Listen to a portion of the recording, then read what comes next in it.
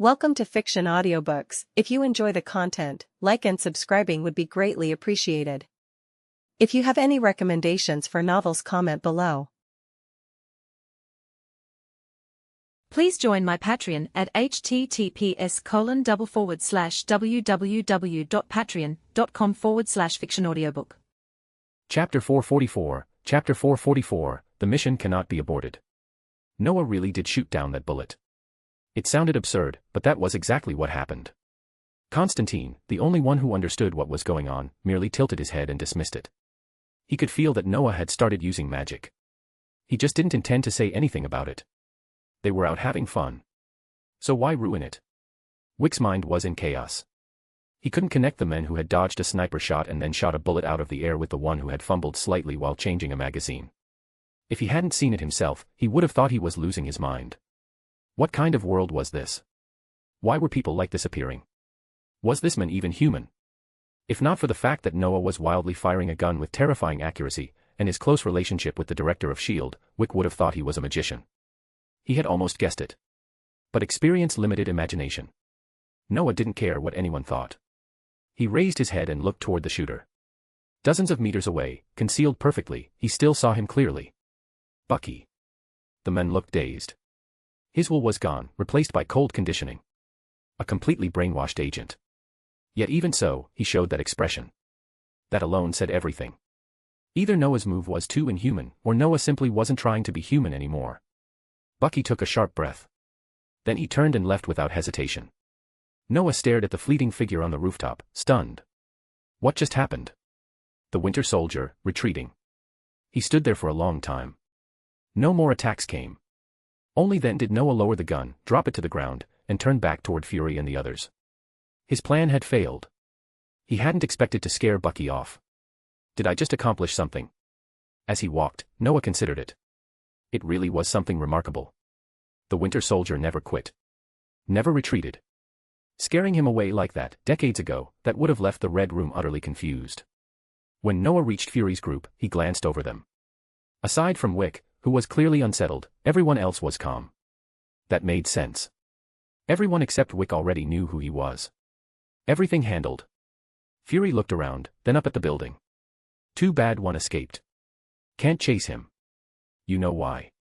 Noah shrugged. And I forgot which gun was mine. Looks like I'll need another. No problem. Fury nodded.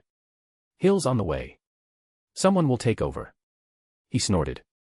Attacking me directly. Looks like I need to move faster. You should. Noah nodded. And start preparing for your new position.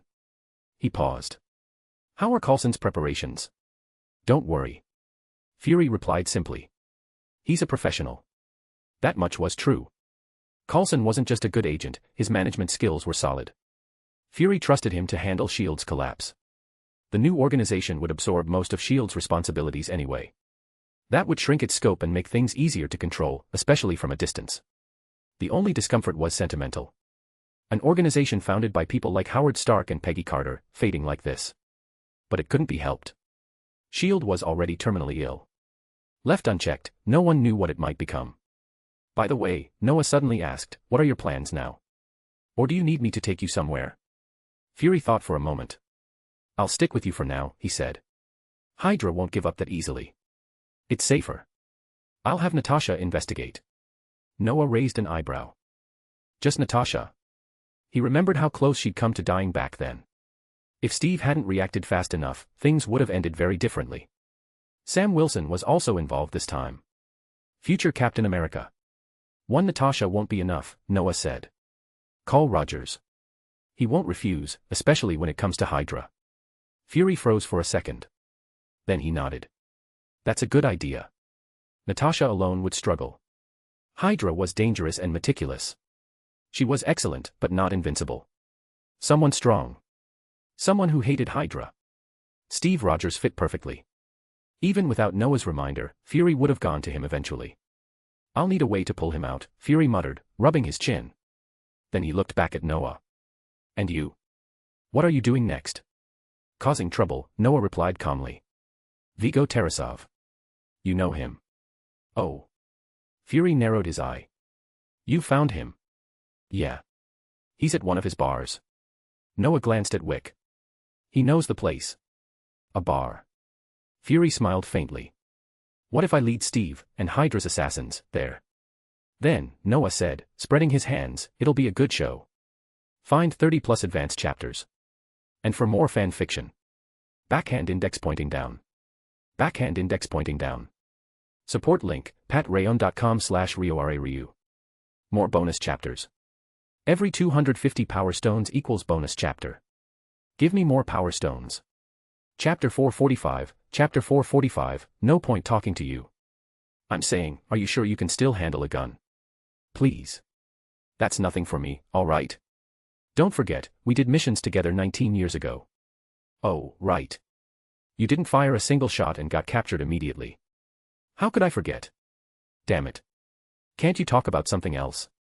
In a coffee shop next to Vigo's bar, Fury glared at Noah, who looked completely relaxed. This guy's mouth was infuriating. The worst part was that everything Noah said was true. And because it was true, it irritated Fury even more. Thinking back, all Fury could really do was marvel at how advanced alien technology was, and accept that magic actually existed. Beyond that, it felt like there was nothing left for him to do. Even though he had learned many secrets he'd never known before through that humiliating experience, it didn't make him feel any better. What do you want me to say? Noah tilted his head. That your skills are still sharp. Come on. I honestly don't think you can be a frontline agent anymore. I won't bother with you, Fury said, rolling his eyes. What about Rogers? Has he arrived? He's on his way, Noah replied, spreading his hands. Steve Rogers was indeed on his way. The headphones he had found were deliberately left behind by Noah. The recording inside was also Noah's. Noah hadn't said much, just introduced himself, mentioned he was experiencing life, and explained that he'd run into Fury by accident. Fury, in turn, had told him that S.H.I.E.L.D. was being hunted from within, and that Hydra had already infiltrated it. That part had stunned Rogers. He hadn't expected S.H.I.E.L.D. to be in that state. Once he recovered, he heard Noah casually mention Fury's current location. After removing the headphones, Rogers didn't doubt their authenticity. After thinking it through, he decided it was better to see things for himself. So he set off immediately. What Rogers didn't know was that Noah had modified the headphones. Because of that, Noah could clearly track Rogers' position. And he was already very close. As for the Hydra people, especially Bucky, Noah couldn't figure him out for the moment. He hadn't thought to use magic to track him at the time. By the time the idea occurred to him, the men had already turned and fled. Noah had no way to stop him. It wasn't that Noah lacked methods. He simply didn't plan to use them right now. He was out to experience life. To put it bluntly, he was here to have fun. Unless it was necessary, he couldn't be bothered to use magic. Nothing was going to happen anyway. Alright, that makes things easy, Fury nodded. So, shall we go in now? Of course, Noah stood up and headed straight out. Some people need to die. Consider it cleaning up a bit of trash for New York. Remember to pay the bill, he added. You know I rarely carry cash. You don't carry money at all, Fury muttered, leaving $10 on the table before following him out. As they approached the bar, it was clear that even in this godforsaken city, people still loved to party. Especially young people. A long line had already formed outside the bar. Noah and Fury didn't even look at it. They weren't the kind of people who waited in line. Constantine had already gone inside with Jason and Wick. Presumably, they had finished their preliminary work. Sure enough, when Noah and Fury reached the back door, Jason was already waiting there. What's the situation? Noah asked, walking over with his hands in his pockets. Vigo's inside, Jason replied flatly. Security is solid. Heavy firepower. A lot of people. Is that so? Noah nodded. Vigo really was cunning. Wick was an assassin, but he wasn't the type who slaughtered innocents. With so many customers in the bar, they were effectively free hostages and bullet shields. Vigo and his people wouldn't care about their lives. They could fire without restraint. Entering through the back door, they followed Jason into a room where several bodies lay scattered across the floor. They were well dressed. Now, they were all dead. Each one had a clean hole in the center of the forehead. Noah didn't care. Who knew what kind of things these people had done? He didn't think they deserved sympathy. He glanced at Jason and Wick, both fully armed, then at Constantine, who was casually drinking with his coat open. They looked far too comfortable. I say, Noah couldn't help commenting, you're not treating this place like your living room, are you? Seems the alcohol here isn't bad, Constantine said, taking another sip. So, what's the plan? Or do you have some boring plan again? Plan. Noah rubbed his chin. Does this group really deserve one? He continued calmly, Steve's already here. He's waiting in line outside. How about this, Fury and I go meet him. Jason and Wick go deal with Vigo. He paused, then added, you go with them too. You're not waiting for him to come in. Constantine lifted the bottle. I want another drink. Vodka. Old stuff. Want some? Noah rolled his eyes and ignored him entirely, turning and leaving with Fury. He wasn't against drinking. But drinking here? In a place filled with corpses? No thanks. They wandered through the bar and found an empty booth, sitting down casually. Soon, Noah frowned. He felt it. They were being followed. Or rather, both of them were. Vigo's men. Noah thought briefly. Or Bucky. He dismissed it almost immediately. It didn't matter. Neither side posed any threat. If an 8th-tier mage lost in a place like this, he might as well kill himself. Noah closed his eyes silently. He quickly locked onto Steve Rogers' position. Steve had already made it inside.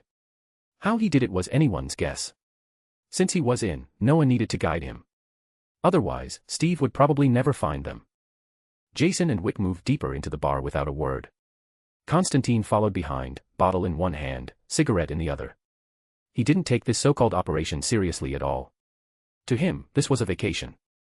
So he moved sloppily. Even so, Vigo's assassins couldn't touch him. When the three reached what looked like a conference room, their lack of stealth was immediately exposed. Wick reached for his gun. Someone was faster. Jason lunged forward, grabbed a guard's arm, and twisted hard. The weapon fell to the floor with a clatter. Jason's current abilities were probably not inferior to Captain America's. The only difference might have been raw physical attributes. After snapping the guard's arm, Jason drew his pistol and yanked the man in front of him, using him as a shield. Bang. Bang. 2 shots rang out. 2 guards rushing from ahead collapsed instantly. Jason hadn't even looked at them. They had run straight into the bullets. Wick froze again. He knew Jason was an assassin like him, but he hadn't expected this level. In that case, did he even need to do anything? Jason didn't care what Wick was thinking. He scanned the area, then calmly shot the guard he had been using as a shield. He continued forward without hesitation. Along the way, Wick finally understood just how professional and ruthless Jason was. Unlike Noah, that bullet-wasting lunatic, Jason never wasted a single shot. His accuracy was terrifying. He always knew when someone would appear. He always knew what to do. Cold. Mechanical. Perfect. Whether shooting or fighting up close, there were no flaws. Wick felt uneasy.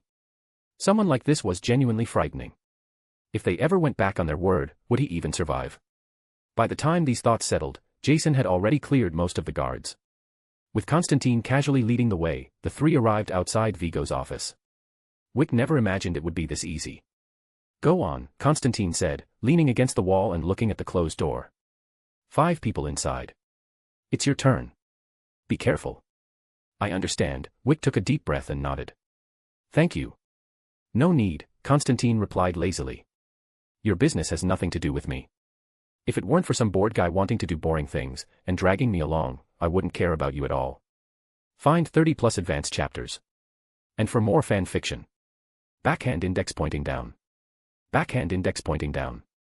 Support link, patreon.com/RioRaRyu. More bonus chapters.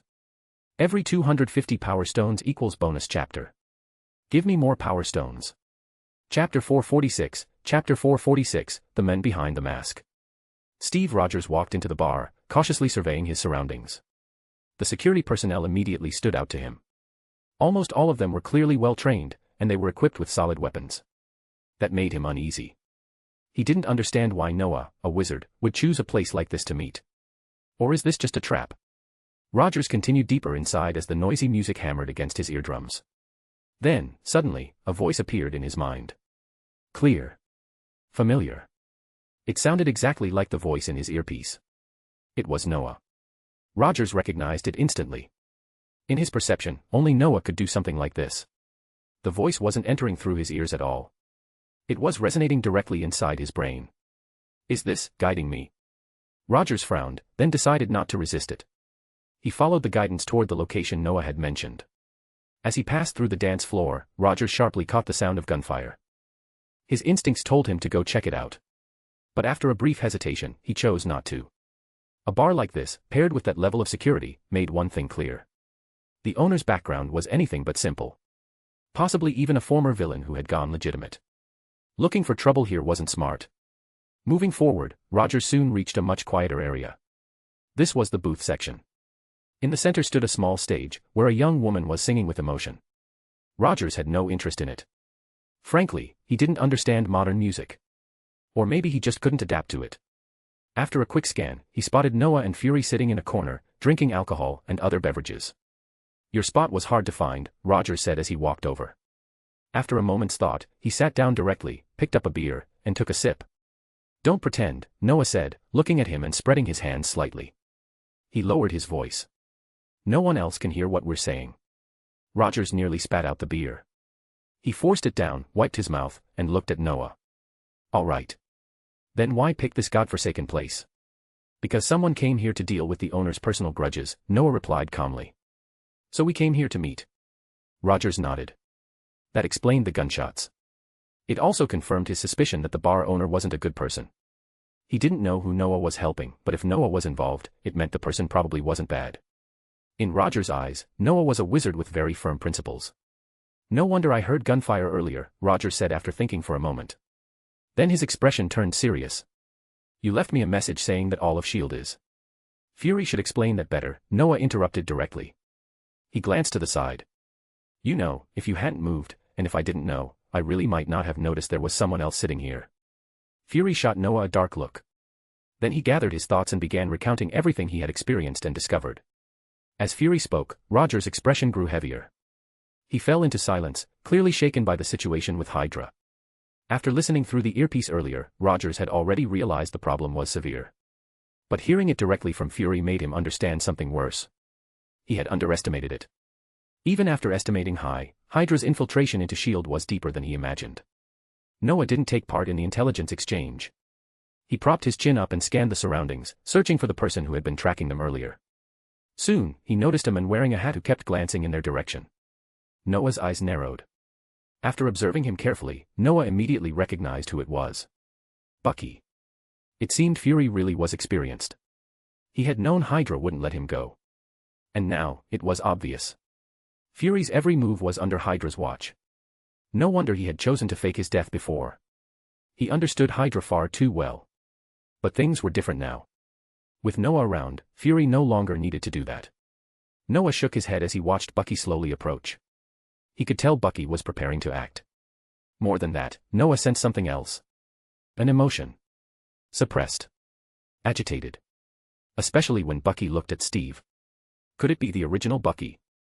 Noah stroked his chin and quickly reached a plausible conclusion. The Winter Soldier's brainwashing had always been crude. Fragile.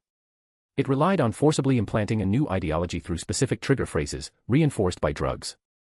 The goal was to create fearless, pain-immune soldiers.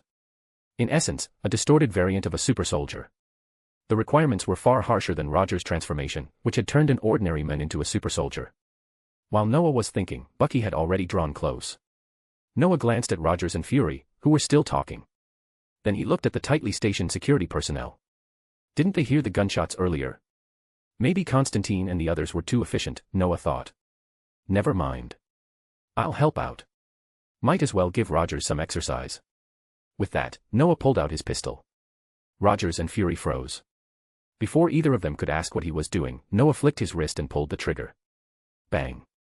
A security guard clutched his hand and collapsed to the ground. At the same time, Noah seized control of him, forcing the trembling man to point toward Bucky's position. They were in the VIP area. It wasn't as noisy as the dance floor. The gunshot was unmistakable. Screams erupted instantly. People scattered in every direction. The only ones who didn't move were Noah, Fury, Rogers, and a stunned Bucky. Rogers and Fury were shocked by Noah's blatant action. Bucky hadn't reacted yet. He hadn't done anything. But he was still a super soldier.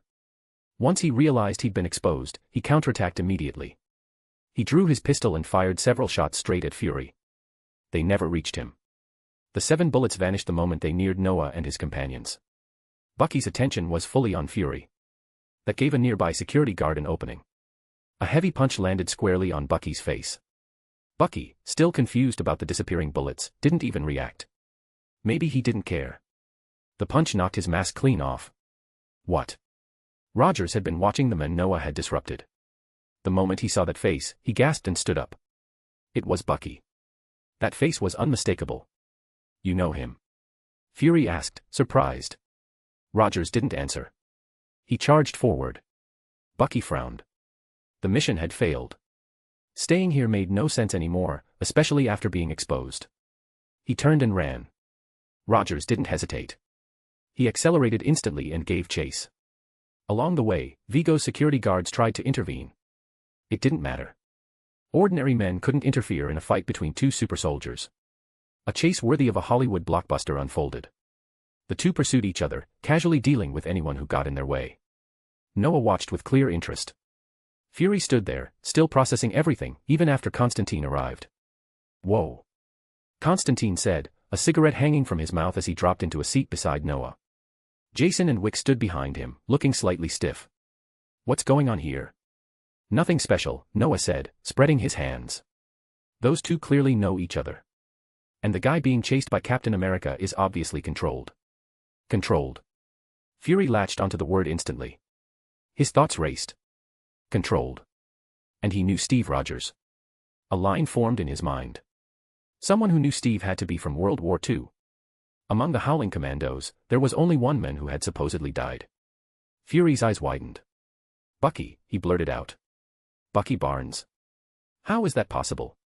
Was he frozen too? His imagination wasn't bad. He had grasped several key points. Noah didn't answer. He just looked at Constantine and smiled. So, Noah asked calmly, how did things go on your end?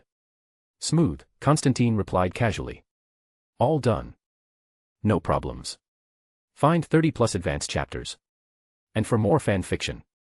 Backhand index pointing down. Backhand index pointing down. Support link, patreon.com/RioRaRyu. More bonus chapters. Every 250 power stones equals bonus chapter. Give me more power stones.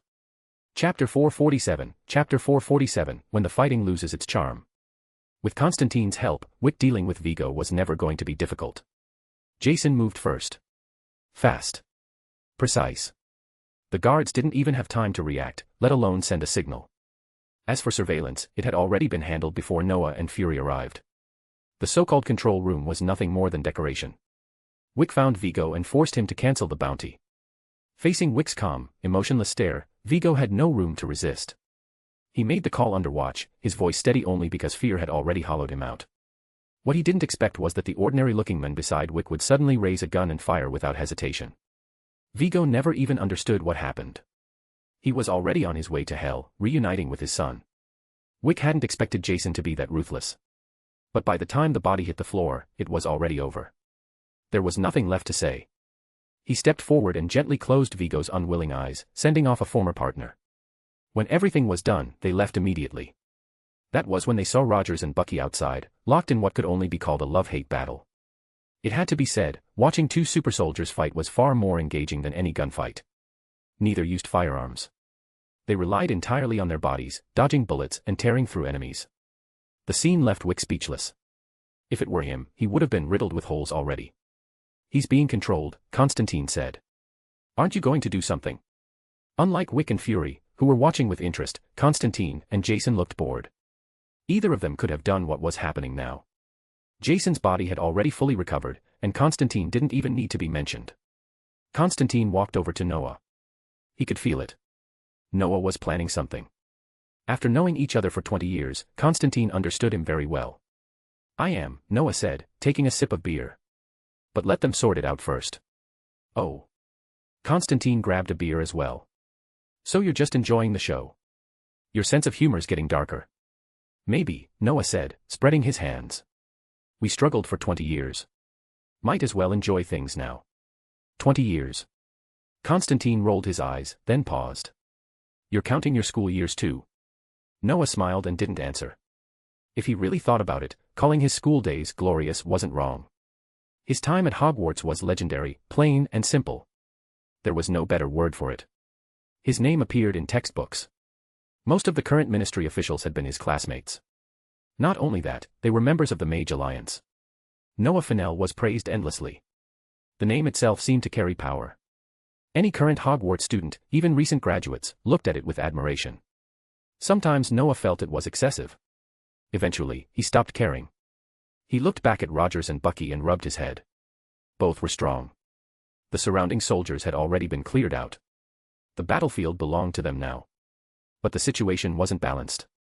Bucky had the advantage. He was fighting to survive. Rogers wasn't trying to hurt him. Fortunately, Rogers was stronger. Otherwise, pure defense wouldn't have been enough to keep him standing. Rogers fought while trying to wake his friend. It didn't work.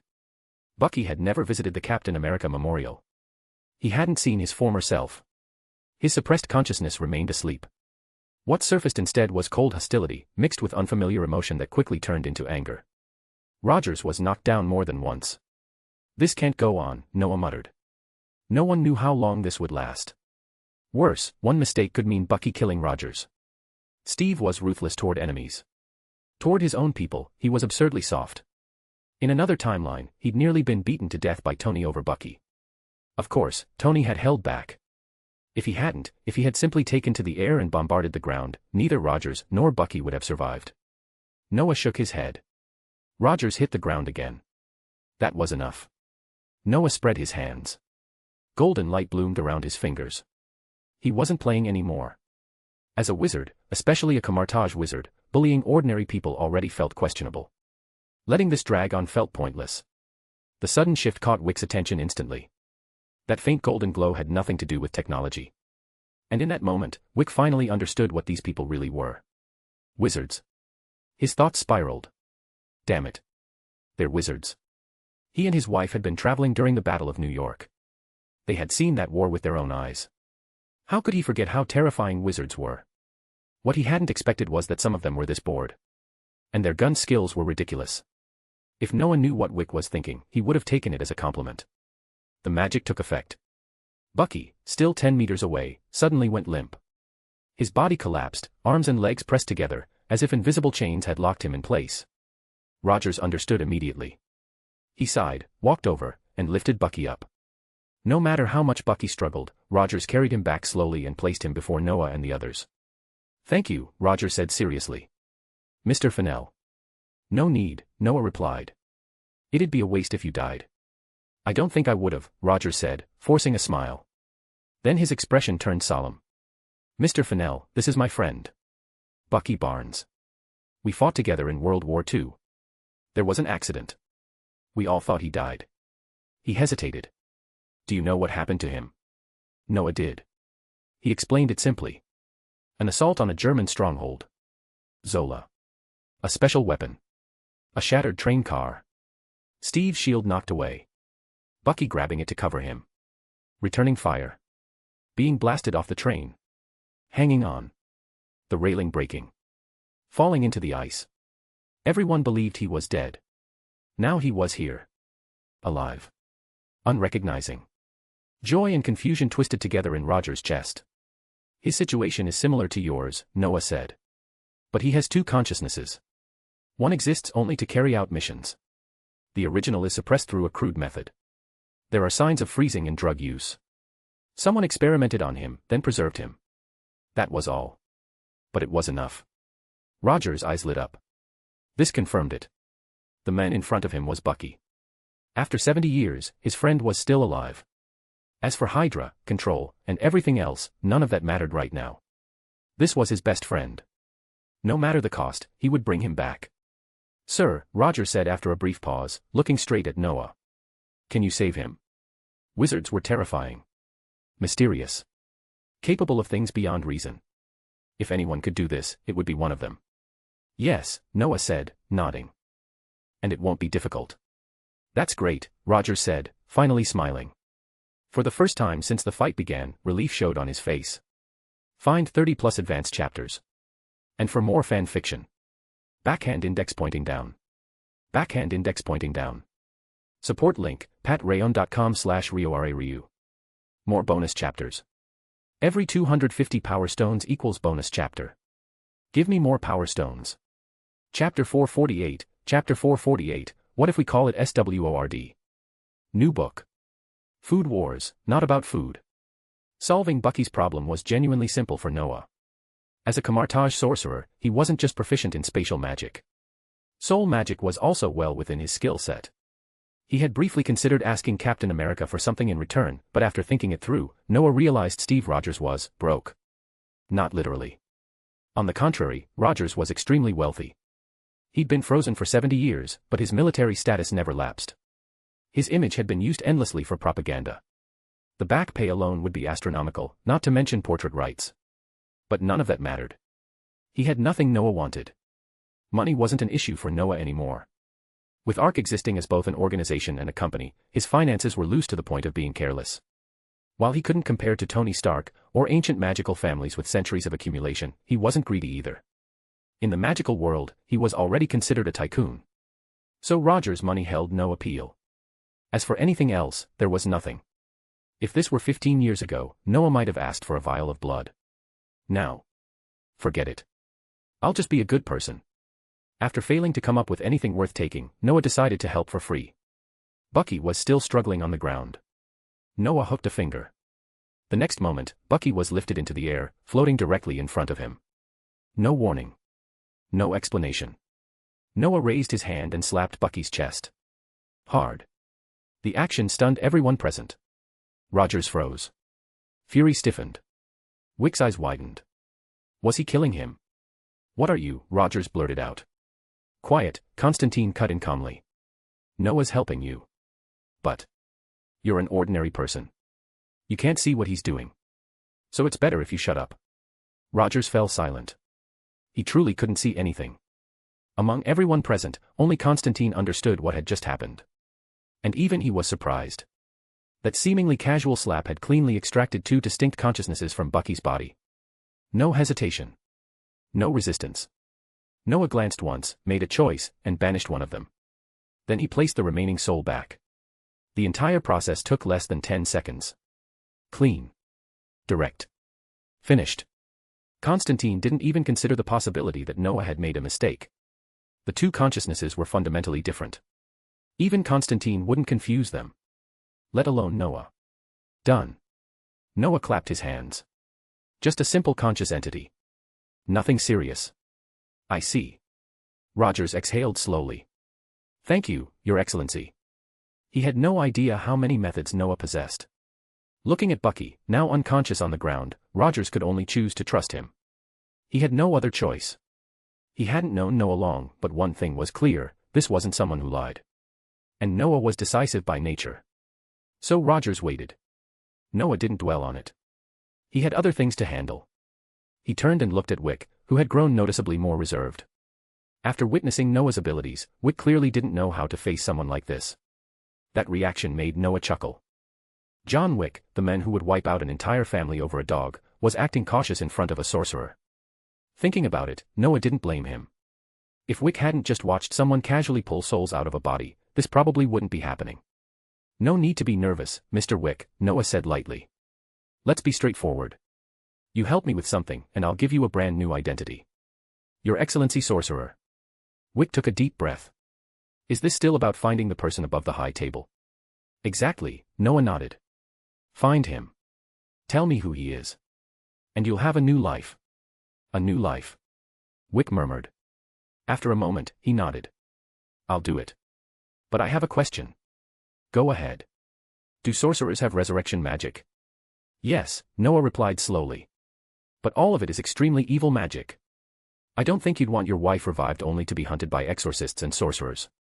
And I'd probably get dragged into it too. I see. Wick looked lost. Noah sighed internally. Resurrection magic remained unsolved. From Hogwarts to now, over 20 years, he hadn't found a single reliable, clean method. Even in the Star Wars parallel universe, nothing met his standards. Theoretically, Noah could design one himself. Summon the soul. Clone the body. Use camouflage magic to bind them. Cloning was trivial. If he found Dr. Pym, or even Dr. Rickard, it wouldn't be difficult. Binding a soul was even easier. The real problem was summoning the soul. That part was absurd. To this day, Noah had no way to do it. Not the ancestral spirit magic of Camartage. Not the Night Sisters. One summoned randomly. The other reanimated corpses without consciousness. Neither worked. Even the Soul Stone had crossed his mind. Its ability to manipulate even dead souls was tempting. But the cost was unacceptable. It demanded the soul of a loved one. Noah had no intention of paying that price. And even if he did, where was the soul? Heaven?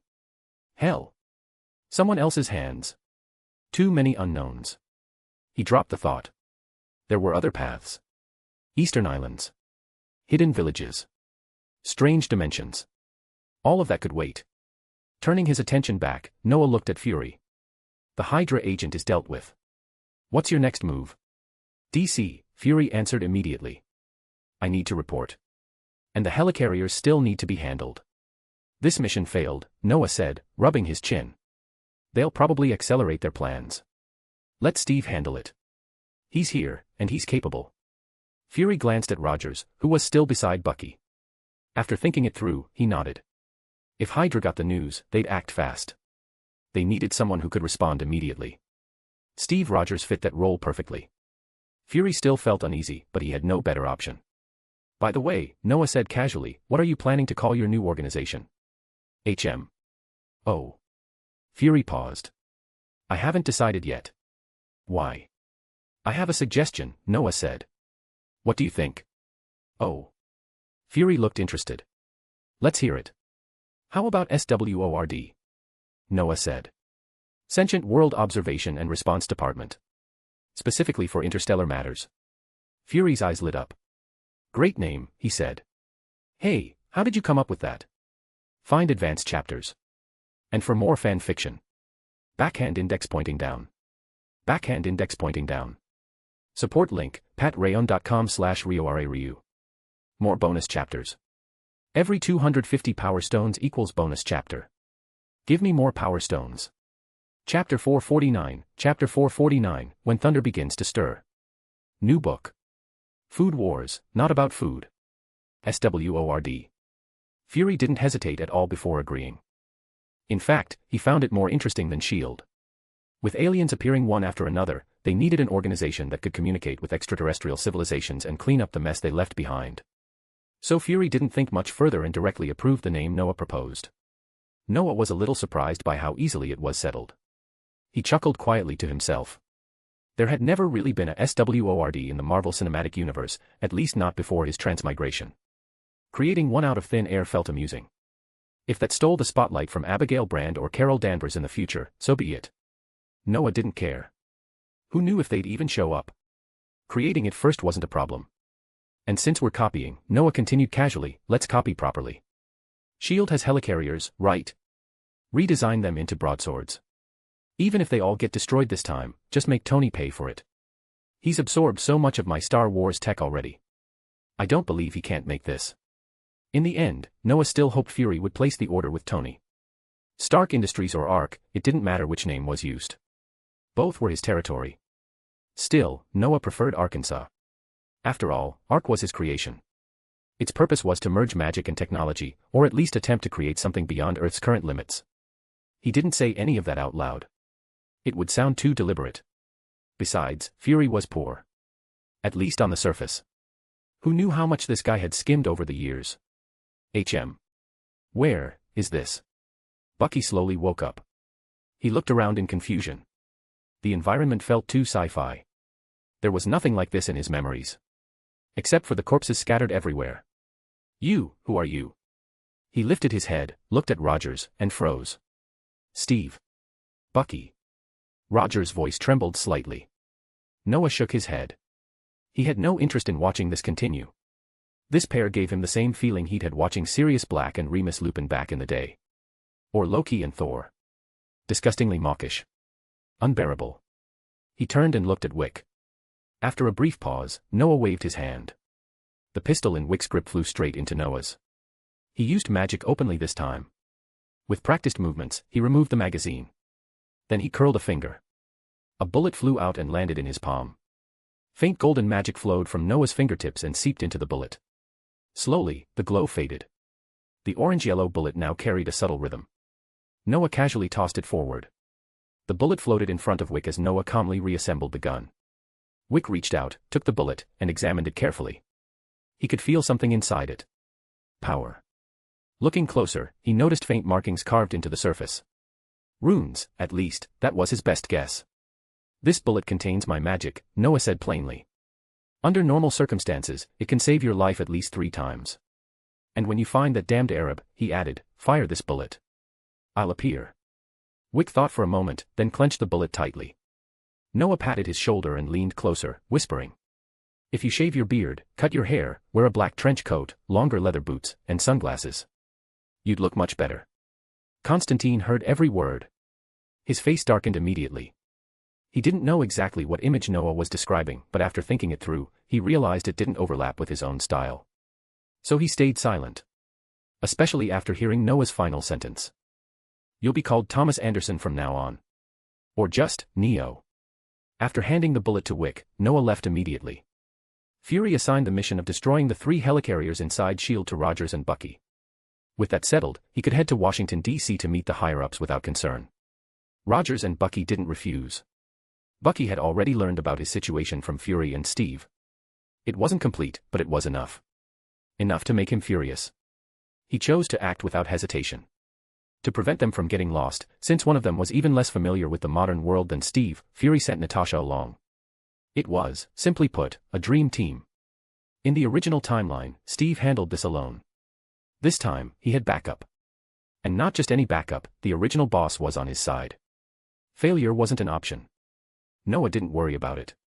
He returned to his sanctum and rested. Honestly, he'd enjoyed himself. He didn't storm a bar alone like Wick, but he finally got to use a gun properly. He even tested different shooting techniques. A long-held wish fulfilled. So Noah planned to rest for a while. Then deal with Camartage matters. Nagini's situation, for example. Nagini wasn't in a hurry. Mordo had already informed her about Camartage's preparations. They were recruiting sorcerers now. Many had shown interest in soul magic. That meant screening. Competition. Time. So Nagini stayed patient. Loki didn't. Ever since returning from the parallel universe, he'd been obsessing over the casket of ancient winters. Without the final trump card, he hadn't dared to fully infuse himself with frost power. Now the people were here. And Noah had gone off to play. Loki couldn't stand it. Noah explained. Repeatedly. Loki didn't listen. At one point, Noah nearly punished him severely. He stopped himself. They were on Earth, after all. What a pity, Noah muttered. I should have beaten him properly back in the Star Wars universe. He was so well behaved back then. Not this annoying. Is he feeling pressured now that he's back? Noah rubbed his chin, mildly regretful. After some thought, he decided to speed things up. Otherwise, Loki would never stop bothering him. He instructed Mordo and the others to accelerate the process. Mordo could only call him helplessly. Can you not rush everything? Why don't you come handle it yourself? You are the next Sorcerer Supreme, after all. Huh. Noah interrupted. Bad signal. Can't hear you. We'll talk later. He paused. Oh, by the way, my phone's dead. And I won't be replying on WeChat either. That's all. Mordo finally experienced Noah's shamelessness firsthand. He sighed, shaking his head. Still, he handled it. What choice did he have? Besides, this benefited sorcerers anyway. So he accelerated the process. He'd be busy. But he didn't mind. Managing Camartage was his responsibility, and something he genuinely enjoyed. After that call, Noah's life finally settled down. Loki stopped bothering him. Noah lived comfortably. He chatted with Hermione when he could. She was Minister for Magic now, busy beyond measure, so calls were short. He taught Lily when he had time, mostly to keep Snape from showing up uninvited. And he spent time with Madame Haven. She had fully immersed herself in magic. Aside from managing the sanctum and looking after Noah, she devoted everything to her studies. Her skills grew rapidly. Life was comfortable. Peaceful. Until one day. Noah was teaching Lily when a muffled thunderclap rolled across the sky. It startled Loki. And it startled Noah just as much. Chapter 450, An Unexpected Bachelor Celebration. So you came all this way just to drink with me? Noah sat in a booth with Loki and Thor inside a large bar in Westminster, complaining as Thor indiscriminately chugged beer. Thor completely ignored him. Bottle after bottle went down as Thor drank however he pleased. Loki glanced at Thor's miserable state and sneered, clearly enjoying the scene. He didn't say anything. It was obvious Thor had run into bad luck, and Loki was more than happy to watch his brother suffer. The worse Thor looked, the better Loki felt. Of course not, damn it, Noah. I. Thor grabbed another bottle, smashed it against the table corner, and started guzzling again. Noah watched helplessly. This guy always spoke halfway and then drank. Was it that hard to finish a sentence? Another bottle disappeared. Thor still showed no signs of getting drunk, but his reddened eyes made it obvious something had hit him hard. As for his alcohol tolerance, Noah wasn't surprised. Thinking about that fat version of Thor who drank all day without getting drunk, this was nothing. I got dumped. Damn it, I got dumped. Thor finally finished a sentence. Then he burst into tears. Several nearby patrons looked over. Noah immediately felt embarrassed. Loki, on the other hand, looked delighted. There was even a faint flush on his face. His reaction almost made Noah wonder if Loki was happy about the breakup for other reasons. The thought felt inappropriate, so Noah kept it to himself. So what if you got dumped? Noah thought for a moment before speaking. It's not a big deal. The world's huge. There are always women you can't handle. That's normal. But she said I don't understand her at all. Thor wailed, clearly devastated. Loki covered his mouth, laughing even harder. Honestly, was it really that strange? How many couples truly understand each other completely? Falling in love was a process of testing limits and learning tolerance. If the other person stayed within your bottom line and you were happy together, things worked. If not, breakups existed for a reason. Thor was stubborn. A straight man through and through. Even more so than Noah. Jane Foster wasn't simple either. She was just as strong-willed. Considering Thor's behavior in Asgard, Noah wasn't surprised at all.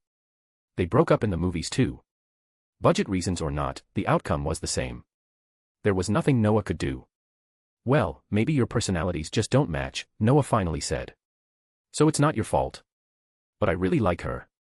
Thor opened another bottle and started drinking again. Are you sure you like her?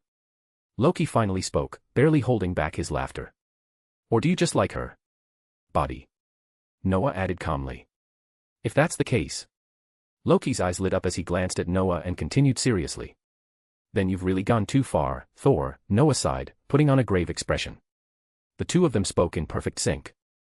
Thor immediately sprayed beer everywhere. After choking it down, he glared furiously at both of them. They ignored him completely. Still, after being mocked like that, Thor did look slightly better. Only slightly. He kept drinking, slumped over like a defeated dog. Noah sighed. Wasn't Thor supposed to be a playboy? Why did he look like an innocent fool now? After thinking about it, Noah figured this was probably how Thor became a legendary playboy in the first place. Playboy or not, the end result was the same. Single. Shaking his head, Noah grabbed a bottle, opened it, and tossed it to Loki.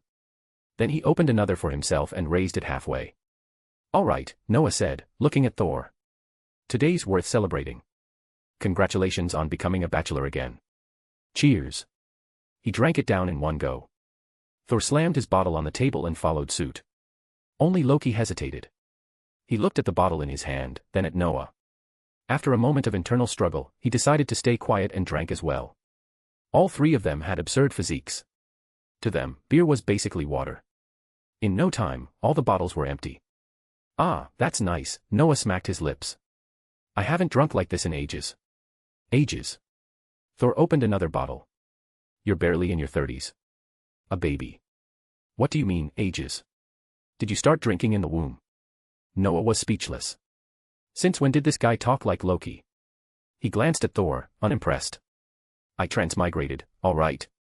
As for fetus talk, he didn't bother replying. By Asgardian standards, Noah was practically an infant anyway. Arguing was pointless. Besides, Thor was over 1,000 years old and still got beaten senseless by him. That was embarrassing enough.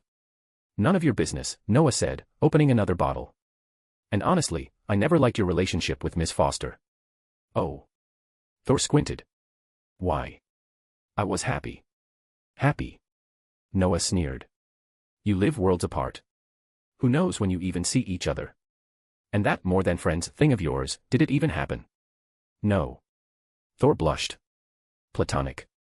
Noah raised an eyebrow. Interesting. It's already a miracle you lasted this long. What are you complaining about? You're not suitable.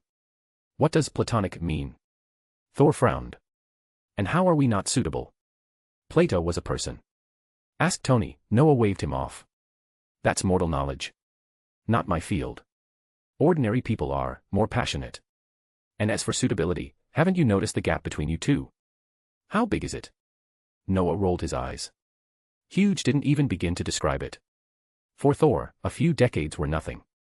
For a human, that was an entire life. That difference alone was terrifying. As for personality issues, Noah decided not to mention them. That would hit this straight man too hard. He didn't want Thor turning into some kind of emotional central air conditioner. Not that it seemed likely anyway. After thinking for a moment, Noah asked, have you ever had a pet? A pet? Thor burped. 1,000 years ago, I had a two-headed dog. It died a few hundred years ago. I was sad for a long time, it was my favorite. Stop, Noah cut him off. Think about it. That dog stayed with you for a few hundred years. Ms. Foster is human. How long do humans live? 100 years is already lucky. After 100 years, you'll still be you. But she won't. Can you endure thousands, tens of thousands, of years alone after that? Noah stopped talking and drank. Thor fell silent. So did Loki. For Thor, a century was barely enough time to make trouble. For Jane, it was everything. It wasn't fair to either of them. After a long while, both brothers sighed at the same time. They had understood. Let's drink, Thor said, raising his bottle. Tonight, let's just have fun. Right, Noah smiled and raised his bottle. Have fun. But remember to pay the bill. I left in a hurry and didn't bring money. Do they take gold coins? Thor laughed. That's all I brought. If not, open a portal so we can run faster. No problem, Noah laughed. This was the Thor he remembered. Once he figured things out, he forgot them fast. In no time, he was just a cheerful drunk again. Noah relaxed. Then Loki suddenly asked, his expression strange, Noah, you called this a bachelor party? That's right, Noah nodded. Aren't all three of us single dogs? His face stiffened. Loki's expression grew even stranger. Is that so? Loki asked. Then what about your Minister of Magic? Ms. Granger. Huh. Thor froze and turned to Noah suspiciously. The atmosphere in the bar instantly became awkward. Find advanced chapters. And for more fan fiction. Backhand index pointing down. Backhand index pointing down. Support link, patreon.com/RioRaRyu. More bonus chapters. Every 250 power stones equals bonus chapter. Give me more power stones. Chapter 451, Chapter 451, look how awesome I am. Thor's bachelor party ended quickly. Because Loki, that bastard, forced it to end. When they left, Thor's face was dark. Noah's wasn't any better. Only Loki wore a satisfied smile, the kind that made it obvious how pleased he was with himself. That expression annoyed Noah. So Noah decided Loki should suffer a little. In the following days, Loki's life became noticeably miserable. Under the excuse of checking Loki's current combat level, Noah frequently dragged him into one-on-one fights. It was brutal. Loki was miserable. Truly miserable. He even started regretting provoking Noah in the first place. But soon, he didn't have time to dwell on that. A week later, Mordo sent news. Camartage was fully prepared. They were ready to begin expelling the beast souls from the blood-cursed werewolves. That alone was good news. What Mordo brought next was even better. They know this was your request, Mordo said. I've already told them your idea. They're very willing to participate. They're also willing to help teach Dragonborn magic and record the data. Is that so? Noah's eyes lit up. That's the best news I've heard. They were sitting in the courtyard of Camartage. Magicians moved back and forth, busy with preparations. Whenever they passed Noah and Mordo, they would pause to salute. Mordo returned the greetings naturally as he spoke. Nearby, Loki watched Nagini and the others with visible anticipation. The blood-cursed werewolves were directly tied to his future. Speaking of which, Mordo said, propping his chin up, aren't you going to do something? He looked at Noah. After all, it's magic you invented. You have the most say. With you participating, this should progress much faster. Let's not talk about that if we want to stay friends, Noah replied flatly, rolling his eyes. What, should I do everything myself? Should I just monopolize all magic? What vitality would the magic world have then? Besides, I've already done enough. Without Dragonborn data, what exactly would others be recording? That was the truth. Noah had already done more than enough. Within the magical world, Noah's name was already nearly as famous as it was at Hogwarts. Almost every magician knew that the next Sorcerer Supreme would be Noah Fennell. If this were a feudal society, someone in his position would probably live in constant fear. Even in modern society, a person like that usually wouldn't end well. But Noah was doing just fine. In fact, his prestige kept rising. That alone showed the Ancient One's tacit approval. With the current Sorcerer Supreme silently allowing it, there was nothing left to argue. Noah had seniority. He had strength. And his contributions to the magical world were immense. Based on merit alone, no one could reasonably question him becoming Sorcerer Supreme. Not to mention, he had recently done something big. Oh, right, Mordo added casually. After the Master gave me your abridged meditation method, I already brought it to several academies for testing.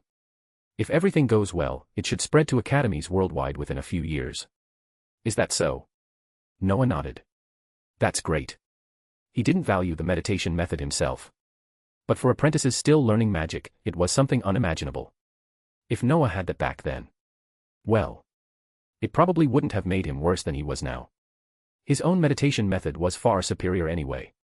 Shaking his head, Noah planned to visit his teacher before returning to the sanctum. Like him, the Ancient One was studying the domain. It was the only other magic in this world that directly involved a magician's future path. Unfortunately, Mordo stopped him.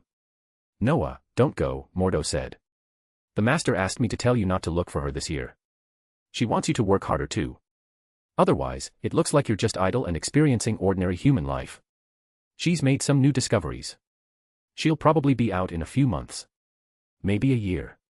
So she knew about his ordinary human life now. Noah felt a little depressed.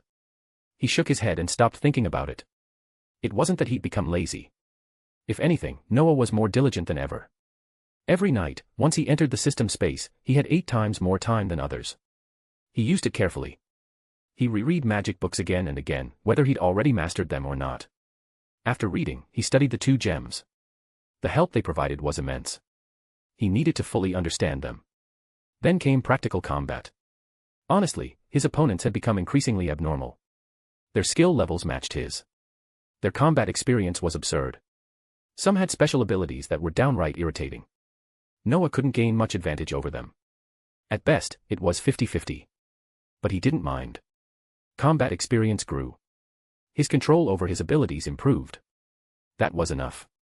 60% of those enemies were light elemental beings, which helped him familiarize himself with light power.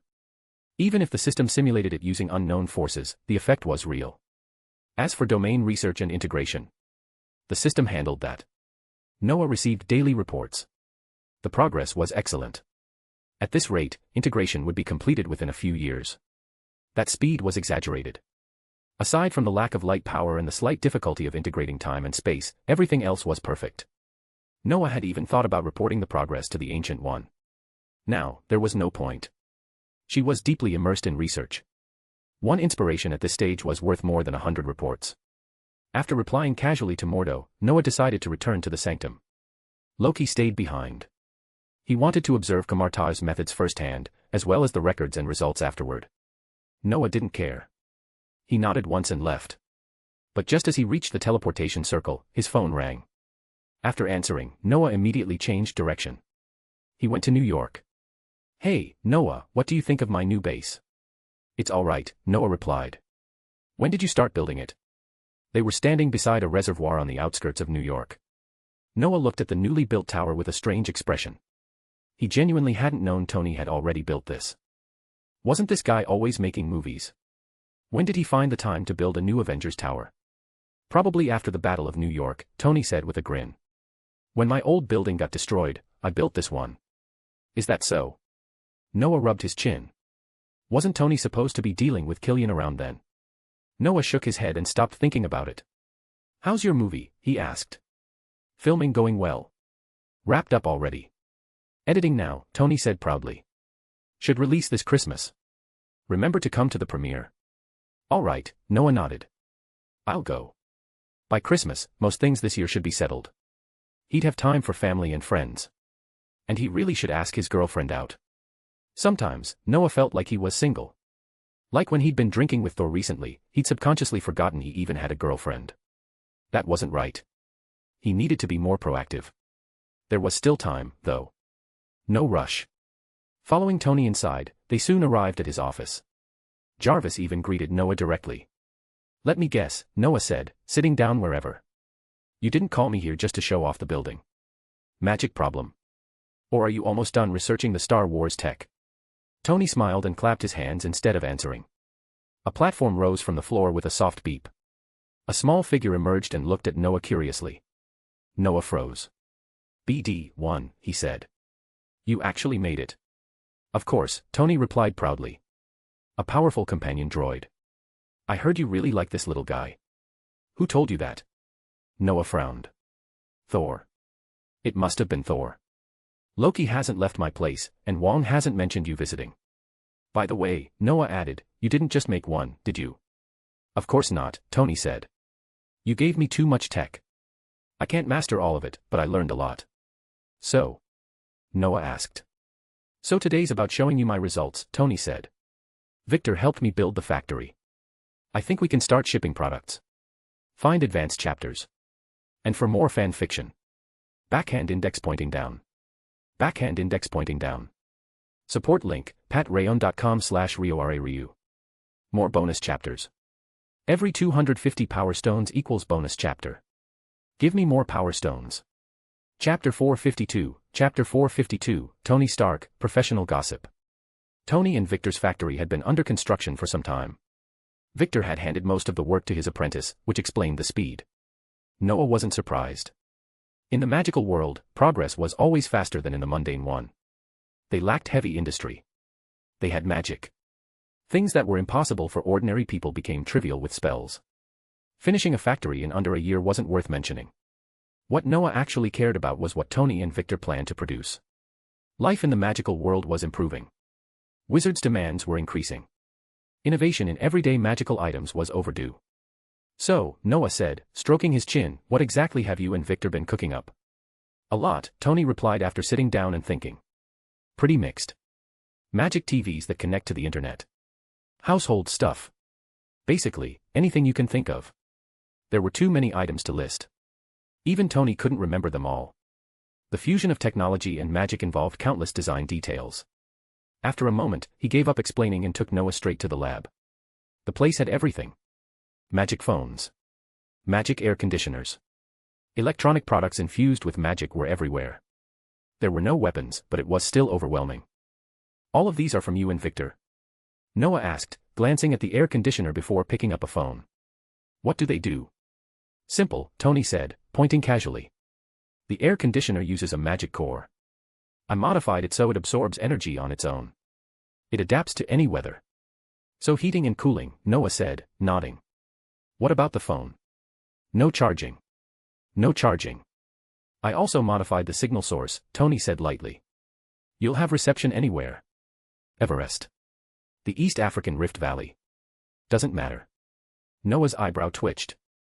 This thing was absurd. A true life-saving artifact. People didn't just get lost in no man's land. Wizards did too. Rare materials were usually found in dangerous, uninhabited areas. With this phone, disappearing would be far less likely. The air conditioner wasn't bad either. London's weather alone justified it. Noah noticed the runes carved into it. It could simulate environments. Immersive. Excessive. As for the rest, he didn't bother asking. None of it was simple. And none of it would fail in the market. "Tisk," Noah said, looking at Tony. "You really put effort into this." He had genuinely worried Tony wouldn't take it seriously. Tony's next sentence froze his expression. "Effort. These are easy." "Easy." Noah narrowed his eyes. "So you're saying this doesn't take thought?" "Not really," Tony replied without noticing. "Pretty straightforward." "Impressive," Noah said slowly. "Oh," Tony added, "I gave you BD-1. He doesn't talk. I didn't install a language module. I can give you a translator device. He knows a lot of things. Some of them aren't meant for others." Noah looked at the small droid making beeping noises and stroked his chin. Interesting. When he had seen BD-1 in the Star Wars world, he'd had ideas. He just hadn't acted on them. Now that Tony had given him one, Noah wouldn't need to visit WeChat terminal locations anymore. And Tony had clearly dumped a massive amount of technological data into it. I like it, Noah said, patting BD-1's head. The little droid immediately jumped onto his shoulder, like Hathaway's owl. Good, Tony said casually. Oh, one more thing. An R2-D2-like robot rolled out. This is my robot. Jarvis. Noah's mouth twitched. You put Jarvis in this. What? Tony said defensively. This is Luke's friend. And I have a BD-1 model too. I just don't remember which version it's from. He waved it off. Anyway. Fury's looking for me. Noah paused. That explained it. Fury had moved faster than expected. Negotiations already. It hadn't been long since DC, you're not going to ask why. Tony asked, watching Noah think. What's there to ask? Noah replied. He saw the Star Wars tech I gave you. S.H.I.E.L.D's helicarriers were wiped out. Of course he'd come looking. It wasn't strange at all. Rogers and Bucky tearing through S.H.I.E.L.D. hadn't made the news, but it hadn't been hidden from them either. This disaster was worse than the original timeline. Aside from Fury's single remaining helicarrier, almost everything was gone. The losses were unbearable. Hydra's exposure made it worse. Investigations began immediately. S.H.I.E.L.D. was practically suspended. Coulson and the others were barely holding it together. Fury left the last helicarrier with them. It was the final remnant. He couldn't abandon it entirely. So he reallocated SWORD's unfinished budget and came to Tony. What he wanted was obvious. A better helicarrier. Figures, Tony said, shrugging. Shame you gave me the tech late. Otherwise my HQ might have been in space. You're thinking too far ahead, Noah said calmly. Pure technology alone isn't the point. Finish integrating magic first. Then build. Fair, Tony nodded, then grinned. By the way, I heard Thor broke up with someone. Noah rolled his eyes. Where did you hear that? Who had such a big mouth? Then it clicked. Jane Foster. Thor had moved her away before the Battle of New York. Tony had access. A breakup between an Earth woman and an Asgardian prince was impossible to miss. Gossip isn't healthy, Noah sighed. Thor's recovered. Ms. Foster's lifespan in Asgard, forget it. Even compared to us, she doesn't measure up. 100 years from now, we'll look the same. She won't. Tony nodded, then hesitated. So then I dash. Relax, Noah said with a mischievous smile. Wizards have magic. She can use it too. Oh, Tony added, how did you calm Thor down? London had thunder a while back. That was him, right? Bachelor party. Find advanced chapters. And for more fan fiction. Backhand index pointing down. Backhand index pointing down. Support link, patreon.com/RioRaRyu. More bonus chapters. Every 250 power stones equals bonus chapter. Give me more power stones. Chapter 453, those who will become the Avengers. To be honest, a smart person gossiping was unbearable. Tony was undeniably smart. Which meant he very quickly pieced together what Noah and the others had done. Unfortunately, Tony was also a walking why, and Noah was starting to feel a headache coming on.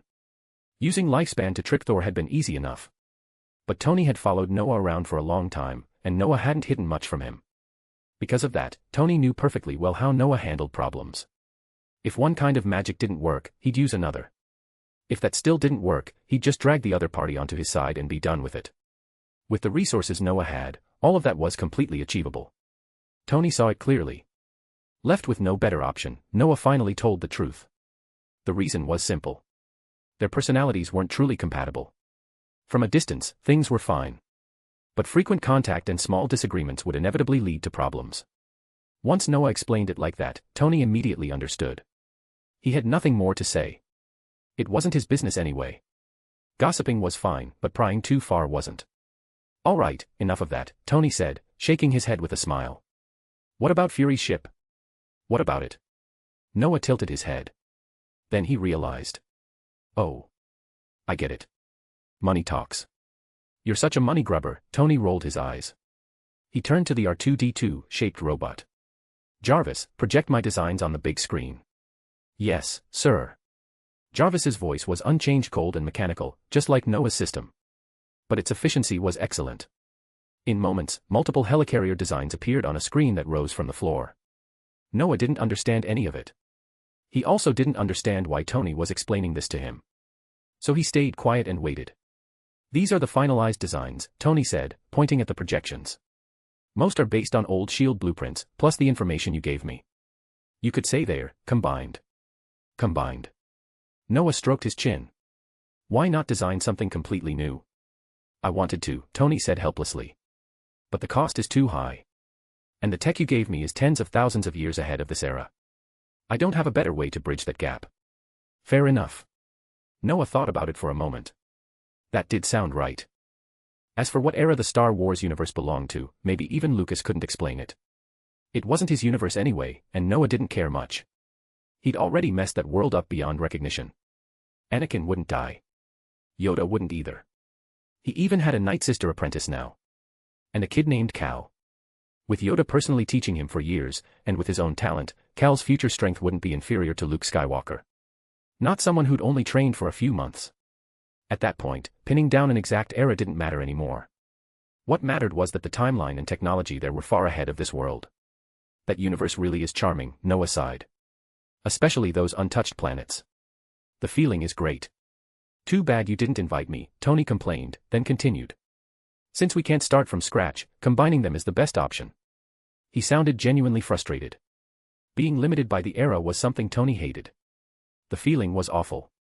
Still, there was nothing to be done. As for the weapons, Tony continued, I originally planned to rely on missiles. But after thinking it through, that won't work. This helicarrier is meant to face aliens. Noah nodded. Missiles were too primitive. Not useless but insufficient. Using himself as an example, even if those missiles came at him, a simple magic shield would end it. Or he could open a portal and leave.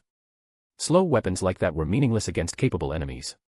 Aliens who could reach Earth wouldn't be weaker than Noah, but their tech would be far more advanced than humanity's. Relying on missiles was unreliable. There was also the obvious issue. The helicarrier flew. Unless missiles were deployed in massive quantities, they wouldn't provide enough deterrence or firepower. But filling the carrier with them would be a logistical nightmare. It's troublesome, Noah muttered. Then he paused. You're this invested, don't tell me you're using Fury's helicarrier as a practice run. What nonsense are you talking about? Tony's mouth twitched. This is called accumulating experience. Experience, buddy. Tony Stark, don't half-ass things. Noah stared at him for a long moment. Then he smiled and said nothing. Obviously, that was exactly what Tony was planning. As for why Tony had dragged Noah into this, it was simple. The technology came from Noah. Without his support, Tony wouldn't dare push forward. Noah didn't object. Go ahead and build it. Maybe someday they wouldn't need to rely on Asgard just to visit unknown alien worlds. By the way, Noah said after a moment, what do you think of SWORD? SWORD. Tony rubbed his chin. Oh, Fury's new organization. I'm too lazy to think about which idiot came up with dash. Golden light flickered in Noah's hand. Tony's scalp went numb. Someone as sharp as Tony immediately sensed the danger. There was only one explanation. That name was Noah's idea. Unfortunately, Noah didn't give him time to react. In the blink of an eye, Tony turned into a human rocket. His head slammed straight into the ceiling, leaving only his legs dangling helplessly below. Like a sausage. Deeply embedded. With zero dignity. Next time you speak, Noah said calmly as he sat down, use your brain. You never know when you'll offend the wrong person. He turned to Jarvis. Pour me a drink. What good wine do you have? Sir, what type of wine would you prefer? Jarvis was momentarily surprised, but quickly concluded Noah had no malicious intent. Anything you recommend. Given that you're from England, I recommend Dalmore 62. A Scotch whiskey. That one. Tony was not amused. He activated his suit's arm, pushed himself free, and dropped from the ceiling. After landing, he checked his reflection, then glared at Jarvis. Damn it. Do you know how expensive that is? One bottle costs £125,000. He brushed dust from his hair. And aren't you a non-drinker? I'm not arguing with you, Noah said, taking the glass Jarvis handed him and sipping. Also, SWORD is my idea. Tony swallowed and ordered the same drink. A sword-shaped helicarrier? That's insane. But. He paused. It's tempting. So. What do I think? Of course I'm in. It's troublesome, but this kind of opportunity doesn't come twice. And the Avengers? Noah asked. You won't be under shield anymore, right? Of course not. I want them independent, Tony said. But thinking about dealing with those annoying higher-ups, I'd rather stay under Fury. Noah lost interest after that. They chatted a bit longer before Noah decided to leave. He'd come to see his apprentice and check on the factory. Now that he knew enough, there was no need to stay. Oh, right, Tony called out before Noah left. Come to my premiere. I'll save you a couple's seat. Bring your girlfriend. You knew about that. Noah tilted his head. Did I tell you? I don't know. Should I have? Fine, Noah said. I'll be there. Find advanced chapters. And for more fan fiction. Backhand index pointing down. Backhand index pointing down.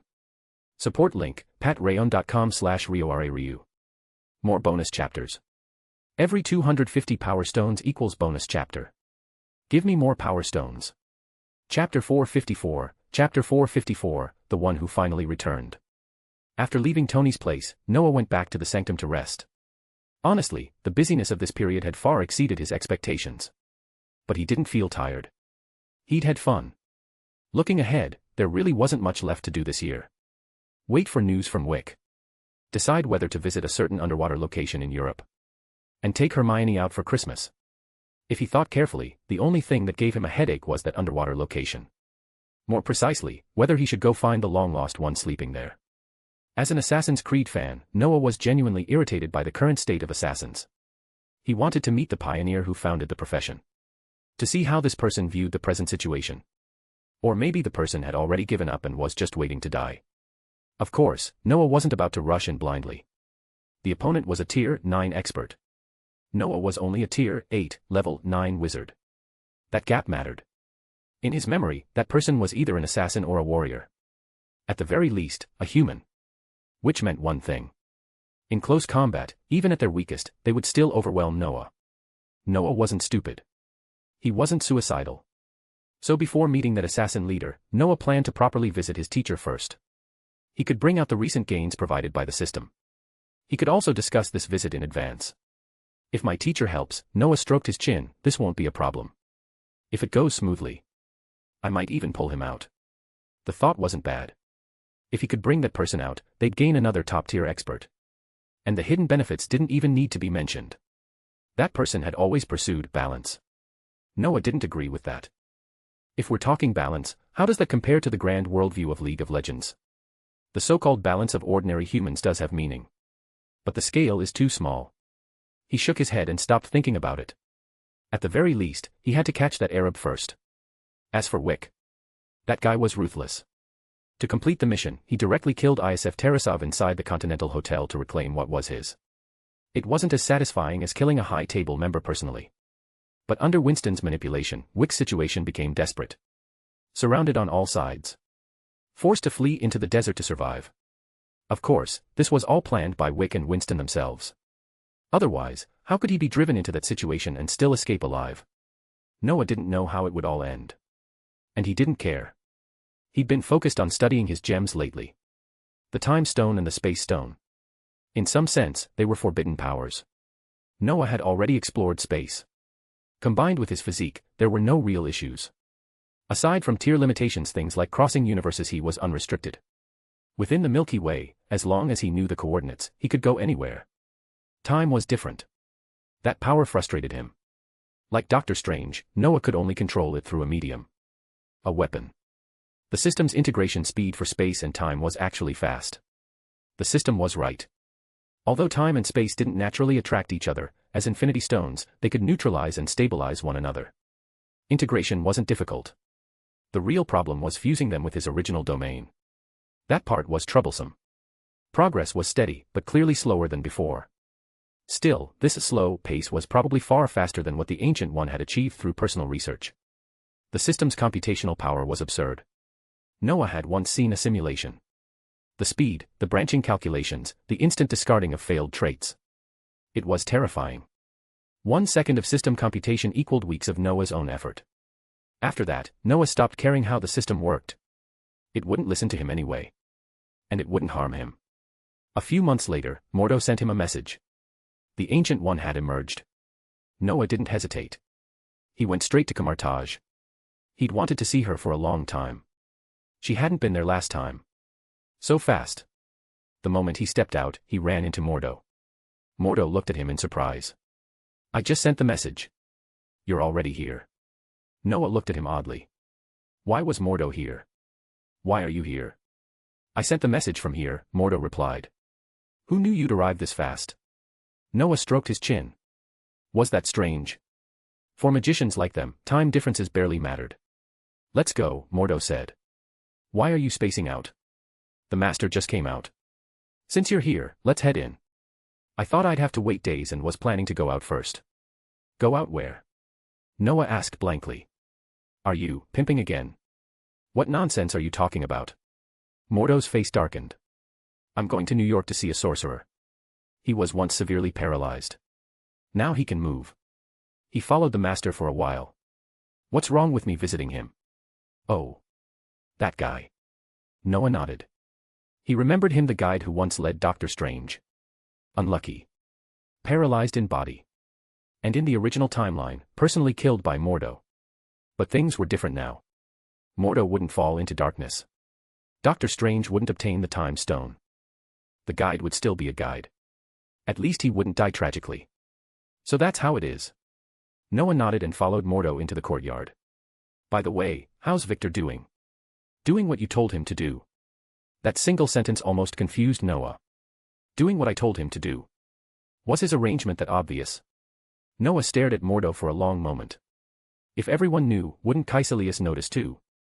Don't look at me like that, Mordo said calmly. I noticed your arrangements. I'm temporarily managing Camartage. Of course I pay attention to sorcerers like Victor. I see. Noah nodded. Your control is solid.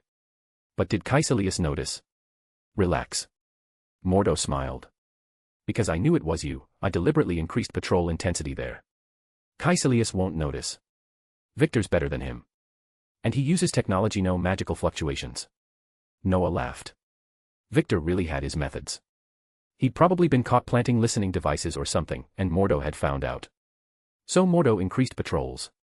Let Caecilius notice them instead. It reduced gathering frequency temporarily, but Mordo wouldn't keep it up. What Victor needed was information. What Noah needed was the same. Soon enough, the patrols would be withdrawn. Victor wouldn't be exposed. And he'd still obtain intel. Information. Noah tilted his head. Did he tell you? No. Mordo shook his head. He plans to tell you. He said it's not a big deal. And that I shouldn't worry. Noah nodded. If it were serious, Victor would have informed both of them and involved the Ancient One.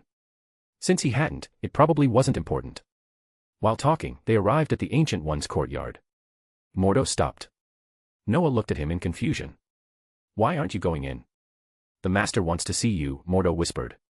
Alone. Oh. Noah stroked his chin. All right. He took a step forward. Wait. Mordo suddenly stopped him. Noah turned back, puzzled. Another question. He waited. By the way, you and the master. Mordo hesitated. Did you create a new kind of magic? Huh. Noah looked at him strangely. Then he glanced toward the room. I see. Yes. It's new magic. You'll learn it later. I will. Mordo froze. Yes. A brand new magic. One that will change the future path of magicians. Find advanced chapters. And for more fan fiction. Backhand index pointing down. Backhand index pointing down. Support link, patreon.com/RioRaRyu. More bonus chapters. Every 250 power stones equals bonus chapter. Give me more power stones. Chapter 455, Chapter 455, Caution wearing the mask of cowardice. You're here already. That was fast. Is being fast a bad thing? When Noah stepped into the Ancient One's room, she looked at him with mild surprise. Noah, meanwhile, looked equally puzzled. What was wrong with being fast? Mordo had said the same thing. Now the Ancient One too. Noah shook his head. He didn't think he was fast at all. If anything, he'd been waiting for this news. He walked straight to the table and sat down. The Ancient One poured him a cup of tea and placed it in front of him. Fresh buds picked this morning. I used magic to speed up the process and turn them into tea leaves. I added a bit of honey after brewing. I'm not sure if it suits your taste. She took a small sip. I've been used to it for 20 years, Master, Noah smiled. He lifted the cup and took a sip himself. It was sweet and refreshing. The honey softened the bitterness, leaving a clean aftertaste. Noah wasn't particularly fond of tea. If it were milk tea, he'd probably drink more. Still, whenever he came here, he never refused this cup. I heard you had Victor monitor Caecilius, the Ancient One asked suddenly. Yes, Noah nodded without hesitation. Mordo mentioned he's been frequently reading forbidden books. Multiple warnings didn't help. And I sensed dark power on him. So he still didn't listen, the Ancient One sighed. She wasn't overly sad. There was only a faint trace of regret. After all, Caecilius was someone she had personally taught. He had stayed in Camartage for many years. Without that connection, she might have dealt with him already instead of waiting for repentance. At least, that was the current situation. From what Noah knew of the future, dying at Caecilius' hands might even count as a kind of release. Do you want to deal with him? The Ancient One asked calmly, taking another sip. I do, Noah said seriously, setting down his cup. And I'm confident he can't resist me. But no matter what, he's a high-ranking sorcerer of Camartage. He's also my senior brother. He doesn't pose a threat to me. It mainly depends on you, Master. We'll see, the Ancient One smiled lightly. But you don't need to look at me like that. You're the current manager of Camartage. She didn't continue the topic. Noah understood. Since she didn't want to dwell on it, neither would he. As he'd said, Caecilius wasn't a threat to either of them. And Camartage had more than enough people to handle him. Mordo. Victor. Wong. Any one of them could deal with Caecilius. Not to mention the number of high-ranking sorcerers and even arch-sorcerers available. Using that much force on one man would be overkill. So Noah chose to observe the Ancient One's stance instead. No one wanted instability within their own backyard. Honestly, Noah felt a bit too confident lately. In the past, he would have been extremely cautious around Caecilius. But now. Tier 8. Level 9. And a Tier 9 dragon clone. With the space and time stones, as long as Victor kept an eye on Caecilius, Noah could appear instantly and erase him. Against a Tier 7 opponent, was this really arrogance? If he were truly arrogant, he wouldn't even bother monitoring him. To put it bluntly, Noah lifted his cup and took another sip. I'm still a wimp. God knows what Dormammu would be like if he showed up. He genuinely didn't care about Caecilius. Dormammu was the problem. Noah didn't know which dimension that thing belonged to, but its strength was undoubtedly absurd. Even restricted by this world, it was still capable of destroying everything. What are you thinking about? The Ancient One asked. Noah looked up and composed himself. Nothing. Just thinking about something else. I see, she nodded. By the way, how does your new weapon feel? The space power is stable, Noah replied. But the time power, maybe it's a talent issue. I can understand it, but I can't use it independently like space. I still rely on the gem. That's normal, the Ancient One said. Time is filled with taboos. Space is as well, but comparatively easier. Later on, their power is almost identical. Almost identical. Noah found that hard to believe. Time always felt stronger than space. But thinking carefully, both were terrifying. Space could span the world. It could even transcend it. Time could trace the past and erase enemies before they ever existed. Viewed that way, neither was inferior. No wonder the system wants to merge them, Noah thought. Perhaps in the later stages, their effectiveness truly aligned. Attributes mattered, but so did compatibility. The four elements weren't an issue. Light and dark were opposites. But what power could match space without altering its nature? After thinking it through, Noah realized that if he had to choose, he'd choose time as well. You came here for something, didn't you? The Ancient One asked, as if she already knew he'd drift off when he felt comfortable. Huh? Oh, Noah snapped back, scratching his head. Two things, Master. Go on. Noah nodded and took out a crystal, placing it on the table. The Ancient One recognized it immediately. A sorcerer's memory crystal. Used to convey information that was difficult or impossible to explain verbally. She frowned slightly. Was it really that important? After a brief pause, she infused magic into the crystal. The memories flowed in. This is. Her eyes snapped open. The crystal didn't contain a single piece of information. It was a complete process. The fusion of time and space power into the four elements. Its value was immeasurable. Especially to her. Even the Ancient One found it difficult to reach this level. Yet Noah had done it. And he'd been busy, experiencing ordinary human life during that time. You accomplished this, she asked, frowning deeply. I guess, Noah nodded. It's very difficult. This is as far as I can go for now. As far as he could go.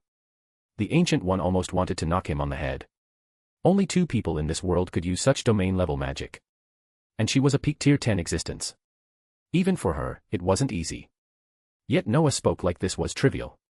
After a long silence, she shook her head. She didn't want to think about how he did it. Perhaps his talent was simply extraordinary. And more importantly, he had created this magic himself.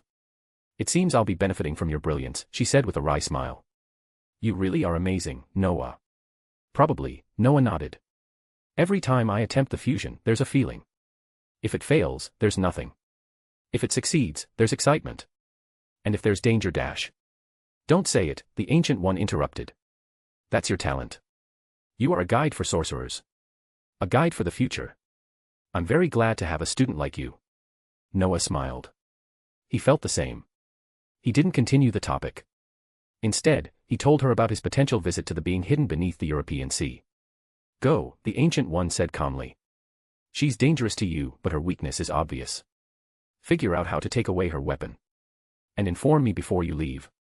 I'll assist. I was waiting for you to say that, Master, Noah nodded. Then there won't be any problems. She shook her head, amused. Still so timid, no. Cautious. Go. I'll wait for your news. All right, Master, Noah stood up, then paused. But before I go, this crystal is extremely pure. And very expensive.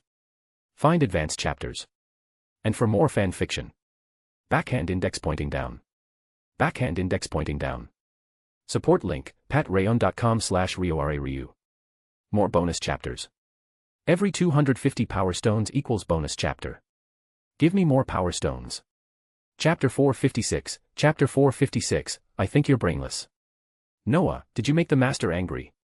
Mordo chuckled as he watched Noah walk out of the Ancient One's residence, dusty and disheveled. Noah rolled his eyes, too lazy to respond. He sighed, already certain that his crystal reimbursement was gone.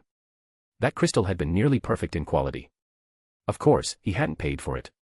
He'd taken it straight from Tony while teaching him. Tony didn't care. A crystal meant nothing to him. What annoyed Noah was something else. When he mentioned reimbursement to the Ancient One, she had calmly said she wanted to see his current level of magic. Before Noah could even process what that meant, he'd been knocked flying by a spell. No, Noah said helplessly, brushing dust off his clothes. My crystal just didn't get reimbursed. Reimbursement? Mordo stared at him for a long moment, then asked strangely, you asked the Master for financial reimbursement. What happened to your crystal? Did you give it to her? Yes, Noah nodded honestly. It had some information recorded in it. That's why I thought Camartage could dash. I know why the Master hit you, Mordo sighed. You're really unfamiliar with your own authority, aren't you? Authority? Noah froze mid-motion, like a jammed machine. Wasn't he the current administrator of Camartage? Even if he wasn't sure, wasn't Mordo the most logical person to ask? Don't tell me I could have just reimbursed it myself. Of course, Mordo said without hesitation. You're the current administrator. Even I'm under your jurisdiction. You seriously didn't know?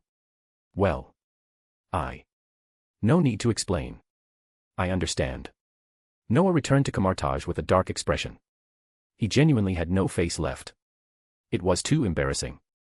He hadn't realized this responsibility fell under him. If he'd known earlier, he would never have asked the Ancient One. At the very least, he would have brought Wong. The moment Noah stepped out of the portal in the sanctum, Hathaway leapt onto him, landing neatly on his left shoulder. Almost immediately after, a beeping little figure ran over and jumped onto his right shoulder. Then Noah had to bend down to pick up Goose, who had already made it to his feet. I feel like I could open a zoo here, Noah muttered, looking at the lineup on his body. Southwest, you know this place is basically a zoo now. Wong's voice came from the side. Noah turned and saw Wong walking out with a stack of books, his expression clearly irritated. That confusion lasted until Noah noticed scorch marks on some of the covers. He immediately understood. BD1, Noah glared at the small robot on his shoulder. What are you doing scanning these books? Beep, beep. The robot clearly understood him. Whether Noah and Wong understood it was another matter. Fortunately, Noah had the translator Tony had given him. After activating it, Noah went silent. BD1 was recording cultural data. All kinds of it. BD-1 was a droid from the Star Wars world. The fact that Tony had managed to recreate it at all was impressive. And given Tony's relationship with Noah, he definitely hadn't tampered with it. The fact that this little thing possessed its own consciousness thanks to Star Wars tech was genuinely interesting. Star Wars droids also had one defining trait. They never betrayed their owner. Noah was very confident about that. He patted BD-1's head, ignoring its continued beeping, and looked at Wong. During this time, Wong had basically been living in seclusion. Whenever Noah wasn't around, Wong handled everything in the sanctum. Honestly, Noah felt a little guilty. Ever since Wong started following him, Noah had mostly been slacking off. Wong worked. When Noah went out, Wong stayed behind. If anyone was truly his right-hand man, it was Wong. What's it saying? Wong looked at BD-1 suspiciously, then at Noah. You understand it? Tony gave me a translator, Noah said, pulling out a round device. This thing. I'll get you one in a couple of days. Then you'll understand it too. Wong took the device, examined it carefully, then handed it back. Not bad, he said. Just remember to give me one. Got it, Noah smiled. Don't worry. Then he asked, how have things been lately? All right, Wong shrugged with a thin smile. If you, this annoying fellow, worked harder, I wouldn't have so much trouble. Trouble? Noah blinked. You look fine to me. Fine. Wong snapped. What do you know? I'm buried in the messes you leave behind all day. And you, he continued. Running everywhere. Recently you're even experiencing ordinary life. Why don't you try experiencing my life? Noah scratched his head awkwardly. Wasn't this supposed to be his life? He sighed. When Noah first took office, he'd been reliable. Very reliable. But over time, with Wong and Dennis around, he'd gotten used to delegating everything. If someone else could do it, why bother? Clearly, Wong had accumulated quite a bit of resentment. Forget it, Noah said, shaking his head. Let's not argue. How about this? Next time I go out, I'll take you with me. Take me out. That only made things worse. I'm handling all your work. Wong exploded. If I go with you, who's running the sanctum? Damn it, why are you making such a big deal out of this? And what about the Ministry of Magic? If we pay attention to them every time, they'll just push further. Noah snapped. I think you're brainless, aren't you? Forget these trivial matters. Come out with me today. Come out, my foot. I promised the French Ministry of Magic last time. Hey. Hey. What are you doing? Constantine stepped off the plane with a dark expression. Celine followed behind him. They were at Atalot International Airport. Jerusalem. They were here because of Noah's message. But Noah himself had gone off to relax with Wong and had no intention of showing up. What Noah hadn't expected was that while he and Wong were out all day, he suddenly received a signal from Constantine's bullet. Noah knew what that meant. Constantine had been discovered. By that damned Arab. Unfortunately, Noah had no intention of heading over immediately. He was still having fun. If he was going to go, it would be after he'd had enough. Aside from Noah, only Constantine was involved in this operation. Fury and the others hadn't even crossed Noah's mind. Which meant Constantine, who had originally been on a vampire mission with Celine, had been forcibly dragged into this by a phone call. This damned vampire, Constantine cursed as he walked. All he knows is exploiting employees. Celine rolled her eyes. Noah a vampire? If that bastard were a vampire, would vampires still be in this state? They'd probably be ruling the world by now. Of course, Celine would never know the truth. She would likely continue serving under Noah, the so-called Night Monarch. Where are we going now? Celine asked, glancing around, then up at the sun. Her discomfort was obvious. Please hurry. You know I don't like this environment. You haven't been afraid of sunlight for decades, Constantine replied, lighting a cigarette as they exited the airport. He took a deep drag. Why are you still acting like this? Damn planes. That's why I prefer boats. Damn Noah. I could have been here instantly. Celine ignored most of it. Constantine's smoking habit was hopeless. Especially now that he got regular magical treatments. Smoking wasn't killing him anytime soon. She wasn't afraid of sunlight either. She'd received her ancestors' blood over 20 years ago. She was completely immune. But habits formed over centuries didn't disappear overnight. Enough, Constantine said. First stop, the Demon Hunter Club in this cursed place. He pulled out his phone and started typing. I've got a friend here. Years ago, he ran into trouble on a mission in Berlin. I happened to be there. Saved his life. So. Celine crossed her arms. You're asking him to help find someone? No, Constantine said without looking up. Finding someone's easy. We'll just follow the magical traces Noah left behind. Celine stared at him. Why? Are you planning to walk into the desert? Walk in. I was going to help you buy sun-blocking gear. Camels too. And fresh blood. It's too hot. Blood spoils fast. As for cold weather gear, no one cares. Constantine glanced at her. But looking at you, you don't need that, do you? Find advanced chapters. And for more fan fiction. Backhand index pointing down. Backhand index pointing down. Support link, patreon.com/RioRaRyu. More bonus chapters. Every 250 power stones equals bonus chapter. Give me more power stones. Chapter 457, Chapter 457, Something Worth Envying. Who Constantine learned his talent for annoying people from no longer mattered. What mattered was that Celine was genuinely close to being driven insane by him. Fortunately, she knew he was joking. After running his mouth, Constantine still brought her to his friend's location and bought a large pile of supplies. As a veteran exorcist, he knew exactly how to make himself comfortable in harsh environments. Once everything was prepared, Constantine and Celine set off. Night had already fallen. No one knew how Wick was doing, but since Noah's magical traces were still present, it meant that bullet hadn't been fired yet. So annoying, Constantine complained, a cigarette hanging from his mouth as he sat on the camel. He could have just waited for the guy to pull the trigger. Instead, he drags me out here to catch someone. Ever seen an employer exploit people this hard? I only know you do the same thing, Celine replied, rolling her eyes as she looked up at the moon. The moonlight washed over the desert, turning the sand into a flowing silver river. Celine liked nights like this. Even though she could tolerate the sun, she still preferred darkness. To be honest, Celine wasn't without the possibility of becoming human again. She simply refused. Wizards were powerful, especially her boss, Noah Feniel. A man on the brink of becoming Sorcerer Supreme certainly had the ability to do something like that. But Celine didn't want it. She needed the power of a vampire to take revenge on vampires. And she was satisfied with her current life. At the Arch-Exorcist Agency, people treated her well. No one rejected her for being a vampire. That wasn't because most of them were mutants either. Mutants had barely been part of the magical world for a decade. Celine was welcome in London. Even in much of the magical world, she could move freely, undisturbed. Everyone knew why. She was Noah's subordinate. And more importantly, John Constantine always took missions with her. Not because of hidden motives. Anyone with eyes could see he was protecting her. Constantine was a scoundrel. A rascal. A hopeless chain smoker. But to his friends and subordinates, he was always reliable. Celine knew this. She never said it out loud, but she was deeply grateful to Noah and Constantine. Without them, she might never have learned the truth. Without their invitation and protection, she would never have had the stable life she had now. I've never heard your story, Celine suddenly said, looking at Constantine. I've heard bits and pieces, but they all sound exaggerated. How did you meet Lord Feniel? How did I meet Noah? Constantine pulled the cigarette from his mouth and glanced at her. Isn't that story everywhere? I'm guessing other agencies chalk it up to dumb luck. Exactly, Celine said calmly. That's why I'd rather hear it from you. What's so interesting about it?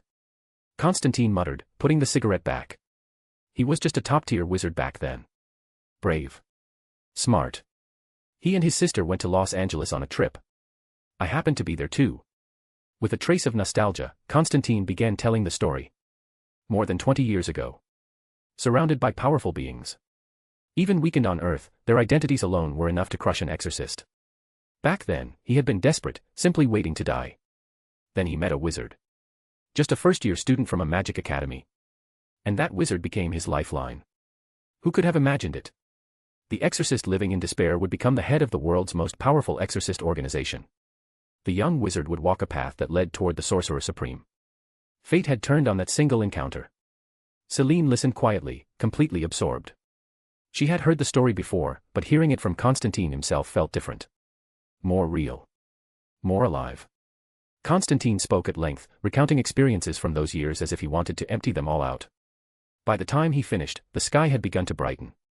I didn't expect your story to be this interesting, Celine said softly. It's wonderful. I really envy you. Envy. Constantine snorted. Wait until you find out how annoying that bastard is. Then see if you still want to use that word. At least you're friends, Celine said. And you trust each other. Constantine paused. Then, for once, he smiled.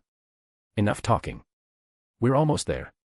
He patted the camel's head, and it picked up speed. Celine shook her head. The answer was already clear from his expression. She felt envious too. And even more curious about Noah. What kind of person could inspire that kind of loyalty?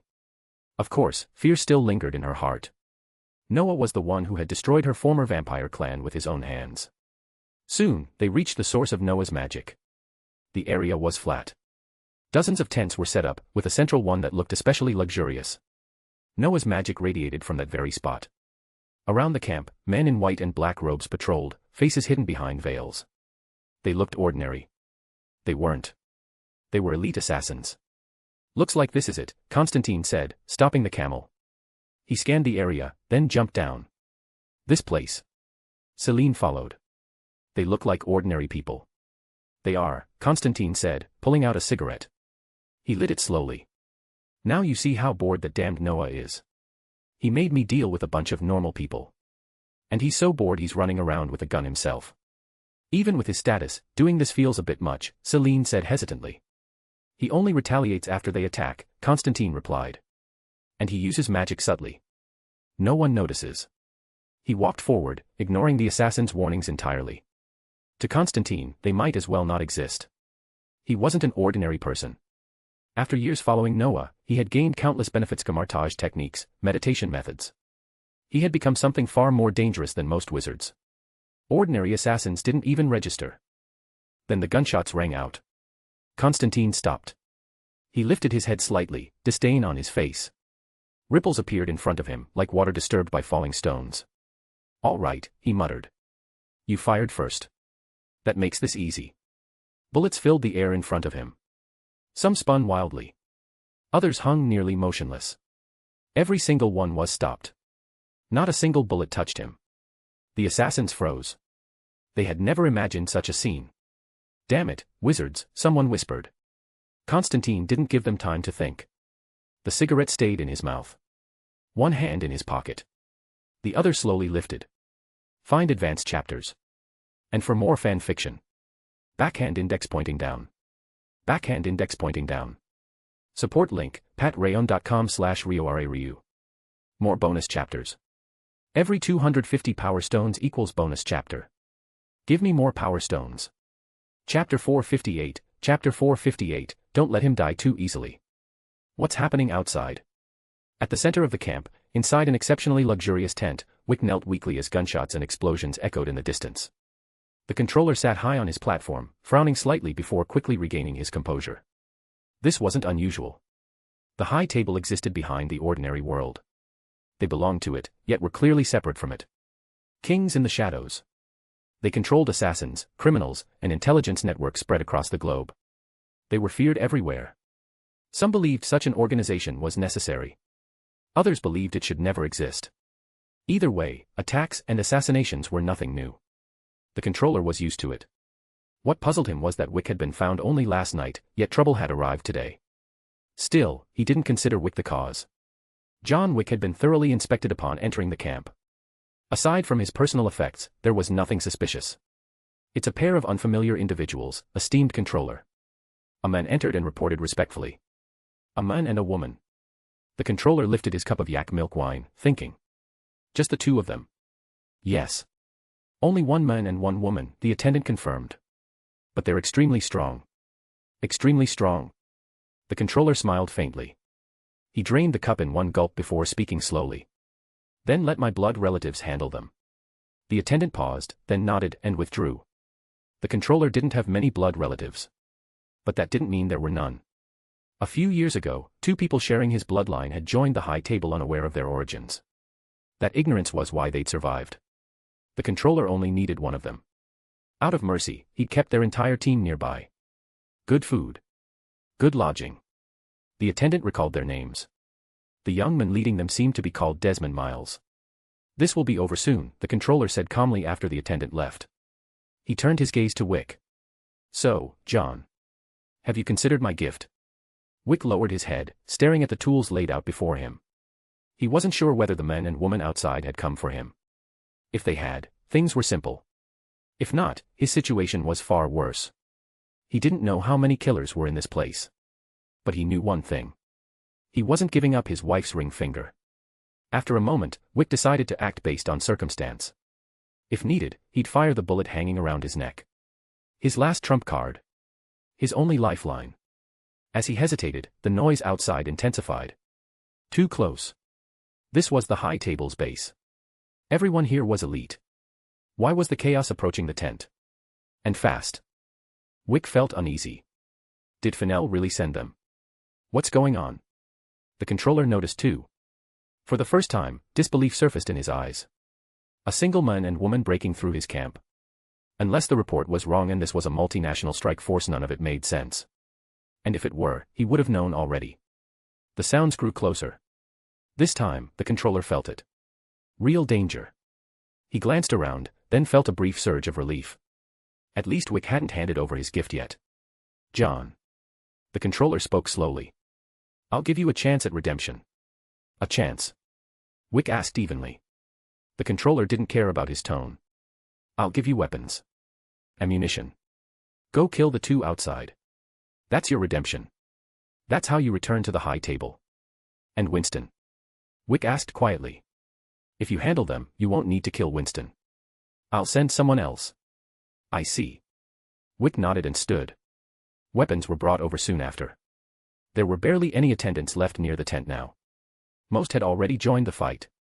Wick checked the gun in his hand. Then, casually, he ejected a round. And loaded the bullet Noah had given him, the one he'd kept around his neck. Finished, he turned toward the entrance. Then. A body flew backward into the tent. Desmond. The controller froze, then stood abruptly. Stop them, he shouted at Wick. If you succeed, everything you've done will be forgiven. Oh. A voice cut in from the entrance. I don't think he'll agree. And I don't think he can do it. What do you think, Mr. Wick? Constantine. Wick stared as the men who looked exactly like him stepped inside. The controller hadn't fully processed the situation, but one thing was clear. John Wick was a traitor. He'd led the enemy straight here. How he did it didn't matter. As Constantine and Serene walked in, the controller's expression darkened. Constantine's face unsettled him. Too similar. Was this the real John Wick? Looks like your mission went smoothly, Constantine said. He dropped the gun in his hand and lit another cigarette. So this guy's the high table one? Yes, Wick said. He's the controller. The one who runs everything. Really? Constantine exhaled slowly. He looks ordinary. I mean, not special at all. And someone like that is a controller. You know nothing, the controller said coldly. We rely on bloodline. Mine descends from ancient assassin masters. Pioneers. Guardians of the world. If not for them, there would be no present. Constantine listened in silence. He didn't bother rolling his eyes. He didn't care about the development of the ordinary world. Not anymore. If not for Noah, he might have stayed closer to it. But now, he belonged elsewhere. This speech meant nothing to him. Serene, Constantine said, removing the cigarette. Make him quiet. He's annoying. Understood. Serene walked straight toward the controller. Constantine didn't even watch. He stepped over Desmond's unconscious body and stopped in front of Wick, looking him over carefully. After a moment, he nodded. Good. You didn't listen to that bastard. What are you talking about? Wick frowned. Constantine didn't explain. But Wick thought about it. And realized. This was probably about his clothes. Looking alike wasn't always a good thing. Wick was starting to wonder whether he and this Constantine actually shared anything at all. Don't just stand there, Constantine said around his cigarette. Is the bullet ready? Ready, Wick replied. Good, Constantine said calmly. Then get ready to shoot. Don't let him live too comfortably. Find advanced chapters. And for more fan fiction. Backhand index pointing down. Backhand index pointing down. Support link, patrayon.com/RioRaRyu. More bonus chapters. Every 250 power stones equals bonus chapter. Give me more power stones. Chapter 459, Chapter 460, Cassandra. After chatting with Wick for a bit, Noah sent him on his way. Whatever Wick chose to do in the future had nothing to do with him anymore. Noah was a man of his word. He wouldn't do anything excessive to ordinary people. As for Wick's new identity, Noah handed that matter to Fury. Through WeChat, Noah already knew it had been handled. Although SWORD hadn't been officially established yet, everyone understood it was only a matter of time. Fury's authority hadn't been revoked, in fact, it had grown. Arranging a new identity for Wick was trivial. Naturally, Fury didn't forget to recruit talent. Noah's earlier question about whether Wick was willing to work for Fury was actually Fury asking Noah to ask on his behalf. The answer wasn't urgent. Matters like that required thought. After sending Wick to New York, Noah ignored the disbelief on his face and closed the portal. He turned and looked at the two figures lying on the ground. Originally, his target had only been the High Table member. As for that man's name, Noah couldn't be bothered to remember it. In his eyes, the man was already dead. But Desmond gave him pause. Noah hadn't planned to kill this unlucky guy who'd been accidentally saved by him. Thinking about it carefully, though, Desmond was also a bloodline descendant. Noah stroked his chin. If this guy was also a descendant of that person, wouldn't it be safer to take him along? After some thought, Noah decided it was feasible. He really didn't want to fight the ancestor of the assassins. Whether he could win or not was beside the point. He simply didn't want to. He'd liked that character far too much when he played the game. Now that he'd encountered her in reality, conflict was the last thing he wanted. Noah raised his right hand. A faint golden glow appeared on his finger. The light flashed and flowed into Desmond's body. Almost instantly, Desmond, who'd been knocked unconscious by Constantine, came to. He stayed on the ground, however, showing no intention of getting up. "Get up," Noah said casually, not even looking at him. "I woke you myself. I know exactly how you're doing." At the same time, he opened a portal. "I have to say, you're really unlucky. Running into me twice in a row." Twice. Desmond was still dizzy, but those words snapped him back to clarity. He remembered being instantly knocked down earlier. That voice, it sounded familiar. Since pretending was pointless, Desmond raised his head. The moment he saw Noah, he froze. It was him. The man who had killed Juno in the ISU temple. The man who had turned into a giant dragon and wiped out an entire alien army in one strike. A chill ran through Desmond's entire body. So this was what he had encountered. A wizard. No wonder nothing he did worked. No wonder he'd been taken down without even understanding how. "So it's you, my lord," Desmond said bitterly, rubbing his aching head as he stood. The one before, was he also a wizard? More or less, Noah shrugged. "Strictly speaking, he's an exorcist." "An exorcist?" "Yeah. Don't worry about it." Noah glanced at him. "By the way, after you left the temple, how did you end up in this hellhole?" "My father suggested it. Because this place is also the Assassin Brotherhood." Noah cut in. "I know. It is. Or was. It's corrupted now." He shrugged, not lingering on the topic. The Brotherhood had branches all over the world, but this one was the largest and the most rotten. If not for that, why would every assassin organization Noah ran into turn out to be villainous? Desmond clearly understood that as well.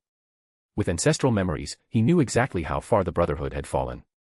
It had completely fractured. The only branch that still thrived had become nothing more than a gathering place for killers, its original creed long gone. "All right," Desmond sighed. "So, are you looking for me again for something?" "Yes," Noah replied. He frowned slightly, looking through the portal. Below was nothing but isolated ocean. Logically speaking, even if Atlantis had sunk, there should have been an island left behind. Layla and the others had used such an island to enter Atlantis. So why did his lock on the Ninth Orders or a lead only to open sea? Shaking his head, Noah turned back to Desmond. "I know who your ancestors are," he said. "But what about your ancestors' ancestors? Or to put it another way, do you know why assassins and Templars became what they are now?" Desmond hesitated. "Conflicting ideals." "Exactly," Noah said. "One represents freedom. Chaos. The other represents restraint. Order. When either side becomes unbalanced, someone appears to correct it, keeping chaos and order in equilibrium. That person was your ancestor." "Our ancestor." Desmond swallowed hard. A thought struck him. Was our ancestor also an ISU? "No," Noah shook his head. Then he paused. "An ordinary human. Similar to me." "Similar to you, and ordinary?" Desmond almost laughed. Then he stopped. He stared at the portal. Combined with Noah's words, realization hit him like a hammer. You're not going to find that person, are you? It's obvious, Noah replied. Why are you surprised? They're still alive. Desmond's voice tightened. Why are you looking for them? Are you going to kill them? I think it's her, Noah corrected calmly. As for the rest, you don't need to know. Just come with me. Cassandra sat quietly before the Atlantis observatory. Beyond the specially treated glass, schools of fish drifted past. Her mind was calm. 2,000 years had passed in silence. She had been waiting for the one destined to take over her burden. To be honest, after living this long, meaning had thinned. If not for guarding the balance of the world, she would have returned to Mother Earth long ago. That time was close now. She could feel it. My brother's bloodline was preserved, Cassandra murmured softly. Although. Her thoughts drifted back 2 millennia. That year, she met a girl named Nima. That year, her brother and that girl had a child. Their ending had saddened her deeply. But in the end, she resolved the final problem. The child survived, and her bloodline spread. It reminds me of Evie and Jacob, Cassandra smiled faintly. So similar to Alexios and me. Her smile faded. Unfortunately, they're all gone. Time was both capital and curse. Everyone she loved had died. Only she remained, walking forward with her destiny. Cassandra no longer dared to make friends. Every bond was another weight, another wound waiting to reopen. She gently touched her staff. Now, only this remained with her. Then she frowned. A terrifying power rippled outward. An ominous sensation filled her heart. For over 2,000 years, she had seen countless wonders, relics of the ISU, echoes of the past. She rarely ventured outside. Atlantis was her refuge. She knew little of the strange beings beyond. And she didn't care. She was a demigod. Those outsiders were no threat. Peace suited her. But this time was different. Whoever was coming, whoever they were, was dangerous. Her grip tightened. Light spread in a circle around her.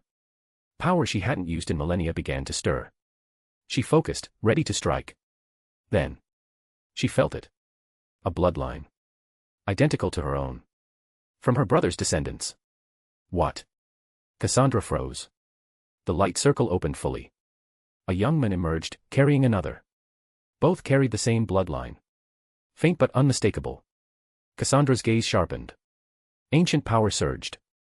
Then, from behind the fading light, an even younger voice sounded. So this is Atlantis. Find advanced chapters. And for more fan fiction. Backhand index pointing down. Backhand index pointing down. Support link, patreon.com/RioRaRyu. More bonus chapters. Every 250 power stones equals bonus chapter. Give me more power stones. Chapter 460, Chapter 459, 3 roads ahead. Inside Buckingham Palace, Noah and Wong followed a tour group, walking through the halls at an unhurried pace. They had both lived in London for nearly 20 years, yet this was their first time here. Even Noah, born in England, was visiting for the first time. If he hadn't suddenly decided to take Wong sightseeing, they might never have stepped foot inside. It was the royal residence. Unfortunately, neither of them had any particular respect for royalty. Since Merlin's era, it had become rare for sorcerers to assist those in power within the ordinary world. And now, with the current age and the emergence of magical laws, it was even less feasible. Most sorcerers preferred a different approach. Like Noah. They befriended people who held real power. Of course, not everyone was as gentle as Noah. Some chose direct control. Quiet, meticulous control. If sorcerers wanted to remain hidden from the ordinary world, precautions were inevitable. Exposure happened, but cleanup mattered more. And that was where people with authority proved useful. Could it be that all those approaching science shows I watched back then came from this? Noah walked along casually. For now, both of them were enjoying themselves. Then Noah stopped. The movement didn't draw attention from anyone else, but Wong noticed immediately. What's wrong? Wong asked, sipping his milk tea. Did news come in? He knew Noah's recent arrangements. As the true master of the London sanctum and acting executive of Camartage, Noah's schedule mattered. Major incidents didn't wait. Yes. Noah nodded. Wick fired the bullet. That means Constantine handled it. They moved fast. You're just lazy, Wong laughed. You knew John was finishing his mission and sent him over anyway. I'm surprised he didn't kill someone for you. Probably. Noah shrugged. Want to go to Jerusalem with me? Sure. Wong shrugged back. Since we're already out. Why overthink it? Noah's words gave Wong an idea he didn't bother voicing. He followed Noah as they quietly left the tour group. In a secluded corner, Noah opened a portal. In the next instant, they arrived inside a tent in the Jerusalem desert. Noah scanned the area. There were quite a few people. Constantine stood there with a grim expression. Serene was nearby. It looked like she and Constantine had already finished their mission before responding to Noah's call. Wick stood silently, unharmed. The representative of the high table lay unconscious on the ground. And then Noah noticed someone else. Desmond. He froze. He remembered this man. Someone who had reviewed the lives of Altair and Ezio could never forget him. After dealing with Juno, Noah had returned to Camartage too quickly to speak with him. He'd assumed Desmond had retired somewhere remote, started over, disappeared. Seeing him here made Noah sigh. Life was strange. Judging by his condition, Constantine had knocked him out. And judging by the surroundings, everyone else had probably already gone to heaven or hell. You know him. Constantine tilted his head, cigarette between his lips. His techniques are ruthless. They're similar to those old assassins. I spared him so I could extract what he knows. His skills do come from ancient assassins. Noah nodded. I know him. I met him when I dealt with Juno. Juno. Constantine frowned, thinking. The ISU god. Wasn't she sealed by Poseidon? I read about that. You actually found her? I didn't. Noah replied flatly. He did. I just went there, dealt with her, and took some things. That fits your style. Noah's face darkened. What did that mean? Was he saying Noah just took whatever he wanted? Slander. Pure slander. Noah believed in equivalent exchange. As for Juno, she brought it on herself. A doomed existence leaving behind benefits was fair game. Not taking them would have made Noah an idiot. And he wasn't one. All right. Constantine yawned. Since your business is done, I'm leaving. You could have handled this yourself. Remember to reimburse my flight. And open a portal. I'm not flying back. Wong, Noah said, shrugging, open a portal for him. By the way, what's wrong with flying? I've done it. Feels fine. You try going through security with lighters, Constantine snapped. They confiscate half of them. Zippo customized those for me. Do you know how annoying that is? Then why not recruit a sorcerer from Camartage? Constantine rolled his eyes. After greeting Serene and Wong, he left without another word. Recruit a Camartage sorcerer. As if anyone graduating from there either entered the Ministry of Magic or returned to Hogwarts. They were treasures. No one would work with him as an exorcist. After Constantine and Serene left, only Noah and Wong remained. Along with Wick. And the two unconscious men. Noah rubbed his chin. He hadn't expected Wick to move this fast. Still, his preparations were done. The Ancient One had received his information. She didn't need to re-enter seclusion, only time to digest it. That was enough. With that assurance, Noah could go meet the one hidden in Atlantis. To be honest, he was curious whether that ancestor of assassins was male or female. He sent a message to the Ancient One. Then he looked at Wick. Well done, Mr. Wick. Thank you, sir. Wick responded immediately. He didn't dare remain silent in front of Noah. This young sorcerer clearly held a high position. Wick didn't understand how that image clashed badly with what he thought sorcerers were supposed to look like. Gandalf had ruined expectations. I promised you regarding your future, Noah said, still focused on his phone. So don't worry. From now on, you have a new identity. And 3 choices. 3. Wick paused. Please explain.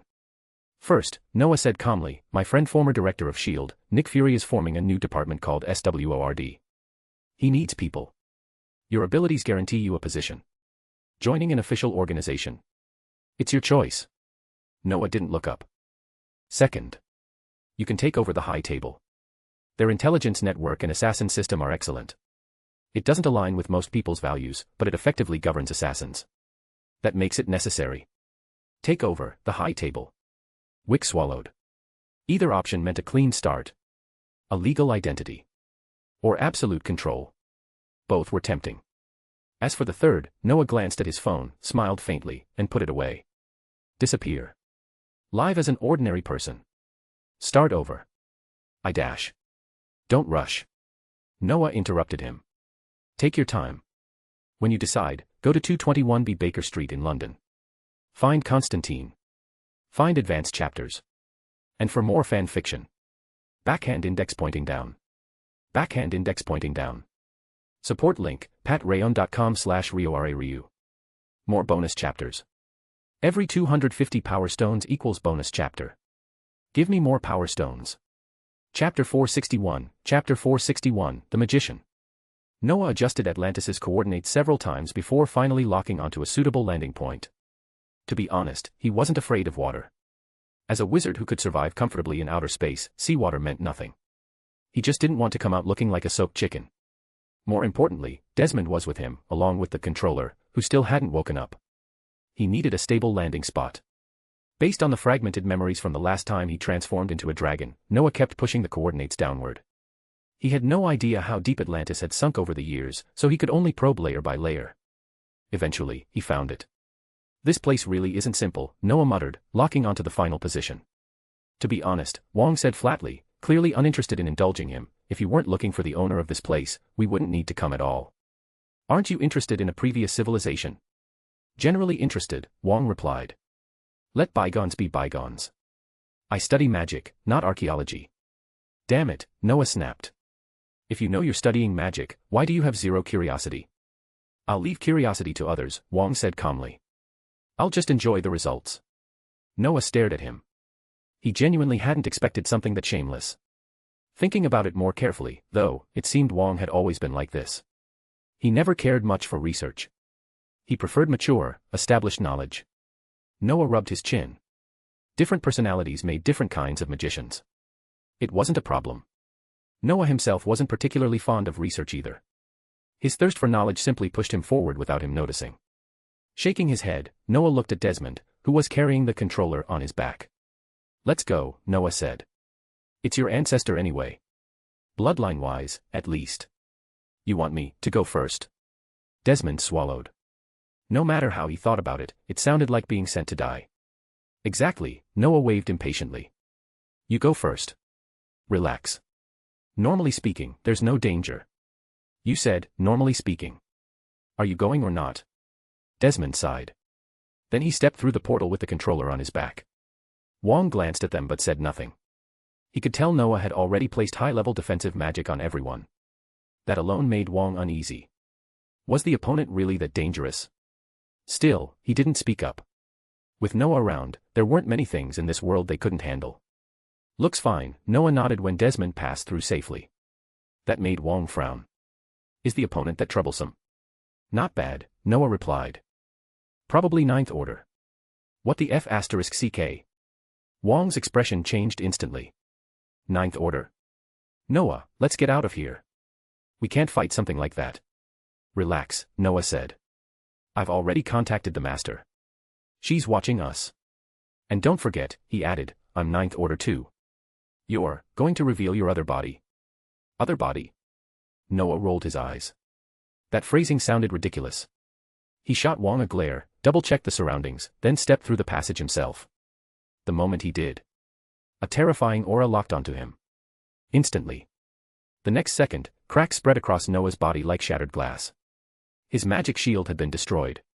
What the hell? Noah hadn't expected the hidden figure in Atlantis to attack him outright and this viciously. Fortunately, he was cautious by habit. He prepared shields not just for Desmond and the others, but for himself as well. That single precaution saved his life. Still, it left him shaken. This wasn't just hostile. This was insane. No warning. No words. Straight to lethal force. Noah reacted immediately. His shield reformed in a breath. At the same time, terrifying magic erupted from his body. He knew he wasn't a match in direct combat, but with the Ancient One watching, he wasn't afraid. More importantly, he knew this person's weakness. Golden light wrapped around him. Black runes spun along his body. A roaring fire dragon burst out at his side, flooding the Atlantis observation deck with scorching heat. It didn't even reach the enemy. The dragon was cut cleanly in half. Still, that moment bought Noah time. Enough time to see who was attacking him. The result wasn't entirely surprising. It was a woman. She had wheat-colored skin, perfectly balanced proportions, and the unmistakable build of a seasoned warrior. She wasn't stunning in the conventional sense, but she was striking. What truly stood out were her eyes. They carried a deep exhaustion, one that didn't match her appearance. The kind of weariness only time could carve into someone. Noah recognized her almost immediately. Cassandra. The Malacca sister. What he didn't understand was why she was attacking him. Entering without notice. That didn't make sense. Desmond had done the same. And in his memory, Layla had slept here for who knew how long without being touched. I say, Noah frowned, gripping the time stone as it shimmered faintly. Are you sick? I'll admit my visit wasn't polite, he continued, but attacking me on sight seems a bit much, don't you think? Cassandra snorted. You coerced my descendants. Do you think I'm wrong to act? Coerced? Noah frowned. I didn't coerce him. If I wanted to, I wouldn't have shielded him. I did that because I was worried some lunatic would attack him. And the other one? Cassandra asked coldly, coiled like a predator. The other one? Noah glanced at Desmond and the controller. He went quiet for a moment. Were both of them her descendants? Her bloodline was absurd. Noah felt a headache coming on. Memories of Odyssey surfaced. Ubisoft's forced potato farming. Being forced to marry Cassandra off. Switching to Alexios out of spite. Unfortunately, official canon didn't care about his preferences. So seeing Cassandra here wasn't actually surprising. Noah sighed and pointed at the person on Desmond's back. This guy. Noah sneered. If he dies, he dies. Do you even know what the Assassin Brotherhood looks like now? I do, Cassandra replied calmly. It spans the world, but one branch dominates Dash. But he doesn't represent freedom anymore, Noah interrupted with a shake of his head. Under the high table, everyone's a servant. That's order, Noah said. Not freedom. You know what I did back then. Cassandra frowned. She hadn't expected anyone to see through her actions so clearly. Her grip tightened on her staff. This young man was dangerous. Order and chaos, Noah said lightly. Maintaining balance. But your method is crude. Superficial. Let me ask you. How many people in chaos betrayed it and joined order? And how many in order actually uphold order, instead of serving themselves? The world needs balance, Cassandra said, unmoved. Yes, Noah nodded. But not the kind you dictate. Ordinary people have their own wills. Do you know how much damage your choices caused? I will clean it up, Cassandra replied. Take my descendants and leave. You're not welcome here. Noah frowned. She was immovable. Then again, she'd lived over 2,000 years. A will like that didn't bend easily. Otherwise, she wouldn't have endured that kind of solitude, waiting for a legend. Noah smiled faintly. Fine. We'll leave. But before we do, let me tell you something. This world isn't as simple as you think. We know your past. We know the ISU. I even know that if you ever put that staff down, you'll die. Shut up. The aura around Cassandra exploded. Who are you? She demanded. How do you know this? Noah remained calm. The time stone flared brighter in his hand. Allow me to introduce myself. My name is Noah Feniel. Noah Feniel. Yes. And I am a magician. A magician. Find advanced chapters. And for more fan fiction. Backhand index pointing down. Backhand index pointing down. Support link, patreon.com/RioRaRyu. More bonus chapters. Every 250 power stones equals bonus chapter. Give me more power stones. Chapter 462, just an ordinary mortal.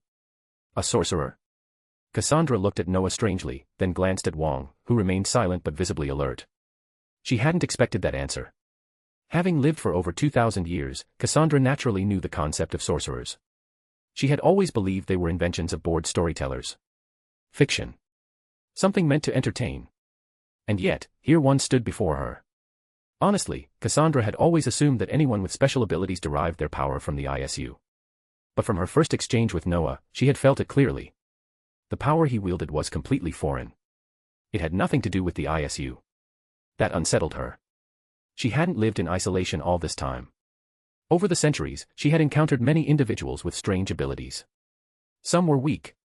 Some were terrifyingly strong enough that even she wouldn't dare provoke them. But none of them had ever called themselves sorcerers. They also showed no interest in interacting with her. There had been one exception long ago. Someone powerful who participated briefly at the beginning, then vanished. After that, no one else stepped in. Since the balance of the world remained intact, Cassandra never interfered either. She had noticed that these special individuals were scattered across the world. They hid themselves. This puzzled her, but not enough to make her investigate further. Both sides knew the other existed. Neither truly understood the other. That balance had lasted since ancient times. So you really are a group of sorcerers? Cassandra asked again, her tone no longer as calm. Yes, Noah replied, nodding.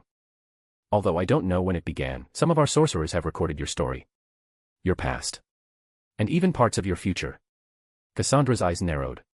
What do you know about my past? She asked. And what do you think will happen to me? She wasn't preparing to fight, but she clearly didn't believe him. Noah understood that.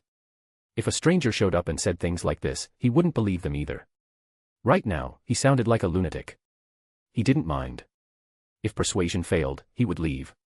He had no intention of forcing someone who didn't want to listen. You were adopted and raised from childhood, Noah said calmly. Your maternal grandfather was Leonidas, king of Sparta, who died at Thermopylae. Your biological father was Pythagoras. Your adoptive father was Nikolaos. Cassandra's expression shifted immediately. Noah continued without pause. Her family's bloodline. The sacrifice of Alexios. The accidental killing of the Spartan priest. Being thrown from the cliff by Nikolaos. Surviving. Kephallonia. Marcos. Becoming a mercenary. Phoebe. He recounted it all. The order of the ancients. The parts he was certain of. Cassandra's breathing grew heavier. It seems you've kept very detailed records about me, she said after a long pause. What else do you know? Your dealings with the ISU, Noah replied. You trusted Artemis deeply. She did care about humanity. But humanity no longer needs that care. You even know Artemis. Cassandra raised an eyebrow. Then you also know about Atlantis.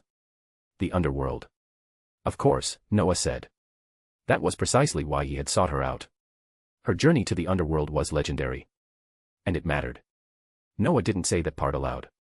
But it was the reason he was here. He had always liked Assassin's Creed. Enough to dismantle an assassin brotherhood that had lost its way. Enough to seize the High Table's intelligence network.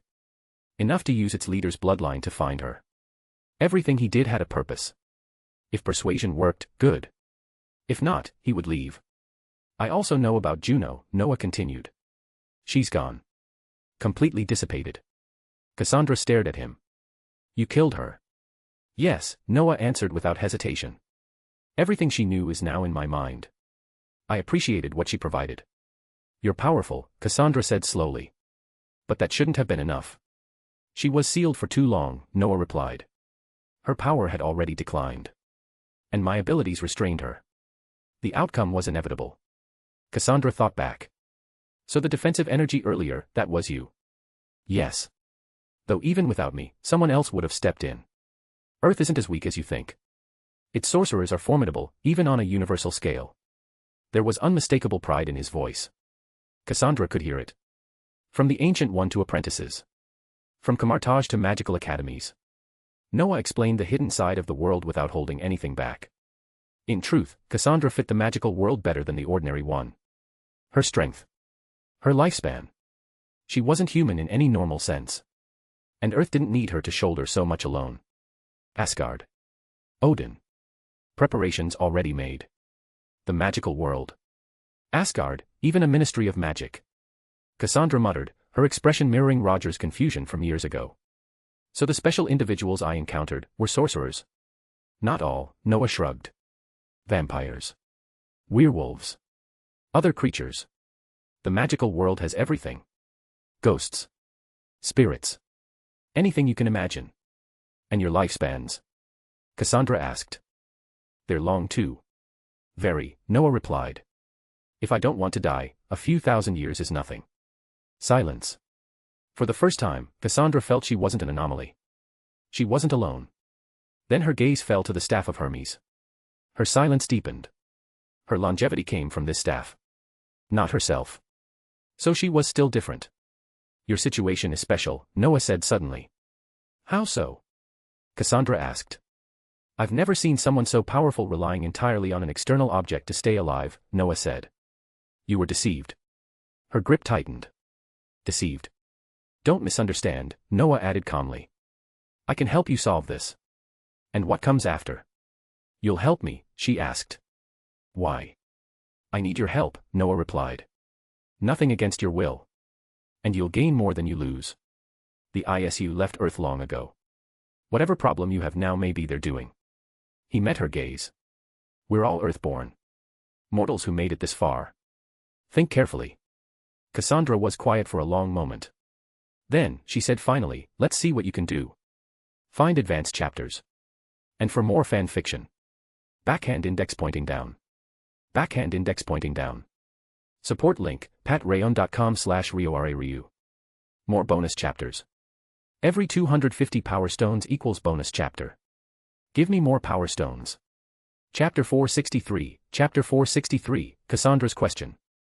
There was a lot Noah could do. For example, solving Cassandra's problem. To be honest, her situation was interesting. Her physical condition was absurdly strong. Her current combat power was directly tied to that body. But it was also because of that body that her problem existed in the first place. Cassandra's bloodline came from the ISU. A naturally occurring bloodline with special abilities. It granted incredible advantages when learning anything. But it also came with a flaw. This bloodline required a specific cultivation system to fully awaken its potential. Cassandra didn't have that. She'd relied purely on talent and experience to reach her current level. And even then, she still had to depend on the staff of Hermes to stay alive. In a sense, it was tragic.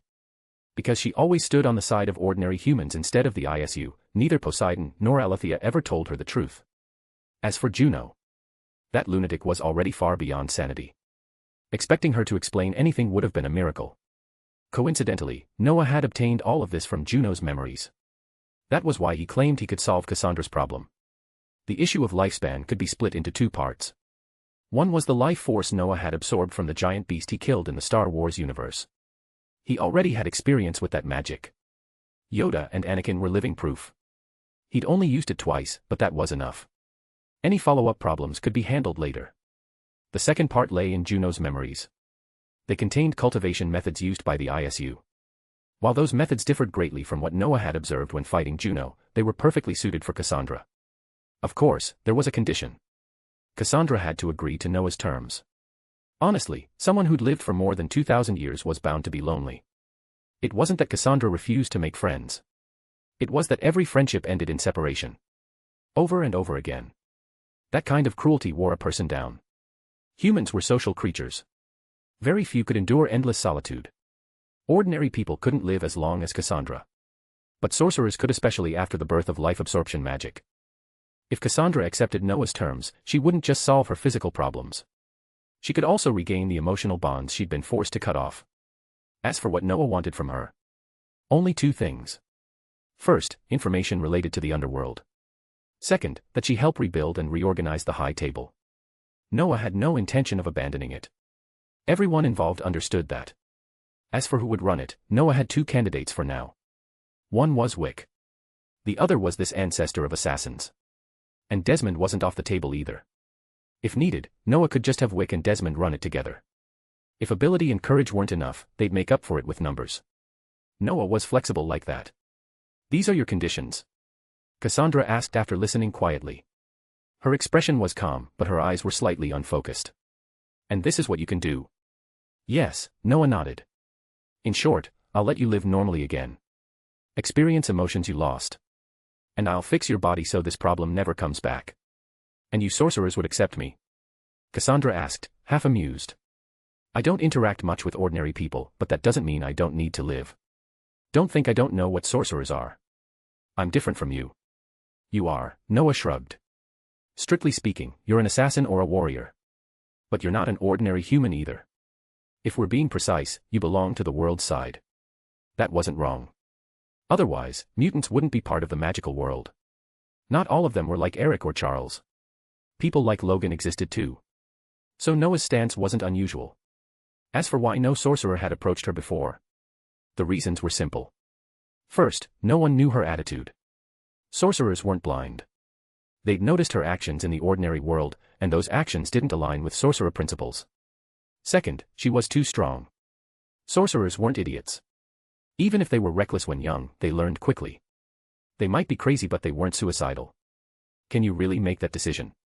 Cassandra frowned, still unconvinced. Let me put it this way, Noah said with a faint smile. The strongest sorcerer in this world is my teacher. And there are several people with strength comparable to yours. He paused. In short, dealing with you wouldn't be difficult if it came to that. As for me, I'm essentially my teacher's successor. That's already settled. So, Cassandra said slowly, you're a very powerful sorcerer. You can understand it that way. And yes, I can decide everything regarding your case. Noah had that confidence. He discussed this with the Ancient One. Her attitude was simple, you're the future Sorcerer Supreme. You can decide. That was why Noah dared to negotiate directly. Cassandra fell silent. Her life was more than a legend. But legend still had desires. She missed her family. Her friends. She even found herself remembering old enemies. A person without memories or a past wasn't human anymore. She'd chosen isolation to keep her heart from being torn apart again and again. And now, this sorcerer was offering her hope. A chance to live normally again. How could she not be tempted? The task the ISU had placed on her had weighed on her for 1,000 years. She was tired. Completely exhausted. If nothing changed, once she completed that mission, she planned to leave this world and enter the underworld to reunite with her loved ones. If they were still there. After all, 2,000 years had passed. After a long silence, Cassandra looked at Noah seriously. Did the ISU really deceive me? I have Juno's memories, Noah said calmly. Poseidon and Alethea never told you the real cultivation method. And the ISU left long ago. Before leaving, they even met the Asgardians. He paused. Honestly, letting you shoulder the responsibility of protecting Earth and humanity. Don't say it, Cassandra cut in sharply. Why do you want information about the underworld? Because I have a way to resurrect someone. Noah dimmed the glow of the time stone in his hand. But there's a prerequisite. I need to find the soul. The body can be handled with technology. If they've been dead too long, then there's no way. But resurrection itself isn't the problem, assuming you don't care about bloodlines. Resurrection. Cassandra hadn't expected that. This sorcerer was bold.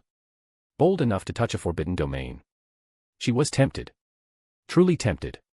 She had no living family or friends left in this world. If the underworld could locate souls, did that mean her family could return? Her friends? Cassandra narrowed her eyes.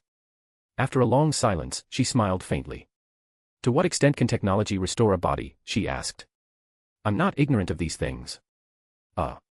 Noah paused. He regretted not bringing Tony. After thinking for a while, he answered uncertainly, at least 50%.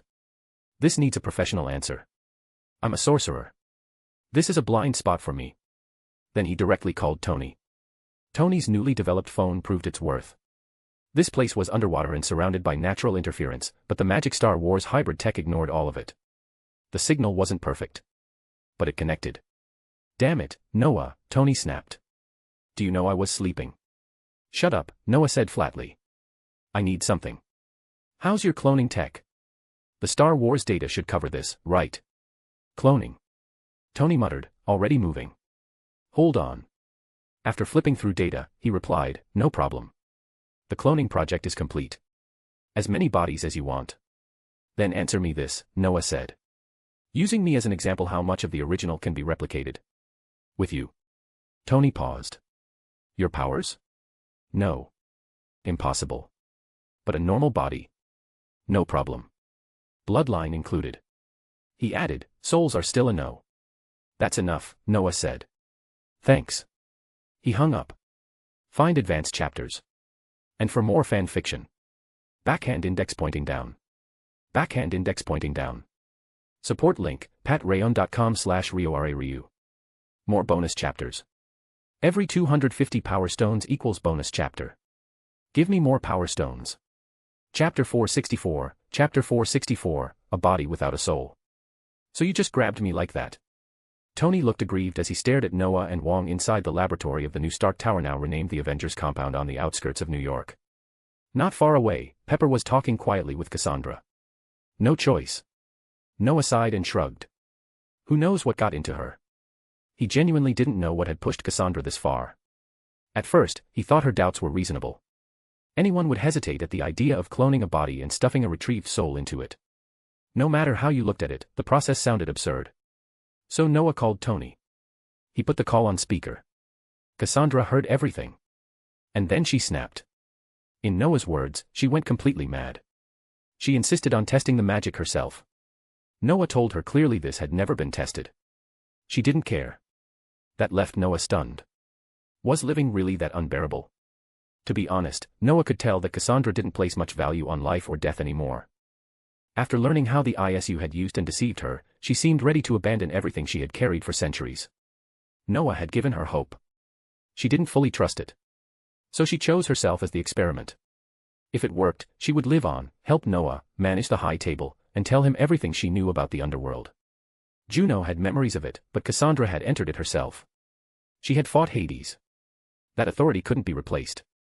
If it failed, then it failed. In her eyes, the world no longer had obligations for her to bear. Dying didn't matter. After more than 2,000 years of solitude and pain, she was tired. Helpless, Noah brought her here with a dark expression. As for Desmond and that so-called controller, Noah dumped them straight into the London sanctum. He'd deal with them later. He didn't have time now. Cassandra showed no reaction to any of it. She merely sighed at Noah's teleportation magic. Noah even took the chance to sell her on other magic like life absorption. It didn't matter. She had already decided. Noah still had a massive reserve of life force taken from the giant beast, but nowhere to use it. So he stored it away. He opened a portal and brought her straight to Tony's place. Then Noah and Wong roughly dragged a half-dazed Tony along, waking Pepper in the process, and brought them all to the lab. I have to say, Tony stared at the data Jarvis projected, eyes wide. This woman's physical stats are ridiculous. Of course, Noah replied calmly. She has ISU blood. And she herself is a ninth order assassin. He paused briefly on the term. Assassin or warrior? Noah wasn't sure. She seemed good at everything. More importantly, she had an abnormal level of perception. In the end, he settled on assassin. After all, this was Assassin's Creed. The first hidden one descended from her bloodline. That's strong. Tony turned to look at Cassandra. You're sure you didn't get this wrong? Not a chance, Noah shrugged. So she's just giving this up? You're asking me? Noah sighed. Who do you want me to ask? Besides, she has experience. Reaching that level again won't be hard. Tony fell silent. Noah didn't plan to preserve her original body. Once separated from the staff, it would probably age instantly into bones. It had no preservation value. Whether it was because of prolonged exposure to the staff or deliberate ISU design, Noah didn't care. The ISU weren't coming back. Even if the sorcerers allowed it, which they wouldn't, Odin certainly wouldn't. Leaving behind a mess and walking away didn't mean Asgard was responsible for cleanup. As for whether Cassandra could return to her peak, that depended on Tony. If Tony capped the cloned body's limits, she'd never surpass them. Should I do something? Tony asked suddenly. Is she dangerous? No. Noah glanced at Cassandra and shook his head. Someone in the magic world can deal with her. She's strong, but the world is bigger than that. Tony nodded. Then he smiled. Oh, by the way, my movie's almost done. Really? Noah smiled back. Nice. So tell me, did you use the rules to form some very friendly relationships with Hollywood actresses? Damn it. Tony's smile vanished. Do I even need to? With a snap of my fingers, every single one of them, married or not, would crawl into my bed. Noah ignored him and turned to Wong. Did you hear that? This guy is a massive scumbag. Remember that. Wong nodded seriously and looked at Tony with deep disdain. Tony felt a little depressed. And extremely satisfied.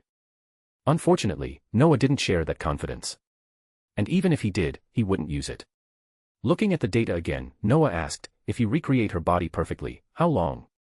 Very fast, Tony replied casually. A few hours. Only because I'm unfamiliar with some equipment. Otherwise, even faster. That fast? Noah was startled. Why? First, it's just a body, Tony explained. Star Wars tech perfected this ages ago. For them, cloning takes minutes. Second, they usually inject loyalty or consciousness. You don't need that. We're just making a vessel. Noah nodded. A vessel. He'd been worried it would take years.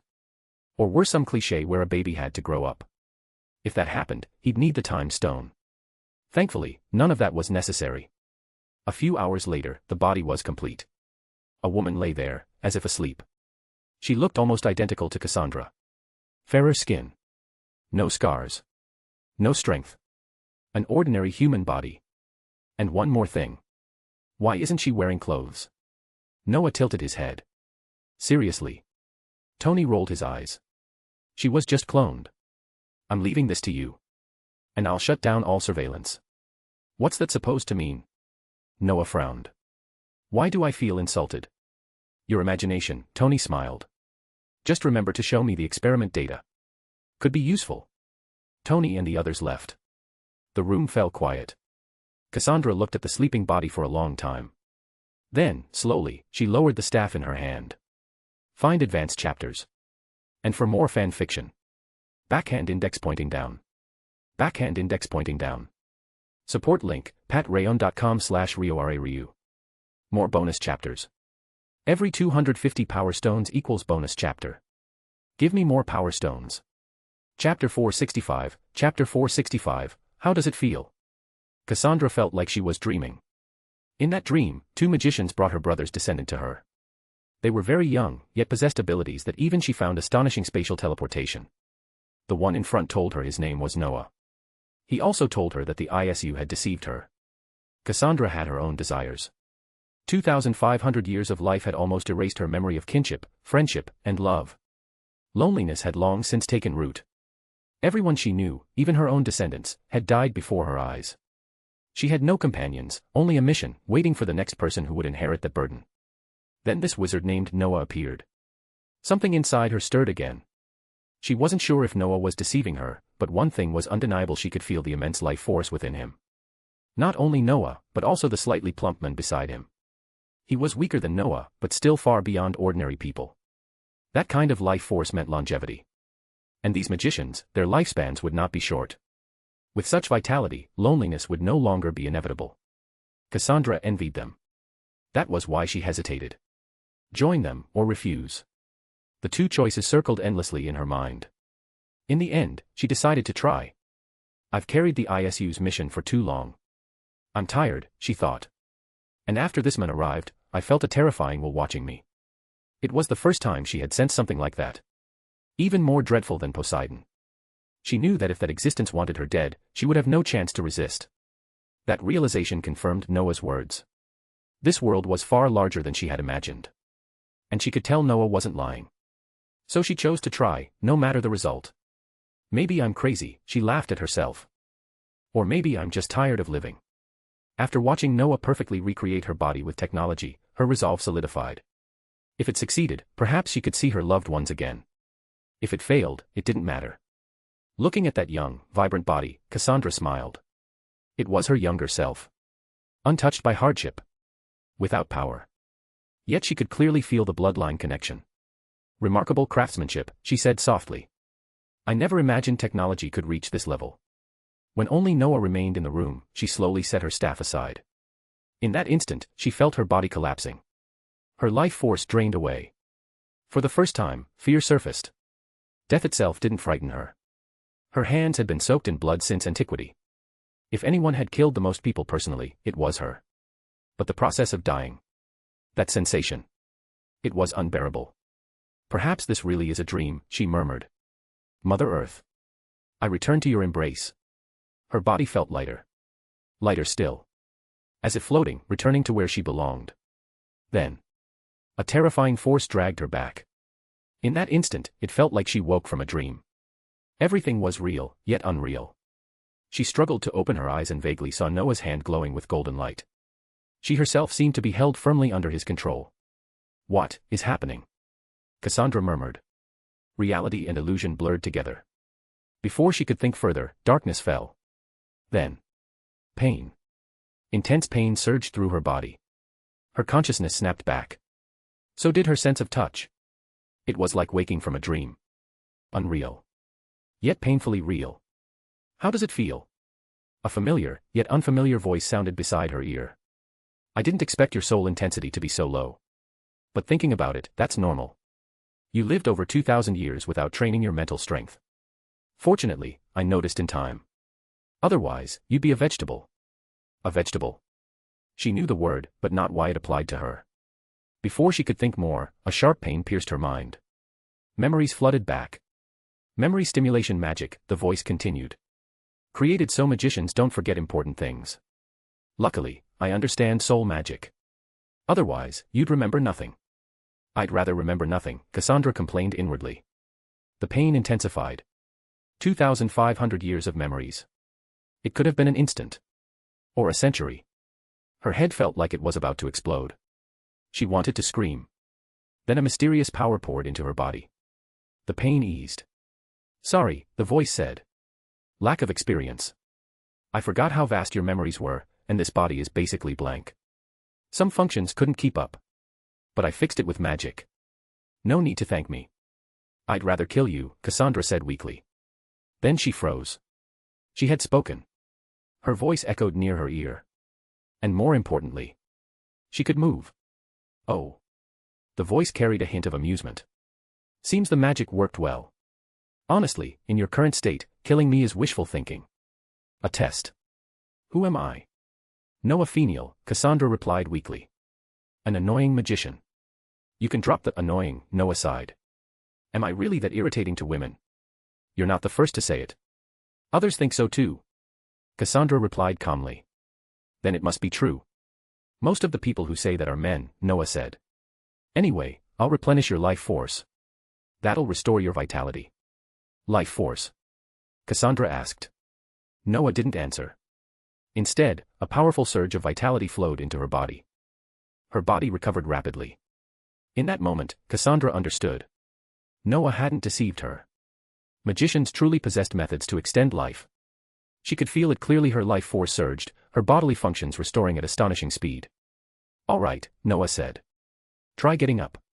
Cassandra frowned and opened her eyes. White light. A room filled with sci-fi aesthetics. Just like before she lost consciousness. She raised her hands. Smooth. Fair. No calluses. A completely new body. Emotion swelled in her chest. She slowly sat up. Then she looked down. Her expression stiffened. She was naked. She remembered this body had no clothes during the experiment. But now. This was her body. Fortunately, Cassandra was experienced.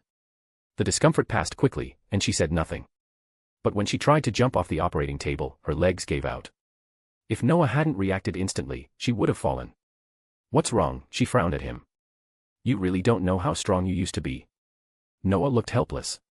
You're basically a newborn now. Give yourself time to adapt. Cassandra nodded. Then she noticed the withered remains nearby. Is that me? Yes, Noah glanced over. It turned to dust too fast. Otherwise, I might have preserved it. I see. She paused, then looked at him with confusion. Can I ask something? Go ahead. Do you often carry women? No. Noah looked puzzled. Why? How does it feel now? Very good. Very soft dash. He froze. Ah, sorry. I didn't mean that. Find advanced chapters. And for more fan fiction. Backhand index pointing down. Backhand index pointing down. Support link, patreon.com/RioRaRyu. More bonus chapters. Every 250 power stones equals bonus chapter. Give me more power stones. Chapter 466, Chapter 466, Achievements of. Christmas was approaching. Without anyone really noticing, 2013 had already come to an end. Noah couldn't help but sigh. Sometimes, time felt absurdly cheap. It disappeared without warning, as if it had no value at all. But when he looked back, he realized he had gained a lot this year. Enough that it occasionally felt unreal. At the start of the year, Noah obtained his new weapon, the Time-Space Star of Noah. Along with it, he confirmed something that genuinely interested him. Through this weapon, he could freely enter parallel universes. That realization fascinated him. To be honest, once he understood this function, Noah suddenly felt much more relaxed. Even if his strength was still insufficient, even if he hadn't fully prepared, there was always a fallback. At worst, he could take his family and leave for another universe. He had already been to the Star Wars world. He knew its general power ceiling. Seeking refuge there would pose no problem at all. With his current strength, Noah could even make a name for himself in that universe. Of course, there was a prerequisite. He needed both the Space Stone and the Time Stone. The Space Stone might be obtainable. The Time Stone, however, was impossible for now. Unless he continued on his current path, the Ancient One would never hand such an important artifact to someone with no connection to her. Aside from discovering parallel universes, Noah's personal strength didn't grow particularly fast this year. But that was normal. He was already a Tier 8 top-level sorcerer. Progress slowing down was expected. Mordo and Wong were still stuck at Tier 7. Advancement for sorcerers was never simple. It wasn't just about knowledge and mental power. Magic accumulation and many other factors mattered. Noah progressed quickly because he was cheating. But even so, he hadn't taken shortcuts. Not because he didn't want to. The system simply didn't offer that option. Its greatest function was providing an immense library and a time-dilated environment. As Noah's strength increased, the time ratio doubled accordingly. Of course, there was also the system's assistance in combat. Domain magic. The requirements for domain magic were absurdly high. Even though Noah had already developed it, his own strength limited him. At Tier 8, he could only activate a crude domain manually. With the system's help, however, he could deploy a much more complete one. The fusion of the 4 elements had reached 50%. Space and time fusion stood at 20%. Overall, total domain fusion was only around 10%. The light element still had no source. Even so, it was far better than the less than 1% domain he had at the beginning. The system had already told him that once domain fusion reached 40 to 50%, confronting a divine transformation would no longer be an issue. That alone put Noah at ease. The path of magic really is long, Noah could only sigh. All he could do now was wait for the system to keep progressing, while continuing his own search for the source of light. That was his current situation. But this year wasn't just about that. The British Ministry of Magic election came to an end. The Dumbledore era officially concluded, though his spirit remained. Hermione Granger, someone from the ordinary world, took Dumbledore's seat. And she did so with an overwhelming victory. From that moment on, the British Ministry of Magic was effectively under Noah's control. High-level positions were filled by his brothers, his friends, or members of the Sorcerer Alliance. At the very least, they were people aligned with him. Noah was the greatest controller of the British magical world. Even if he stayed in the shadows, no one would question that conclusion. After planning and maneuvering for over 20 years, he had finally reached this point. Britain's magical world had become his backyard. If he wanted, he could mobilize its entire armed force. That was no small power. It couldn't compare to Camartage, but it still ranked among the strongest in the world. "I never thought I'd become a behind-the-scenes boss," Noah muttered, stroking his chin. "Even though everyone knows it. I wonder if some unlucky transmigrator will show up and try to overthrow me." He chuckled at the thought. If someone really tried that, they'd probably be halfway to death the moment they opened their mouth. Noah wasn't soft-hearted. Overthrowing him would require offering something of equal value. His contributions to the magical world were undeniable. Especially the simplified meditation method that had spread worldwide. That alone won him countless hearts. The method came from the Star Wars world, but it fit sorcerers perfectly. And Noah placed no restrictions on it. Anyone could use it. The impact was enormous. Sorcerers everywhere were grateful to him. Even those from Camartage who pointed out that it was only a simplified version didn't care. Having something was better than having nothing. Besides meditation, there was another major development. The blood-cursed werewolves. Under Mordo's command, their exorcism ritual was finally completed. The name was self-chosen. For Camartage sorcerers, it was just practice. For the werewolves, it was salvation. They no longer had to fear turning into uncontrollable beasts. After the first phase came the second. Nagini and Mordo explained it clearly in advance. They would take on a new racial name. Druids. They would settle in Britain's magical world. Their transformations would be recorded and studied systematically. They had no objections. They hated the name blood-cursed werewolves anyway. And the promise of learning magic, of gaining the power to protect themselves, was more than enough. Over half a year of data collection followed. The amount of data gathered was staggering. It greatly aided the study of dragonborn magic. In fact, it no longer even needed that name. The transformed forms weren't limited to dragons. Loki guarded the druid settlement almost full-time. After processing hundreds of thousands of data points, he even developed new ideas for Noah's magic. It had to be said. Loki was terrifyingly capable. With help from his parents, he was close to completing this refinement in just over half a year. Having connections really is powerful, Noah said without shame. Someone actually helped with this. I had to do it myself back then. Only Noah knew how much the system had helped him. The system, of course, didn't bother correcting him. Beyond the magical world, the ordinary world progressed smoothly as well. Fury officially received approval. Along with it came a budget so large it was almost ridiculous. Hydra had been exposed, stopped, and S.H.I.E.L.D. effectively collapsed. Combined with the alien threat, Fury's sword became indispensable. Its establishment faced almost no resistance. Fury, flush with funding, immediately placed a massive order with Tony. The cost was painful. But Fury didn't care. Tony's technology came from the Star Wars world. It was worth it. Desmond was busy too. The controller was dead. Noah made the final decision himself after learning something from Cassandra. Those assassin descendants weren't hers. They were her brothers. That revelation caught Noah off guard. History had taken an unexpected turn. But he didn't mind. Compared to being forced into potato farming, this was acceptable. Cassandra didn't care much either. Her brother had plenty of descendants. Desmond was just one of them. Through this, Cassandra joined Noah's side and agreed to help manage the high table.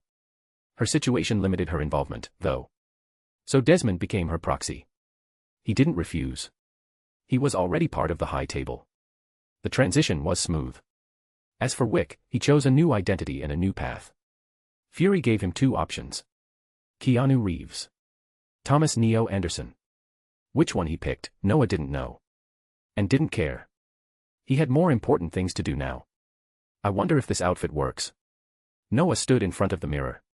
A handsome young man in his early 20s stared back. Light blonde hair. Heterochromatic eyes. He rubbed his chin thoughtfully. Find advanced chapters. And for more fan fiction. Backhand index pointing down. Backhand index pointing down. Support link, patreon.com/RioRaRyu. More bonus chapters. Every 250 power stones equals bonus chapter. Give me more power stones. Chapter 467, Chapter 467, Today, you listen to me. The Christmas holidays weren't exclusive to ordinary people. Even the magical world kept the tradition. Sorcerers didn't believe in Jesus or God, but no one rejected an excuse to rest. As the newly appointed Minister for Magic of Britain, Hermione woke up early. She stood before the mirror, changing outfits again and again. After so many years, she had grown up. Caring about her appearance came naturally now. It wasn't a flaw. It was just something she hadn't paid attention to before. Usually, Hermione dressed casually. Because of work, light makeup and a black sorcerer's robe were enough for most occasions. But today was different. Today, she had a date with Noah. The thought alone made things complicated. It was hard enough for Noah to initiate a date. Hermione had already mentally prepared herself to never experience something like this. And yet, here it was. Even though they were only going to watch a movie. And not even a romance movie. It was Iron Man, supposedly filmed by his apprentice, Tony Stark. But Noah had asked. So she couldn't refuse. That was the problem. She didn't know what to wear. For the first time, she felt her wardrobe was painfully empty. A black evening dress. No, that feels wrong. A black trench coat. Too serious. A down jacket. That completely ruins the mood. She changed clothes back and forth, growing more helpless by the minute. Most of her outfits were too formal. And there was a bigger issue. Almost everything she owned was black. That realization alone depressed her. Do I even look like a woman anymore? Hermione sat down on the bed. The mirror in front of her faded away, dissolving into magic. She stared at the empty space. And Noah didn't even say what he'd be wearing. She sat there for a long time, lost in thought. Only when her phone rang did she snap back to reality. It was an alarm. A reminder. Time was running out. She glanced at the phone. Then at her wardrobe. Silence. Damn it. Why do I only have these clothes? After a long moment, Hermione cursed softly and stood up. Forget it. I'll just wear what I usually wear. I'll put on some makeup. That's enough. She grabbed a white shirt and black trousers, slipped on a black trench coat, stepped into high heels, and immediately took out her sling ring. The theater was in New York. That alone made her feel better. If it were in London, she might run into people she knew too well. Hermione didn't care much, but she didn't want anything awkward to happen tonight. Running into acquaintances was the worst. Where was it again? She thought for a moment. The Stark Arts Center. Tony had invested in and built it himself. Originally, he'd wanted to premiere the movie at Lincoln Center. Unfortunately, that place had been completely destroyed during the Battle of New York. It was still under reconstruction, and there was no chance it would be finished within a year. Tony didn't like small theaters. So he bought one. Renovated it. Renamed it. And turned it into a massive new art center. Once she confirmed the location, everything became simple. Hermione opened a portal and stepped into the British Ministry of Magic's embassy within the American magical world. After a brief greeting with the stationed ambassador, she left and headed straight for the theater. It was a holiday. The streets were crowded. She arrived at the entrance of the Stark Grand Theater along with the flow of people. Looking at the crowd and the elegantly dressed men and women walking the red carpet, Hermione suddenly felt nervous. She didn't know why. Maybe a bit of everything. Especially when she noticed how refined everyone looked, she began to feel uncomfortable. Her own outfit felt too ordinary. It reminded her of the difference between her and Noah. On the surface, they seemed equal. But she knew better. In many aspects, the gap between them was real. Magical ability. Status. Experience. It felt like her clothes compared to the people on the red carpet. The feeling was unpleasant. Hermione stood there blankly, her thoughts spiraling. Even someone like her wasn't immune to overthinking. But she was still the Minister for Magic. Rationality returned quickly. She understood something. For sorcerers like them, none of this mattered. Especially for Noah. If he wanted to, he could easily surround himself with countless female sorcerers. But he never did. And aside from herself, there were women around him, yes, but he never crossed lines. That alone meant something. Just as that thought settled, a voice sounded beside her. "Why are you standing here?" Hermione froze. She turned instantly. Noah was standing behind her. He looked the same as always. Handsome. Energetic. Short hair. A black trench coat, black trousers, leather boots. Very London. Ordinary. And yet, somehow, it wasn't. That simple outfit carried an indescribable presence. Without realizing it, Hermione felt her face warm slightly. If earlier she had worried about whether Noah would show up, now she found herself worrying about something else entirely. The shift made her dizzy. She took a breath and forced a small smile. "I just got here. I didn't have time to contact you yet." "Is that so?" Noah scratched his head, then looked her over carefully. He smiled. "You look beautiful today." "Do I?" Hermione glanced at herself. These were her most ordinary clothes. "Of course," Noah said naturally. "I've always liked your style. Natural. Intellectual. Mature." He stepped forward and took her hand. His smile was bright. If not for the magic desperately keeping his palms dry, it would have been perfect. Hermione didn't notice. She smiled too, squeezed his hand, and walked into the Stark Grand Theater with him. They stood out. Not because of their clothes, but because of their presence. Even dressed plainly, they drew attention. When Tony Stark himself came to greet them, the surrounding crowd immediately understood that these two were anything but ordinary. Led by Tony, they entered the VIP area. There weren't many people there. Most were familiar faces. Pepper. Fury. Coulson. Tony's bodyguards. So many people, Hermione said quietly, looking around. Do they really expect that much from this movie? Or are they just here for the name, Stark? The latter, Noah replied. The crowd seemed to ease his nerves. Tony Stark's name is a legend. Power. Wealth. That alone is enough. So in the ordinary world, Hermione teased softly, isn't he basically you? No, Noah said. He isn't me. And I'm not him. I didn't have his starting point. He doesn't have my abilities. I came from an orphanage. That was true. Tony's circumstances were impossible to replicate. But Noah never felt inferior. What he had achieved now was no less impressive. Everything he had was earned. He glanced at Hermione. She wasn't simple either.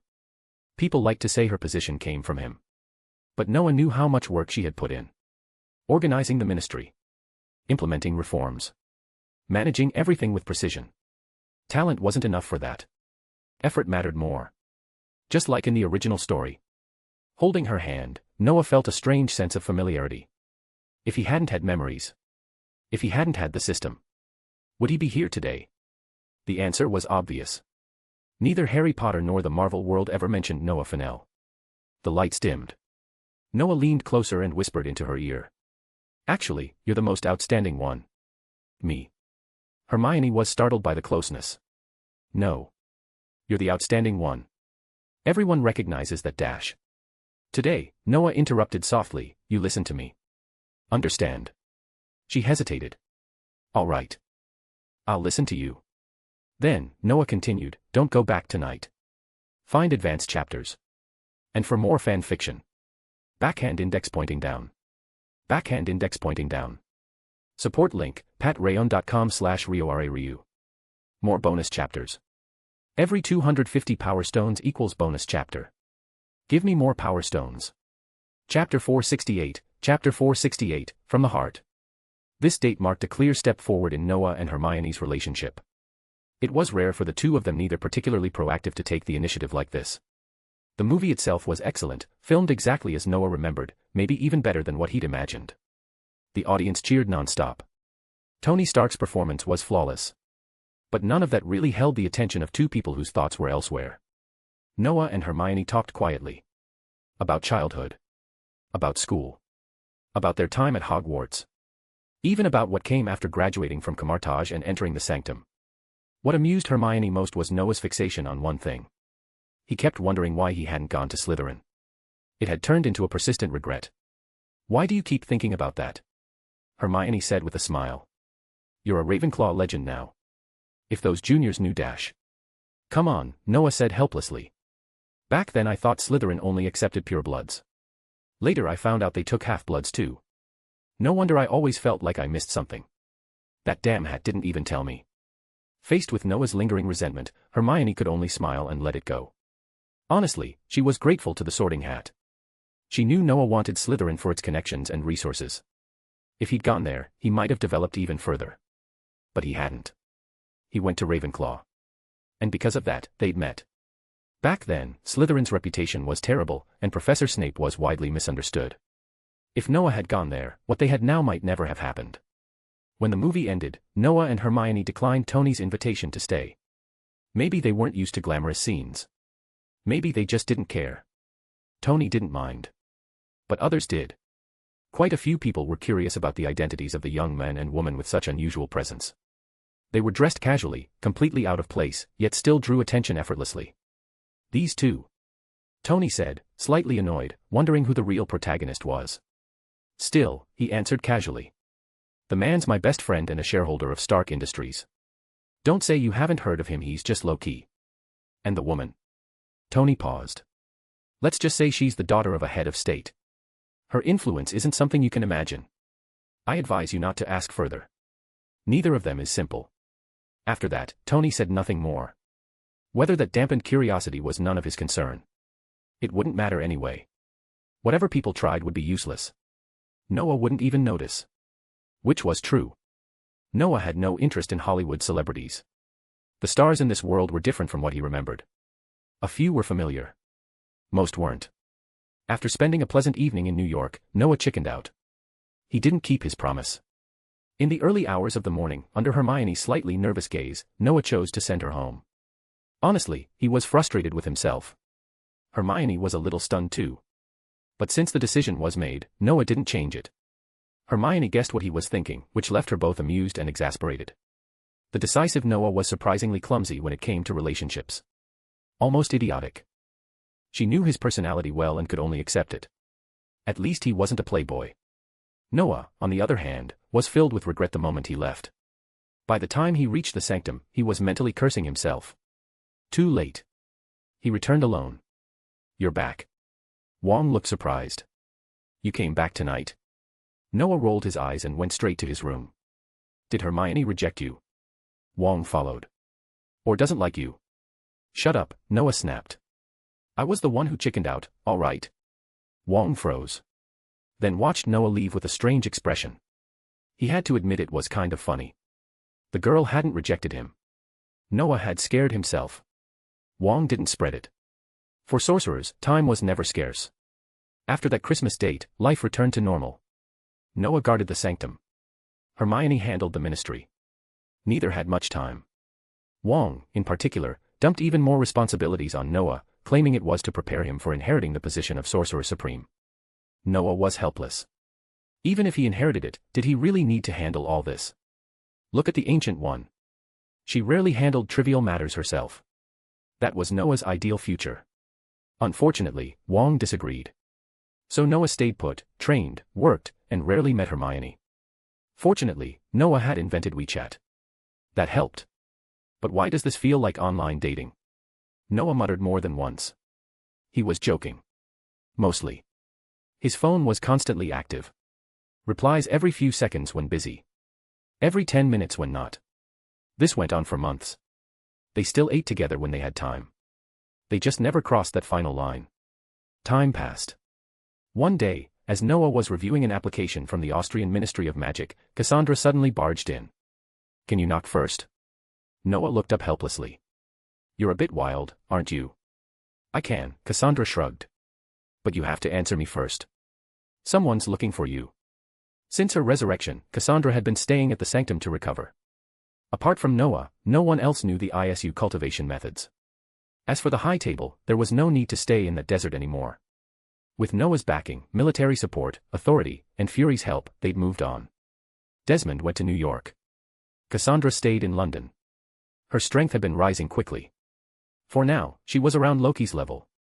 "Who's looking for me?" Noah signed the scroll and stretched. An idiot claiming to be from Asgard, Cassandra tilted her head.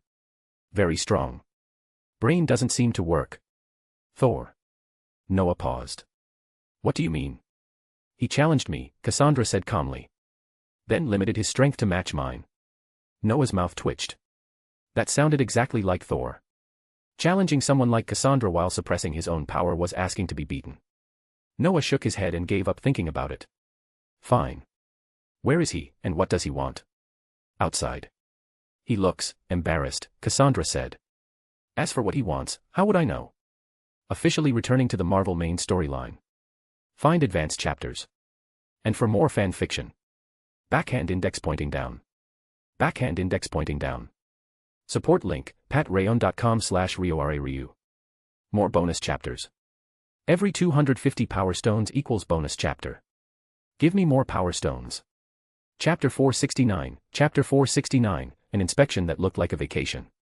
Got beaten up, then went into self-isolation. Self-isolation is a good term. Noah sat beside Thor on the stone steps outside the London sanctum, watching people pass by. "But I want to ask you something first. Where did that crazy woman come from?" The two of them sitting there naturally drew attention. Mostly because they were both good-looking. Thor didn't seem to be in a great mood. That was understandable.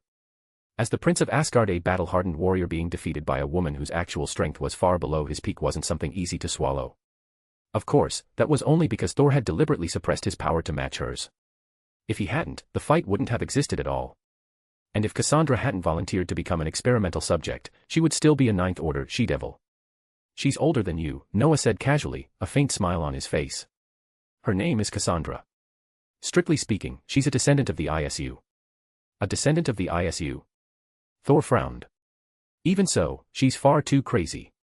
Her combat skills are ridiculous. I've lived over 1,000 years. She's lived over 2,000. Noah shrugged. "She existed before you were born. Her combat experience is beyond what you can imagine. If she weren't tired of living and experimenting on herself, she'd still be Ninth Order." Noah didn't mind being direct. Facts were facts. And sooner or later, they'd all be facing Thanos together anyway. This was just letting Thor know ahead of time. Thor's expression visibly eased. The frustration faded. Losing to a former Ninth Order wasn't embarrassing at all. "I never thought the ISU would leave something behind after disappearing," Thor shook his head. "Detestable." "Very." Noah nodded immediately. He had no goodwill toward the first civilization. They gave nothing to ordinary people and left behind endless hidden dangers. Everything they abandoned felt like preparation for a return. If they left, they should have stayed gone. Noah agreed completely. If they dared to come back, he'd give them a proper welcome. "Enough of that," Noah said, shaking his head. "What do you actually want with me? Can't I visit a friend?" Thor shrugged. "Besides, I wanted to ask if you're interested in going out and having some fun." That surprised Noah. "Why?" he asked. "Don't you have work?" "I do," Thor said proudly. "I'm inspecting the 9 realms." So he was slacking off during work. For some reason, Noah envied him. He wanted to skip responsibilities too. Too bad he usually couldn't. Still, Noah immediately caught something important. This year was when the Power Stone appeared. Odin letting Thor inspect the 9 realms now. That timing was suspiciously perfect. Even if Noah didn't know exactly when Star-Lord would show up, that didn't matter. He could still look. Or visit Morag directly. Morag had once hosted a highly advanced civilization. The Power Stone had always been there. Later, the planet became abandoned. In the movie, Star-Lord used special equipment to glimpse its past. The locals had studied the Power Stone. Whether the planet's destruction was caused by leakage from the stone was anyone's guess. The Infinity Stones were alluring. And terrifying. I'm not interested in inspecting the 9 realms, Noah said after a brief pause. Thor looked disappointed. Then Noah continued. But if it's traveling, that's fine. Traveling? Thor blinked. No problem. How many people are you bringing? That mattered. The galaxy was vast. Some places were fun. Some were dangerous. With fewer people, options widened. With more people, destinations narrowed. It wasn't about danger. With Noah and Thor present, danger barely existed unless someone like Thanos showed up. But survival still mattered. People used to Earth didn't always adapt well to space. Even Noah had needed time on the dwarf planet.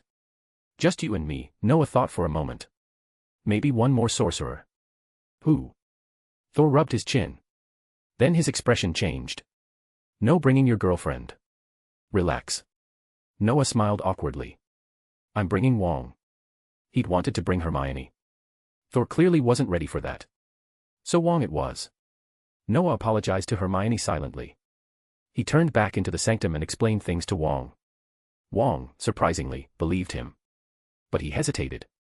If Noah left, the London sanctum would be unmanned. Isn't Dennis here? Noah said. He's not weak. Giving him responsibility is good training.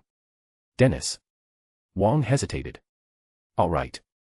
After settling that, Noah pulled Thor aside and discussed destinations. Thor was still considering options. Noah already had an answer. What do you think of Xander? Noah asked casually. Xander. Thor paused. You know that place. It's a good choice. The Nova Corps won't provoke conflict. Peaceful civilization. Perfect. Noah nodded decisively. Thor agreed. Xander had good relations with Asgard. Even if something went wrong, he could smooth it over. Once plans were set, Wong finished preparations. As always, efficient. Reliable. No complaints. Noah understood why Strange kept him around in the original timeline. Anyone would. After sending messages to Dennis and Mrs. Hafen, Noah opened a portal. He'd been to Asgard countless times. With the Space Stone, it was trivial. Thor happily saved effort and followed along. His axe could summon the Bifrost, but there was no need. In Asgard, they boarded a spaceship. Thor had prepared it in advance. Tell me, Noah asked, leaning back. How did you know I'd agree? Easy, Thor replied without turning around. I asked Loki. He said you've been complaining about a lack of freedom. So I knew you'd come. Then why not inspect alone? Noah asked. Why drag me along? Because it's boring, Thor said frankly. And you have a good relationship with your girlfriend. As a wizard, staying together all the time isn't ideal. Going out to see the universe is better. Noah didn't argue. That part made sense. Find advanced chapters. And for more fan fiction. Backhand index pointing down. Backhand index pointing down. Support link, patreon.com/RioRaRyu. More bonus chapters. Every 250 power stones equals bonus chapter. Give me more power stones. Chapter 470, Xander and the Underworld Merchant. Noah was a little stunned by Thor's reason. When did this guy become so petty? He gave Thor a strange look, already certain the man was joking. Then Noah remembered something. Back then, Thor had said that if he ever got the chance, he'd take Noah to see the universe. Noah had forgotten. Thor hadn't. As for why Thor stubbornly refused to let Hermione come along, Noah rubbed his chin. It was probably because Thor didn't want to be provoked. Don't be fooled by the fact that his breakup with Jane Foster had been over a year ago. To an Asgardian, a year was no different from a few days. Seeing Noah and Hermione together would only rub salt in the wound. Noah understood that perfectly and had no intention of provoking him. After all, Noah himself had once been on the receiving end of Thor's affection. He firmly believed in one principle. Flaunt your love, die fast. Wasn't the guy in front of him living proof? Xander was famous across the universe. It was a well-known planet for biological fusion. However, it was clearly in some trouble now. Ronan the Kree zealot who had been driven off by the Ancient One years ago seemed to have set his sights on this place. Ronan was an extremely traditional Kree. He followed their ancestral creed to the letter. Plunder. Slaughter. Take everything by force.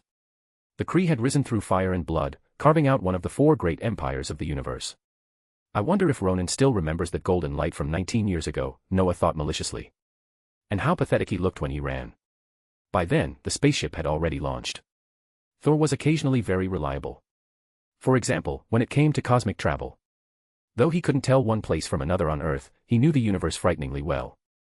Famous planets like Xander were etched into his memory. The ship moved fast.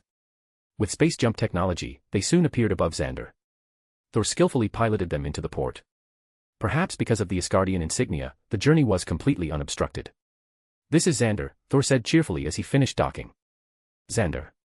Wong frowned. "That's strange. Aren't you patrolling the 9 realms? Is Xander part of them?" "Ah." Thor paused, then answered smoothly, "Xander is a trade hub. We're here to buy supplies." "Is that so?" Wong looked at him suspiciously, then turned to Noah. "Why do I feel dash? Whatever you're feeling, it's fake." Noah shrugged and walked forward without explaining.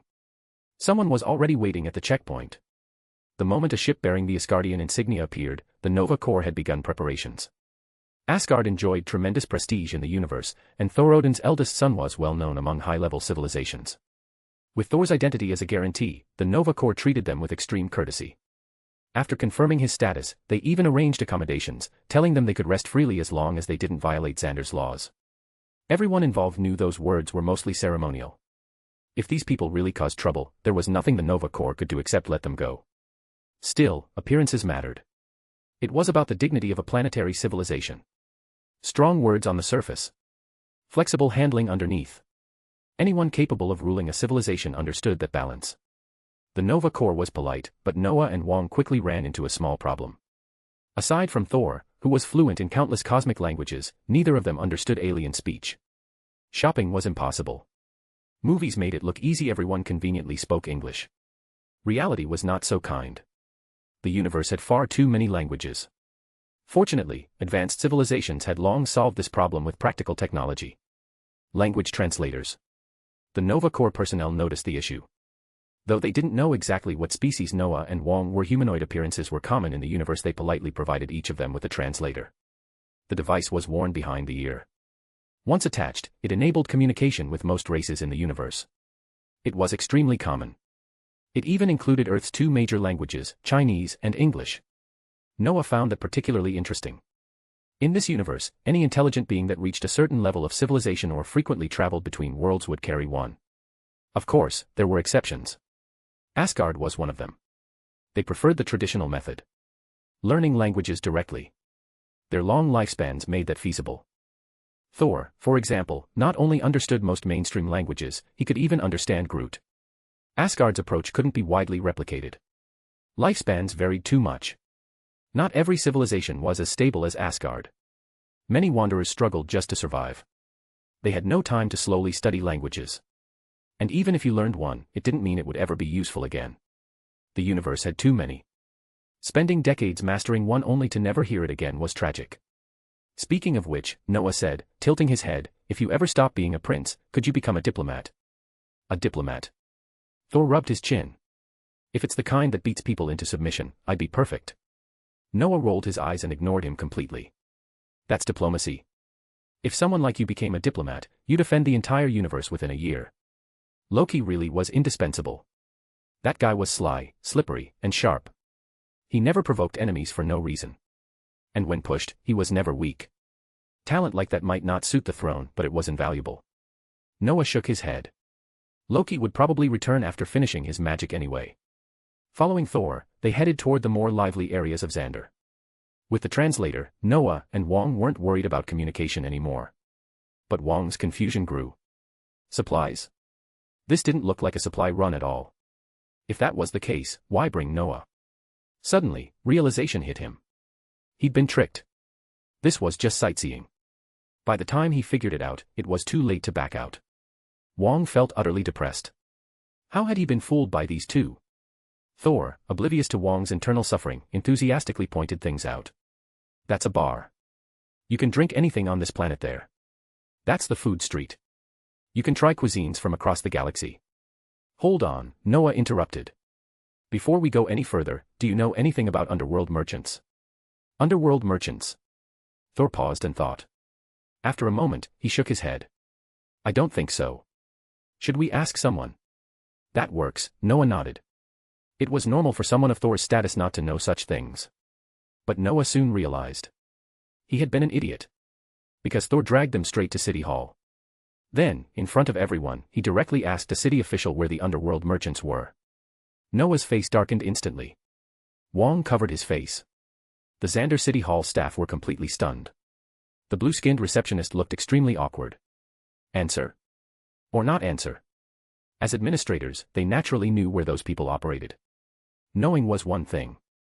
Saying it was another. If this weren't the Prince of Asgard asking, they'd have thrown all three of them into prison on the spot.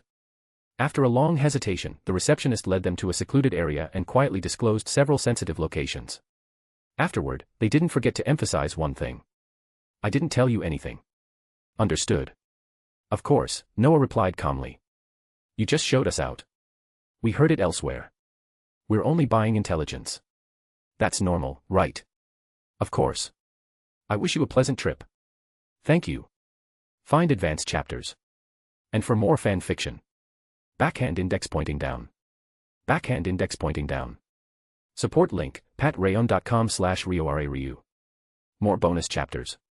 Every 250 power stones equals bonus chapter. Give me more power stones. Chapter 471, Chapter 471, The Orb. Buying intelligence was nothing unusual in the galaxy. The place was simply too vast. Without information, many things couldn't be done at all. That was precisely why the City Hall official quietly relaxed after hearing Noah's request. Intelligence was fine. Buying it from underworld merchants, though. No matter how you looked at it, that didn't sound like something good. Still, it wasn't their place to ask. This was an Asgardian matter, after all.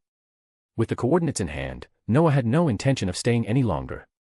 Wong and Thor, however, were clearly curious about what Noah planned to do with underworld merchants. Was he about to stir up trouble again? They couldn't really be blamed for thinking that. Noah had a solid track record. Speaking of which, Thor asked as he walked ahead, what intelligence are you planning to buy?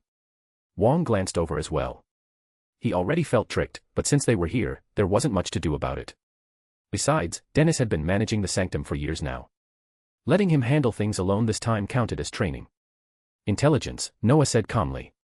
What else would it be? He shrugged. He obviously couldn't say he wanted to ask whether someone had posted a bounty for an orb from Morag. If he did, Thor would notice immediately.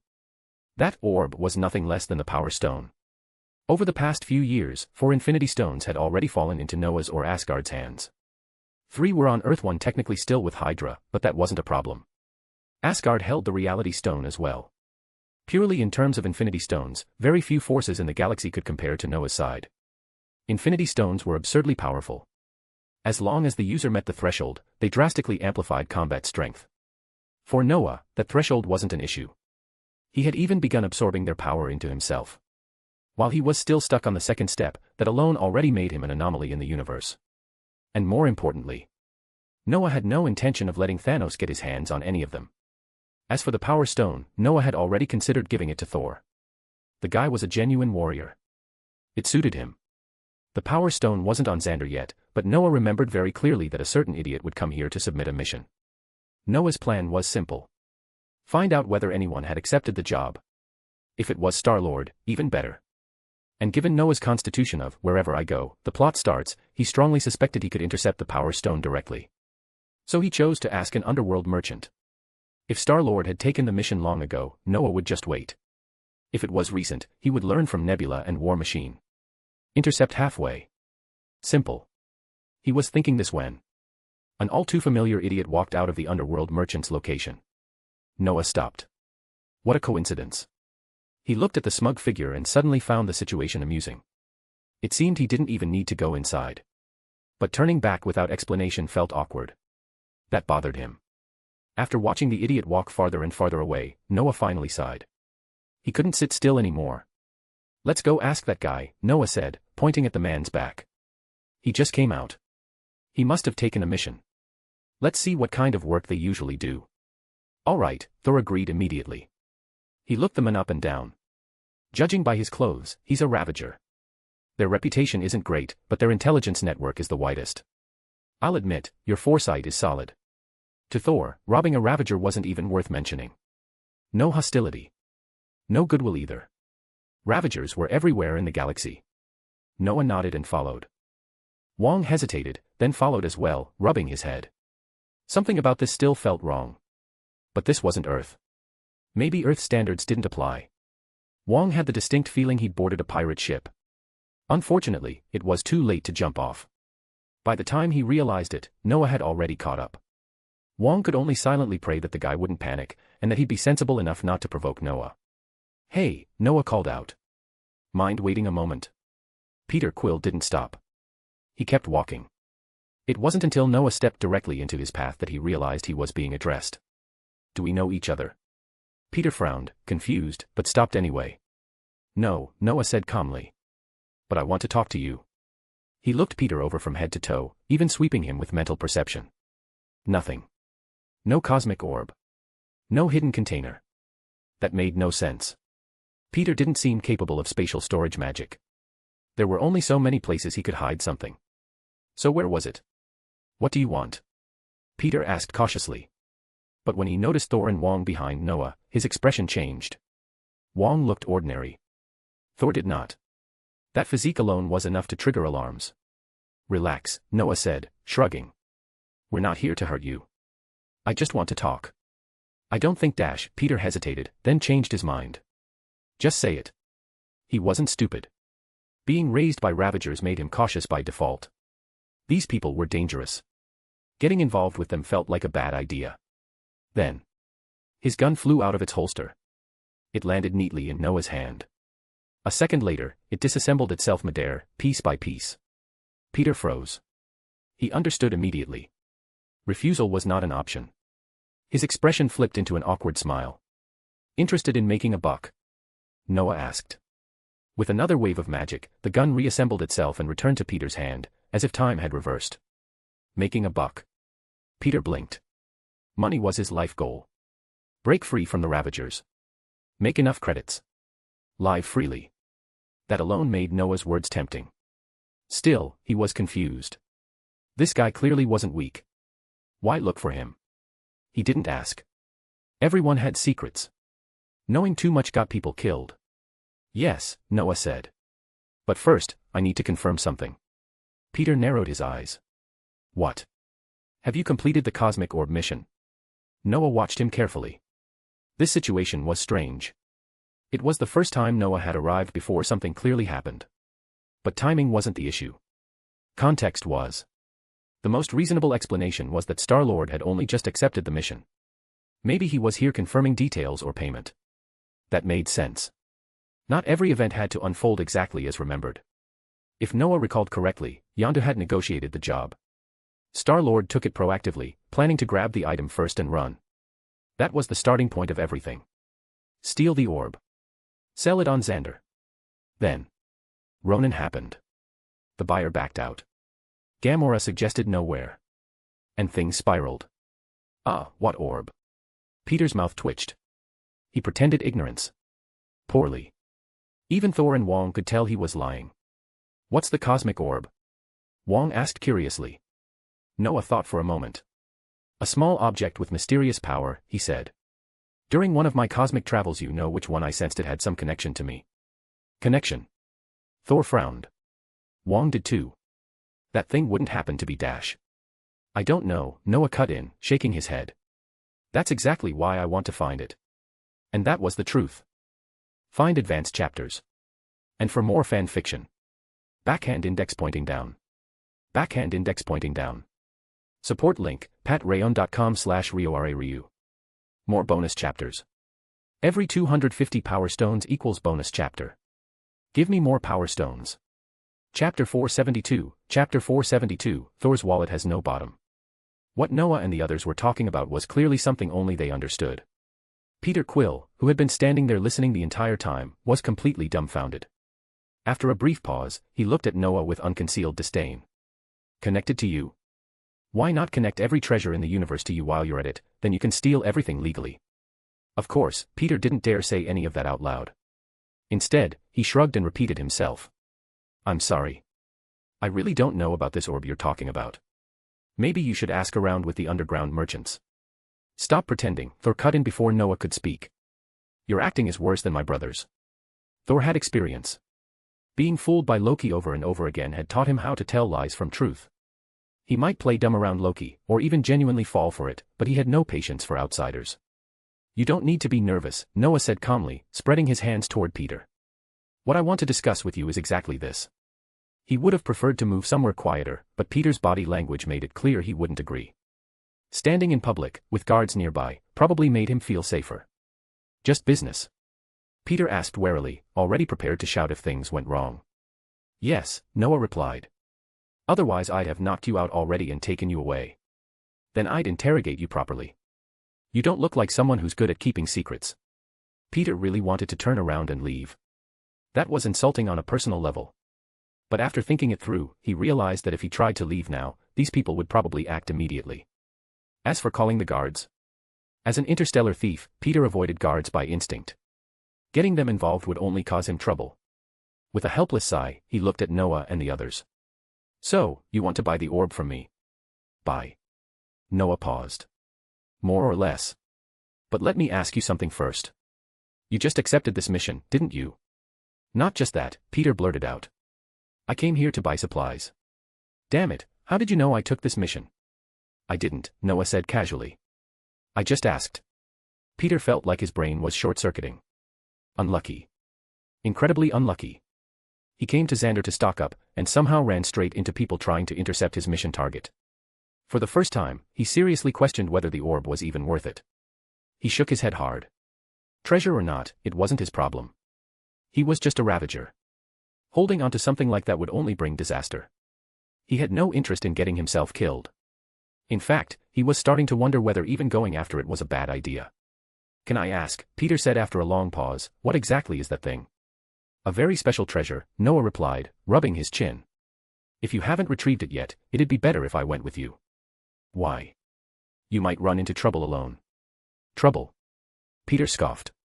Have I ever lacked trouble? Noah tilted his head. It might be life-threatening. Peter swallowed. Then, should I just give you the coordinates and intel? For all his courage in critical moments, Peter was still Peter.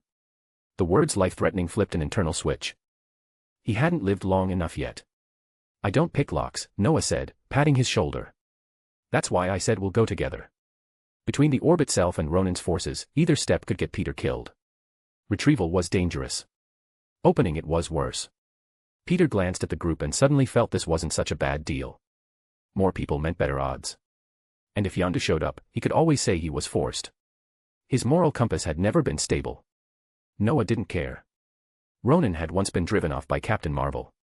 Noah was far stronger now. Ronan wasn't worth worrying about. Still, the thought of Carol crossed his mind. His physique came from her, after all. He wondered how strong she was now. He shook his head and refocused. What do you think? Noah asked. No problem, Peter said immediately. But what's the price? Price? Noah froze. He hadn't planned to pay. Business didn't always mean money. Exchanging it for safety worked too, didn't it? Under his protection, Peter wouldn't get captured. Though that might change a few things down the line. Before Noah could respond, Thor spoke up. Noah, are you sure your feeling is correct? About the orb? Noah blinked, then nodded. It won't be wrong. Unless something unexpected happens. That's enough, Thor said, smiling. He turned to Peter. I am Thor. Thor of Asgard. You've likely heard my name. Peter stiffened. I'll pay, Thor continued. Name your price. Noah hadn't expected that. He suddenly felt a little self-conscious. Tony was rich. Thor was apparently rich too. After all these years, he still couldn't keep up with these people. What truly left him stunned was how easily Thor accepted Peter's price. 4 times less than the collector's offer. Still an absurd amount. The deal for something involving the Power Stone was finalized on a random roadside on Xander. Peter was thrilled. No underground buyers. No future visits. Get the orb, get paid, run. Much safer. Noah was satisfied as well. It wasn't his money. Thor looked completely indifferent. The only person still processing the situation was Wong. Infinity Stones being sold. 10 billion universal credits sounded impressive, but compared to an Infinity Stone, it was nothing. Still, Wong understood. This man didn't want to hold onto a ticking bomb. Recognizing danger over greed wasn't common. When do we leave? Peter asked eagerly after signing. Anytime, Noah said. He glanced at Thor, who clearly wasn't concerned. Also, we'll use your ship. Ours is too conspicuous. Conspicuous? Peter asked. How bad? It has the Asgardian emblem, Noah replied calmly, and this guy's currently patrolling the 9 realms. Find advanced chapters. And for more fan fiction. Backhand index pointing down. Backhand index pointing down. Support link, patreon.com/RioRaRyu. More bonus chapters. Every 250 power stones equals bonus chapter. Give me more power stones. Chapter 473, Chapter 473, Handling Trouble with Infinity Stones. Arrogant people were everywhere in the galaxy, and Peter had seen plenty of them. People who weren't afraid of trouble were never rare. But he had never seen anyone as arrogant as Thor. Or maybe derelict was more accurate. Still, Peter's first instinct was simple. This guy was unbelievably arrogant. Thor was supposed to be inspecting the 9 realms. Yet here he was, dragging friends to Xander. Not only that, he'd casually spent 1 billion cosmic credits to hire him. 1 billion. Thor's father was Odin. Odin was the overlord of the universe. And Thor dared to lie to him, then brazenly fly around in a ship with Asgardian markings. Wasn't that arrogance? Peter was convinced there wasn't a second person in the galaxy that bold. Of course, he only complained in his head. Saying it out loud would definitely cause trouble. So he obediently piloted the ship, deciding to just do his job and keep his mouth shut. He really didn't want any extra problems. But as Peter occasionally glanced at Noah and Wong, something felt off. He couldn't understand it. Why was Thor, Prince of Asgard, so polite to these two? Peter's intelligence fluctuated wildly. When it was high, he could come up with clever plans and solve problems cleanly. When it wasn't, he acted without thinking. His most famous mistake hadn't happened yet. Punching Thanos awake. That single act would turn everything into a 1 in 30 million gamble. Which was why, when ranking superheroes, dumping Peter straight into the waste category wasn't entirely unfair. Of course, none of that had happened yet. Peter didn't know what kind of disasters he'd cause in the future. After hesitating for a while, Peter turned toward Noah, who was sitting there in a daze. By the way, he asked, what planet are you from? Are you also from Asgard? Asgard? Noah snapped out of it and shook his head. Yes and no. More accurately, I'm from Earth. Earth. Peter's hand trembled on the controls. He turned around and stared at Noah and Wong again. Then, uncharacteristically, he fell silent. Noah noticed and guessed what he was thinking. Peter's mother. Noah knew Star-Lord's background. But they weren't close yet. This wasn't the time for personal topics. Right now, they were employer and employee, keeping a comfortable distance. Still, Noah didn't mind chatting. How long have you been a Ravager? He asked. Since Yondu rescued me, Peter replied after a pause. My adoptive father. I've been doing this ever since. He hesitated, then added, and yeah. I'm wanted in a lot of places. Ravagers are basically interstellar bandits, Thor said bluntly. I haven't interacted with them much. They don't dare approach Asgard, but I've heard the rumors. Desperados and villains. You're unlucky, he concluded. Very unlucky, Peter nodded. That's why I've been trying to get out of this line of work. Ravagers had a terrible reputation. At best, they were mercenaries. At worst, criminals and robbers. If you blew up a Ravager ship, odds were there wouldn't be a single innocent on board. Good luck, Wong said. Peter smiled faintly but didn't reply. If not for the fact that 2 of them were from Earth, he probably wouldn't have said this much. At least, these people didn't seem hostile. So, Peter asked after a pause, why are you interested in that cosmic orb? A proper mercenary wouldn't ask that. But Peter wasn't one. He was a Ravager. And even though he was close to retiring, old habits died hard. If the value was high enough and the employer was easy to deal with, betrayal was always an option. Of course, this time, he was just curious. With Thor present, betrayal was suicide. Better to take the money and disappear. Still, there was no rule against asking. That thing has a special connection to me, Noah said after thinking briefly. To put it simply, it's very likely an Infinity Stone. Infinity Stone? Peter blinked. He had no idea what that was. But Thor's expression changed. So did Wong's. Peter even noticed Wong subtly preparing to act. Relax, Noah said calmly. He wouldn't dare say anything. Peter noticed it. Noah noticed it faster. Don't worry, Noah added. He won't mess around. Fine, Wong shrugged. The tension drained from his body, and the magic he'd been holding back dissipated. Peter wiped cold sweat from his forehead. Do these things really have to be that scary? He complained. Gems aren't rare, okay.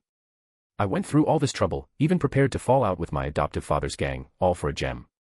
I think I'm the one who lost the most here. Gold and gems weren't special in the universe. Planets were countless. Common minerals were cheap. Only irreplaceable things were valuable. Peter wasn't stupid. He was testing the waters. Whatever an infinity stone was, it clearly wasn't just a gem. You'll understand what an infinity stone is later, Noah said. All you need to know is that countless people covet them. And every one of those people could kill you without you knowing how. Then why do you still want it? Peter asked, frustrated. Because I don't want certain people to get it, Noah replied calmly. Thor understood immediately. He knew who Noah was talking about. Thanos. Thor had suspected it ever since Loki was tricked into stealing the Tesseract. Odin had warned him before as well. Thor didn't know what that madman truly wanted. He only knew that if Thanos gathered the Infinity Stones, Asgard and the Nine Realms would face catastrophe. But there was a contradiction. Noah already held 2 stones. Asgard held 1. Odin had once said that Infinity Stones should never be brought together. So what now? Then a thought hit Thor. You're not planning to find it and throw it into a parallel universe, are you? Cough dash. Noah glared at him. Don't shout like that. And no, I'm not. Throwing it into another universe was an option. But Noah had never planned to. Earth had the Ancient One. Asgard had Odin. Would Thanos really dare to act recklessly? With that kind of backing, fleeing would be humiliating. Besides, Noah already had a plan. Honestly, Noah said, it's better if these stones stay in our hands. Thor and Wong frowned. Don't forget, Thor said, they bring disaster. Then we deal with the disasters, Noah shrugged. There are 6 stones. Time and space are already with me. I can use them. Why can't you? You mean Dash. They understood instantly. But you have a special constitution, Dash. You're Asgardians, Noah interrupted. That's special too. I'm not saying you absorb them like I do. Embed them in weapons. Use them as mediums. If you can't do it, can the dwarves? Silence. Thor froze. He'd thought about it before, but Odin's warnings had always restrained him. Fear of attracting trouble had stopped him. But Noah was holding 2 stones right now. And nothing had happened. And even if trouble came, they'd deal with it. Using Infinity Stones to fight those who coveted them. Using Infinity Stones against Thanos. Wasn't that also a solution? Find advanced chapters. And for more fan fiction. Backhand index pointing down. Backhand index pointing down. Support link, patreon.com/RioRaRyu. More bonus chapters. Every 250 power stones equals bonus chapter. Give me more power stones. Chapter 474, Chapter 474, How the Stones Would Be Shared. Using the power of the Infinity Stones against those who coveted them was not an unimaginable idea. Thor and the others weren't incapable of thinking of it. The problem was that anyone who truly understood the Infinity Stones also understood one thing very clearly. They were a trap. An enormous one. Especially with Thanos openly collecting them. That alone was enough to make most forces hesitate. No one wanted to be the one who stirred the water first. If Thanos' plan to gather all 6 stones had been widely known earlier, many powers in the universe probably wouldn't have been able to sit still. The universe was vast. Thanos was cautious. Every time he acted, he wiped out half the life on a planet, but he always left the other half alive. That detail mattered. Combined with the fact that he avoided direct conflict with powerful civilizations, it explained why he faced so little resistance. Earth was the exception. Once he collected all 6 stones, he achieved his goal without hesitation. He didn't negotiate. He didn't explain. He simply snapped. The entire universe was caught off guard. No one expected him to be that insane. As for him later living in seclusion, Noah believed someone must have found him eventually. Rocket's method hadn't exactly been cutting edge. But what would finding him change? The stones were already destroyed. And more importantly, his actions would inevitably breed new ambitions. As long as people were alive, and the universe was chaotic, ambition would flourish. That environment was a natural hunting ground. Noah suspected that even then, countless people were shouting about revenge against Thanos. While secretly benefiting from what he'd done. They probably screamed about vengeance, Noah muttered, while thanking him deep down. He shook his head. These were just deductions. But now, after Noah's guidance and deliberate actions, Thor's thinking had clearly been nudged in that direction. And Thor seemed interested. All right, Noah said, looking seriously at Thor and Wong. Next, I'm going to talk about something I've been planning for a long time. But before that, you must swear. Swear that what we discuss today will not be revealed at least until the plan is complete. Thor and Wong exchanged a glance. Then they nodded. We swear. They swore by their ancestors and teachers, their expressions solemn. Peter Quill felt his teeth ache. From his perspective, this looked less like a discussion and more like some kind of cult ritual. Swearing on ancestors and teachers at every turn. Terrifying. Peter didn't believe in any of that. In his mind, contracts were the only thing with legal value. But then, strange light appeared around their bodies. Peter immediately shut his mouth. And gained 100 new questions. These people were from Earth. Since when did Earth produce things that ignored science? He'd only been gone for a little over 10 years. What the hell happened back home? Not understanding the situation, Peter chose silence. Good, Noah said after they finished. Now I'll explain my plan. There are 6 Infinity Stones. I already have 2. The remaining ones, however, can be distributed. The Time Stone. Space Stone. Soul Stone. Mind Stone. Power Stone. Reality Stone. In my view, Noah continued calmly, the Power Stone suits you best, Thor. That wasn't even debatable. A warrior wielding the Power Stone would be terrifying. Thor and the Power Stone even shared a trait. Recklessness to the end. If the stone disapproved of its user, it would explode them on the spot. Thor, when facing true enemies, fought the same way. To the death. The Power Stone. Thor rubbed his chin. That does sound fitting. So where is it? How would I know? Noah replied flatly. He couldn't very well say they were about to find it. He'd already acted prophetic enough. Doing it for everything would cross a line. So this is all speculation, Thor said, unconcerned. Which stone do you think we'll encounter this time? No idea, Noah shrugged. Hard to say. Maybe the Power Stone. There aren't many left drifting around, are there? Not many. Wong looked at him oddly. You have 2. Asgard has 1. That leaves the Power, Soul, and Mind Stones. Those are extremely difficult to locate. Noah smiled awkwardly. To be precise too. There's one thing I strongly agree on. Thanos will never let Loki go. Because Loki's scepter contains the Mind Stone. Thor and Wong froze. Not 3. 4. They already controlled 4 Infinity Stones. And this trip. Noah was clearly targeting another one. 5. 5 Infinity Stones. That number felt unreal.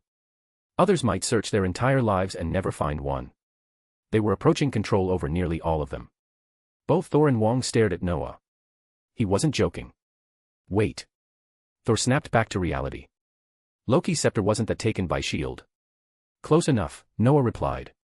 I left a mark on it. As long as nothing unexpected happens, I can retrieve it whenever I want.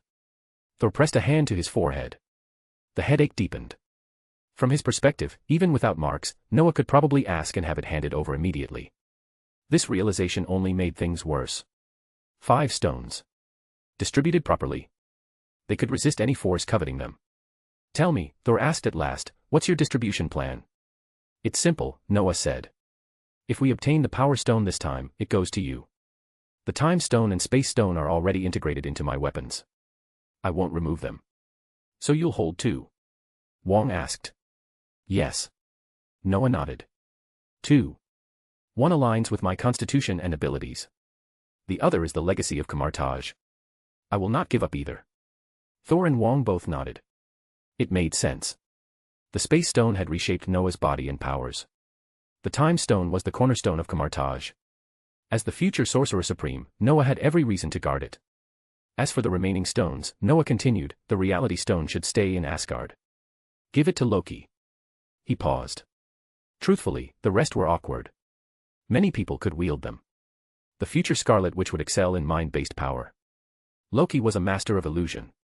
Even Hermione or Strange could potentially handle them. After some thought, Noah made a decision. The Reality Stone stays in Asgard. Let Loki use it. The Mind Stone. We'll decide later. Thor nodded. That's fair. So both my brother and I would have one. Who gets the Mind Stone? That's the problem, Noah admitted. Wong. Hermione. Or someone I foresee in the future. All are viable. Not me, Wong said suddenly, smiling as he waved his hand. Exclude me. Why? Noah frowned. Isn't wielding an infinity stone incredible? It is, Wong replied calmly. But it's also responsibility. That belongs to the Sorcerer Supreme. I know myself. I'm not suitable. So leave it to someone else. I see. Then we've discussed 5 stones, Wong continued. Perhaps one day, we'll gather all 6. Maybe. Wong glanced sideways. By the way. We're done talking. And this guy has been eavesdropping the entire time. Should we do something about him? Find advanced chapters. And for more fan fiction. Backhand index pointing down. Backhand index pointing down. Support link, patreon.com/RioRaRyu. More bonus chapters. Every 250 power stones equals bonus chapter. Give me more power stones. Chapter 475, Chapter 475, smooth sailing isn't bad either. In the end, Noah and the others didn't kill the guy who had been eavesdropping Star-Lord. The kid had been scared half to death. Even though he didn't fully understand what he'd overheard, that didn't stop him from realizing one thing. This was big. The kind of big that concerned the universe. Anything involving Thor, the Prince of Asgard, was never small scale. On top of that, Peter Quill discovered something even more absurd. These 2 guys from Earth were magicians. Magic civilizations weren't rare in the universe. But Earth having one. That was bizarre. And these Earth magicians didn't look easy to deal with at all. Especially the slightly chubby one who looked like he genuinely wanted to kill him to silence him. That realization made Peter feel a deep sense of regret. He never should have risked this job for money. At least they didn't act. Otherwise, he might have become the first Ravager in history to get robbed by a group that wasn't even Ravagers. That title would have been humiliating. Peter didn't care much about reputation. But he cared about being alive. Probably eager to get rid of these lunatics as soon as possible, Peter flew especially fast. Fuel costs. He didn't care. Fuel could be earned back. Life couldn't. Relax. We're not going to kill you, Noah said calmly, glancing at his tense posture. But I'll put some magic on you. Something to control your mouth. Like the kind where I die if I talk. Peter swallowed. More or less. At least you'll stay alive. All right. I hope you're not lying. Faced with Noah and Thor's group, Peter had no leverage at all. All he could do was trust them. In truth, Noah never planned to kill him. Idiotic as he was, this guy had provided Noah with plenty of entertainment before. The ship flew steadily. Thor and Wong wandered around inside, exploring. Even flying fast still took time. Peter's Milano wasn't exactly high-end. Even for a space jump, it had to be relatively close to the destination. Cheap ships were cheap for a reason. Thor looked mildly dissatisfied. This thing is really slow. Hey, that's easy for you to say, Peter shrugged. I'm not a rich prince. And who would sell high-end ships to Ravagers anyway? Make it easier for us to rob people. Compared to Thor's complaints, Noah and Wong were much calmer. For them, this was new. Especially Wong, who seemed unusually interested in Peter. Not in a strange way. In his identity. Leaving everything else aside, Peter's name translated directly to an Earth name. And more importantly, Wong found a cassette tape on the ship. I say, Wong held it up, expression complicated. Where did you even get this? This thing's about my age. I couldn't afford one when I was young. That's mine. Peter immediately snatched it back. My mother gave it to me. Your mother? Wong paused. That explains it. This thing's got history. Of course, Peter smiled proudly. I take good care of it. I even use modern tech to maintain it. Want to hear the sound quality? Using alien technology to maintain an obsolete Earth cassette. Wong didn't know what to say. The sound quality was unexpectedly good. The songs, however, were clearly decades old. Where are you from? Wong asked. Missouri. America. Yeah. At that point, Wong was sure. This guy was from Earth. How did you end up in space? My mom died, Peter said quietly. That night, a light took me. Next thing I knew, I was in space. Yondu adopted me. That's unfortunate, Thor said, genuinely surprised. He hadn't expected this seemingly simple-minded guy Noah casually picked up to be an Earthling. Once that was clear, Wong's hostility faded completely. Earlier, he genuinely considered killing Peter. What Noah and Thor were dealing with wasn't something an unrelated person should hear. But now. A silencing spell was enough. Unless someone stronger than Noah interfered, Peter wouldn't be able to say anything anyway. There was nothing to worry about. After some casual conversation, they reached their destination.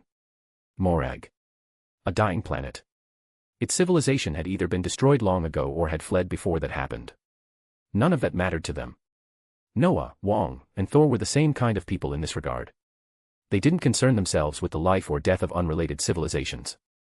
Thor followed Asgard's creed. Protect the 9 realms. Earth was included. And Noah helping Thor also benefited himself. It was mutual. After all, Thanos had destroyed Asgard before coming to Earth. Once they landed, Peter, showing rare responsibility, found protective suits for them. He was surprised when none of the 3 showed interest. No suits. No oxygen tanks. You're not worried about dying here? Peter asked, confused. This planet's environment is terrible. Without protection.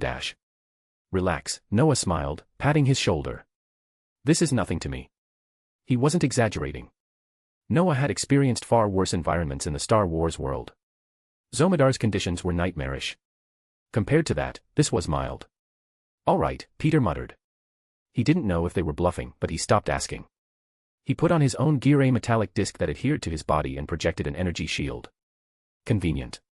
Unrestrictive. After confirming again that the 3 of them needed nothing, he led the way. Unlike his relaxed antics in the original timeline, Peter behaved seriously this time. No dancing. No singing into random creatures. No detours. They moved straight toward the ruins. Peter had the equipment. That was why Noah hired him, despite already knowing where the orb was. As for whether Ronan's men would appear, Noah didn't care. If they didn't, fine. If they did, even better. To be honest, if not for Ronan's connection to Thanos, Noah would have liked to deal with him personally. Back when he'd fought the Kree alongside Carol on Earth, Noah had stayed in the background. Partly by choice. Partly because he wasn't strong enough. Now, that wasn't the case. He was an 8th order peak magician. If Ronan hadn't improved, then this time Ronan would be the background character. Unfortunately, Ronan seemed slower than expected. So far, Peter had already retrieved the orb. No one showed up. This is going unusually smoothly, Noah said, watching Peter secure it. What's wrong? Wong frowned. Isn't smooth good? You want trouble? No, Noah replied calmly. Calm and steady is best. I just don't like unpredictable variables. So you're just picky, Wong said flatly. You like it. You just won't admit it. Find advanced chapters. And for more fan fiction. Backhand index pointing down. Backhand index pointing down. Support link, patreon.com/RioRaRyu. More bonus chapters. Every 250 power stones equals bonus chapter. Give me more power stones. Chapter 476, Chapter 476, The Power Stone. Noah didn't bother pretending anymore. He was in an exceptionally good mood. He'd expected this trip to go smoothly. But even so, the sheer lack of trouble still caught him off guard. Thinking back, every time he obtained an Infinity Stone, it had been a mess. The Space Stone took him 17 or 18 years to acquire legally. The Time Stone had been easier by comparison, but only after years of effort and the Ancient One's approval. The Mind Stone was relatively simple, yet still involved a battle that sank all of Manhattan Island. Compared to all that, the Power Stone was absurdly easy. Thor invited him out. He happened to run into Peter Quill. And by sheer coincidence, Quill hadn't even started the mission yet. At this point, all the easy Infinity Stones in the universe were basically in Noah's hands. The Soul Stone was powerful, and its effects were practical, but it required a sacrifice. That was a line Noah wasn't willing to cross. Honestly, Peter said after staring at the orb for a long time, this thing doesn't seem as dangerous as you said. He'd already been fiddling with it. At first, Peter had been scared. But after watching Noah casually play with it for so long, completely unconcerned, curiosity got the better of him. He picked it up, turned it around, and found that it felt harmless.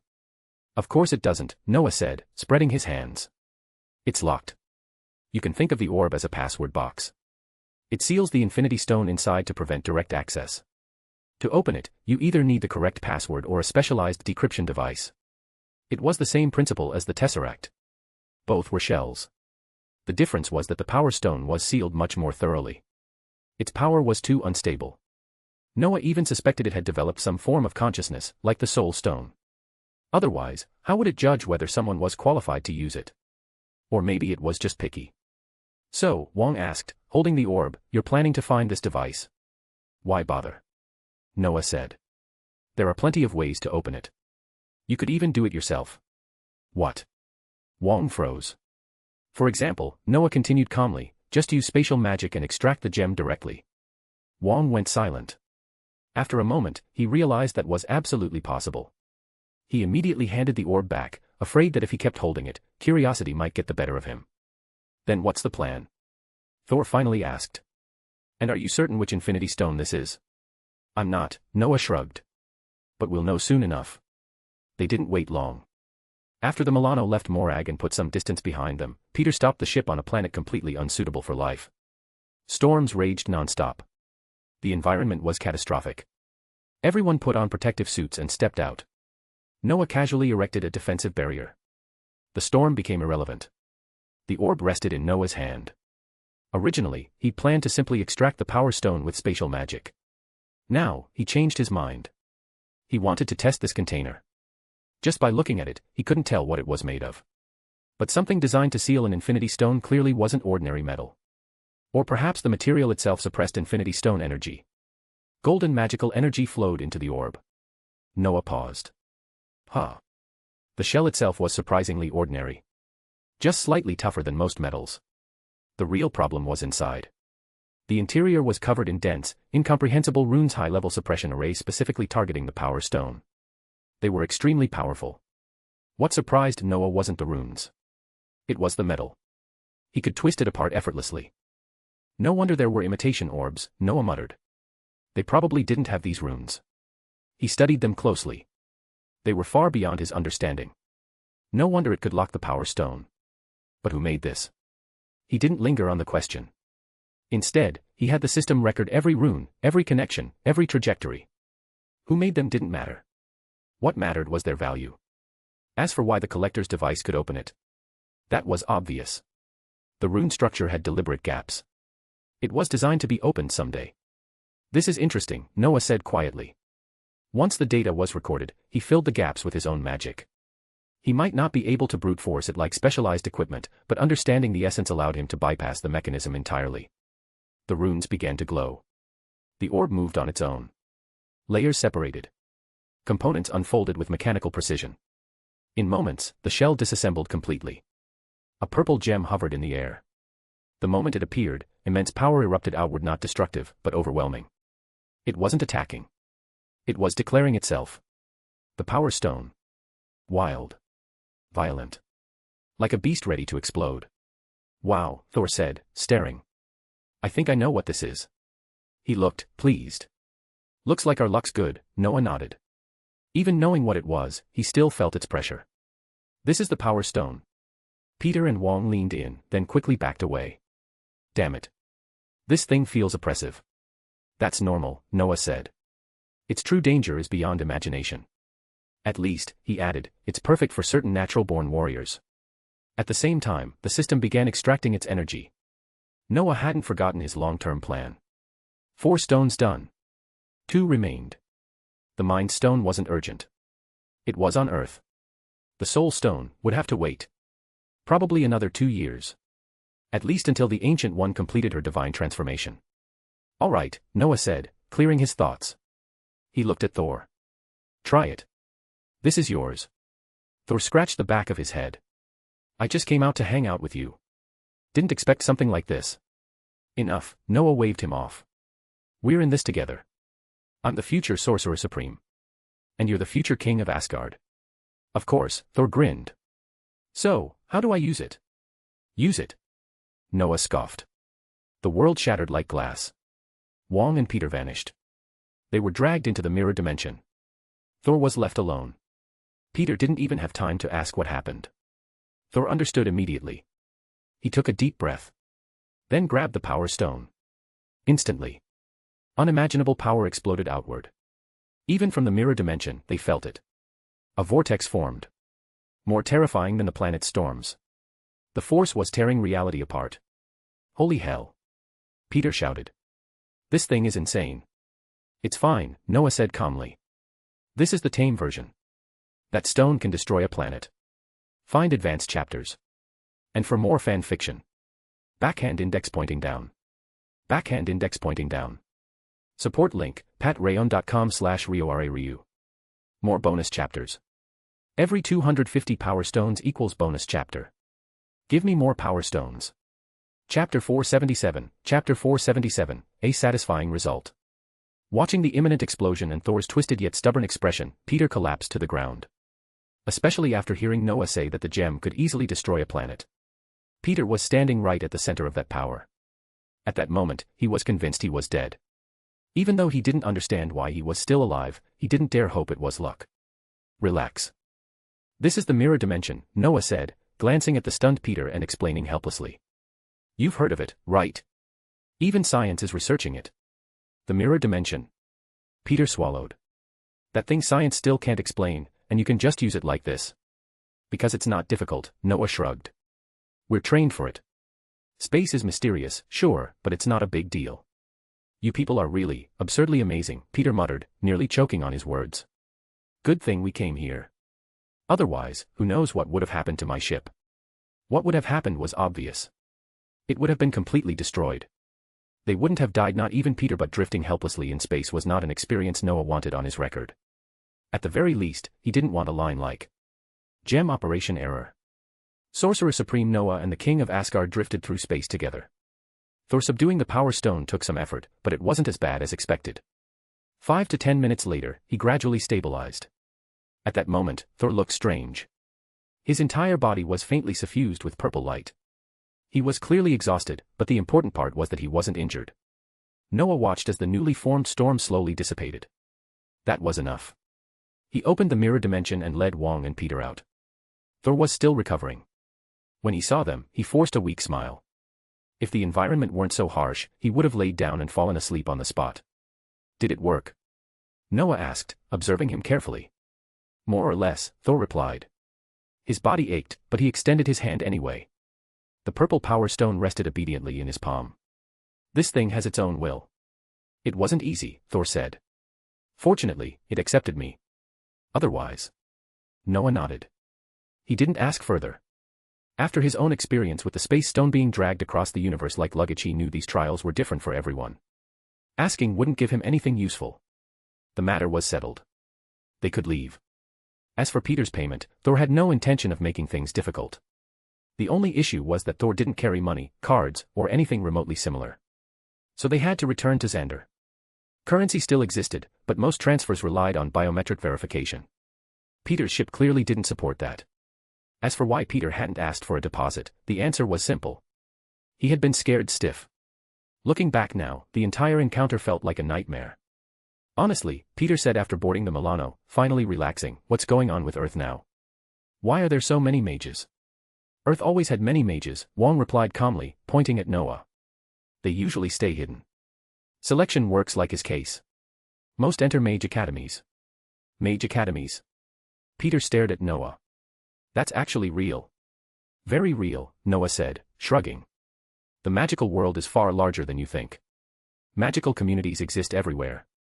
They're managed by ministries of magic, names differ by region, but the standards are similar. Since they had time, Noah didn't mind explaining. At the same time, he wondered if his interference would change Peter's future. Would he still get beaten up by Rocket and Gamora? Without the Guardians, Peter probably wouldn't survive long. As for his biological father, Noah knew that man was dangerous. Not someone he wanted to provoke right now. They chatted casually as they returned to Xander. Peter remained wide-eyed the entire way, especially after learning Noah's status in Earth's magical world. Coincidentally, Yondu called Peter the moment they arrived. Noah shook his head. He had no interest in watching another father-son drama. After Thor transferred the agreed amount, they boarded their ship without delay and set course for Asgard. Seriously, Noah said, looking at Thor, who still seemed a bit listless, how do you feel now? He had to ask. Odin loved his son. Noah didn't want misunderstandings, especially considering Odin's relationship with his own teacher. Feel. Thor rubbed his head and sighed. Like it beat me senseless over and over, then suddenly decided I was acceptable. Noah studied him and nodded. Sounds like the Power Stone suits warriors. Obviously, Thor grinned. In that space, I couldn't even use the Thor force. I fought it with will and raw strength. Damn it, it hurt.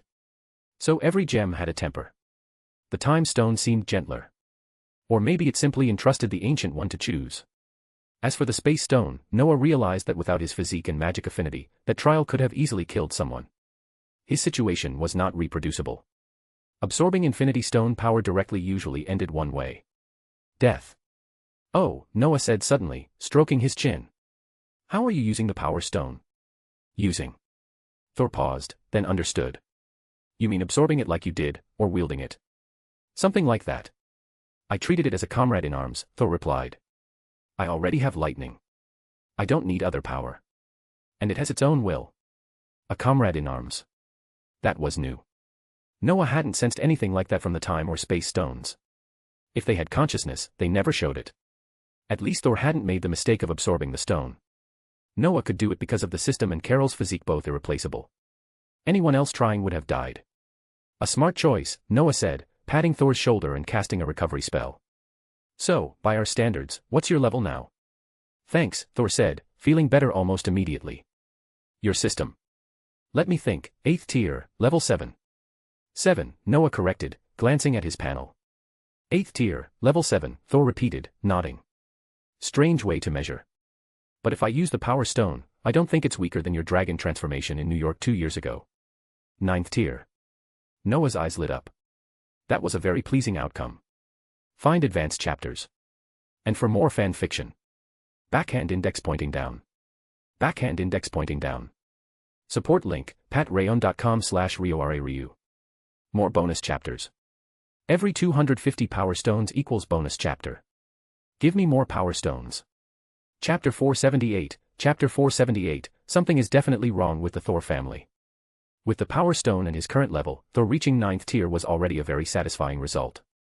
Even if he was still an entire tier below Thanos in this world, that wasn't a problem. Thor was a cheat. Noah was a cheat too. Two cheats together didn't need to joke around with anyone. There were still roughly 3 years before Thanos would officially descend on Earth, according to the original timeline. Noah wasn't sure whether he could reach that stage by then, at least 10th tier, but one thing was certain. Even if he couldn't, the Ancient One could. And so could those standing with her. Having a trump card was something Noah had always believed in. With the Ancient One as insurance, Noah didn't need to worry too much. As for Odin, the old monster who had long since completed his transformation, Noah wasn't sure whether he would remain. If Odin stayed, great. If he left, it didn't matter. The Ancient One alone was enough to hold the line. Of course, Noah didn't relax just because these two existed. Relying on others was never as good as relying on yourself. That was why he kept pushing forward without stopping. After leaving Peter behind on Xander, Thor piloted the ship and brought Noah and Wong back to Asgard. Once they arrived, meeting Odin was unavoidable. They had to explain the Power Stone. And while they were at it, the Reality Stone too. Honestly, Noah had no idea how this would end. From what he knew of Odin, the Allfather had always been wary of Infinity Stones. Noah didn't know why. But regardless, this conversation had to happen. Odin's palace was as magnificent as ever, far more imposing than anything shown in the movies. The old man sat alone, reading quietly, dressed in a simple white robe. Leisurely. If Noah didn't know who he was, he would have believed this was just Asgard's gatekeeper. Odin noticed Noah's arrival, but his attention quickly shifted to Thor. Injured? Odin asked, studying him. Did you run into an expert? He glanced between Thor and Noah. Did you two fight? You kids never know when to hold back. Good thing Thor's tough. Next time, remember to call me. Noah and Wong twitched at the same time. Was this really his biological father? Why did it feel like Thor had been picked up after Odin lost a card game and had no choice but to raise him? Next time, remember to call me. Call him for what? To watch Noah beat Thor up. Could it be that all those theories about clothing, hair color, and helmets were actually true? Noah complained internally but didn't dare say it out loud. Thor looked perfectly normal, which meant this was probably their standard way of communicating. It wasn't me, Your Majesty, Noah said respectfully, bowing. It was the Power Stone. The Power Stone. Odin's hand paused. He looked sharply at Thor.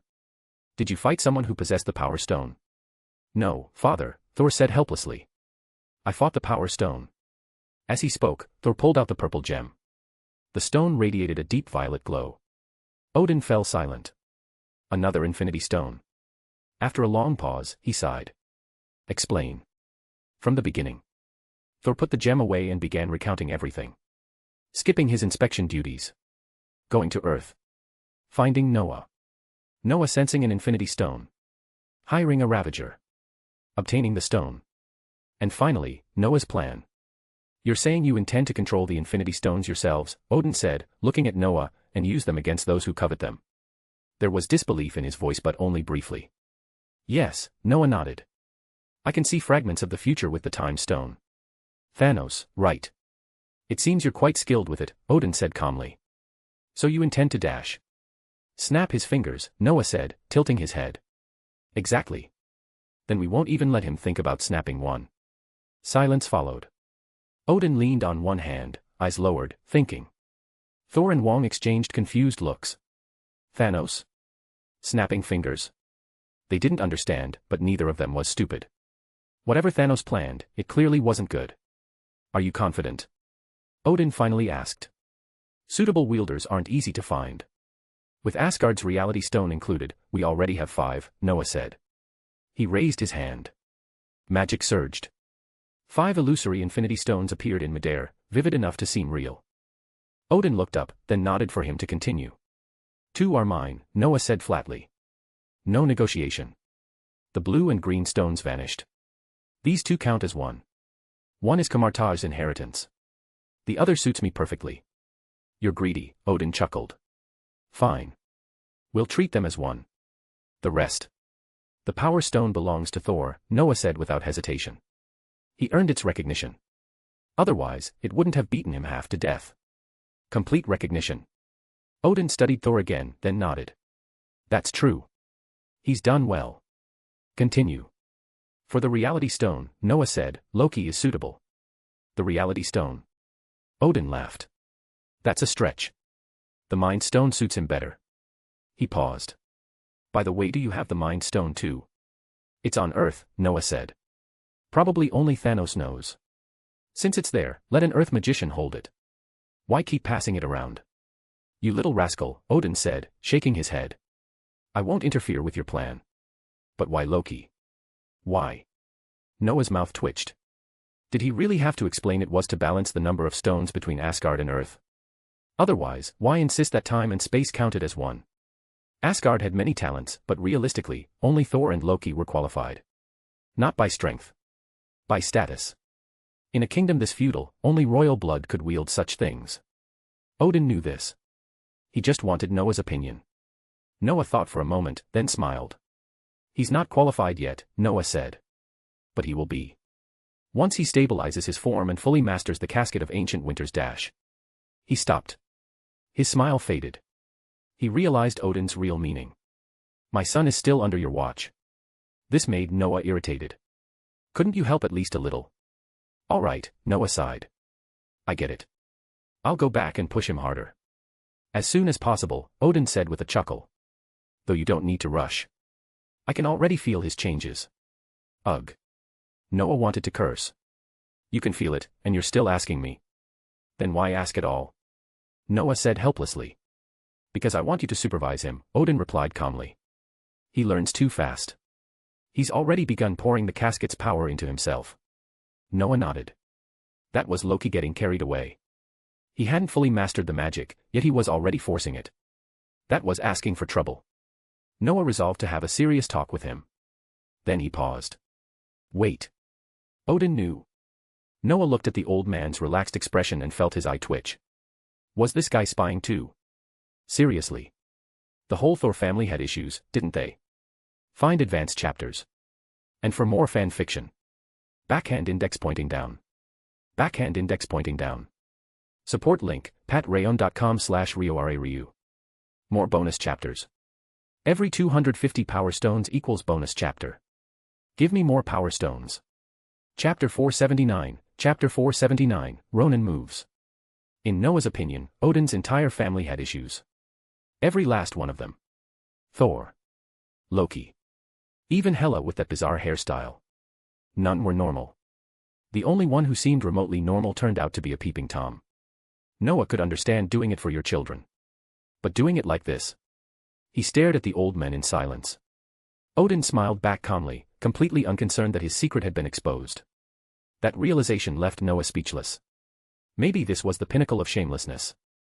Of course, being shameless for your kids was understandable. But did that mean Odin also knew about Noah beating Loki half to death in the past? That thought made Noah uneasy. Was this old man hinting at something on purpose? Fortunately, Odin didn't continue the topic. He quickly arranged accommodations for Noah and Wong, the familiar room beside the library. A place Noah had stayed many times. Wong wanted to return to Earth. He was immediately stopped. By Odin. By Noah. By Thor. Thor even spoke bluntly. Since you're already out, why not stay a little longer? You've helped me a lot. I need time to recover. Wouldn't it be better if we left together after that? Wong didn't quite understand what leave together meant. But in the end, he compromised. Noah clearly had no intention of leaving either. So Wong stayed. Wong wasn't idle. Asgard's library was vast, and Noah was happy to share his experiences and techniques. Wong used the opportunity to cultivate and study, which eased most of his complaints. Noah, on the other hand, couldn't sit still. After settling Wong, he focused on his own matters. Honestly, he felt a little sour. That bastard Thor with the Power Stone could unleash strength beyond Tier 9. And Noah. He controlled 2 Infinity Stones. Yet the improvement felt muted. He understood that Infinity Stones interfered with each other. But this much. Sitting alone in his room, Noah narrowed his eyes and entered the system space. System, he said flatly. Why are my Infinity Stones so ineffective? The system was busy integrating his domain. From Noah's perception, progress was already very high. His domain now clearly carried both space and time. Don't you already know the answer? The system replied mechanically. The power of Infinity Stones naturally weakens when influenced by other stones. Unless you possess all 6, this result is inevitable. So gems can only counter gems, Noah muttered. Correct, the system replied without mercy. Embedding 2 stones together is, from a combat perspective, a foolish choice. Although it benefits domain fusion, the direct effect is mediocre. Noah sighed. The frustration was real. Embedding them together caused interference. But separating them wasn't an option. That setup was the only way he could reasonably claim he had only taken one.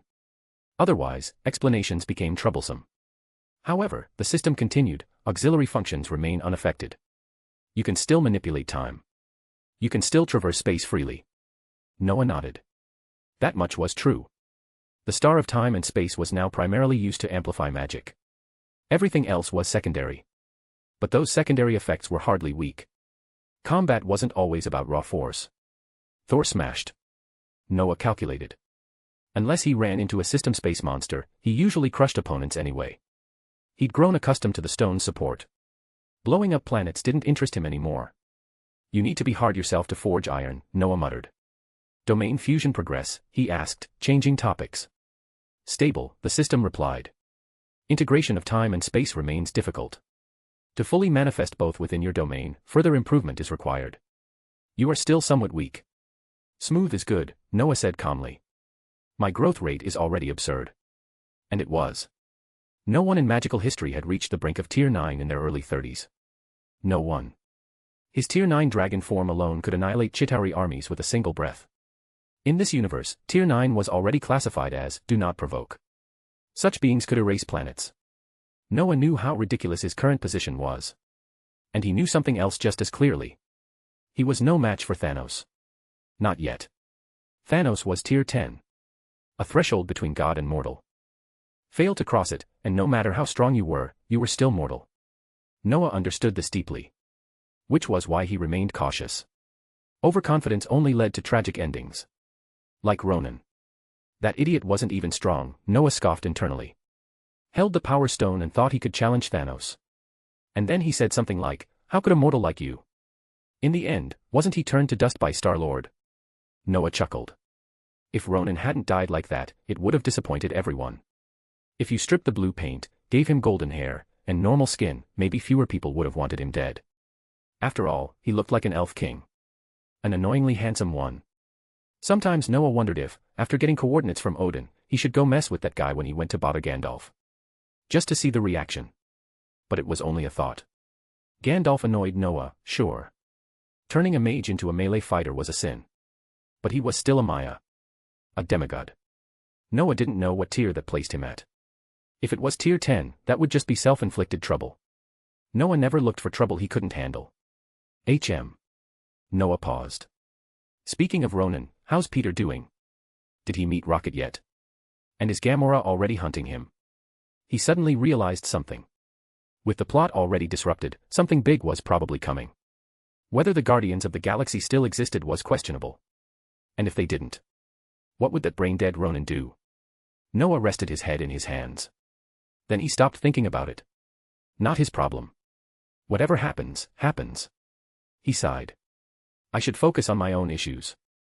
Damn it, light. Where was he supposed to find the power of light? He couldn't comprehend it at all. What frustrated him even more was that he wanted to capture angels, but his strength wasn't enough yet. By the time it was, he might not even need integration anymore. The contradiction was maddening. After some thought, Noah dropped it. If all else failed, he'd look to parallel universes. Dangerous. Uncertain. But maybe they held what he needed. Time passed. A few days later, after Thor fully recovered, bad news arrived. Ronan, the messenger reported, voice heavy, is leading his fleet toward Earth. Find advanced chapters. And for more fan fiction. Backhand index pointing down. Backhand index pointing down. Support link, patreon.com/RioRaRyu. More bonus chapters. Every 250 power stones equals bonus chapter. Give me more power stones. Chapter 480, Seeking Aid. Ronan heading for Earth. That piece of news completely baffled Noah. Was this guy insane? Had he forgotten what happened the last time he set foot on Earth more than 10 years ago? Or had he somehow found new confidence? Noah couldn't make sense of it. Unless Ronan had reached some kind of agreement with Thanos and planned to act under his protection. If that was the case, then Ronan was truly finished. Thanos was never soft-hearted. Especially not toward someone who had openly killed one of his subordinates right in front of him. It was hard to say whether Thanos hadn't already planned to deal with Ronan back then. More importantly, Thanos himself definitely wouldn't come to Earth at this moment. The Ancient One was still alive. Odin was still alive. Coming now would be suicide. Ronan was more likely a pawn. Either to probe the Ancient One and Odin's tolerance, or to test the defensive strength of Earth and Asgard. No matter how you looked at it, Ronan wasn't coming back alive. What an unlucky bastard, Noah thought as he walked toward Odin's palace. If you're going to side with someone, why Thanos? And with that arrogant, we're just cooperating, attitude on top of it. That's not courage. That's asking to die. When Noah led Wong into the Grand Hall, what he saw left him stunned. Peter Quill. A naked hulk of a man. A green-skinned woman. A raccoon. And a small treeling sitting in a pot. What was this lineup? And wasn't Groot supposed to be nearly 2 meters tall? How had he turned into a tiny sapling? Noah also noticed something else. Every single one of them looked battered. I say, Noah asked Peter, frowning. What happened to you? You look like you barely escaped with your lives. That's pretty accurate, Peter replied with an awkward smile. I didn't expect to run into you in Asgard. That's strange. Noah tilted his head. Me being in Asgard is hard to understand. More importantly, why are you all in this state? What happened after we split up? Well, it's a long story. Peter's expression grew even more awkward as he began recounting everything. After separating from Noah, he planned to leave Xander. Unfortunately, luck wasn't on his side. Rocket and Groot still set their sights on him. Worse yet, because Yondu had mentioned the orb job, Ronan's men went to Morag and found nothing. Naturally, they concluded Peter was the one who'd completed the mission. Gamora came after him as well. What left Noah speechless was that, just like before, Peter got thrown into prison. And what left him even more speechless? Peter fell for Gamora at first sight again. He directly told her where the gem was. That single sentence put Gamora completely at ease. The Power Stone was in Asgard. And Asgard was a place even Thanos wouldn't casually provoke. From that perspective, the gem was extremely safe. Naturally, none of them wanted to rot in prison. After befriending Drax the Destroyer, they staged a breakout. Their luck was good. Amid the chaos, they escaped. Then Ronan personally caught up to them. Drax, who had a blood feud with Ronan, charged without hesitation. The result was obvious. If Yondu and his crew hadn't arrived in time, the so-called Guardians of the Galaxy would have died before officially forming. Yondu wanted the orb. But when he heard it was now in Asgard's hands, his crew exploded in anger. In the end, Yondu forced Peter to lead the way to Asgard, hoping to reclaim it. So you came, Noah said, tilting his head at Peter. Then where's Ronan? Didn't you say he went to Earth? No. Peter scratched his head, expression painfully awkward. Listen, buddy. I didn't want to lie. But if I didn't say that, you probably wouldn't have seen us, right? Whether I'd see you or not aside, Noah sighed, ignoring Peter's darkening expression, you should know that lying like this could have left your corpse floating in space. So one last question. Where did Ronan go? He didn't come this way, Peter said helplessly. He went to Xander. He's planning to destroy it. So Ronan wasn't completely brain dead. Still stupid but not stupid enough to forget how he'd been scared senseless and chased off like a dog. It seemed he didn't believe Peter's words at all. Either out of fear of provoking Earth, to satisfy Thanos, or simply to fulfill his own obsession with destroying Xander, Ronan chose the direct route. A surprise attack. If that happened, Xander was finished. Then why are you here? Thor finally spoke up. You're not actually planning to ask us for the Infinity Stone, are you? Peter glanced around. No one spoke. Even Rocket, usually the loudest, stayed silent. He might be reckless, but he wasn't stupid. Stealing batteries from the Sovereign was one thing. Causing trouble in Asgard was another. If he died here, he wouldn't even die cleanly. With all his modifications, he'd probably end up as a research specimen. Left with no choice, Peter spoke. Of course not. The Infinity Stone is far safer here than anywhere else. That's good, Noah nodded. Although for some reason, I feel like you're lying. But it doesn't matter. Is Yondu giving you trouble? Do you want me to deal with him for you? Noah said it casually, with no real intention of acting. He knew Yondu genuinely cared about Peter. Peter Quill was a professional, dad-destroyer, but Noah didn't want to erase the only person truly sincere to him. Besides, Noah remembered what came later. Peter and Yondu together killed Ego. A Celestial. Hard to believe, but it happened. If Noah had to judge, Ego was at least tier 10. Maybe higher. And yet he died that way. Truly unlucky. As for Ego's talk about being connected to light, Noah chose not to think about it. A planetary life form relying on solar radiation wasn't exactly the same as light element power. Whether he'd even be a match was uncertain. As for Yondu, keeping him alive wasn't a bad thing. With Yondu watching him, Peter probably wouldn't have time to cause more disasters. Better he stay a harmless idiot than become a world-ending threat again. This. Peter hesitated, clearly tempted, then shook his head. Forget it. Let's talk about something else. Like what? Noah asked. Ronan is attacking Xander, Peter said quickly. Aren't you going to do something? If he succeeds, Xander will be destroyed. You know how the Kree are. I know, Noah replied calmly. But why are you asking me? Shouldn't you be asking Thor? He glanced at Peter oddly. Only then did Noah realize. Peter had come to Asgard for help. But since Noah was the one talking to him, he could only speak to Noah. Noah rubbed his chin. Maybe he really was too domineering lately. But he didn't care.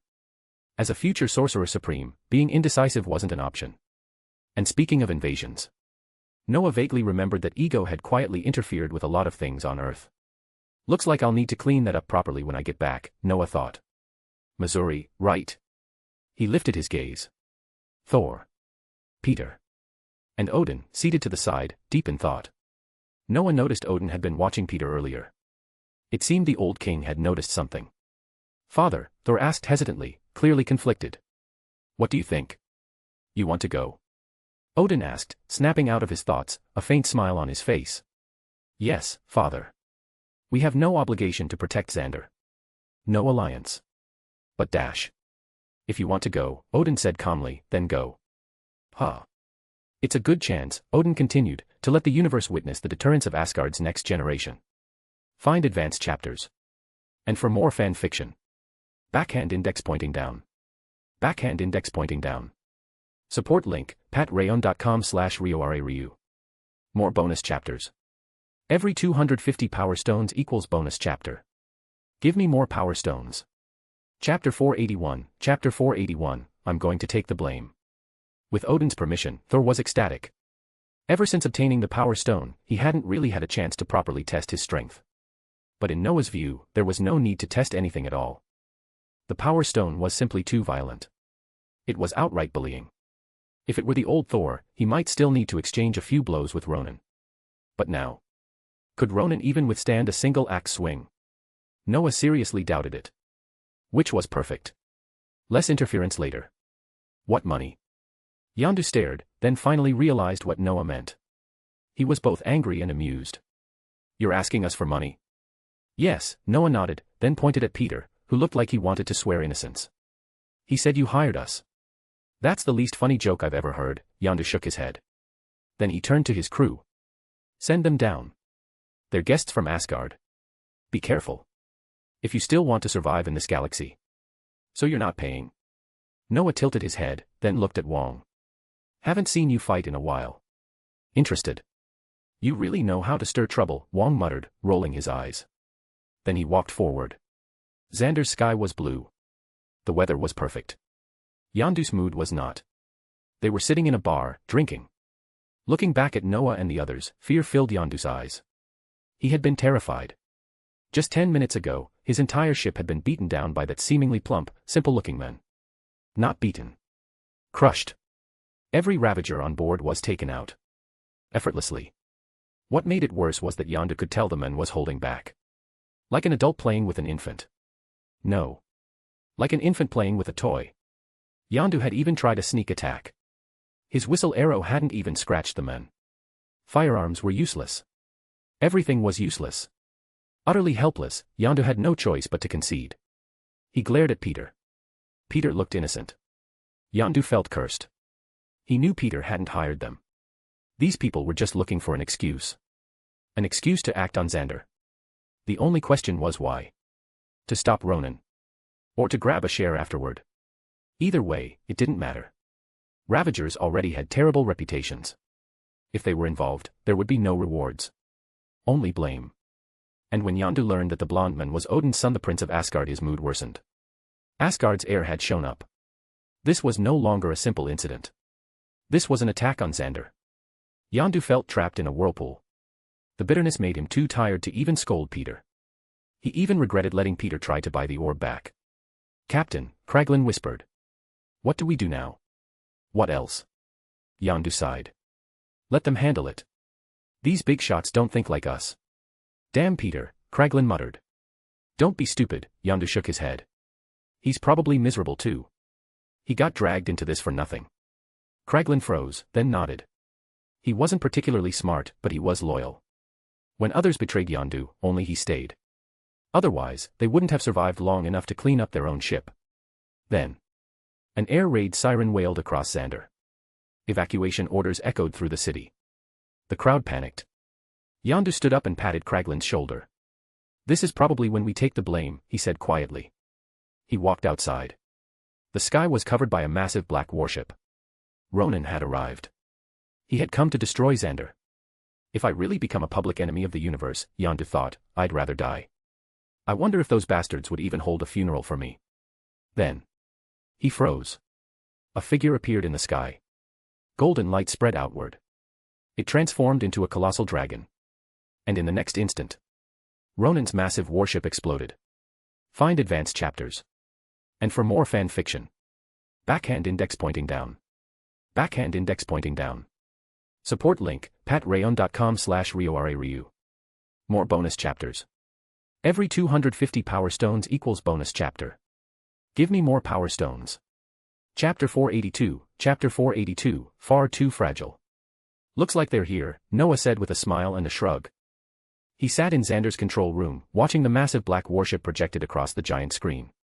He vaguely remembered its name, Dark Star, Black Star, something suitably ominous. The exact wording didn't matter.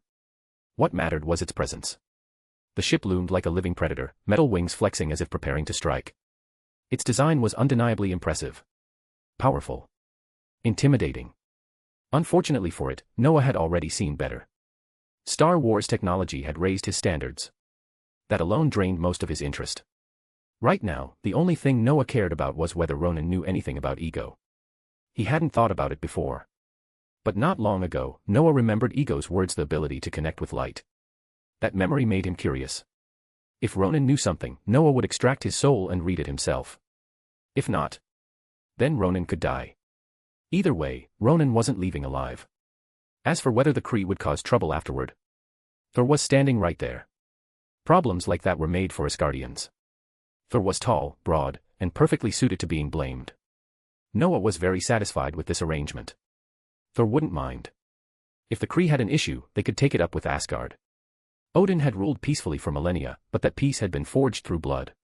Mountains of it. Seas of it. The old king's hands were stained deeply enough to drown half the galaxy. Your Excellencies, Thor and Fenner, the Nova Corps commanding officer said, stepping forward. I'll order my pilots to sortie immediately. She was already doing it. Noah noticed the movement before she finished speaking. The pilots had begun deploying long before she came over. He shook his head slightly. It was obvious she didn't trust them. That was fair. 3 people claiming to be hired reinforcements didn't inspire confidence. From her perspective, Noah and his group were at best intelligence couriers. Xander was facing the Kree's most dangerous fanatic. Desperation didn't mean abandoning reason. If Asgard had sent an army, that would have been different. If Odin himself had appeared, there would have been no question. But a prince? Thor was strong. Everyone knew that. And the Nova Corps had records. Asgard's peaceful reputation was recent. Long ago, it had been a peace enforced by overwhelming force. Thor understood it. So did Noah. Wong didn't care in the slightest. As the commanding officer turned away, Noah spoke. Have your troops retreat, he said calmly. Otherwise, I won't be responsible for accidents. She stopped and turned back. What do you mean, Your Excellency? A friendly warning, Noah replied. I'm from Earth. Earth. She frowned. She knew Earth. Primitive technology. Dangerous magic. A world that produced legends. Mages who wandered the stars.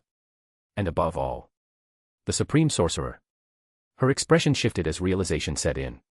He came to Earth causing trouble once, Noah continued. A faint golden glow began to rise from his body. My teacher dealt with him. My teacher is the supreme sorcerer. The room went silent. What? One was the Prince of Asgard. The other was the disciple of the supreme sorcerer. The commanding officer felt dizzy. Ronan's luck had to be catastrophic to draw the attention of both. But he ran fast last time, Noah said. A ring of light opened in front of him, revealing the open sky beyond. This time, I don't want him running. So. The officer swallowed. So pull your people back. Noah stepped forward. Otherwise, you'll be collecting bodies. The light vanished. So did Noah. The control room stayed silent. No one moved. They couldn't understand where that confidence came from. That warship was capable of annihilating Xander. Then. Damn it. Thor suddenly cursed and bolted for the exit. The room froze again. They all turned toward Wong, who hadn't moved at all. What's wrong with them? The commanding officer asked carefully. Probably, Wong said mildly, watching the screen. Thor just realized Noah stole his kill. Stole his kill. They didn't understand. But they would. Facing the colossal warship, Noah felt nothing.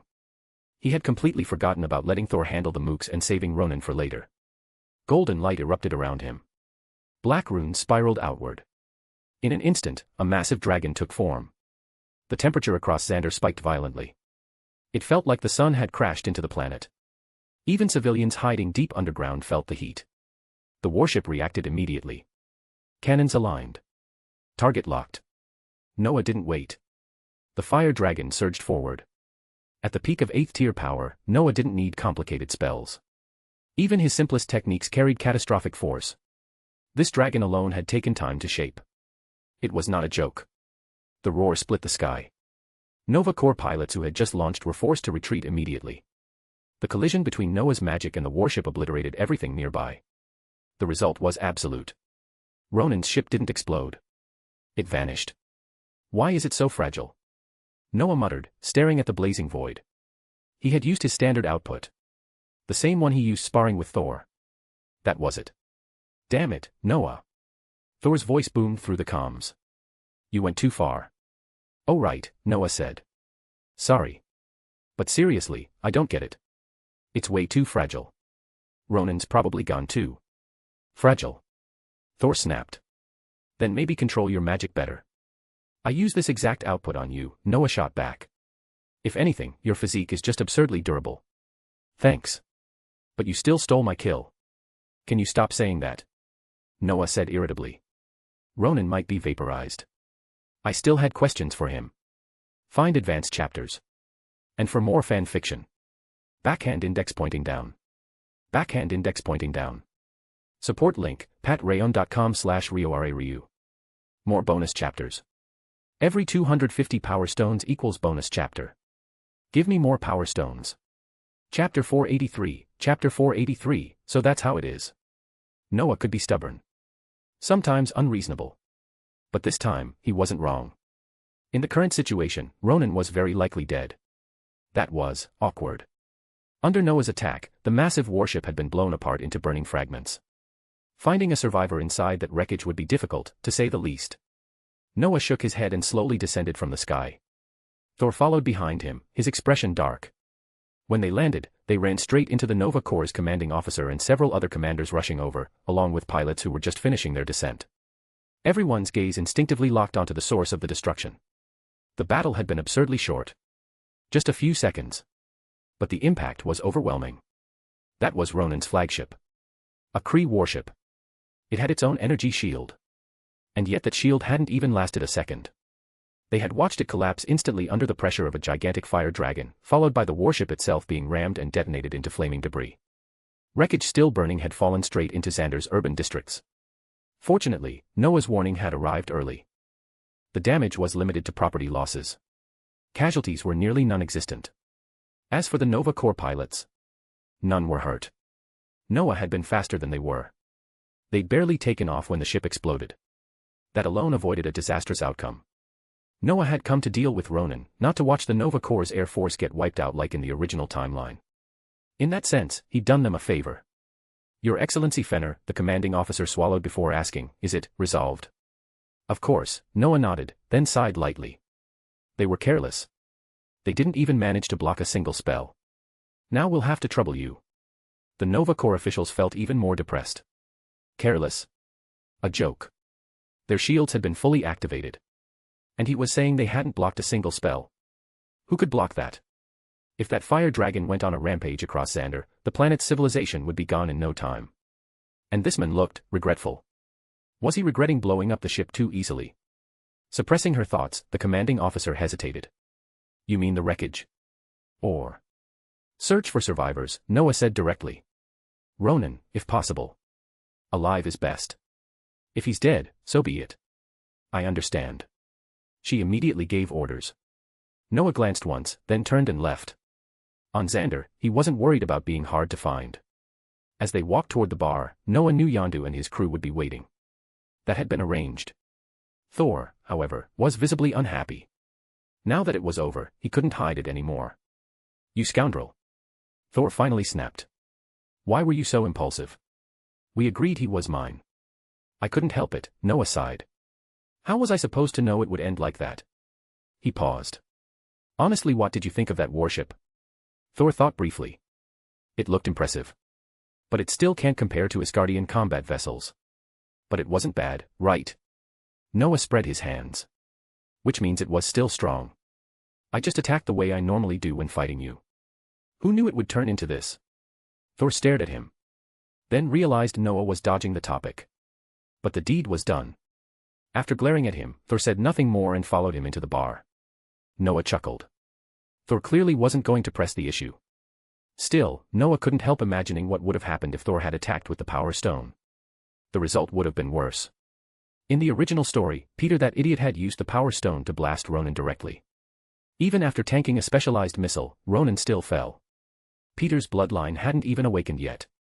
Thanos himself had once used the Power Stone to punch Carol away like a meteor. That was the level of power involved. Thor was 9th tier now.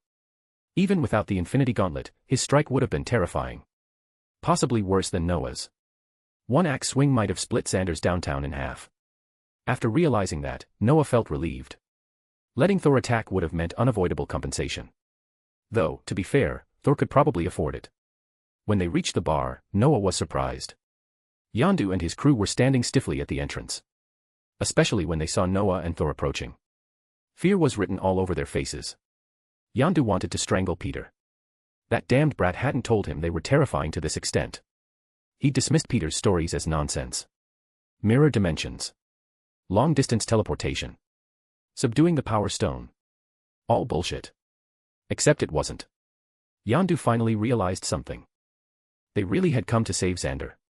3 people. To stop Ronan. He'd thought it was a joke. Or a political move between Asgard and Earth. 3 people couldn't possibly do anything. Reality slapped him in the face. One person had done it all. Yondu's only comfort was that he'd been polite at the start. Out of fear of Asgard. That scrap of caution had saved his life. Now he understood. That seemingly foolish, plump man was anything but simple. Someone who could casually erase Ronan's flagship was not to be provoked. Yondu bowed deeply. Uncharacteristically so. He hadn't been this respectful even as a slave. What's going on? Noah and Thor looked at the nearly 90-degree bows, both confused. Congratulations, esteemed sirs, on completing this employment, Yondu said carefully. He'd almost said mission, but corrected himself instantly. The word employment stabbed him in the heart. Whether the employment existed or not, he had to pay. And it had to be enough. No refunds from Xander. No cutting corners. This was about sincerity. Facing beings like these, sincerity mattered more than money. If he misstepped, who knew how he'd die? Yondu wasn't gambling on that. About the payment. Yondu clenched his teeth. I'll sell my ship. I can raise 1 billion dash. 1 billion. Noah tilted his head. Didn't we agree on 3 cosmic credits? Huh. Yondu froze. 3. That cheap? Or was this a test? He thought hard. It didn't feel like a test. People at their level didn't need to play games. And then he understood. The employment was a pretense. A way to save Xander and kill Ronan without causing diplomatic fallout between Asgard and the Kree Empire. Yondu wasn't stupid. There was a difference between someone hiring mercenaries and Asgard acting directly. Noah's goal had probably been Ronan's death from the start. And that had nothing to do with him. Relief washed over Yondu. He smiled broadly, just as he was about to speak. A Nova Corps officer suddenly ran over. Find advanced chapters. And for more fan fiction. Backhand index pointing down. Backhand index pointing down. Support link, patreon.com/RioRaRyu. More bonus chapters. Every 250 power stones equals bonus chapter. Give me more power stones. Chapter 484, grant me a swift death. Found him. Noah asked the Nova Corps officer directly, without any courtesy. He recognized the man. Roman Day. That was his name. The slightly plump officer who would later help Peter and the others. In another future, he would become Xander's administrative head. This time, Xander hadn't suffered catastrophic losses. Aside from economic damage, nothing critical had happened. The former administrator was still alive, so Roman hadn't risen to that position yet. Noah felt no guilt. He had essentially saved Xander. And Roman's gaze toward Noah was filled with genuine gratitude. This had nothing to do with future achievements. It was simply appreciation for what Noah had done here. Yes. We found him, Roman nodded. Our pilots detected signs of life while clearing the ruins. A heavily damaged escape pod. An escape pod? Noah raised an eyebrow. Someone survived. Who? Roman hesitated for a moment. It's Ronan. And Thanos' daughter. They're both critically injured and unconscious. The pod barely kept them alive. As he spoke, Roman couldn't help glancing again at the young man before him. Noah looked barely 20. The age felt unreal. The power behind that appearance was even more unsettling. Yondu, standing nearby, lifted a brow as well. Did this kid know Thanos' daughter would be here? Or was his luck just absurd? Asgard didn't fear Thanos. But they didn't like provoking him either. Accepting a commission from an outsider to deal with things here meant that even if Thanos' daughter died, by accident, the responsibility wouldn't fall on Asgard. It would fall on the mission's client. And if that client happened to be a Ravager, good luck tracking them without coordinates. That was the smart way to do business. Thanos' daughter. Thor's eyes lit up instantly. No. Noah shut him down without hesitation. If she were on your level, she wouldn't have ended up like this. She's that weak? Thor asked, disappointed. Thanos slaughters civilizations, Noah replied calmly. But he also adopts children and raises them personally. You didn't know. There's a ceiling to talent. His daughters never reached his level. Thor let out a breath. Disappointment replaced curiosity. No worthy opponent. Just another fragile existence. If she couldn't even survive a basic strike, fighting her would feel no different from bullying. Thor lost interest immediately. As they followed Roman deeper into the ruins, Noah noticed something. Gamora wasn't here. Neither was Peter Quill's group. He didn't dwell on it. They would end up at Ego eventually. Ego was actively searching for Peter, and space travel wasn't cheap. They'd need work. Trouble would follow, as always. If needed, Noah could just have Thor keep an eye on them. Soon, they reached what functioned as a makeshift medical facility. Ronan lay on the bed. Pathetic. His left arm was gone. His body was scorched black. The blue skin of a Kree had been burned into something closer to charcoal. He looked less like a conqueror and more like a corpse waiting to finish dying. Beside him lay Nebula. Noah studied her quietly. Pitiful. Her body had been dismantled piece by Thanos. Flesh replaced with machinery. A living person turned into something half human, half machine. The advantage was resilience. Terrifying recovery speed. Still, it had limits. Otherwise, she wouldn't have died so easily in that other future. Noah sensed faint consciousness within her. A memory surfaced.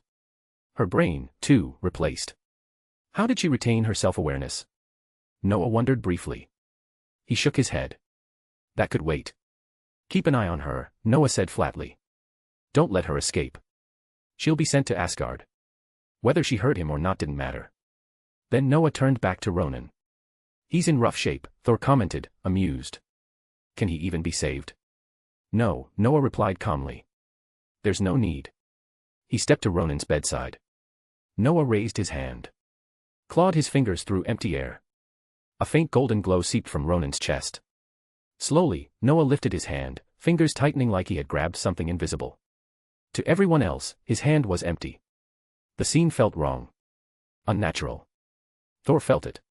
He released divine energy instinctively. A shadow flickered into view within Noah's grasp. Gasps erupted. What the hell dash? A soul. He extracted a soul. This man dash. Shut up. Someone hissed sharply. Unless you want to die. Noah barely reacted. Demon. Monster. Devil. Words like that didn't bother him. Wasn't the word mage itself tied to magic and demons in plenty of cultures? The stronger a mage became, the closer they stepped toward that line. He could cross galaxies in an instant. Erase worlds. Tear souls from bodies. The difference was simple. He lived in reality. Not hell. And who said demons only live in hell? Noah chuckled inwardly. Golden power surged. The soul in his grasp stirred. Awakened. Even Thor blinked. Noah spoke, addressing only Ronan. Do you know about ego? Ronan's soul twisted violently. Who are you? His awareness snapped to his body or what remained of it. The connection was still there. Then he understood. This young man. This was the one who had done this to him. You. Ronan growled. Who are you? Earth, Noah answered calmly. We met 19 years ago. My teacher struck first. You ran. Consider this repayment. You. Ronan snarled. Is this illusion? Magic. You're dead, Noah said simply. Any lingering hope shattered. In another timeline, the Power Stone ended him. Here, the executioner had changed. Nothing else had. Don't think death saves you, Noah continued. If I can extract your soul, I can deal with it. It was a bluff. Noah couldn't truly control souls. But Ronan didn't know that. His expression collapsed. After a long silence, Ronan finally spoke. I'll tell you everything. But I want one thing. Speak, Noah said. I am a warrior. Grant me a swift death. No problem. Find advanced chapters. And for more fan fiction. Backhand index pointing down. Backhand index pointing down. Support link, patreon.com/RioRaRyu. More bonus chapters. Every 250 power stones equals bonus chapter. Give me more power stones. Chapter 485, long-term and stable. Ronan was history. Noah hadn't made things difficult for him. Everyone died eventually, and Noah had no interest in going out of his way to be cruel. Not that he even knew how to do that sort of thing. If he did, he might have been curious enough to try after all. It could count as a new breakthrough in soul-related research. The only real pity was that Ronan didn't know much. He only knew that Ego was a powerful living planet with countless offspring. Every time, Ego would have Yondu transport those children back to him. Yondu had once been exiled by the Ravagers for refusing a mission. In truth, he'd done a good deed though Ego had always lied, claiming the children were living well. Yondu never saw any of them again. Which meant only one thing. They were all dead. Ronan's knowledge of Ego stopped there. He didn't know Ego's abilities, his true nature, or anything deeper. That matched Noah's understanding perfectly. For an existence like Ego, anyone who truly knew him was either on the same level or already dead. Ronan was clearly neither. So his ignorance was reasonable. Shaking his head, Noah honored their agreement and let Ronan die cleanly. Keeping his word was one of Noah's habits. Afterward, Noah instructed Roman Day to handle the remains. Whether Ronan was burned or not no longer mattered. He was now Xander's spoil of war. Noah didn't concern himself with that. As for Nebula, Noah felt she was useful. She was Thanos' daughter, and at this stage, she hadn't rebelled yet. But Nebula was complicated. On one hand, she hated Thanos deeply. He destroyed her home and turned her into a half-machine abomination. That hatred never faded. Her rebellion had conditions. She needed the familial bond she never had, and she found that with Gamora. She also believed Ronan, with the Power Stone, could oppose Thanos. Only then did she truly turn against him. Compared to Ronan, Noah was in an entirely different category. He was stronger. And he possessed Infinity Stones. With Noah, Nebula's rebellion was practically guaranteed. There was nothing left to consider. Once Ronan was dealt with, Noah left decisively. Nebula was still unconscious, and Noah didn't wake her. Whether she lived or died didn't matter much to him. What mattered was that this world would not follow the path of that banner from another world. Before leaving, Noah gave clear instructions. Thor, bring her back to Asgard. Show her your strength. Show her the Power Stone. She'll become loyal quickly. After that, extracting information about Thanos will be easy. Oh. Thor trusted Noah completely, though he still asked, why? I told you before. Thanos' daughters mostly come from civilizations he destroyed. They're daughters in name only. Most of them hate him. I see, Thor nodded. Using that hatred to make her serve us. You really are good at this. Naturally. Why waste a perfectly usable resource? Thor had no resistance to the idea. In fact, he agreed it was optimal. Still, the phrase loyal dog dampened his mood a little. Jane Foster crossed his mind. Noah didn't notice. With everything settled, Noah returned to Earth with Wong. No spaceship. With coordinates, teleportation was faster. There was no reason to waste time. So, Wong said back at the sanctum, sounding resigned, we went out, picked up a gem, and watched some fireworks. Isn't that ideal? Noah laughed. Do you really want every mission to end in chaos? Peace and quiet were good. Even if the galaxy definitely wouldn't describe this event as peaceful. Ronan the Accuser feared across the universe had been erased with a single strike. He wasn't Thanos, but he destroyed countless civilizations, with the Kree Empire behind him. His death would spread fast. Noah didn't care. As the future Sorcerer Supreme, his name would spread eventually anyway. Back on Earth, he was already well known in the magical world. Time passed quietly. June arrived. Noah wasn't sure if it counted as late summer or early autumn. If spring started in January, then this was probably late summer. It didn't matter. During this period, aside from accompanying Ms. Haven and Lily, Noah focused on domain magic. The deeper he studied, the more terrifying it felt. Domain magic was no joke. With constant feedback from the cosmic cube, his power rose steadily. Now, he stood at the peak of Tier 8, Level 9. One step from Tier 9. He'd experienced Tier 9 before, but that didn't mean he hadn't thought at all. A long-term, stable relationship. A partner. Looking at Hermione, warm and radiant, Noah leaned closer. She sensed it. Nervous but not shy. She closed her eyes. Then. Noah's phone rang. Find advanced chapters. And for more fan fiction. Backhand index pointing down. Backhand index pointing down.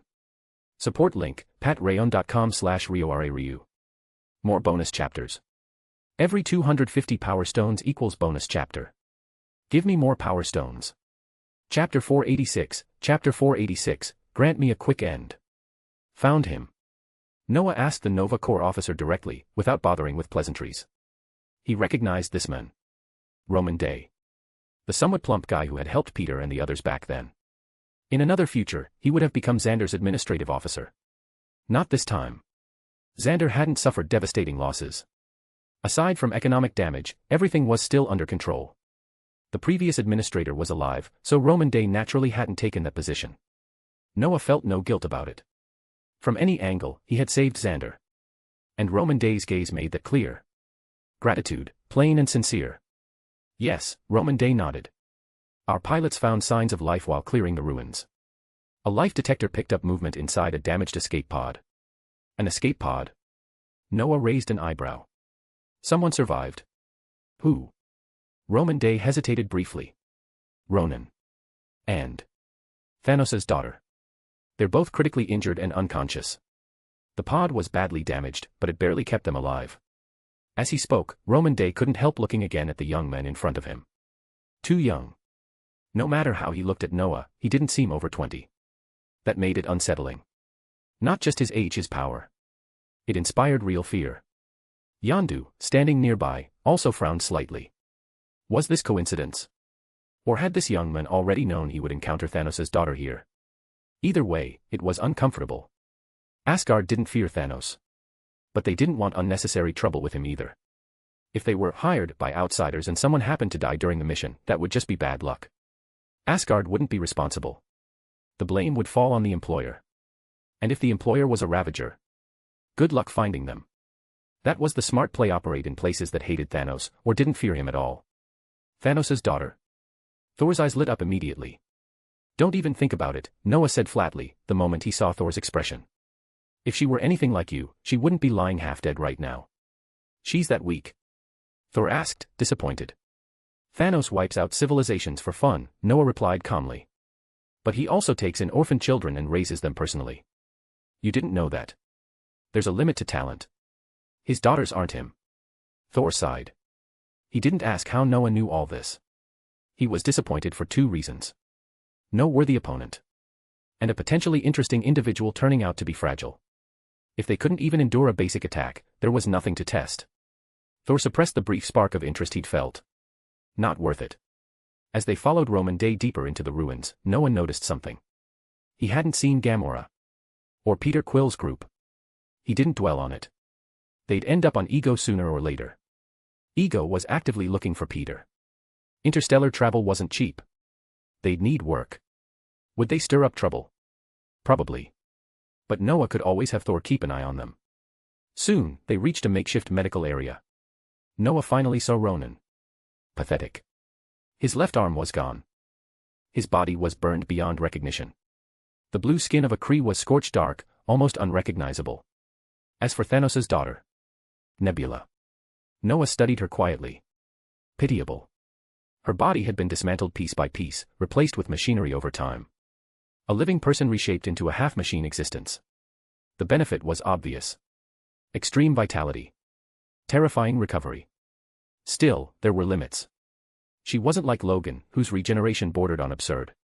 Otherwise, she wouldn't have died so cleanly in another future. Noah sensed something else. Consciousness. Barely there, but present. He remembered something. Her brain was replaced too, wasn't it? Noah tilted his head slightly. Then how did she keep her personality? He didn't pursue the thought. That could wait. Watch her, Noah said calmly to Roman Day. Don't let her escape. She'll be sent to Asgard later. Whether she heard him or not didn't matter. Then Noah turned back to Ronan. He's in bad shape, Thor commented, looking down at Ronan with mild amusement. Think he can be saved? No, Noah replied, smiling faintly. No need. He stepped closer. At Ronan's bedside, Noah raised his hand and made a grasping motion in the air. A faint golden light flowed from his body. Then he clenched his fist. To everyone else, his hand was empty. But the atmosphere changed. The scene was eerie. Thor narrowed his eyes. He sensed something, though he couldn't see it clearly. Instinctively, he released a surge of divine energy. A shadow appeared in Noah's hand. Gasps echoed through the room. Damn it, Dash. Is that a soul? That's horrifying. This man, Dash. Shut up, Roman Day snapped. Unless you want to die. Noah raised an eyebrow. So dramatic. Demon. Soul extraction. He didn't care. If people wanted to call it demonic, fine. The word mage already carried that implication in many cultures. The stronger a mage became, the thinner the line grew. Instant travel across light years. World-destroying spells. Soul extraction. What was the difference between that and a demon? Perspective. And who said demons can only live in hell? Noah chuckled internally. He tightened his grip. Power poured into the soul. The shadow stirred. Awakened. Thor blinked. The medical staff froze. Noah ignored them and spoke directly to the soul in his hand. Do you know about ego? Who are you? Ronan's voice was furious and confused. Then realization hit. He could still feel his body. Barely. The young man in front of him. It was him. The one who did this. You, who are you? Ronan demanded. Earth, Noah replied calmly. We met 19 years ago. My teacher dealt with you back then. You ran. This is me collecting the debt. You, Ronan snarled. This is magic. An illusion. No, Noah said flatly. You're dead. He didn't soften it. There was no point. In another fate, Ronan had been pulverized by the Power Stone. Now, the executioner had simply changed. And don't think dying means silence, Noah continued. If I can pull your soul out, I can deal with it. A bluff. Noah couldn't actually control souls. But Ronan didn't know that. Only Kamartaj knew. Ronan's expression twisted. After a long silence, he finally spoke. I'll tell you everything I know. But I want one thing. Speak, Noah said. I am a warrior, Ronan said slowly. Grant me a quick end. No problem. Find advanced chapters. And for more fan fiction. Backhand index pointing down. Backhand index pointing down. Support link, patreon.com/RioRaRyu. More bonus chapters. Every 250 power stones equals bonus chapter. Give me more power stones. Chapter 487, Chapter 487, something long-term and stable. Ronan became a thing of the past. Noah didn't really make things difficult for him. Everyone dies eventually, and Noah had no interest in doing anything especially cruel. Not that he even knew how. If he did, he might have been tempted. It would have counted as a new breakthrough in soul-related research, after all. The only regret was how little Ronan knew. All he understood was that Ego was a living planet with countless offspring. Those offspring were regularly transported back through Yondu. Yondu had once been exiled by the Ravagers for refusing to complete a mission. That refusal, ironically, was a good deed. Ego kept claiming those children were fine, but Yondu never saw them again. That only meant one thing. They were all dead. Ronan didn't know more than that. No abilities. No details. Nothing useful. That matched Noah's expectations. Anyone who truly understood Ego was either on his level or already dead. Ronan was neither. So his ignorance made sense. Shaking his head, Noah honored their agreement and let Ronan leave peacefully. Keeping his word was one of Noah's habits. Afterward, Noah told Roman Day to burn the body. What happened after that wasn't his concern. It was Xander's spoils of war. He didn't care. As for Nebula, Noah thought she was usable. She was Thanos' daughter. One who hadn't rebelled yet. Nebula was complicated. She hated Thanos for destroying her home and turning her into something half-machine. That hatred never faded. But her rebellion required conditions. Gamora. The sense of family she craved. And later, Ronan wielding the Power Stone, which made her believe Thanos could be challenged. Noah was different. He was stronger than Ronan. And he held Infinity Stones. With Noah involved, Nebula's rebellion was inevitable. No persuasion needed. After finishing with Ronan, Noah left cleanly. Nebula was still unconscious. Noah didn't bother waking her. Whether she lived or died didn't matter much. He had no intention of letting this world repeat the mistakes of that banner from another world. Before leaving, he gave Thor a reminder. Bring her back to Asgard. Show your strength. Show the Power Stone. She'll become loyal. You'll get plenty of information on Thanos. Oh. Thor trusted Noah almost completely. Still, he asked, why? I told you. Thanos' daughters come from destroyed civilizations. They hate him. I see, Thor nodded. Using hatred as leverage. You're good at this. Of course he was. Why waste a perfect opportunity? Thor had no objection. Though the phrase, loyal dog, made him pause. Jane Foster crossed his mind. Noah didn't notice. Once everything was settled, Noah returned to Earth with Wong. No ship. No delay. With coordinates, teleportation was faster.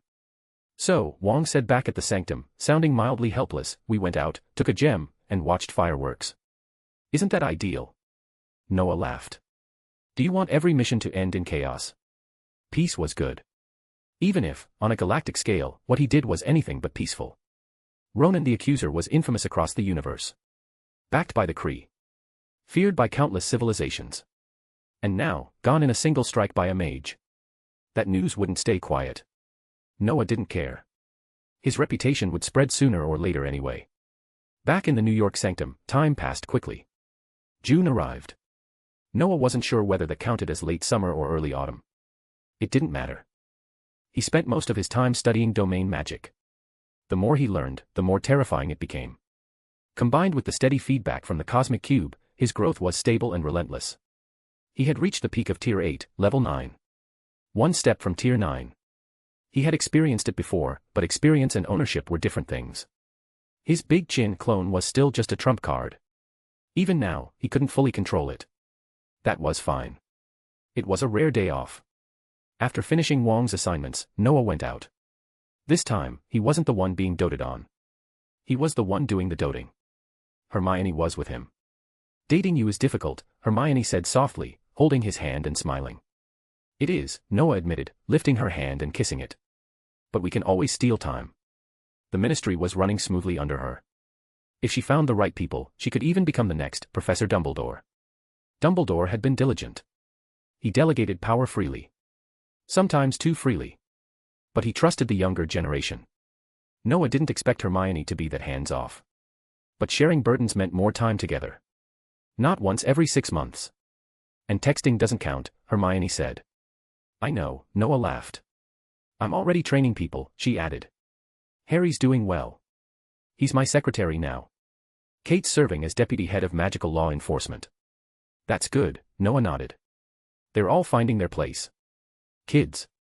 Hermione rolled her eyes. We're the same age. And yet you sound like a professor. Aren't Kate and the others the same? They're copying you. Noah tightened his grip on her hand. Marriage felt distant. Children even more so. But something stable. Something long-term. That didn't feel distant at all. He leaned in slowly. Hermione sensed it. She closed her eyes, calm and ready. Then Noah's phone rang. Find advanced chapters. And for more fan fiction. Backhand index pointing down. Backhand index pointing down. Support link, patreon.com/RioRaRyu. More bonus chapters. Every 250 power stones equals bonus chapter. Give me more power stones. Chapter 488, so that's what it was about. Noah swore that the thing he hated most in his life was exactly the thing he couldn't live without. It was like finding a fly in his favorite food. According to Noah, it might not even be from this universe, possibly not even from the Milky Way. And its danger level. Terrifying. If it wanted to, it could swallow the entire Milky Way. Space, huh? Hermione thought for a moment. I should at least leave a message for Harry and Kate. Otherwise, disappearing like this might cause trouble. No need, Noah said easily. I'll handle it. They'll understand. He sent a message to the Sorcerers Alliance group chat, didn't wait for a reply, then opened a spatial portal. After casually notifying Wong, Noah turned off his phone and took Hermione through. Asgard appeared before them. Still beautiful. Still serene. Everything felt harmonious. Hermione couldn't help but look around. But Noah didn't linger.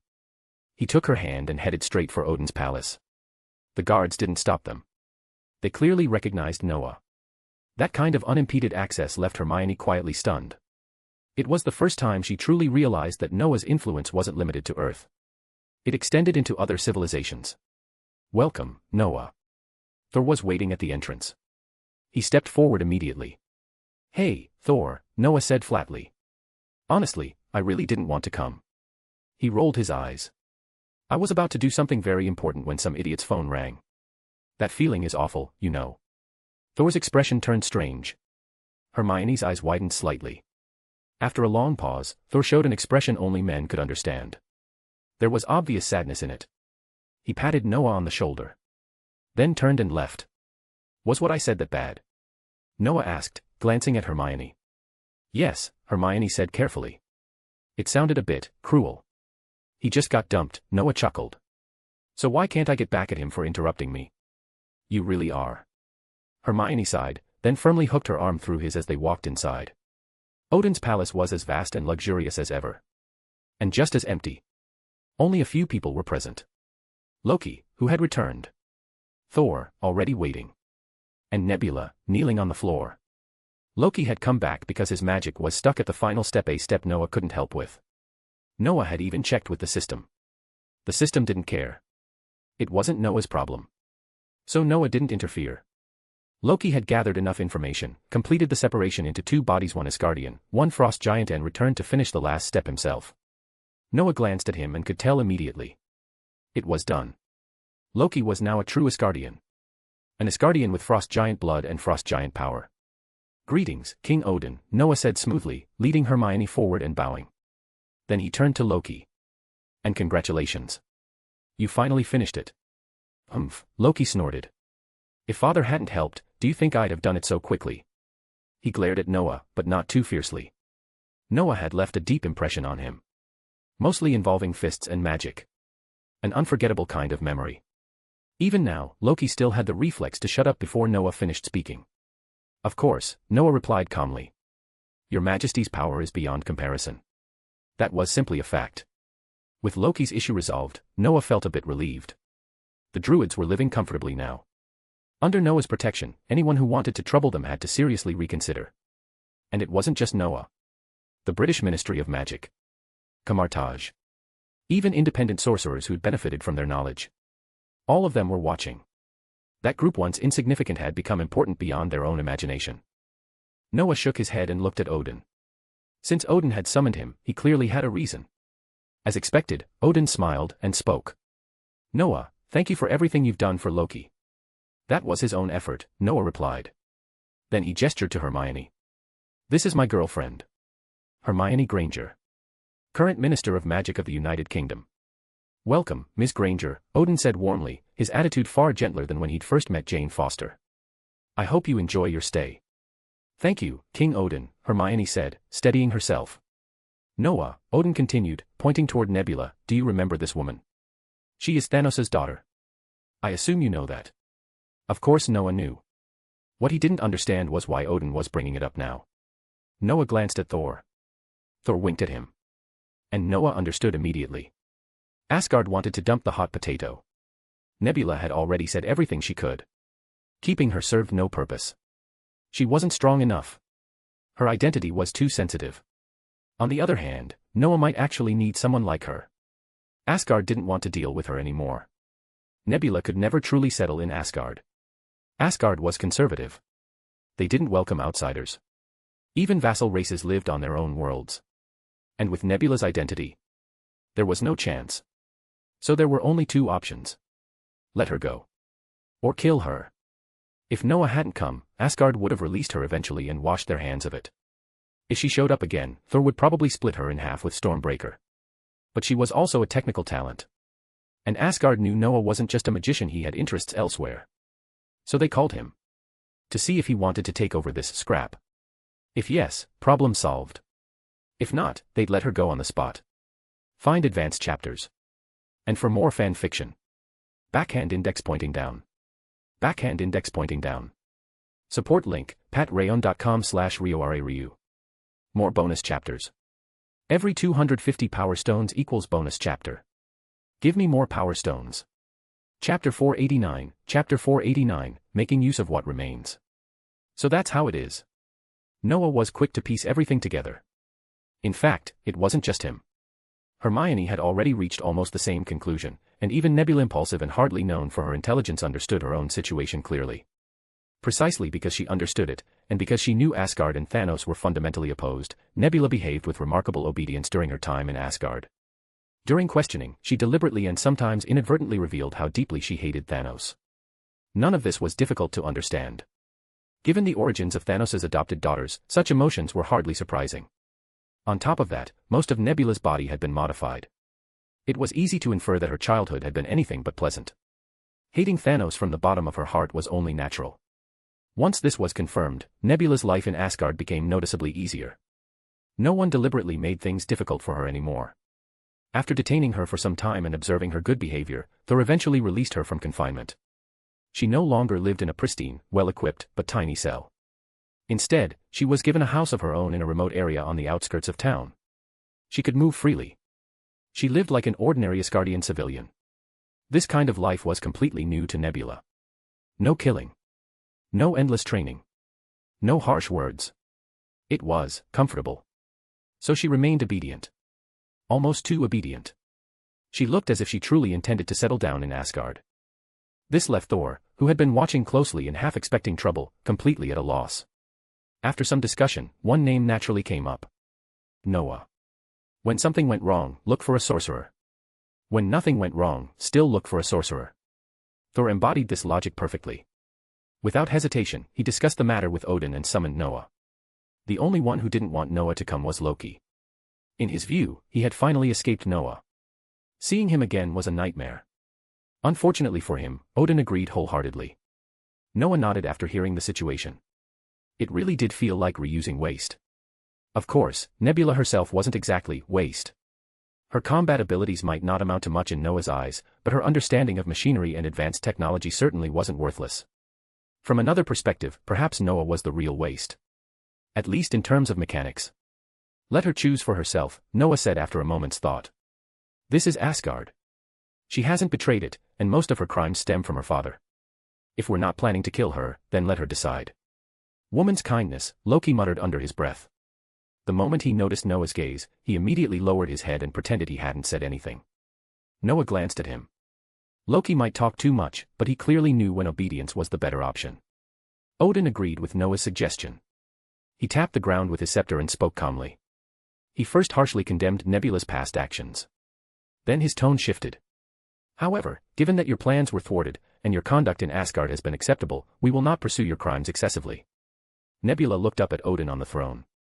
Then at Thor and Loki beside him. Then at Noah and Hermione standing nearby. Especially Noah. She remembered him vividly. Ronan had died by his hand.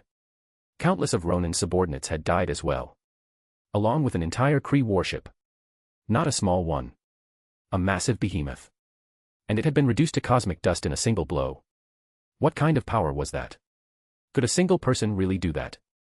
Nebula suspected this man might truly possess the power to contend with Thanos. Even as these thoughts ran through her mind, she listened carefully to every word Odin spoke. With most of her body modified, processing multiple streams of information simultaneously was effortless. When she heard that Asgard would not further pursue her crimes, she felt no joy. If anything, she liked her current life. So even though it sounded like her confinement was ending, she had no plan for what came next. Of course, Odin continued, you are given two choices. The first, complete exile. You will be banished far from the influence of Asgard and Xander. If you return, you will be executed even if you seek shelter with Thanos. The second, you may remain under Asgard's protection. But you will go to Earth and serve this young man before you. He is an excellent sorcerer. One day, he will stand on equal footing with the king of Asgard. He himself is a sorcerer, but his apprentice has a strong interest in technology. You may put your skills to use there. Now, Odin concluded, make your choice. With that, he set down his scepter and took a sip of wine. Thor crossed his arms, watching Nebula with interest. Loki looked bored, his gaze drifting between Noah and Hermione. Nebula found the choice strange. Within Asgard's protection. Working for Noah. The more she thought about it, the less it felt like punishment. And more like opportunity. The power Noah displayed was excessive. Terrifyingly so. Between exile and staying by Noah's side for a time, the choice was obvious. She needed revenge. And revenge required strength. The man named Noah was the closest thing she had ever seen to someone who could truly oppose Thanos. She had already told them everything she knew. Thanos trusted no one. Not even Gamora. Exile would be suicide. So Nebula chose the first option. She would stay. She still had value. Technical knowledge. Experience. More importantly, she wanted to observe Noah up close. To determine whether he truly had the power to challenge Thanos. If he did, she would give everything she knew. If not, she could always request to leave later. Whether that request would be granted was another matter. Noah stood quietly beside Hermione. As Nebula assessed him, he knew exactly what she was thinking. Both of Thanos' daughters hated him. Gamora hid it better. Nebula never did. Nebula had always searched for someone strong enough to oppose Thanos. She had once believed Ronan might suffice. That belief had ended in dust. Now, she had found a more suitable candidate. I am willing to serve you. Nebula lowered her head, then paused. Noah, he said casually. Noah Fennell. Mr. Fennell. Nebula nodded. What can I do for you? Or for your apprentice? You're familiar with advanced technology, Noah said. My apprentice obtained technology beyond this era. But some materials and processes are troublesome. I think you can help. Nebula nodded. It wasn't difficult. She didn't understand why a sorcerer cared about such things, but that didn't matter. Gaining his trust came first. Revenge could wait. It seems everything worked out, Thor said cheerfully, clapping Noah on the shoulder. Looks like someone will help you deal with those things from other universes. More or less, Noah nodded. But we'll still need your help with materials. That's easy. Thor laughed. Materials are never a problem for Asgard. Then his voice dropped. By the way, thank you. For everything you did for Loki. That was his effort. And your father's, Noah replied calmly. No, Thor shook his head. Without you. Loki might not have made it. He sighed, then quickly changed the topic. Do you remember Peter Quill? Noah nodded. How could he forget? He had searched for the seed left behind by that old bastard the moment he returned to Earth. He'd even mentioned it to the Ancient One. She already knew. And had already dealt with it. Of course, Noah said. His bloodline isn't simple. My father confirmed it, Thor continued. His lineage goes back to ancient times. His father is a planet. A planet. Yes. A weakened one. He's searching for Peter. And if he finds him, find advanced chapters. And for more fan fiction. Backhand index pointing down. Backhand index pointing down. Support link, patreon.com/RioRaRyu. More bonus chapters. Every 250 power stones equals bonus chapter.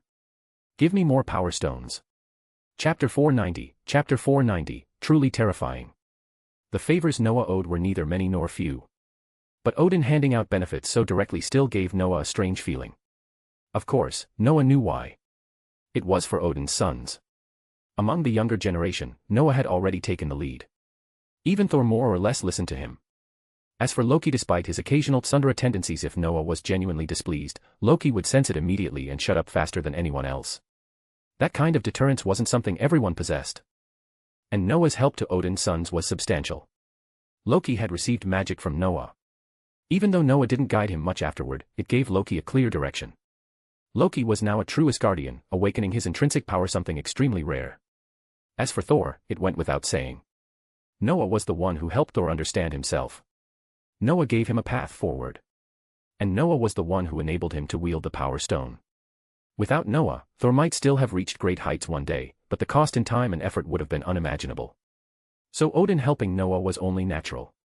Not to mention that ego was, frankly, insane. Eliminating him, cleaning up some lingering problems, and gaining some benefits in the process was simply logical. That was why Odin gave Noah this information. After a brief exchange, Noah roughly confirmed ego's level. Tier 8, peak. Similar to himself. The difference lay in understanding and experience, but that wasn't an advantage against Noah. Ego couldn't exert tier 10 power right now. And Noah wasn't lacking in combat experience either. None of the opponents he faced in the system space had been weak. They were originally absurdly powerful beings, forcibly suppressed to match his level. So Noah wasn't afraid. Not at all. Coupled with his thorough understanding of ego, Noah felt his chances of winning were high. In the cinematic universe, ego claimed to be a celestial. He possessed enormous energy, shaping it into the planetary body beneath their feet. He also formed a humanoid avatar using that same energy. When Peter learned the truth about his mother, he'd shot Ego with an elemental gun, and it was clear then that Ego's body was pure energy. Ego planted Avatar's seeds across countless planets. Once activated, those planets would become him. All the energy for that came from Ego himself, supplemented by Peter. Formidable, yes. But ultimately, it was just a massive quantity of energy. In real combat terms, he was only on par with Noah. Energy had mass. And Ego had failed to elevate its quality. Put bluntly, he was old. So old that he was almost immobile. Wait, stop. Is there some kind of misunderstanding? Peter couldn't understand what was happening. Two people exchanged greetings and now they were about to fight. Why? Had his brain malfunctioned? He refused to accept that possibility. Misunderstanding. Noah hovered in the air, golden light faintly surrounding him, black runes spiraling around his body. There's no misunderstanding, Peter. At that moment, Noah looked like a god. If you knew what your father has done and what he's about to do, you'd probably want to kill him even more than I do. He sneered at Ego, whose expression had turned dark enough to drip. Then Noah crooked his finger. The ground trembled. Moments later, a chamber surfaced, roots of colossal trees forming its walls. Inside lay skeletons of every race and shape imaginable. Tragic. Terrifying. These are all your siblings, Noah said calmly, spreading his hands. Unfortunately, they're all dead. Peter felt his blood turn cold.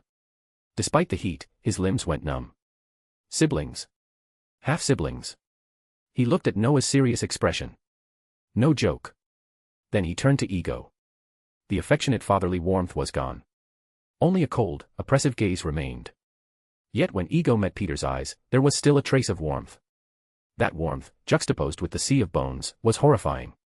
Peter didn't know who to believe. Noah had tricked him before. But Noah had also saved Xander. Ego was his biological father. His real father. Even though Peter felt nothing for him. What exactly do you know? Peter finally asked, instinctively looking toward Noah instead of Ego. For some reason, he trusted Noah's answer more. But Noah didn't explain. Not yet. I'll explain later, Noah said. And instead of listening to me, wouldn't it be easier to just look at his memories? As the words fell, golden power surged. 4 colossal dragons each bearing a different elemental attribute roared into the sky and slammed toward Ego. Ego reacted instantly. Blue energy erupted, colliding with the dragons. Noah knew Ego's weakness was his core. But he didn't intend to end this quickly. A rare opponent like this wasn't something Noah wanted to waste. In a sense, he enjoyed it. System. Open the domain. Yes. Against an opponent like this, relying solely on elemental magic would work, but it would be inefficient. Domain magic was better. The system had already fused subtle traces of space and time into it. This was the perfect chance to test it. Noah's limbs began to move in a strange rhythm. As the resonance spread, it felt as if the world itself bowed. Everything seemed under his control. Peter and Gamora didn't understand why, but to them, Noah felt more like a true celestial than Ego. Noah didn't care what they thought. The moment the domain fully opened, he activated the Star of Time and Space. Space-time resonated violently. Noah's form blurred. A meteor streaked past him, barely missing. That was insidious, Noah remarked calmly. Ego's face darkened further. Fear crept in. Noah, in his current state, was terrifying. Still, Ego wasn't panicked. They were on the same tier at his weakest. But he couldn't understand it. Why did this man feel like an entire universe? Like a planet? Noah didn't pause. Golden streaks danced through the air. Every gesture carried razor-sharp force. Ego responded in kind. Blue energy surged like a tide. Massive rocks animated by power hurtled toward Noah. Their clash exceeded imagination. The ground convulsed. Space warped. Damn it. Peter muttered, staring at the sky. Are these even humans? Probably not, Gamora replied quietly. If only. She didn't finish. But her meaning was clear. Noah's performance shattered her expectations. Ronan had been nothing. Now, facing Ego, Noah still wasn't losing ground. Gamora couldn't help but think. Could this man kill Thanos? If so, she'd have to seriously reconsider how to draw this mage's attention. But not now. This place was hell. The overflowing energy alone could reduce her to ash. This is truly terrifying. Find advanced chapters. And for more fan fiction. Backhand index pointing down. Backhand index pointing down. Support link, patreon.com/RioRaRyu. More bonus chapters. Every 250 power stones equals bonus chapter. Give me more power stones. Chapter 491, Chapter 491, what a satisfying fight. Are you out of your mind? Inside the Ravager ship, Yondu roared at Rocket Raccoon. Do you know how many jumps this takes? Over 700. You idiotic rabbit. Shut up. Rocket snapped back, his face twisted in pain. If we're not fast enough, who knows if that idiot Peter is even still alive? He didn't slow down. Peter was his friend. After Yondu had exposed what Rocket really felt, Rocket had accepted it. That unbelievably foolish guy was his friend. And now that his friend might be facing death, Rocket wasn't backing down. No matter what. Space jumping wasn't magic. It wasn't the space stone. Ordinary people could barely endure 3 or 4 jumps before hitting their limit.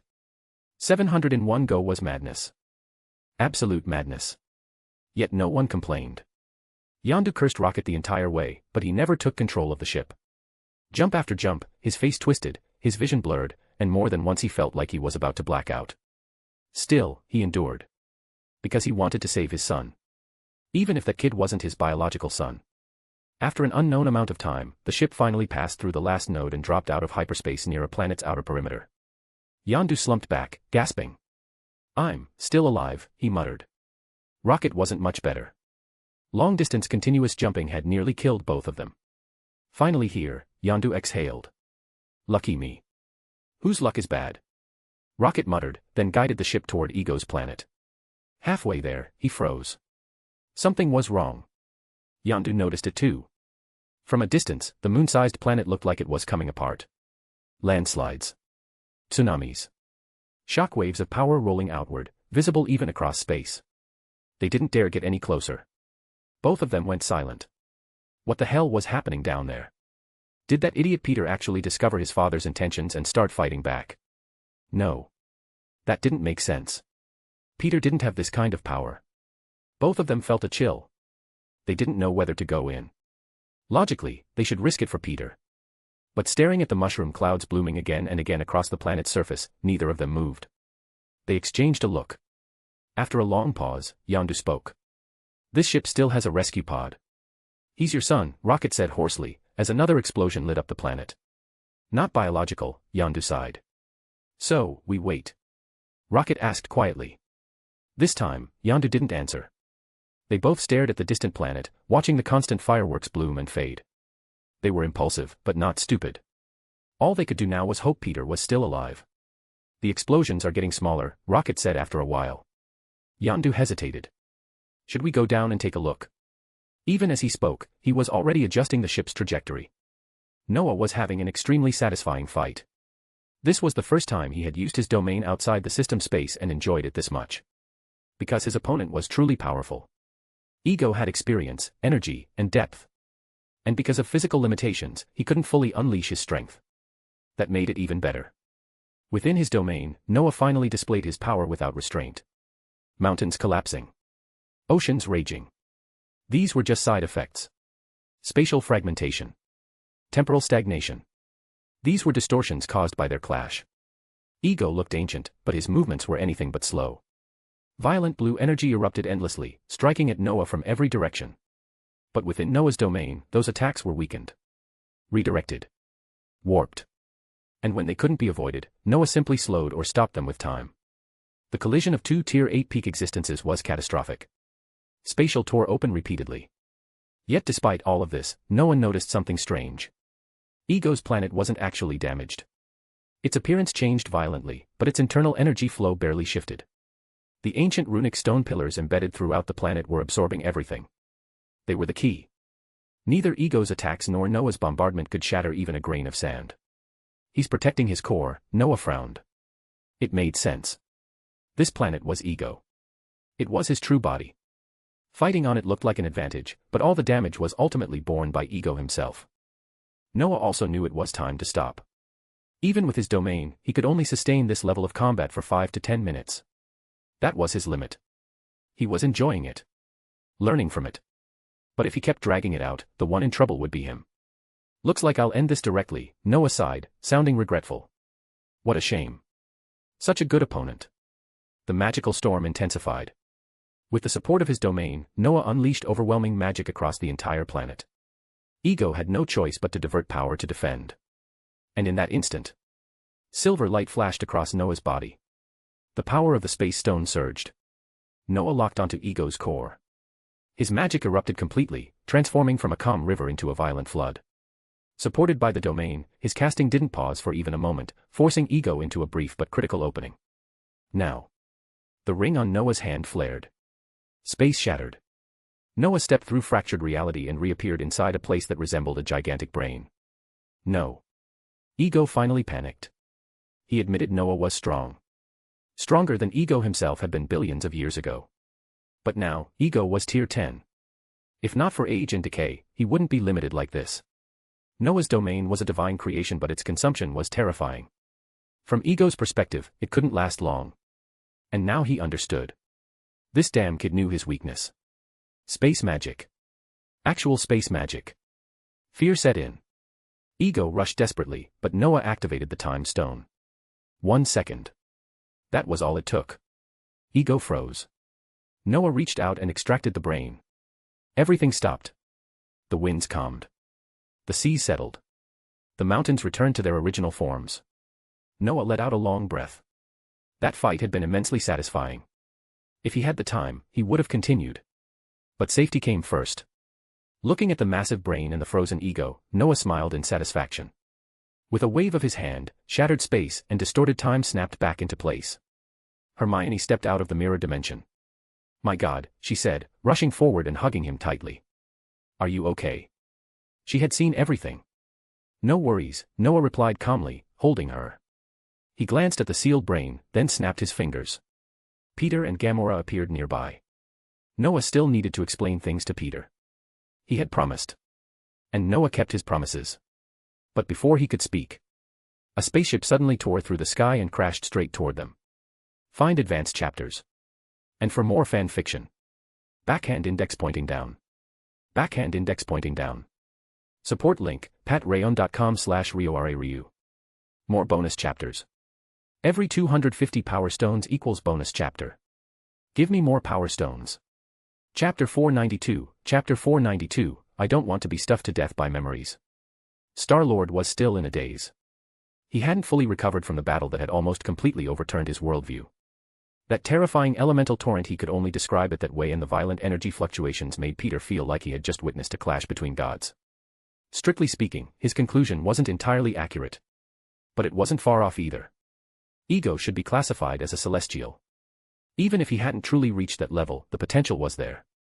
As for Noah, he wasn't a celestial. His origin was that of an ordinary human born on Ego. But after mastering a domain, Noah could no longer be described as ordinary in any sense. As the Ancient One had once said, the domain was the path for future sorcerers. A bridge toward godhood. Noah hadn't crossed it yet. But possessing a domain alone was enough to ensure no one would underestimate him, even if he was only an 8th-tier sorcerer for now. This guy is probably a god, Peter thought. Then his attention snapped upward. A spaceship was descending straight toward them. By its style and markings, Peter recognized it almost instantly. Yondu. Noah looked up as well. He hadn't expected Yondu to actually rush over. Honestly, this guy treated Peter far better than Noah had assumed. After what happened earlier, Yondu should have been furious. Peter had embarrassed him in front of his crew. Worse, he had run off. But compared to that, there was something far more serious. Ego. Yondu knew exactly what happened to the children sent to that planet. Peter being found by his biological father meant his life was constantly in danger. Losing face didn't matter anymore. Saving Peter did. That was all Yondu cared about. However, for the leader of the Ravagers to arrive alone in a single fighter suggested his rescue mission hadn't gone smoothly. In the original timeline, his subordinates had rebelled. Something similar may have happened here. How Yondu dealt with it wasn't Noah's concern. When Noah first met Yondu's crew, one description came to mind. Rotten fish and shrimp. That was all. The only one worth mentioning was Kraglin. Noah tilted his head slightly. Then he noticed something off. That ship wasn't slowing down. At this altitude and distance, any proper landing required deceleration. Otherwise, it would slam straight into the ground. Even with reinforced hulls, no one wanted that kind of impact. Yet the fighter was wobbling. Badly. OSH*T, Peter blurted. "They're not coming to kill me, are they?" He panicked. Peter didn't know what Yondu had done for him. His first instinct was that Yondu had lost his mind and come to hunt him down. Then he noticed it. The ship was out of control. As someone with extensive flying experience, Peter recognized it immediately. He turned to Noah and saw a faint golden glow in Noah's hand. The next moment, the unsteady ship stabilized. And landed smoothly. That's insane, Peter thought, watching with burning admiration. If I could do that, I wouldn't need to risk my life anymore. Just stopping ships for people would be enough. The thought was wild. But Peter knew better. This wasn't something he could ever grasp. The ship powered down. The hatch opened. Yondu, Rocket, Groot, and Kraglin jumped out. Fully armed. Except for Groot, everyone was carrying an absurd amount of weapons, as if they were walking straight into a war zone. The moment Yondu spotted Peter, he roared. "You goddamn idiot. Are you trying to die?" He cursed while scanning the area. When he saw Ego standing there blankly, Yondu moved instantly. He pulled Peter behind him and aimed his weapon at Ego without hesitation. Only after noticing Ego's expression and the men and woman watching nearby did he finally relax. Especially the men. That man made Yondu's back go cold. Noah had already lost interest in the conversation. He was focused on the brain in front of him, searching for a way to parse the information inside. Still, he had things to say. Everyone's here now, so I'll explain, Noah said, injecting magic into the brain and sitting down casually. The fight had been exhausting. You all saw those skeletons earlier, right? Yes, Peter said. You said they were my brothers. And something about seeds. Correct. Seeds, Noah replied. Your birth and theirs was part of his plan. He explained it plainly. Ego had lived for an incomprehensibly long time. Long enough to create offspring across countless civilized planets. Long enough to leave a fragment of himself on each one. When the time came, those seeds would activate. The planets would be assimilated. Become parts of him. Whether it was conquest or instinctual reproduction didn't matter. The result was the same. Complete assimilation. No survivors. More importantly, Ego didn't create children out of love. He needed tools. Helpers. His own power wasn't enough to activate all those seeds simultaneously. In simple terms, he lacked the output. It was also possible he was simply too old. Ego was clearly a 10th-tier being, but age had eroded his ability to act. Noah could already feel that the planet itself was dying. One thing still bothered Noah. After Ego's death, Peter had lost his celestial power. That matched the original outcome. But Noah had checked Peter personally. Peter was now completely ordinary. That made no sense. Noah had already dismantled the bloodline theory on Earth, but it was still widely accepted across the universe. How could Ego's bloodline be so defective? Ego needed a child who inherited his celestial genes to assist him. Which meant his own power was insufficient. Yet if Peter's power only existed while connected to Ego's planet, what was the point of finding him at all? In the original events, Ego had said that if Peter refused, he would be used as a living battery. That implied Peter possessed something unique. So why did all of it loop back to Ego himself? Is he so old that he can't control his own power anymore? Noah muttered, rubbing his chin. So he needed helpers. So he had to weaken himself in combat. Maybe. Maybe not. Noah didn't care. He could examine Ego's brain later. In an abridged version. A very abridged version. Ego had lived for billions of years. Noah was only 8th tier. He had absolutely no desire to die from having his mind stuffed full of memories. Find advanced chapters. And for more fan fiction. Backhand index pointing down. Backhand index pointing down. Support link, patreon.com/RioRaRyu. More bonus chapters. Every 250 power stones equals bonus chapter. Give me more power stones. Chapter 493, Chapter 493, Ego's Legacy. Noah explained as he controlled his magic and probed into Ego's brain. Ego's brain was unimaginably complex. The information stored within it was overwhelming. Tracing it back to its origin, Noah even saw the appearance of water, then the birth of microorganisms. After that came plants. Then oxygen-like substances formed through photosynthesis. Then living creatures appeared. The span of time involved left Noah speechless. He knew Ego had lived for an extremely long time. But long enough to witness microorganisms slowly evolve into large-scale life. That was beyond expectation. After thinking for a long while, Noah decided to let the system take over. The system was busy, but handling something like this was trivial for it. It could even force Ego to actively reveal information. That alone was enough to put Noah at ease. Processing these memories took time. With nothing else to do, Noah shifted his attention back to Peter and the others.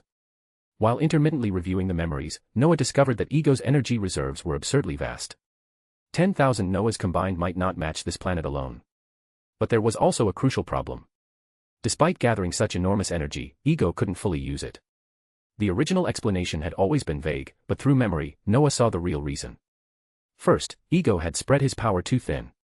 Nearly the entire galaxy contained his preparations. Second, and more importantly, he was too old. Even sleeping had become a problem. Perfectly controlling that level of power was simply impossible. As for Star-Lord, Noah learned the truth as well. Peter did have special abilities. They just hadn't awakened yet. On Ego's planet, because of bloodline affinity, Peter could resonate with Ego's accumulated energy and use it smoothly. After Ego's death, that energy source disappeared. Peter never truly awakened his divine power. Without compatible energy, he reverted to being mostly ordinary. Even so, his physical strength still far exceeded normal people. That was why he could withstand the Power Stone. While Noah sorted through all this, Peter and the others stood frozen. The plan was insane. It amounted to erasing most of the galaxy's civilized races. Gamora now looked at Ego the same way she looked at Thanos. The only difference was that this one looked senile. Is it all true? Peter stared at Noah, then at the dazed-looking Ego. For some reason, he already believed it. A strange certainty. Still, he asked. Everyone wanted to hear it confirmed. And Noah didn't disappoint. Of course it's true, Noah nodded. I didn't erase his consciousness. He can tell you himself. And if you think I need to lie to you, you don't have to believe it. With that, Noah slightly loosened his control. Ego immediately woke up. He had heard everything. What shocked him wasn't the exposure. It was how much Noah knew. For a moment, Ego even wondered if Noah had similar ambitions. And that gave him hope. As long as he survived, there was still a chance. Ego burst into fervent enthusiasm he had suppressed for countless years. He explained his plan passionately. In detail. Especially to Peter. He wanted his only son, the one who inherited his celestial gene, to help him finish it. He also didn't forget Noah. Even without the gene, Noah could gain something greater. Loyalty. Endless knowledge. This entire universe. Listening to him, Noah was reminded of Voldemort. Empty promises. That man had long since turned to dust. Noah had no interest. But Ego kept talking anyway. Because survival instinct is stubborn. Even the smallest chance is worth trying. Watching Ego sink into uncontrollable monologuing, Noah knew something. If he hadn't restrained him, Ego would have been another talkative villain. There was a reason villains talked so much. They suppressed themselves for too long. During planning, execution, secrecy. No one knew what they'd done. No one could share the joy. So once they got the chance, victory, exposure, or desperation, they spilled everything. Detail by detail. To be understood. To be admired. To be believed. Ego was no different. He was lonely. No one shared his joy. Now, he finally had an audience. Shock. Fear. Anger. Any reaction made him feel alive. And perhaps to gain Noah's trust, he went even further. He revealed his secrets. How Noah might walk his future path. And what he had done in the past. Including this. To prevent himself from longing for old romances, Ego had personally implanted a tumor in Star-Lord's mother's head. That's enough. Noah sighed. This level of cooperation was excessive. But it saved him a lot of trouble. He looked at Peter, who was shaking with rage.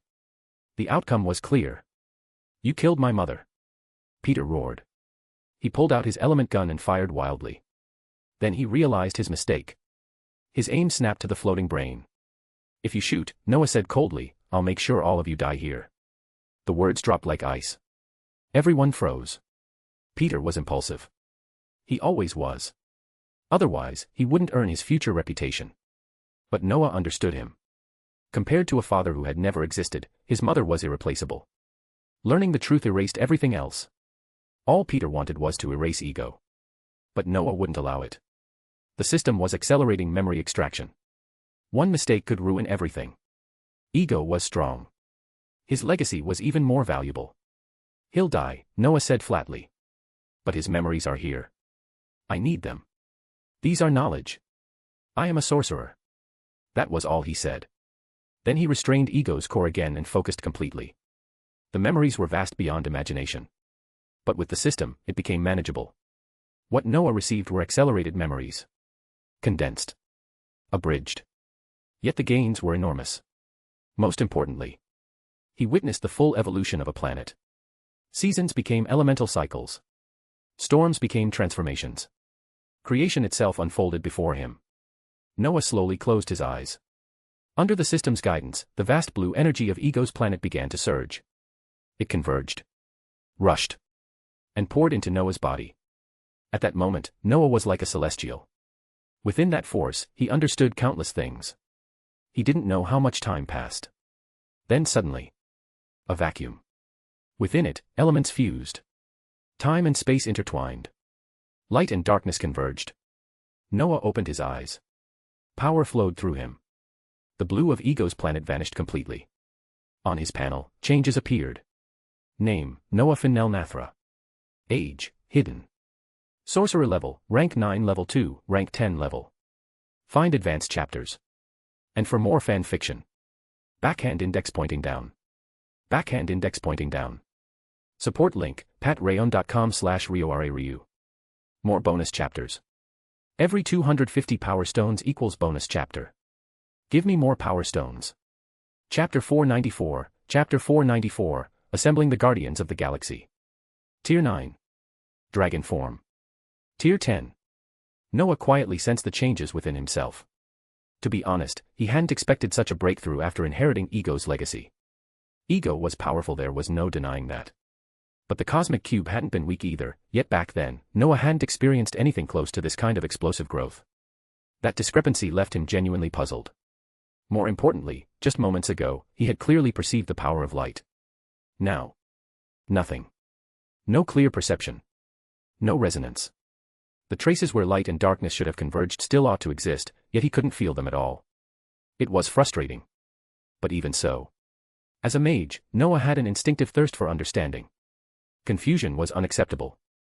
Knowledge was the ladder of advancement. Without understanding himself, how could he move forward?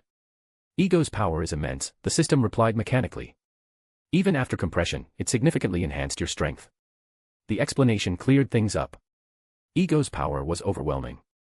Even weakened, even barely controllable, it never disappeared, especially on this planet, where his energy permeated everything. Now that Noah controlled Ego's core, the situation had fundamentally changed. Ordinarily, seizing that core would be impossible. But Noah had space magic. And the space stone. He bypassed Ego's defenses entirely, took the core directly, and claimed full control. With it came everything else. Including the planet-wide energy reserves. When Noah absorbed the cosmic cube, that power had primarily enhanced his physique. And physical enhancement was his weakest area. Not because it was ineffective, but because Noah disliked close combat. Interest dictated growth. Magic advanced quickly. His body did not. The cosmic cube improved him steadily, but slowly. This time was different. Ego's power was less in total quantity, but it had been massively compressed by the system. The result was terrifying. In effective quality, it nearly rivaled an infinity stone. Naturally, the system didn't waste it. The power was used to directly enhance Noah himself. His physical fitness rose significantly. And because his knowledge and mental state already met the requirements, the breakthrough followed naturally. Tier 9. Level 2. His human form benefited greatly. But the true winner was his dragon form. Although rooted in dark power, Ego's energy lacked strong attributes. Anything extraneous was simply stripped away by the system. With a monstrous physical foundation, the dragon form surged straight into Tier 10. I still can't fully control it, Noah admitted quietly. No fine control. But that didn't bother him. Dragon form wasn't meant for precision. It was for desperation. For annihilation. Brutality was the point. What did disappoint him was the power of light. Just as he suspected. It was essentially the result of planetary photosynthesis. Yes, it counted as light. But the energy level was abysmally low. Noah's dark power was high-dimensional, comparable to an infinity stone. This light. Barely low-dimensional. The difference was that of an ant and an elephant. The system confirmed it. There was no way to elevate it. What a waste, Noah muttered. Twice now. Once in the Star Wars universe, light adjacent, but not true light. This time, true light but too weak. If merged, it would simply be devoured by the dark. No balance. No counterpart. Forget it, Noah exhaled. The gains are still enormous. Tier 9 human form. Tier 10 dragon form. That alone placed him among the peaks of existence. Ego, truly a generous being. Then Noah snapped back to reality. And froze. The planet was dead. A vast, desolate wasteland. Lifeless. Noah slowly looked around, instinctively. What happened? Well, Peter said carefully, watching him, when that blue light covered you, all the energy of the planet went into your body. And after that, Rocket added flatly, this place turned into this. Noah rubbed his forehead. He looked at Hermione. She met his gaze and nodded. That was confirmation enough. The system had drained Ego completely. And since Ego was the planet, this outcome was inevitable. So I wiped out a planet, Noah murmured. Alternate form of planetary annihilation. That was new. He smiled faintly, took Hermione's hand, and turned to the others. Problem solved, he said calmly. What are your plans now? Us. Peter hesitated. I don't know.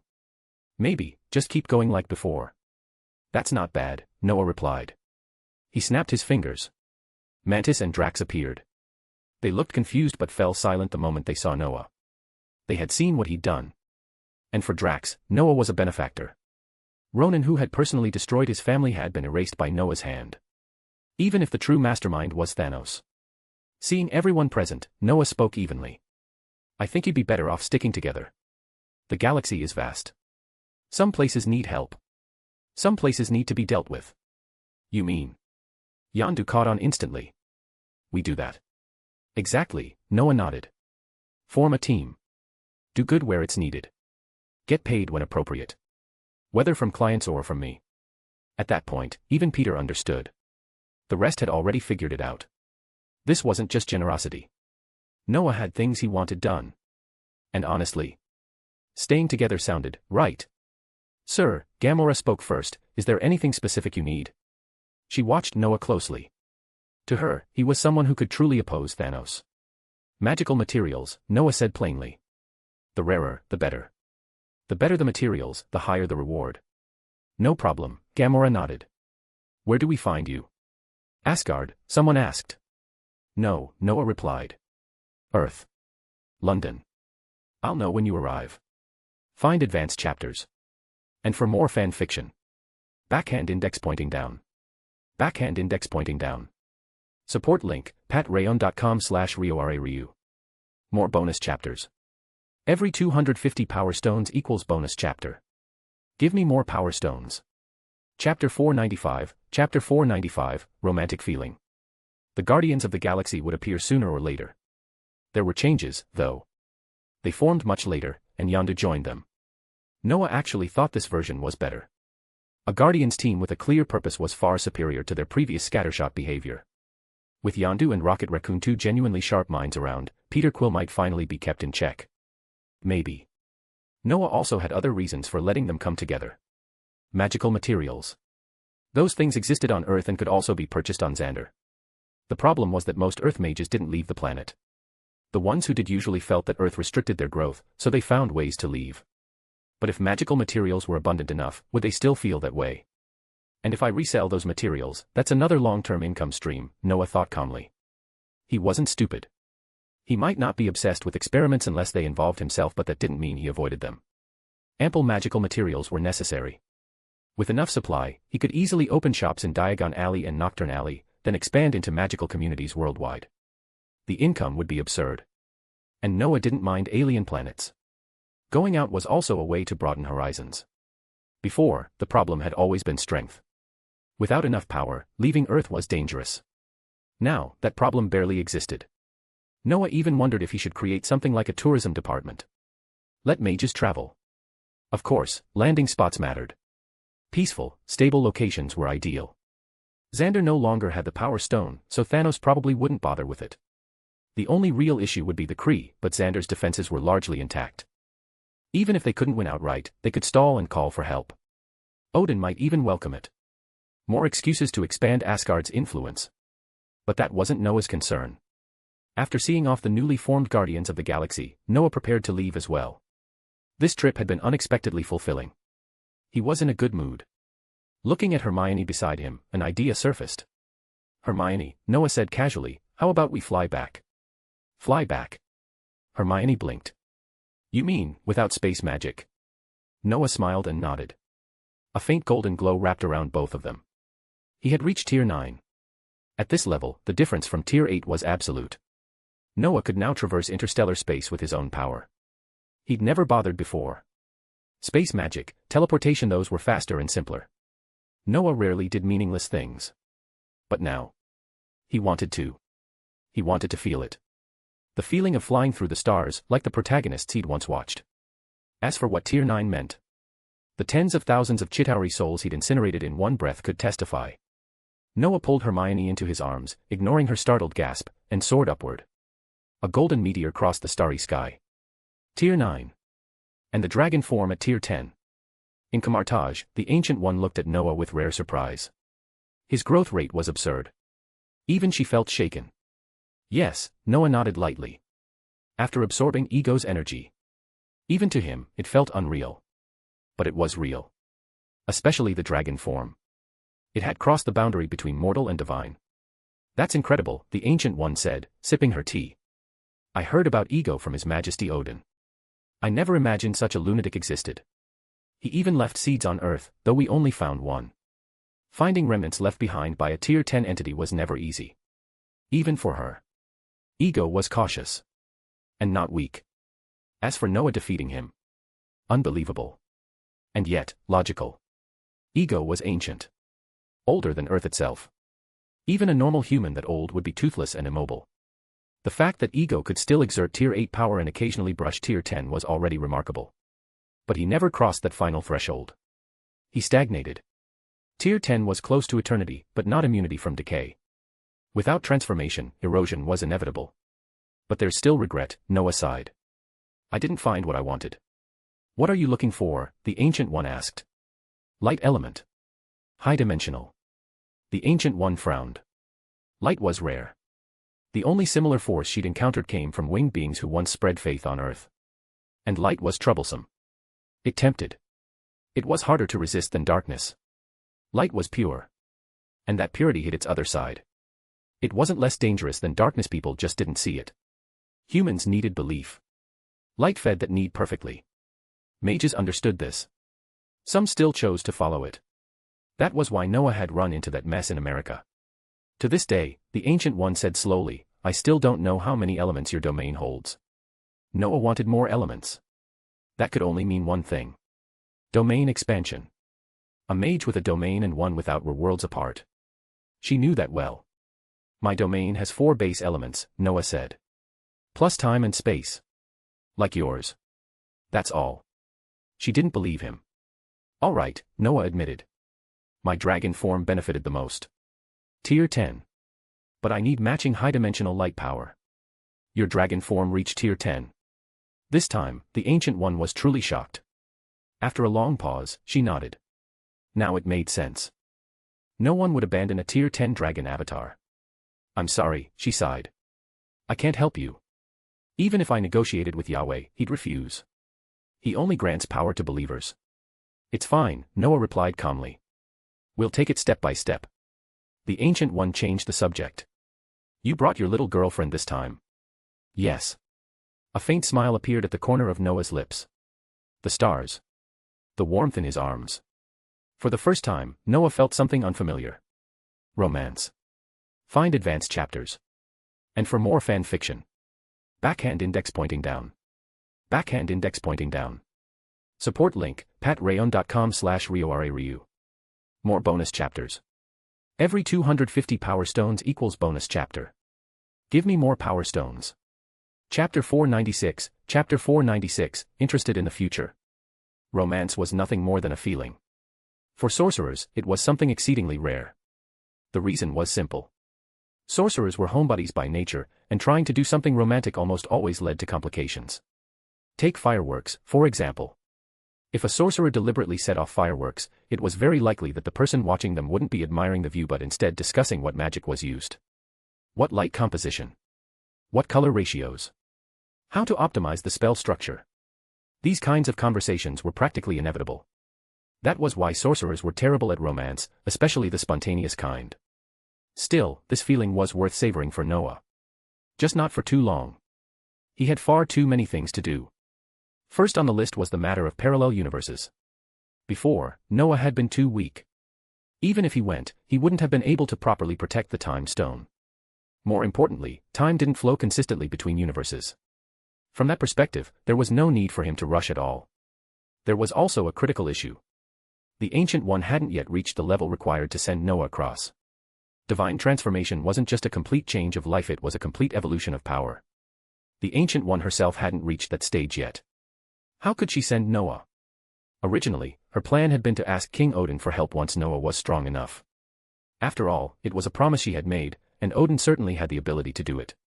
But now things were different. After learning domain magic, the Ancient One no longer needed to worry about catastrophic damage to her body and soul. She could wait. She could reach that level herself, and then personally send Noah to the parallel universe. Her estimate was 1 to 2 years.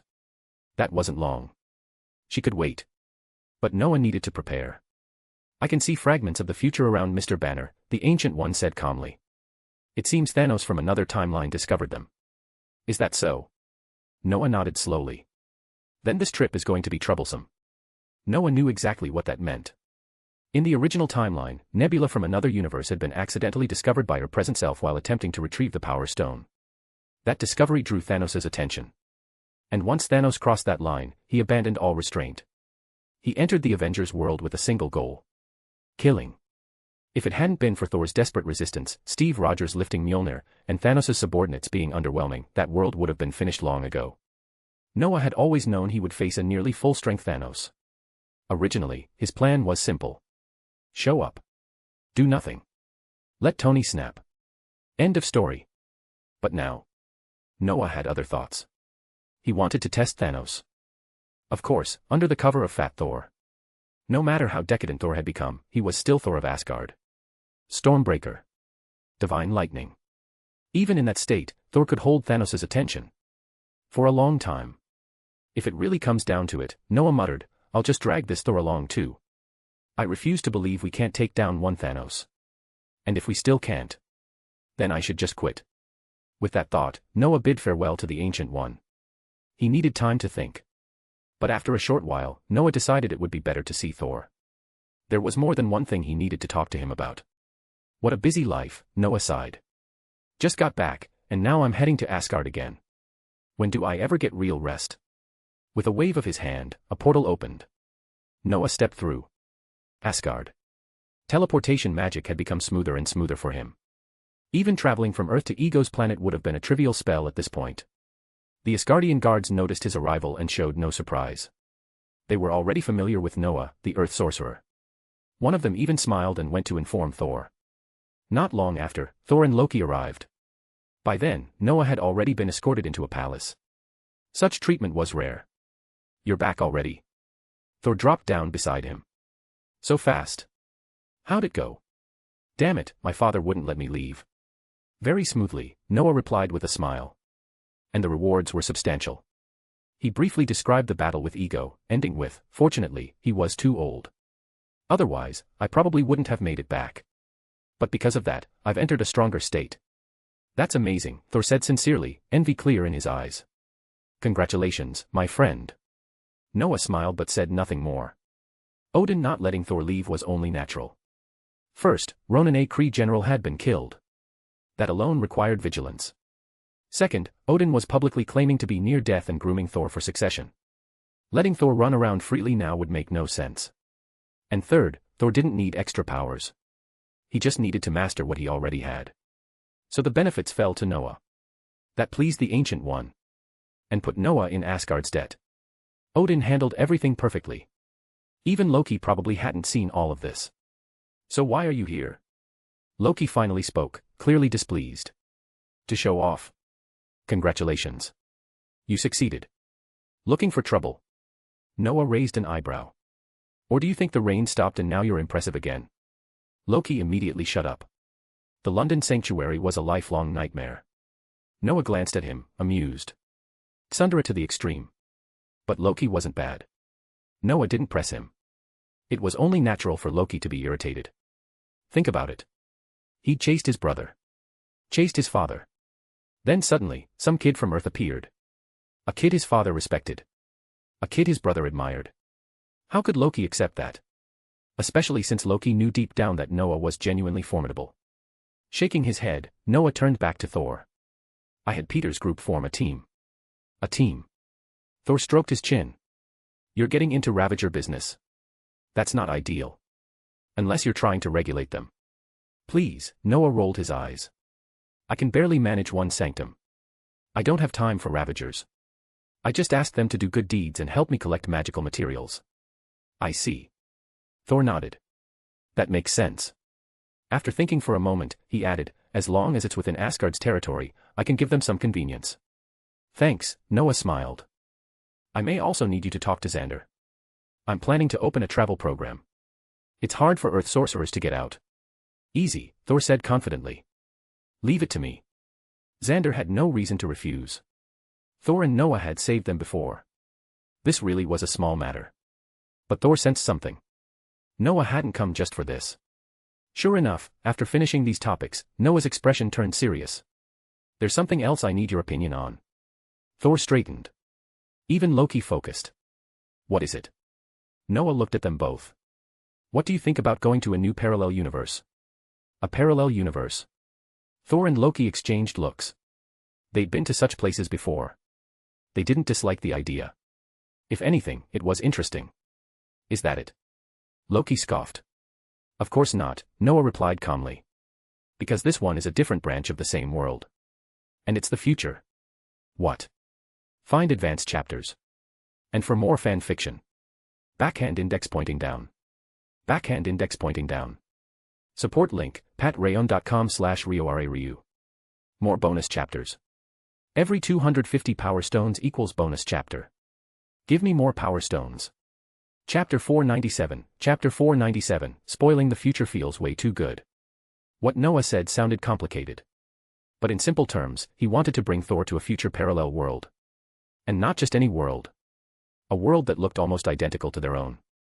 That alone was enough to instantly grab Thor and Loki's attention. A future parallel world. Which meant, in a sense, the future.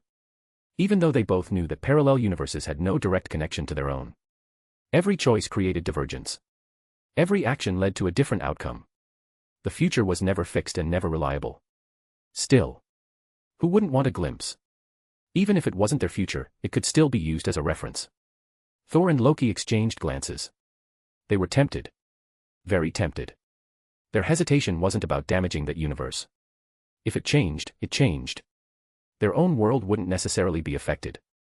What bothered them was Noah himself. He looked too serious. This wasn't his usual tone. It felt like something heavy was coming. After a brief silence, Thor spoke. His voice was low. Why do you want to go to a future parallel universe?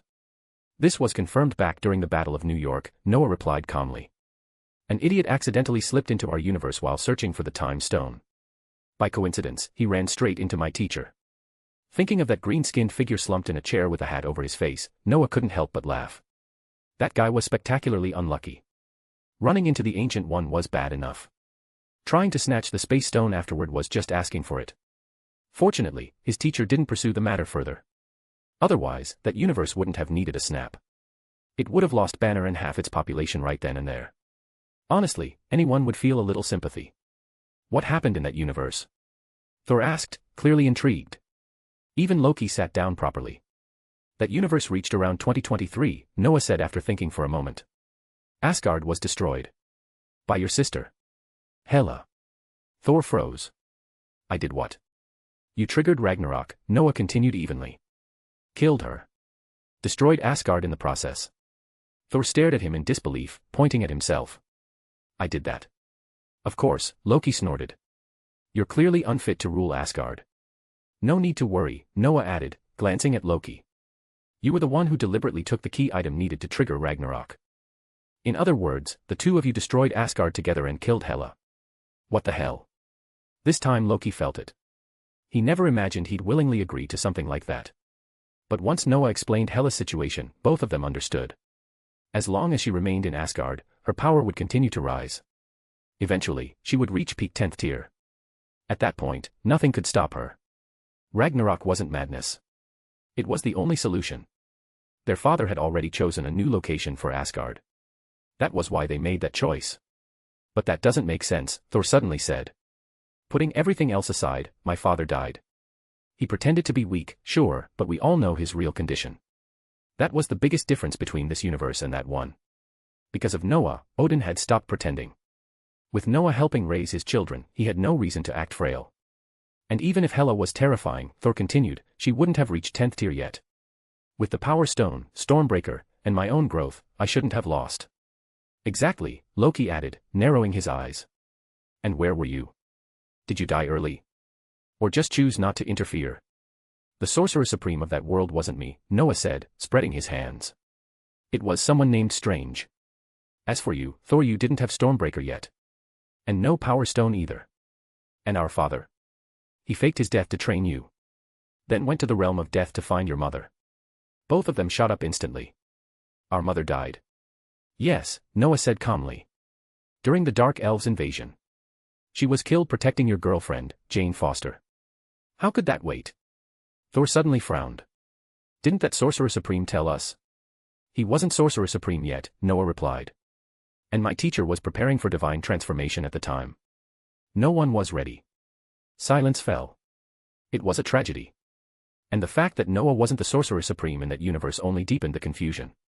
Same person. Same origins. Completely different paths. After a long pause, Thor spoke again. What happened next? Asgard was destroyed. Did everyone die? No. Thor exhaled in relief. But it wasn't much better, Noah continued. All combat personnel died. And half of the remaining civilians died as well. Thor nearly choked. What happened?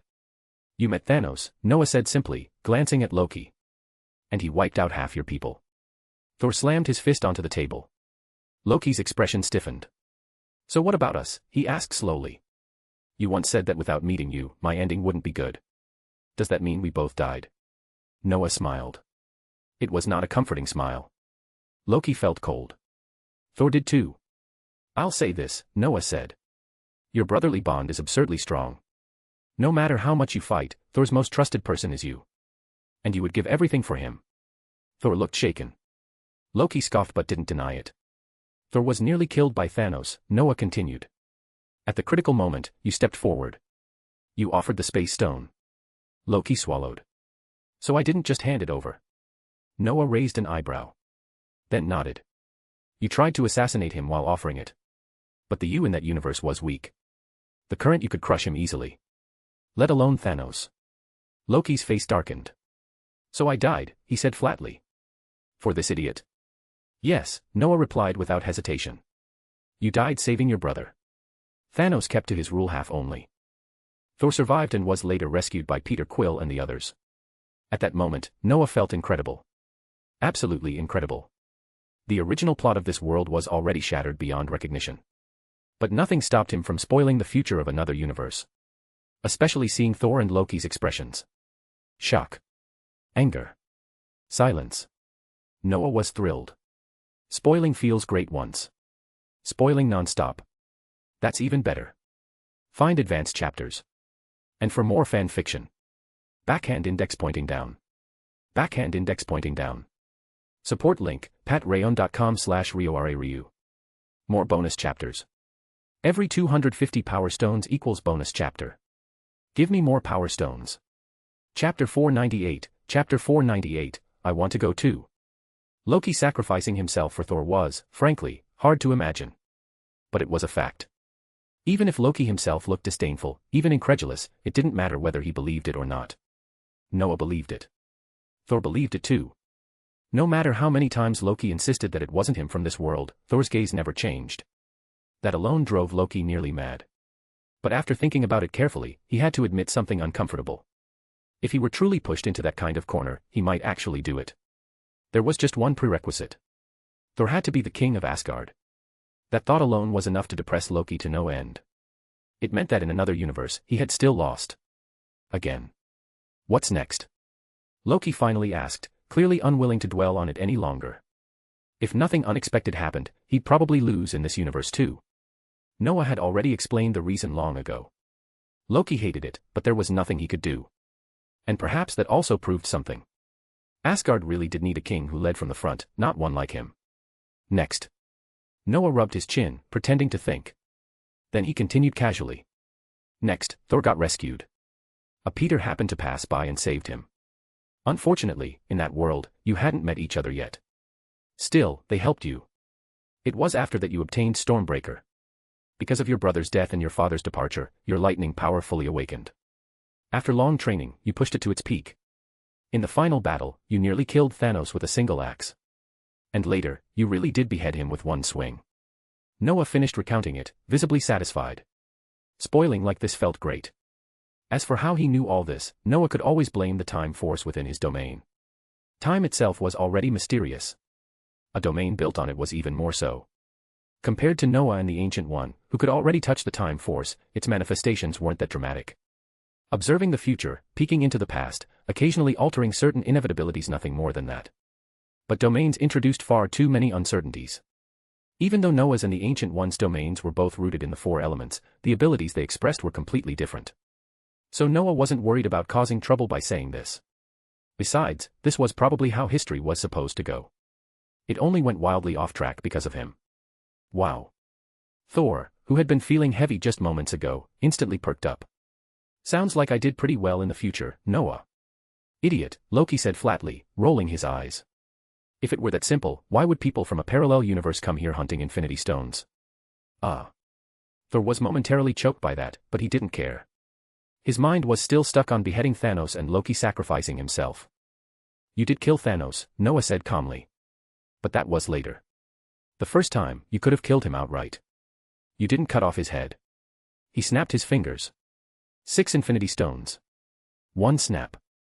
Half of all life in the universe disappeared. What? Yes, Noah nodded. That's exactly what happened. After that, drowning in guilt, you killed Thanos. But he'd already destroyed the stones. That's why people from a parallel universe crossed over, looking for them. The room fell silent. The message was clear. If you're going to strike, finish the job. Leave nothing behind. They want the stones to resurrect the dead. Thor finally asked. Exactly, Noah nodded. The stones killed them, so only the stones can reverse it. If that's the case. Loki looked at Noah strangely. Why are you still going? And why take Thor with you? To watch other people reunite with their families? Or to see his other self from another world?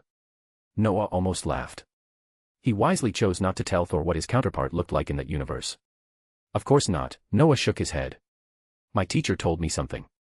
When those people from the parallel universe start gathering the stones, it may draw the attention of others. People who are also looking for the stones. And who are terrifyingly powerful. Thanos. Thor and Loki said it at the same time. No hesitation. There were many who coveted the Infinity Stones, but this name surfaced instinctively. Noah nodded. It's him. Thor clenched his teeth. So if we go, we'll run into him. Almost guaranteed, Noah spread his hands. Nebula would be found. The two nebulas would switch. Thanos would be brought through. A full-scale battle would erupt. That was the trajectory. I'm going with you. Thor stood up without hesitation. Let's go see this damn Thanos.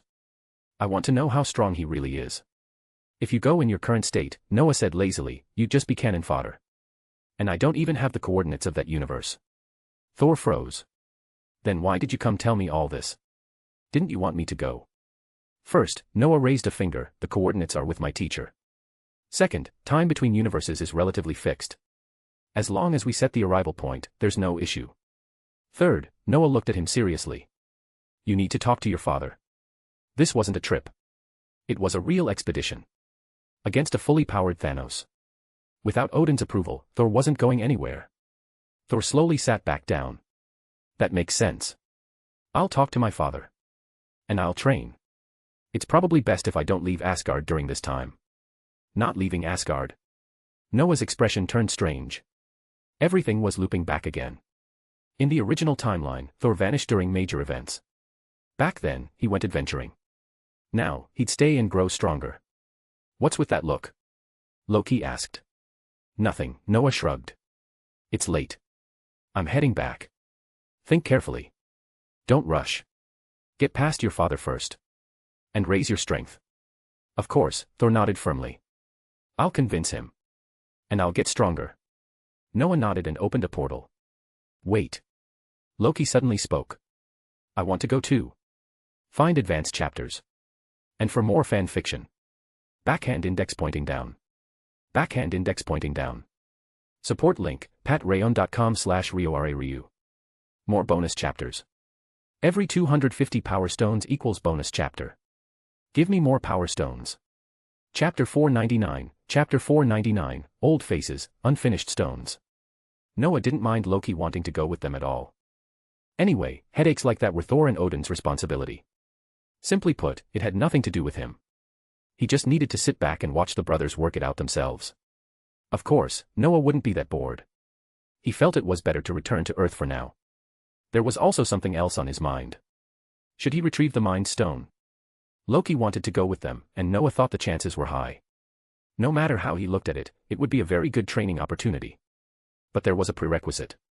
Loki's strength had to be qualified.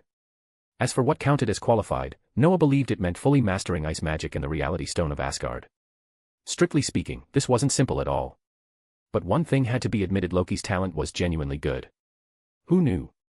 By the time Noah and the others were ready to leave, Loki might already meet the standard. That could be considered later. There was still time. But if Loki really did master the reality stone, Noah felt his own side needed to speed up as well. Back then, to avoid trouble, he had left the Mind Stone with Hydra. Now, though, it was clearly time to retrieve it. Everything had already been exposed. Everyone knew how many Infinity Stones were on Earth. Leaving it with Hydra was no longer a good idea.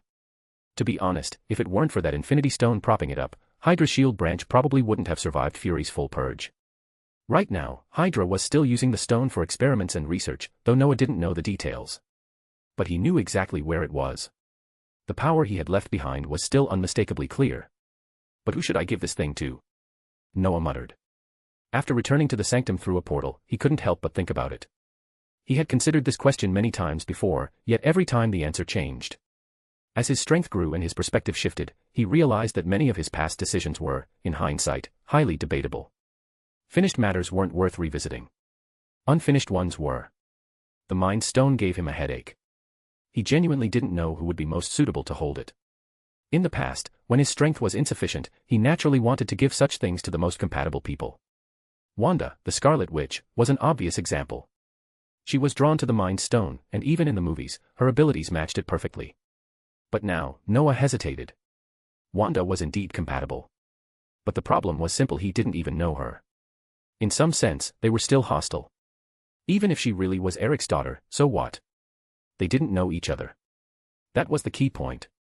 I feel like I'm shifting from pure rationality to something more emotional, Noah said quietly, rubbing his chin. His thinking had changed as his strength increased. Still, he didn't think that was a bad thing. He didn't want to become an emotionless machine, and he felt capable of handling more trouble now. Even so, his usual caution remained. The world was vast. Powerful people were everywhere. He just no longer made decisions based on who was most suitable. If he didn't know someone or wasn't familiar with them, he simply wouldn't consider them. Besides, there are plenty of people who could use it. Why fixate on her? Noah shook his head slightly. Another figure came to mind. Someone truly suited to the Mind Stone. Charles. The former mutant heavyweight, now living in seclusion within the British magical world. Charles was psychic as well, and compared to Wanda, Noah was far more familiar with him. Charles was deeply grateful to Noah. Without Noah's appearance and help, the mutants would never have gained a true home.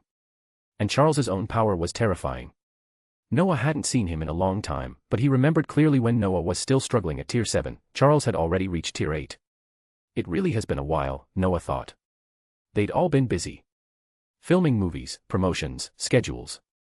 The X-Men series was nearing its end, and the profits it generated were enormous for Noah and for ARC as a whole. The tragic mutant stories also resonated with many mages. In the current context, the films even ended up indirectly praising the Ministry of Magic. As a result, mages held a surprisingly good impression of a story that didn't involve mages at all. And there's another one, Noah added inwardly. Jean Grey. The Phoenix. He wondered how things were going between her and Scott now.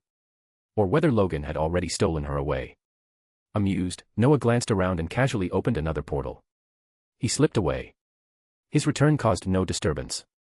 Most likely, no one even noticed he had come back. Since that was the case, it was better not to be discovered at all.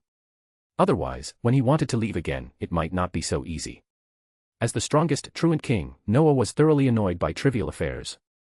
Sometimes, he felt genuinely grateful that he had left Dennis, the original London Sanctum Guardian, behind, and brought Wong, the Sorcerer Supreme's best assistant, to his side. Otherwise, he would have been exhausted by now. Find advanced chapters. And for more fan fiction. Backhand index pointing down. Backhand index pointing down. Support link, patreon.com/RioRaRyu. More bonus chapters. Every 250 power stones equals bonus chapter. Give me more power stones. Chapter 500, the Professor's Answer. HM. Mr. Fennell. Just as Noah quietly slipped into Charles's villa, a woman's voice came from behind him. My goodness, it really is you. Noah turned around. Long time no see, Jean. It was Jean Grey, the very person he had just been thinking about. Indeed, long time no see, Jean said, regaining her composure. You haven't been here for a long time. Of course, we know you've been very busy. Very busy, Noah agreed, smiling as he spread his hands. Especially recently. I took a trip across the universe. It was a headache. He looked her over. Jean appeared younger than before, though that wasn't what caught his attention. Women caring about their appearance was normal. Ms. Haven looked young as well. What mattered was her aura. She was stronger. Much stronger. Jean Grey was almost a tier 8 now. The Phoenix lived up to her name. That made Noah even more curious about Charles. Back in 2012, that old man that bald middle-aged man had already reached tier 8. Now. Noah couldn't help but wonder how far he'd gone. You're here to see the professor, right? Jean smiled as if she'd guessed his purpose. She turned and opened a door. Come with me. He's watching the latest X-Men dailies. The latest. Noah chuckled. Which part are you on? The final Wolverine segment, Jean said, tilting her head. The one where everyone dies. Only Charles and Logan are left. She paused, then asked, by the way, why did you choose Logan as the protagonist for 3 films? And why a parallel timeline?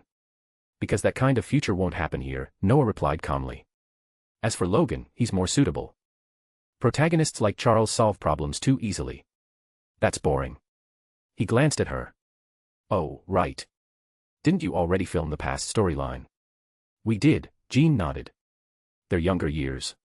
Like you said, if problems are resolved too easily, there's no fun. That was how movies worked. An overly powerful protagonist crushed everything without effort. No twists. No tension. Naturally boring. Reality was different. In reality, crushing everything was ideal. And if you couldn't crush it, you avoided it. Noah worked the same way. If he ever looked for trouble, it would always be within his limits. Jean led him to Charles's room, then quietly left. She understood that Noah had business with the professor, things she wasn't meant to be involved in. This time, though, she'd guessed wrong. Noah's visit wasn't anything serious. Inside, Charles sat in front of a computer, staring intently at the screen. Displayed was his aged self from Logan, frail and nearing death. He seemed lost in thought. Noah stayed silent. After a long while, Charles spoke. Even though I've said it many times, I still want to say it again. Thank you, Noah. He paused. And you really haven't visited in a long time. It's been a while, Noah said, smiling as he walked over. I've been too busy. Thought I'd drop by during a break. A break? Charles raised an eyebrow. Why do I feel like you always have something going on? It's nothing major, Noah replied calmly. You'll know sooner or later. Find advanced chapters. And for more fan fiction. Backhand index pointing down. Backhand index pointing down. Support link, patreon.com/RioRaRyu. More bonus chapters. Every 250 power stones equals bonus chapter. Give me more power stones. Chapter 501, Mutants, Futures, and Old Wounds. For Noah, some things that needed to be disclosed really weren't a big deal. Of course, he only mentioned matters related to the Infinity Stones. Nothing else. There was no need. Even though Charles was very powerful, this guy had quietly reached the 8th tier, 5th level. He wasn't like Thor. It wasn't that his potential was inferior to Thor's. Noah just didn't want to complicate things for no reason. Besides, Thanos and those matters had nothing to do with Charles anyway. At least in the original storyline. Whether Charles knew or not didn't really matter. So Noah only said that there was a terrifying individual collecting Infinity Stones, and that this person might do some things that weren't exactly good. I see. Charles nodded. So you want to collect the stones in advance to fight him? No need. Noah shook his head. I already have 5 of the 6 stones. There's no need to collect more. The problem now is how to distribute them. Charles looked at Noah, speechless. Earlier, Noah had talked about how terrifying the stones were. Now he was saying he had already gathered almost all of them. But Charles wasn't stupid. He understood immediately. Noah had come to tell him these things, while deliberately concealing some unrelated details such as how he obtained them. To be honest, Charles wasn't curious about that. Noah clearly had his reasons for not saying more. All Charles needed to know was that Noah had the stones and planned to distribute them, so that they could be prepared to face that formidable enemy in the future. Rubbing his smooth head, Charles suddenly felt interested. The Infinity Stones sounded genuinely fascinating, especially with their allegedly inexhaustible energy power that, if used properly, could easily destroy a planet. How could he not be interested? But his interest wasn't about mastering them. He wanted to understand the difference between that power and ordinary power, and how such a gem was formed, its structure, its nature. You want to distribute these stones, and you came to me, Charles said with a smile. That means you're considering me as one of the recipients, right? Yes. This is the only stone I currently have. Noah shrugged. To be honest, it suits your abilities very well. The Mind Stone. It's suitable for someone with mind powers like you. Or rather, someone who excels at psychic abilities. Then wouldn't Jean also be suitable? She would. But I'm still thinking about it. I need to confirm your attitudes first. Confirming attitudes was necessary in matters like this. It was the same with Wong and Thor. Thor was willing to shoulder the responsibility of holding a gem. Wong felt he didn't meet the requirements. Thor had been reluctant at first too. But he was confident he could protect it and face any enemies that came with it, so he accepted. Charles was different. He was someone Noah knew well. Someone he trusted deeply. That made it even more important to ask carefully. If it were Wanda or someone similar, Noah wouldn't bother as much. If she resisted, he could simply cast a spell. Even altering her subconscious wouldn't be difficult. That kind of thing wouldn't be hard for Noah. There might be problems later, what if she woke up? But he wasn't too worried. First, she was Eric's daughter. Second, Noah wouldn't necessarily go that far. And even if he did, he had more than enough people around him holding gems. If he truly couldn't bring himself to do it, he could always wait for Strange.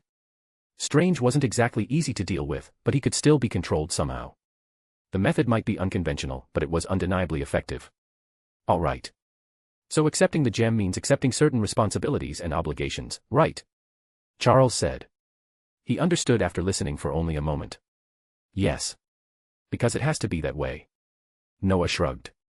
The Infinity Stones are too dangerous. Some things need to be clear. Responsibility and obligation come together, so. I understand. Charles smiled. It seems I'll need to think it over carefully. You should. Noah nodded. Find advanced chapters. And for more fan fiction. Backhand index pointing down. Backhand index pointing down. Support link, patreon.com/RioRaRyu. More bonus chapters. Every 250 power stones equals bonus chapter. Give me more power stones. Chapter 502, Chapter 502, 9th tier. After that, Noah simply sat beside Charles and watched the rough cut of X-Men, The Last Stand with him. Honestly, Noah thought it was very good. The actors were different from what he remembered aside from the protagonist, almost everything felt unfamiliar. But the story itself was still the original one. And the most interesting thing about this movie really, about the entire X-Men series was that the actors themselves were mutants. Even the director and cinematographer were mutants. The sheer luxury of it was honestly a bit terrifying. A very good movie, Noah said after it ended. Honestly, although I'm not sure, something like this might really happen one day. Indeed. Who can say? Charles smiled and sighed. If it weren't for your appearance. But Eric isn't always the villain. But most of the time he is, Charles replied. And most of the time, he fails. That was just how it worked. To increase the difficulty for the protagonists, to fill the story with twists and setbacks, someone had to take on that role. That way, when the protagonists finally succeeded, it felt more impressive. More resonant. Unfortunately, Eric often ended up playing that part. He played it personally. It felt real. Too real. And it made him understandably annoyed. Anyone would be, if they kept trying new things and failing every time. Speaking of Eric, I just remembered something, Charles said suddenly. Didn't you say he has 2 children as well? Yes. Noah nodded. If nothing unexpected happens, we should meet them next year. More precisely, in a few months if Noah decided to take them. He had actually been planning to bring them out for some activity. Take his art people with him. Events like Age of Ultron probably wouldn't happen anymore. Ultron had appeared because Tony believed Earth needed protection, and the Avengers needed oversight. But now, Tony could hardly be considered an ordinary human. Sorcerers were also protecting Earth. Government regulation was basically impossible. If that idea never appeared, then Ultron wouldn't either. Without Ultron, Civil War might not even happen. There might still be issues between Tony and Steve. To this day, Noah hadn't heard of Steve taking Bucky to apologize. Even if someone was mind-controlled, they still killed someone's parents. An apology was still necessary. Whether Tony would accept it was another matter. That was all future business. Noah didn't care to manage it. What he cared about now was resurrection magic. Cassandra had described the underworld to him in detail. Noah had also confirmed its existence through exploration. Unfortunately, the underworld seemed to have been ruled by the ISU. Their departure led to its collapse. That troubled Noah. Did he really have to go to Japan or something? Contact the local Ministry of Magic. Ask if ninja villages existed. Look for parallel universes. He shook his head. That was a last resort. A truly desperate option. Honestly, if a ninth-tier Noah went to a world full of ninjas, wouldn't he just become the biggest villain there? Next year? Charles asked. He had no idea what Noah had been thinking about. After a moment, he continued, then when the time comes, shall we go together? I'd like to see Eric's children as well. Of course. Noah smiled. We'll go together. Those two little ones might need some serious discipline. Sounds like they're not very well behaved, Charles laughed. Eric and I will figure something out. If not, we can always turn to you, right? It won't be very comfortable at my place, Noah spread his hands. But it's an option. They're not very obedient, but their talent is excellent. Even though I haven't met them, I've seen their future achievements and some not-so-good things. The not-so-good thing was Quicksilver's death. But that wouldn't happen anymore. Vision wouldn't appear either. The Mind Stone would never be given to a robot. Jarvis was best left as Jarvis. There was no need for him to become Vision. Not-so-good things. Charles frowned, then relaxed. You'll have a solution, I assume. Of course. Noah stood up with a smile. I'm Noah Fennell. Keep it up. You're improving quickly, but you're still a bit short.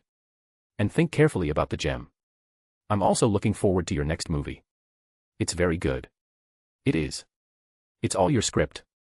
I think it'll make a lot of money. Of course, Noah said. Isn't that what making movies is for? Find advanced chapters. And for more fan fiction. Backhand index pointing down. Backhand index pointing down. Support link, patreon.com/RioRaRyu. More bonus chapters. Every 250 power stones equals bonus chapter. Give me more power stones. Chapter 503, Domain and Ascension. Thinking takes time, especially for someone like Charles. Charles was not alone. He was still regarded as the spiritual leader of mutants, and every decision he made carried immense weight, especially now, when mutants truly could not do without him. His strength and prestige among mutants were simply too high. Eric could not compare. Because of that, Charles had to carefully consider what kind of variables his decision would bring to mutant kind. He was not like Thor. Thor had Odin behind him. Thor himself was confident, and he had many places to guard. Power was something he genuinely needed. Those responsibilities were inherent. Thor had only hesitated because of something his father once said. He was never truly opposed to that kind of power. So he did not need much time before accepting it. Charles was different. Noah gave Charles time to think. Noah himself still had things he needed to handle. For example, he needed to further develop the power of the domain, how to use it, how to maximize it, rather than simply relying on it for spellcasting. He also needed to understand how far 9th tier power could truly be pushed. Every time Noah advanced, he needed to properly adapt to his strength within the system space. That usually meant finding a suitable opponent and having a proper sparring session. Power needed adaptation. Noah understood this well and never slackened in that regard. Even so, one thing continued to vex him. His light power. This was probably the most frustrating concern Noah had faced so far. If I had known this, why was I so eager to create Dragonborn magic back then? At times, Noah would complain that he had indeed been too hasty. Haste was not a good thing. But after thinking it through, he did not regret it. Without Dragonborn magic as a trump card, Noah would not have dared to roam around recklessly. Dragonborn magic had created a terrifying dragon for him, giving him room to act in dangerous situations. This time, his dragon form had directly reached the 10th tier. That alone made the entire project worth researching. The 10th tier was a wondrous stage. Noah was genuinely interested in this level of strength. Especially in the feeling of standing on the boundary between God and mortal. And just how far the God stage could elevate life. Shaking his head, Noah decisively abandoned the thought. His own 10th tier power was still in an unexplored state, let alone the true, transcendent stage beyond it. After returning to the sanctuary, Noah met everyone inside. Once he confirmed everything was fine, he announced that he would be meditating for a period of time. I gained unimaginable rewards from this long journey, he said. I need time to thoroughly familiarize myself with and adapt to my power. In simple terms, Wong said, you found another excuse to be lazy. The only one who could speak like that was obviously Wong. There were not many people in the London sanctuary. Including Noah, there were just over 20 people. Madame Heffy, Wong, and Dennis served as the main administrators. Then there was Jason. He did not stay in the sanctuary often, but he unquestionably belonged to it. There were also Cassandra, Lily Snape, and a large group of apprentices. Noah's sanctuary did not have many people, but everyone inside was highly capable. The weakest were the younger apprentices. Those children, selected from Madame Heffy's orphanage years ago, were now all at least 4th tier. Among the administrators, Madame Heffy was already 6th tier, the same level Dumbledore had been at when he defeated Voldemort. Dennis was also 6th tier, but he had reached the peak and could step into the 7th tier at any time. Few in number. High in quality. Wong, the strongest among them, was at 7th tier, 8th level. As Noah's fellow student who had grown up alongside him, he naturally dared to speak so casually. Besides, based on past experience, he was not wrong. It's really not laziness, Noah said, spreading his hands. I unexpectedly crossed into the 9th tier. The room went silent. What? Wong froze. Everyone present was shocked. The 9th tier was no joke. This level surpassed 99% of sorcerers. The remaining 1% were either at Noah's level or at the Ancient One's stage. In other words, if Noah chose to go independent right now and establish his own magical organization, he would instantly become a top-tier force. Even 7th tier Noah would have been formidable. But 9th tier? That deterrence was terrifying. Aside from the Sorcerer Supreme, Noah had no real opponents left. His growth rate was simply too fast. How is that possible? Wong muttered. You only reached the 8th tier not long ago. That's exactly why I need to meditate, Noah replied. Growing too fast can cause problems. Can I take that as you showing off? No, Noah said calmly. I just got lucky and gained something. That's all. It was the truth. Before this, Noah had not expected to gain so much from ego. Unfortunately, no one seemed inclined to believe him. To be fair, if someone said that to Noah, he would probably think the same. Realizing this, Noah did not explain further. After making the necessary arrangements, he returned to his room. It was as clean as ever. Madame Heffy and Lily had clearly been cleaning it regularly. The familiarity made Noah feel at ease. Breathing in the faint fragrance lingering in the room, Noah slowly fell into thought. He needed to decide what to do first. Fully adapting to his strength was important. Experiencing 10th tier power was equally important. As for maximizing the domain, that could be done alongside adaptation. Noah rubbed his chin. In the end, he decided to ask the system. Compared to someone fumbling in the dark, the system personally created by a great being was clearly more experienced. Calming his mind, Noah entered the system space. It remained dim. Aside from the constantly jumping elements, everything looked unchanged. System, Noah said, what's the approximate upper limit of this domain? He did not waste words. The system disliked small talk, and Noah was the same. To truly unleash the domain's full power, he needed a clear answer. You will need to test it yourself, the system replied. Even I cannot determine its exact upper limit. This is the first domain I have encountered. After a brief pause, it continued. However, it has the potential to evolve into something far greater. Perhaps a universe. Perhaps a world. Its voice remained mechanical and calm. Noah was used to it. The system's high evaluation did not surprise him. He had long considered this possibility. And as the true integrator of the domain, the system's assessment carried weight. Can combat help me understand the domain better? Noah asked. Familiarize myself with my strength. Push it as far as possible. Of course. Noah nodded. The system agreed. The benefits of actual combat were obvious. Noah had understood this since childhood. He had never been averse to fighting. On the contrary, he welcomed it. Without hesitation, he decided to master his abilities through real combat and further develop his domain that way. As for experiencing the 10th tier, that was not an issue. First, Noah did not believe his human form could not reach the 10th tier. His physique was constantly improving. Even if it was slow, he would get there eventually. Just look at Carol. She could match Thanos wielding 6 Infinity Stones through sheer physicality. Noah did not believe he could not reach that step. Second, the energy from the cosmic cube was still continuously enhancing his body and level. It would take time. But not too much time. Combined with his rapidly increasing magic power and terrifying learning speed, the ninefold external time advantage allowed Noah to do almost anything. He had always been disciplined in using that time studying, honing his skills. He had no bottlenecks. His physique did not either. With sufficient knowledge, magic power, physical strength, and a massive reserve of energy waiting to be digested, how could he fail to reach the 10th tier? And in Noah's mind, the 10th tier was never the end. As a transmigrator, he had ambitions of his own. Especially now. He looked forward to truly experiencing the difference between God and mortal. Even self-eternity. Find advanced chapters. And for more fan fiction. Backhand index pointing down. Backhand index pointing down. Support link, patreon.com/RioRaRyu. More bonus chapters. Every 250 power stones equals bonus chapter. Give me more power stones. Chapter 504, Chapter 504, The System's True Value.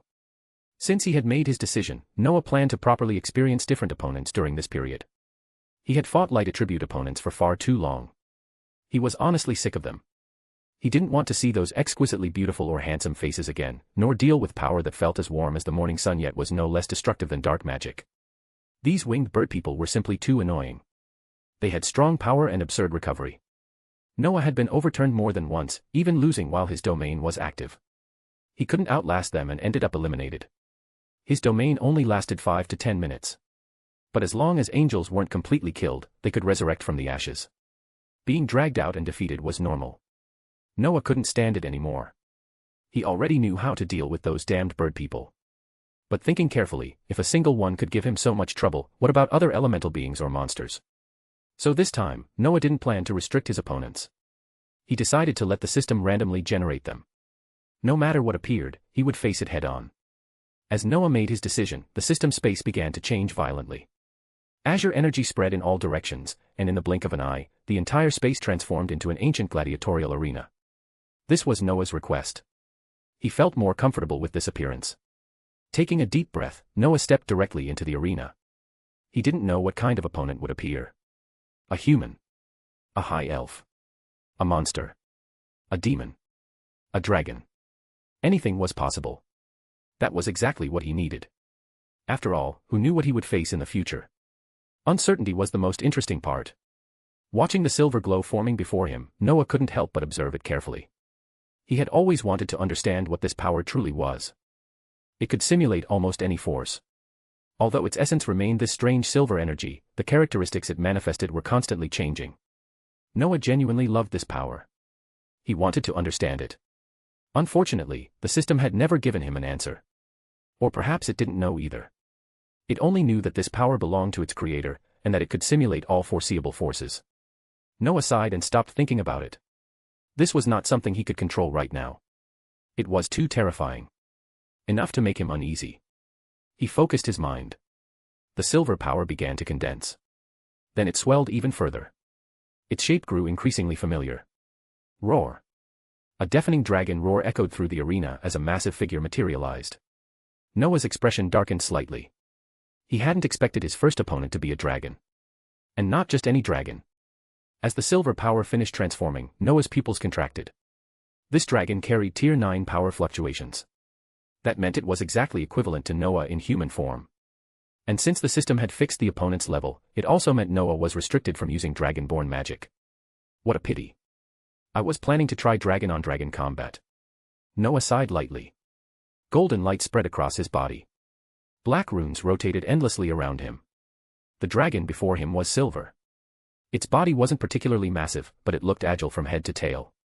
Scales covered its entire form, gleaming like cold silver armor. It didn't feel oppressive. It felt sharp. Like a blade drawn halfway from its sheath. In Noah's memory, different dragon colors corresponded to different abilities. Silver dragons were usually associated with light, ice, or assassin-type spatial powers. Just by looking at it, Noah had already judged its specialization. Especially when it appeared before him in an instant.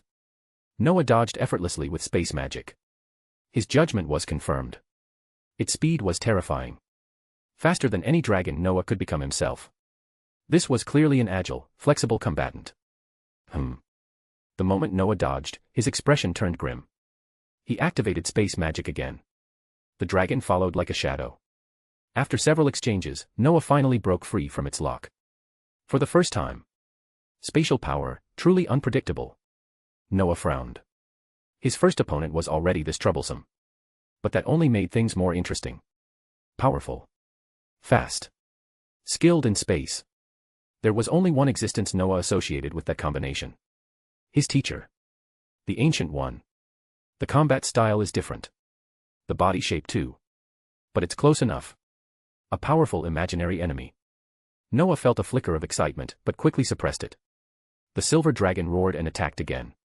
Noah reacted instantly. An ice wall thicker than a city wall erupted before him. At the same time, his figure vanished behind it. Silver lightning struck the wall. There was no violent impact. The dragon appeared behind the ice wall as thick mist burst outward. As the mist dissipated, a massive hollow was revealed. This was not ordinary ice. It was ever-frozen ice, nearly as hard as diamond, cast by a Tier 9 mage. As long as Noah maintained output, its durability was terrifying.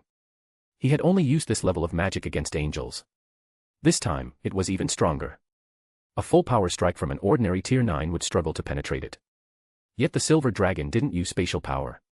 It relied purely on its body and speed to carve through. Noah's face grew solemn. And at the same time, more excited. In this universe, Noah rarely fought without restraint. Either the enemy was too weak, or he had to hold back to avoid destroying everything around him. It was stifling. On Earth, Tier 9 powerhouses existed, but who would fight him to the death? They could live for thousands of years. If bored, they could simply leave the planet. Who would risk everything without a grudge? Especially with the terrifying existence possibly standing behind Noah. No one dared provoke him. That was why this moment mattered. An equal opponent. A battle without restraint. That alone was worth more than any amount of wealth. The system was a treasure. Noah almost laughed at himself. Why had he always limited himself to a single opponent before? Suppressing his excitement, his expression returned to calm. He raised the star of time and space slightly. Golden light flickered. Then he stepped forward. The silver dragon, missing its first strike, unleashed its spatial power. Its massive body moved freely through space, launching a relentless storm of attacks. Spatial traversal. Spatial imprisonment. Spatial traps. Strange and lethal techniques erupted around Noah. Noah gave no ground. His mastery of spatial magic wasn't high, but this dragon was another teacher. A very good one. He countered continuously, learning as he fought. Space magic was eerie. But Noah's learning ability was terrifying. Knowledge was a mage's greatest weapon. That statement had never been truer. Even if the dragon was simulated, the space magic it used was real. That made it easier to observe, understand, and imitate. The essence differed. But unlike light magic, space magic could be grasped. Noah understood its principles. He had the foundation. He only needed to simulate and cast it. In the dim system space, Noah and the silver dragon clashed like rival masters of space. Or perhaps the original master was being challenged. Spatial attacks vanished into black holes. Deadly techniques pierced barriers and appeared beside Noah only to reappear behind the dragon the next instant. Mysterious. Eerie. Space itself bent and twisted as Noah and the silver dragon displayed its full terror. Find advanced chapters. And for more fan fiction. Backhand index pointing down. Backhand index pointing down. Support link, patreon.com/RioRaRyu. More bonus chapters. Every 250 power stones equals bonus chapter. Give me more power stones. Chapter 505, Chapter 505, a domain on both sides. The battle between Noah and the silver dragon was strange and difficult to read, yet Noah could clearly feel himself being pushed into a disadvantage. The combat wisdom this silver dragon displayed was unsettling. It was far more terrifying than any opponent Noah had faced before. Still, Noah had no intention of stopping or retreating. An enemy like this made him feel unusually excited. Even as he was forced into a passive position, the combat experience Noah had accumulated through countless battles was not meaningless. The star of time and space shimmered faintly on his finger as Noah stopped relying on space magic alone. He possessed 4 elements, the power of space and time, and even high-dimensional dark power. There was no reason to restrain himself. From the very beginning, Noah had never planned to limit his power. The faint golden glow around him intensified. Spell after spell was cast without pause as Noah launched a fierce counterattack, showing no sign of weakness. A clash between two Tier 9 existences was truly earth-shattering. Deafening roars echoed endlessly through the arena.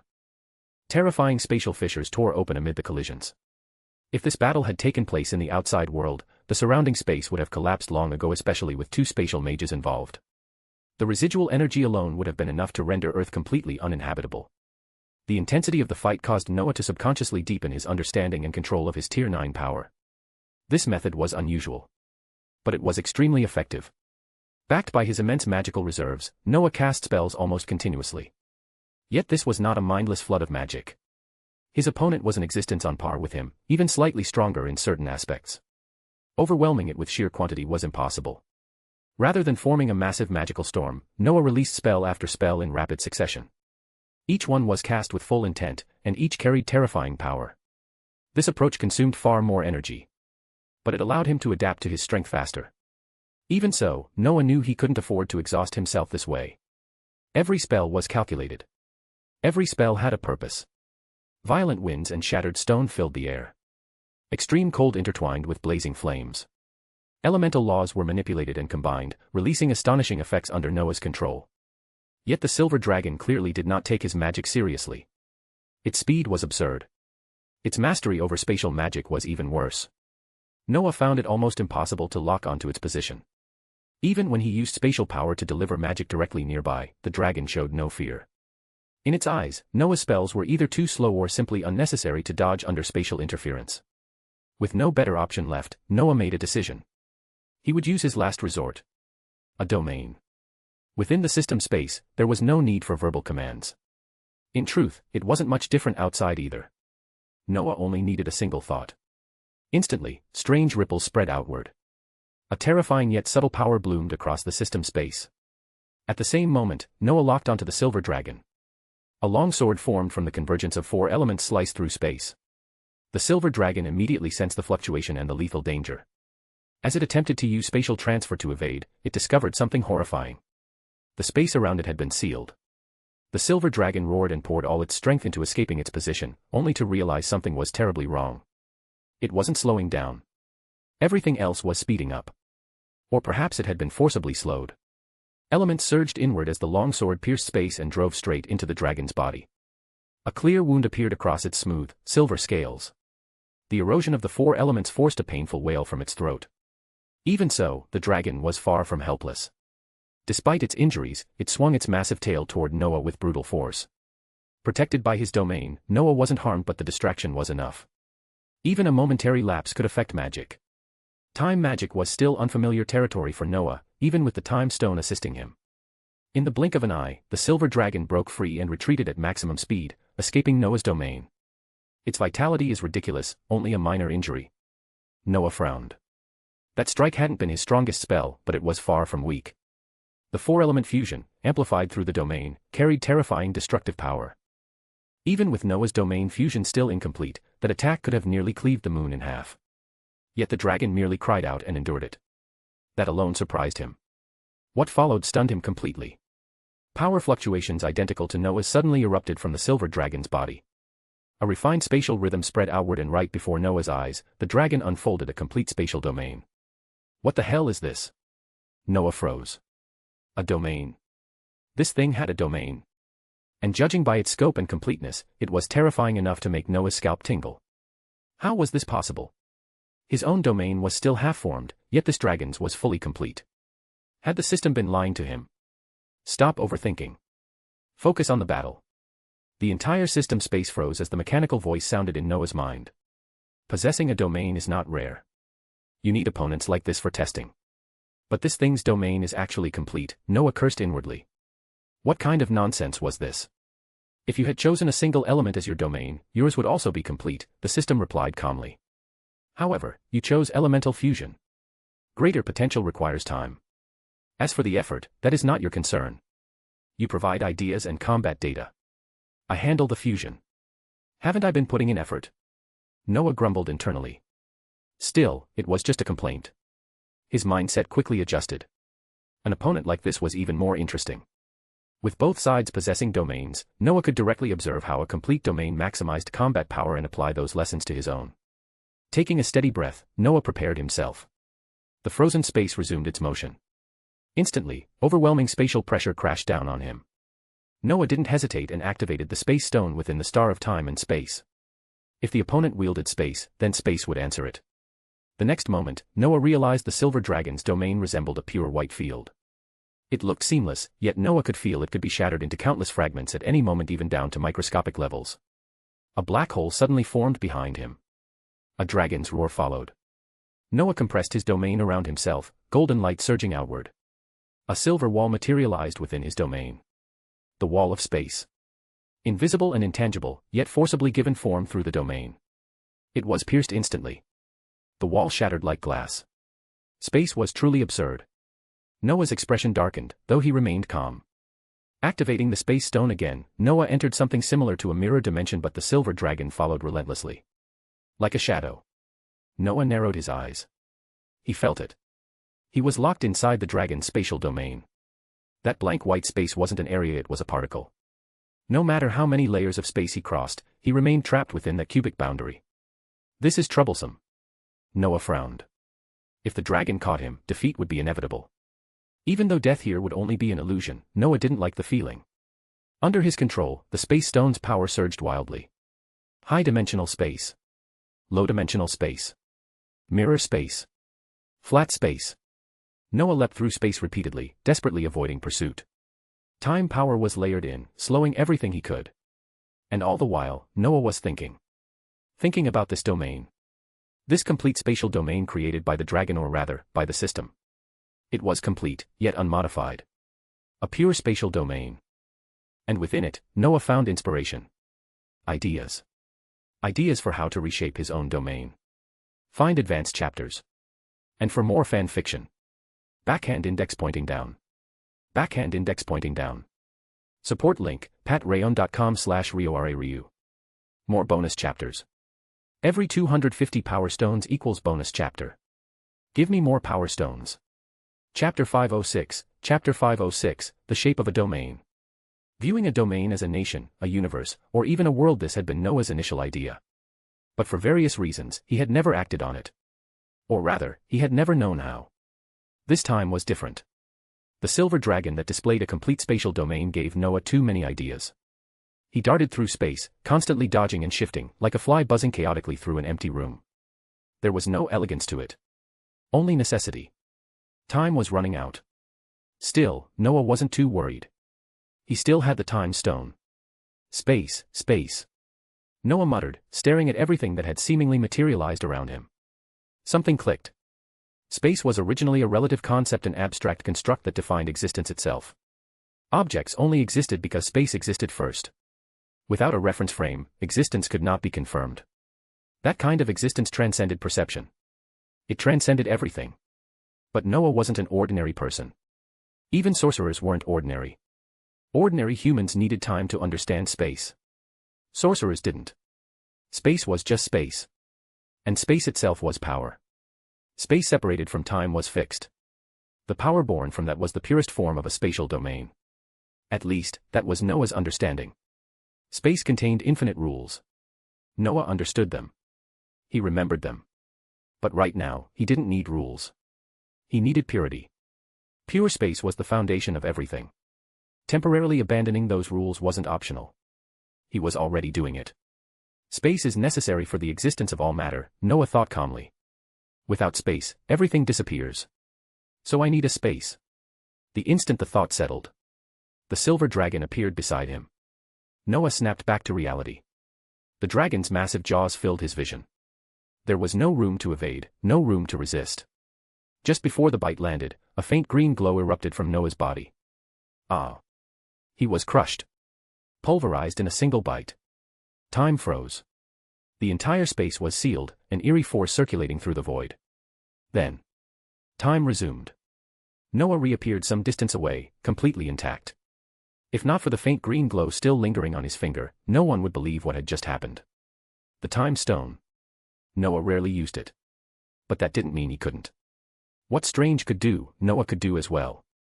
Years ago, he had already mastered its use. That was why he could wield it so easily. The silver dragon noticed. Yet it showed no surprise. Perhaps it lacked emotion. Perhaps it already knew. Without hesitation, it attacked again. The entire space roiled violently. Countless invisible blades pierced in from every direction. What a bully, Noah muttered. He fled again. Honestly, Noah didn't know how long the dragon's domain could last. But he knew one thing. He couldn't last much longer. Reversing time consumed energy, magic power, or mental power. In combat, Noah naturally chose mental power to fuel the time stone. His magic power couldn't be disrupted. Fully restoring oneself with the time stone was inherently difficult. The stronger the individual, the worse it became. With a quiet sigh, Noah continued feeding mental power into the process. The chase went on. But something changed. Noah's domain began to stabilize. Originally chaotic and disordered, it slowly gained structure, layers, depth, dimension. No. More than that. A multidimensional, multi-layered universe. Noah began using space itself to sculpt his understanding of existence. Each element gained its own arc. Each arc contained chaos, but that chaos was bounded. These elements are already fused, Noah murmured. They can't be fully separated. At that moment, the silver dragon opened a black hole directly from Noah's body. He shattered. Fragments scattered. Then reassembled. Noah reappeared before the dragon once more. It needs partitioning, he thought. But also fusion. While dodging, he restructured the domain. Four intertwined spheres emerged within it, linked yet distinct. Outside them, green and blue energies wrapped together, forming a larger sphere that enclosed everything. A materialized domain world. All 6 elements, once chaotic, were now clearly divided. Order emerged. Like a newly born universe, every layer was distinct. Every structure precise. Noah felt it instantly. The domain became denser. More solid. The flow between elements smoothed out, almost instinctive. Even time and space previously resistant responded more readily. He could control them. Roar. Another dragon's roar echoed. Noah didn't need to look. The silver dragon had intruded again.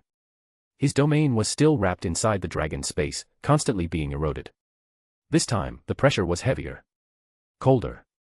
The dragon was angry. Noah's domain cracked inch by inch. Black holes blossomed everywhere. Then. Green light flared again. Is this bastard actually pissed? Noah muttered, rubbing his head. His mental power was dangerously low. But he smiled. Despite everything, he finally felt it. This domain was far stronger than before. The increase was enormous. Elemental flow, magic circulation, everything moved almost at will. Roar. The domain shook violently, space itself becoming lethal. Noah didn't care. This time, he didn't hide. He didn't hate the silver dragon. He was grateful. Without it, this transformation would never have happened. The best answer to an opponent was overwhelming strength. Noah wasn't sure he could win. But he wouldn't use the time stone again. His goal was already achieved. More importantly, his mental power was nearly exhausted. He couldn't continue anyway. Ice and fire collided once more. Wind and sand tangled again. But this time, time and space bound them together. A new power formed. A faint golden longsword slowly condensed. Supported by the domain, it became terrifying. Roar. The silver dragon roared again but didn't enter his domain. Space shattered. Massive blocks split apart. Spatial cracks spread everywhere, exuding destruction. At the dragon's maw, world-ending energy gathered. Again. Noah raised an eyebrow. He poured all his magic power into the sword. The next instant. Golden and silver forces collided. Blinding brilliance erupted throughout the system space. Space collapsed. Domains shattered. Cracks spread across both domains as catastrophic energy surged. Noah's vision faded. His senses dissolved. But before everything vanished, he saw it. The light sword pierced through space and entered the dragon's maw. The silver dragon froze. Its massive body turned transparent. Then vanished completely. Damn it. Noah jolted awake. The familiar library surrounded him. He knew immediately. He had died. Whether it was mutual destruction or defeat didn't matter. The result was the same. That hurts, he muttered, rubbing his head as he stood. He stared at the silver energy sphere floating before him, his mind replaying the battle at high speed. Every exchange. Every mistake. Every insight. This kind of evenly matched battle was priceless. Especially the gains related to his domain. The improvement was massive. But before even a minute passed, the silver sphere shifted again. Noah's expression darkened. What the hell, he said flatly. Again. Find advanced chapters. And for more fan fiction. Backhand index pointing down. Backhand index pointing down. Support link, patreon.com/RioRaRyu. More bonus chapters. Every 250 power stones equals bonus chapter. Give me more power stones. Chapter 507, Chapter 507, after all, it's still an infinity stone. Noah's training never stopped. Or rather, during his long stretches of meditation, there were only two things he did inside the system space. Battle. Then process the gains from battle. Of course, during breaks, he read books. That habit had been with him for many years, and he had no intention of changing it. This rhythm made Noah feel as though he had returned to Hogwarts. Because only at Hogwarts had he ever been that desperate. Back then, he had been nothing more than a magic apprentice born to muggles. Uncertainty about the future, and a complete lack of confidence in his own strength, drove him to absorb knowledge obsessively. Even after the system appeared, he never dared to slow down. To be honest, Noah liked this feeling. It was fulfilling. It was intense. But that intensity often left him dizzy. He didn't know what kind of madness the system was indulging in, but every opponent it arranged for him was unpredictable. Like the Balrog. Yes, that Balrog. The one that once defeated Gandalf. Only this one was far more monstrous. This Balrog had mastered a complete fire element domain. Noah didn't even know how many times he had been burned alive by it. There were also countless other opponents, elves, titans, and more. The effect was obvious. Noah's understanding and refinement of his own domain had reached an entirely new level. The knowledge belonged to the system. And while Noah possessed the system, that didn't mean he possessed all of its knowledge. Perhaps to ensure Noah retained the qualities a true sorcerer should have, the system restricted his access to its knowledge reserves. Only through diligent study could Noah input knowledge into the system's storage. So he studied. Relentlessly. It was no exaggeration to say that Noah's current mastery of magical knowledge was comparable to Wikipedia. Or Baidu. This made him quietly proud. Even his Hogwarts professors, and his current teachers, probably didn't possess more magical knowledge than he did. Noah's domain had undergone a drastic transformation. He had referenced too many complete domains. And perhaps out of some mischievous humor, the system even allowed those creatures to actively modify their domains based on the memories in Noah's mind. That Balrog's domain, for example, was a pure world of fire. The ground churned with molten magma. The sky was an inverted sea of flames. Fireballs of all sizes rained down endlessly. As for the elf, when his elemental domain unfolded, it looked like spring itself. Birds sang. Flowers bloomed. Harmonious. Peaceful. But when that domain revealed its true power, Noah was genuinely shocked. There was still so much he needed to learn. Noah tried asking the system for help, but its response made him abandon the idea immediately. Is this your domain, or mine? I cannot leave you, and I will help you wholeheartedly, but you don't want to become completely useless, do you? I understand. Noah really wanted to say that he did want to be useless. But he couldn't bring himself to say something that embarrassing. Besides, exploring and researching it himself benefited him far more. His current domain had almost become a true microworld. Small, but complete. Within a vast arc were 4 intersecting spheres.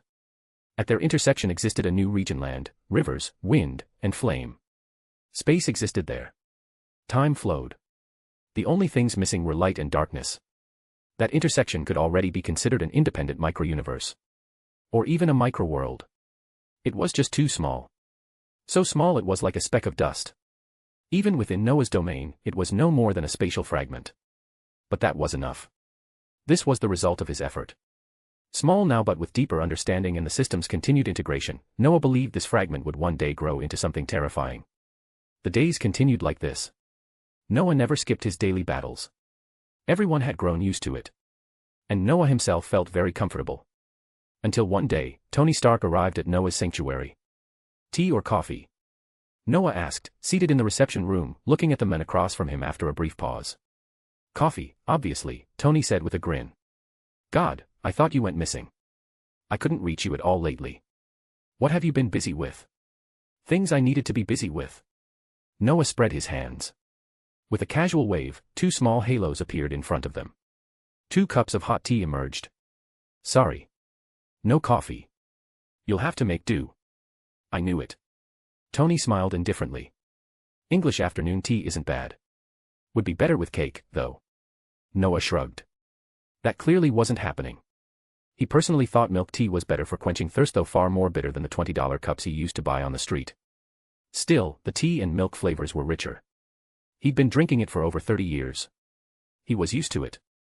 Taking a sip, Noah tilted his head and looked at Tony. So, what do you need? Oh, definitely something. Tony took a sip, set the cup down, and got straight to the point.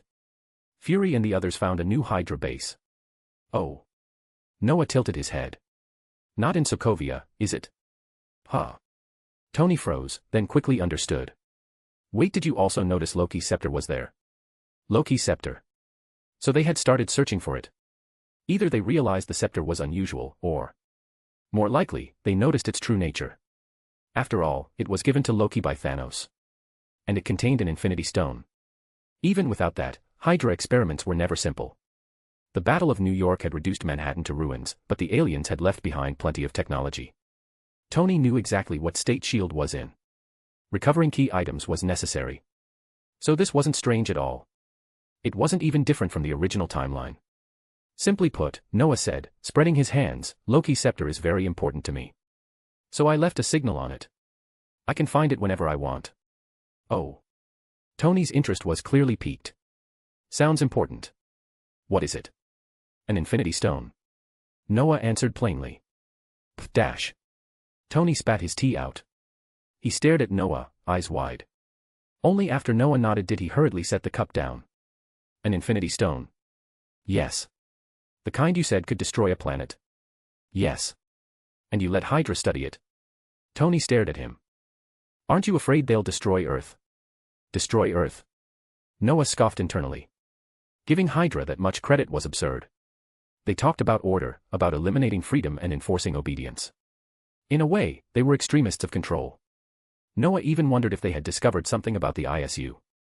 In the comics, or somewhere, their ultimate goal involved aliens. If that was the case here, were they trying to revive the ISU? He stroked his chin. Then dropped the thought entirely. It was meaningless. Whether Hydra or the ISU, to Noah, they were already dead. And not just him. Asgard would never allow the ISU to return either. If his guess was right, Hydra's fate was sealed from the start. I was planning to retrieve it soon anyway, Noah said, spreading his hands. You just happened to show up. Oh. Tony's expression brightened. Then how about we team up to get it back? Team up? Noah looked at him strangely. He hadn't expected that. In the original events, Thor had personally come to Earth. Maybe he sent something off about the scepter. Or maybe for other reasons. But now, Thor was busy improving himself and helping his brother. Loki was also adapting to the Infinity Stone. Thor wouldn't have the time. As for Tony's proposal, Noah saw no reason to refuse. It was his own thing, after all. Why wouldn't he go? After all, it was an Infinity Stone. Find advanced chapters. And for more fan fiction. Backhand index pointing down. Backhand index pointing down. Support link, patreon.com/RioRaRyu. More bonus chapters. Every 250 power stones equals bonus chapter. Give me more power stones. Chapter 508, Chapter 508, Time to Move. At 221B Baker Street in London, inside the ARC agency office on the second floor, Noah lounged casually on a sofa. Constantine had already left with Logan, and their subordinates had gone with them. Only Eric, Raven, and a few others remained. Although 221B Baker Street was still considered the headquarters, ordinary members rarely came here anymore. Those who frequented the place were usually core members of the ARC Exorcist Agency, or young wizards from Hogwarts who had joined the Mage Alliance and were gaining experience during their holidays. Occasionally, other high-ranking ARC members would also appear. Gradually, this place had become something of a sacred site in the minds of ordinary exorcists. Tony was no stranger to it. Before, he used to come here once every 6 months before going off to film movies. Because of filming, he had not been here for a long time. Tony actually liked this place. It was simple. Even crude. But he could genuinely relax here. At least, that was how it felt to him. Of course, he still did not like Eric. In front of that guy, Tony could never hold his head up. He was completely suppressed, with no room to maneuver. Eric, long time no see. Noah stretched lazily. And Raven. It's been a while. Honestly, you look much better now. Raven, also known as Mystique, was a woman who could change into any form. She had now fixed her appearance as that of an ordinary woman. Noah was slightly surprised. This appearance looked very similar to the woman he remembered named Jennifer Lawrence. "Thank you, Lord Fennell." Raven smiled and nodded. "If you'll forgive my presumption, Charles has arrived. I was thinking of greeting him and making some tea for everyone. Would that be all right?" "Thank you, Raven." Noah nodded, watching her leave. Not long after, Charles entered. With his arrival, almost all of ARC's high-ranking members were present except for Constantine, who was still on a mission. Noah found himself missing this feeling. He had not held a gathering like this in at least 2 years. "Everyone's here, so I'll start." Noah nodded to Charles, then looked straight at Eric. "Do you remember what I told you a few years ago?" "A few years ago?" Eric frowned, then quickly reacted. "Is it time?" He remembered. Years ago, Noah had told him that in the future, during a certain year, he would find his 2 long-lost children. Noah had never specified the exact year. But Eric had never forgotten. Although he sometimes resented Noah internally, for example, about the scripts or various other matters. Eric, like most mutants, felt deep gratitude toward him. If it were not for Noah, just look at the mutants in the movies. That would likely have been their future. That gratitude, combined with Noah and the British Ministry of Magic helping mutants integrate into the magical world, had steadily increased Eric's trust in him. If someone asked Eric who he trusted most, he would answer without hesitation. Charles. Raven. And Noah. "Yes," Noah said calmly. "The time has come." He smiled and raised his hand. A green light shimmered into existence. Under its glow, the entire room felt strange. As if time had slowed. Yet also as if it had sped up. "This is the time stone," Noah said, retracting the light. His tone was indifferent. "I remember telling you about the Infinity Stones." "Of course," Eric replied immediately. "You mean, you can use it to dash?" "MHM." Noah shrugged. "See fragments of the future." He paused. "Your children are safe. But they're not living well. They're under Hydra's control and are being used for experiments." "Experiments?" Eric's expression darkened instantly. He had lived through that era. He despised such things. So-called experiments were immoral, inhumane, and illegal. Whether they succeeded or failed, the subjects were always disposed of in the end. Yes. Experiments. Noah noticed Eric's clenched expression. He also noticed that Charles and Tony did not look good either. Noah continued calmly. "However, I think you should thank them." "Thank them?" Eric was confused, but he did not get angry. "What do you mean?" "Hydra is experimenting with the Mind Stone," Noah said with a faint smile. "They're trying to see if it can activate special abilities in ordinary people." He spread his hands. "But they found your children. As mutants, they already have abilities. It's just that dash." "It's just that." Tony raised an eyebrow. "It's just that their abilities were dormant. They were ordinary until now." Noah shrugged. "The Mind Stone activated them and gave Hydra some incorrect data. So I think. Then we should prepare a grand welcome." Eric laughed. "A very grand gift." No one present was unfamiliar with Hydra. Aside from differences in how much they knew, everyone shared the same conclusion. This organization needed to be erased. No one would object. If necessary, they would gladly help. Especially Charles. Leaving aside the secret topics Noah had already discussed with him, just the fact that those 2 were Eric's children was reason enough. And Charles was also curious about the legendary Mind Stone. "Indeed, a grand gift," Tony said. He looked surprised but pleased. In simple terms, his reason for coming to Noah was to seek outside assistance. Not because he thought he could not handle Hydra himself. S.H.I.E.L.D. might have been practically dismantled, but the Avengers were still active. There was also the newly established SWORD. With those forces, Tony did not think Hydra was beyond him. Still, having someone like Noah a mage on their side made things much easier. Tony's impression of Noah was still stuck at 7th or 8th rank.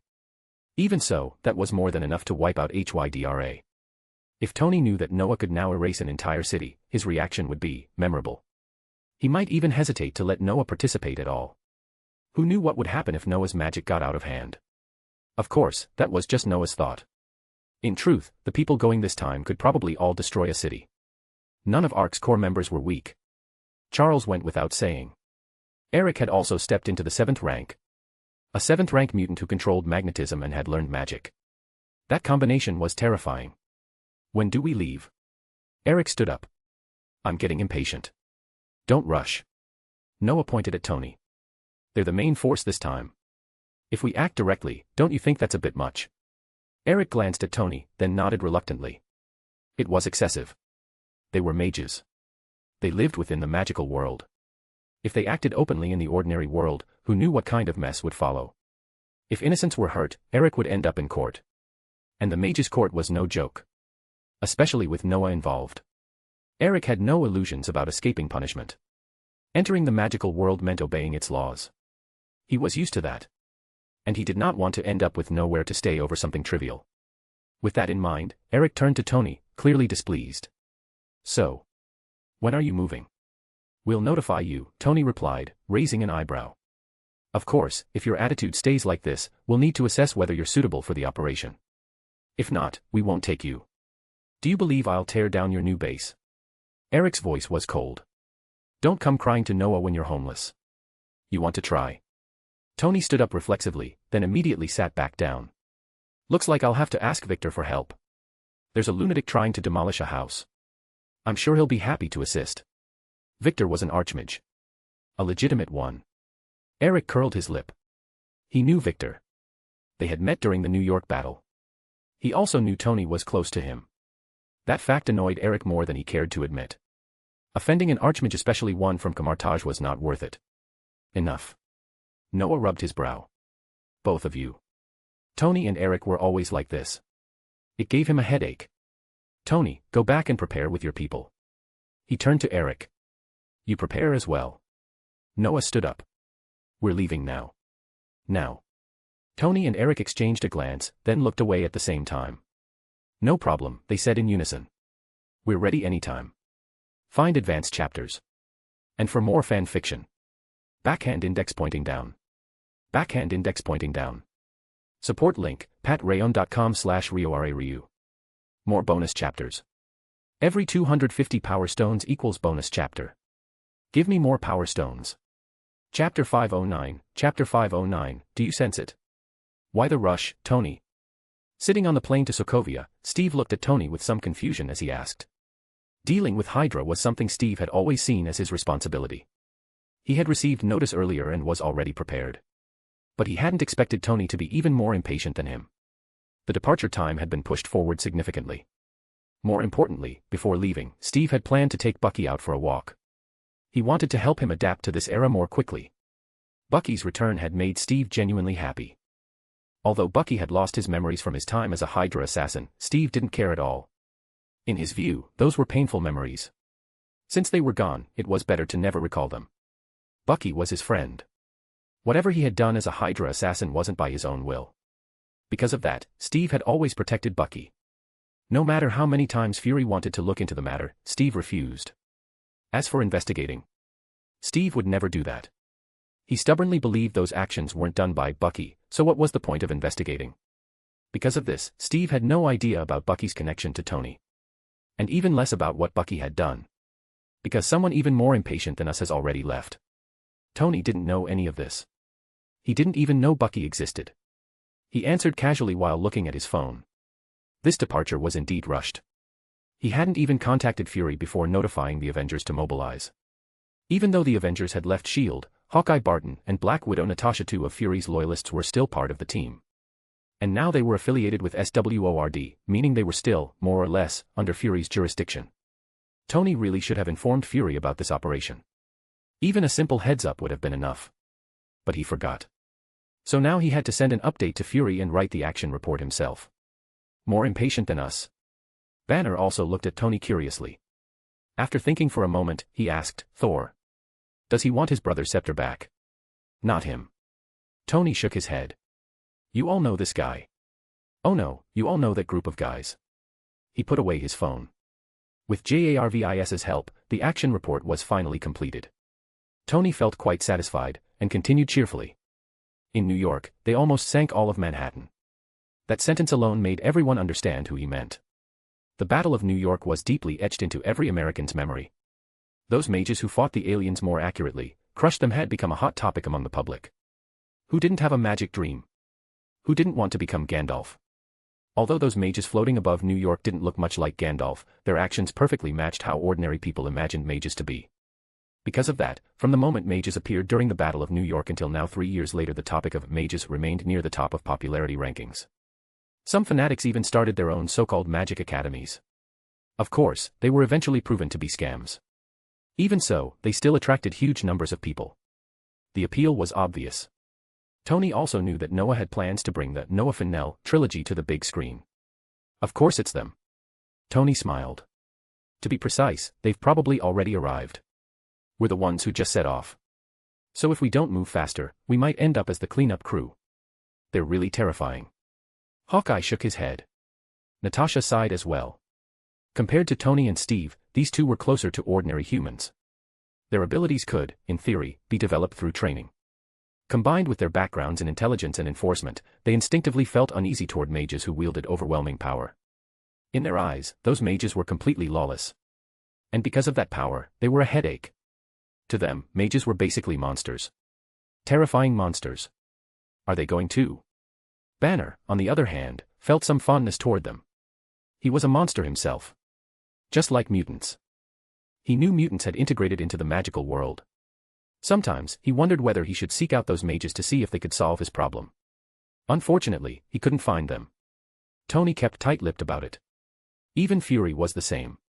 Banner had no way to make contact. This time, being able to meet them, he couldn't help but feel curious. Of course they are. Tony nodded. So we just need to be faster. Oh, right.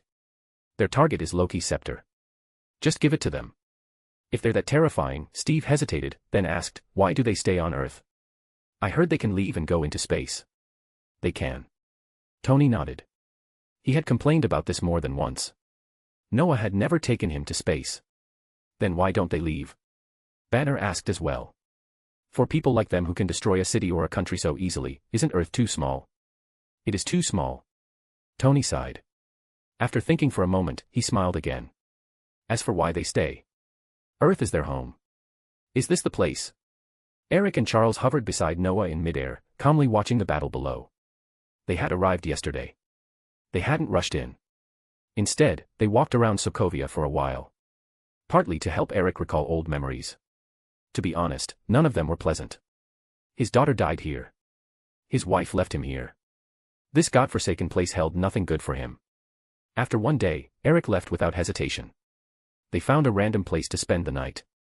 The next day, they followed Noah back. By coincidence, they arrived just as the Avengers launched their attack. They seemed to be enjoying themselves. Charles smiled faintly, indifferent. Not bad. Noah nodded. But the weather here is terrible. And the place is too underdeveloped. It is.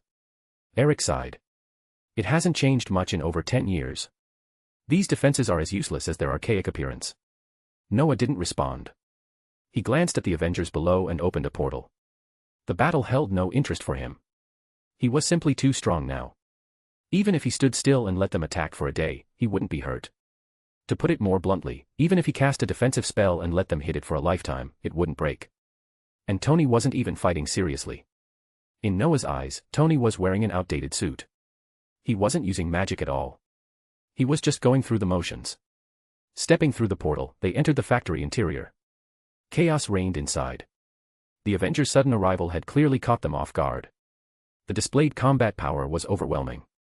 Noah smiled faintly. Standing in the mirror dimension, no one could sense them. Not even ordinary mages. He led Eric and Charles straight to the room where the Mind Stone Loki scepter was stored. This is it. Noah pointed at the scepter. Can you feel it? At the same time, he lifted the mirror dimension. Oh, damn it. The guards noticed something was wrong. They didn't even have time to react. Their expressions went blank. One by one, they froze, then resumed their tasks mechanically. Everyone was the same. Noah glanced at Charles. That smile never faded. His mental magic was becoming terrifying. In less than a second, everyone present including Eric's children had fallen. It was hard to imagine how dangerous this old man truly was. Shaking his head, Noah walked over and took Loki's scepter. He casually extracted the gem. Feel it carefully. This is the Mind Stone. Find advanced chapters. And for more fan fiction. Backhand index pointing down.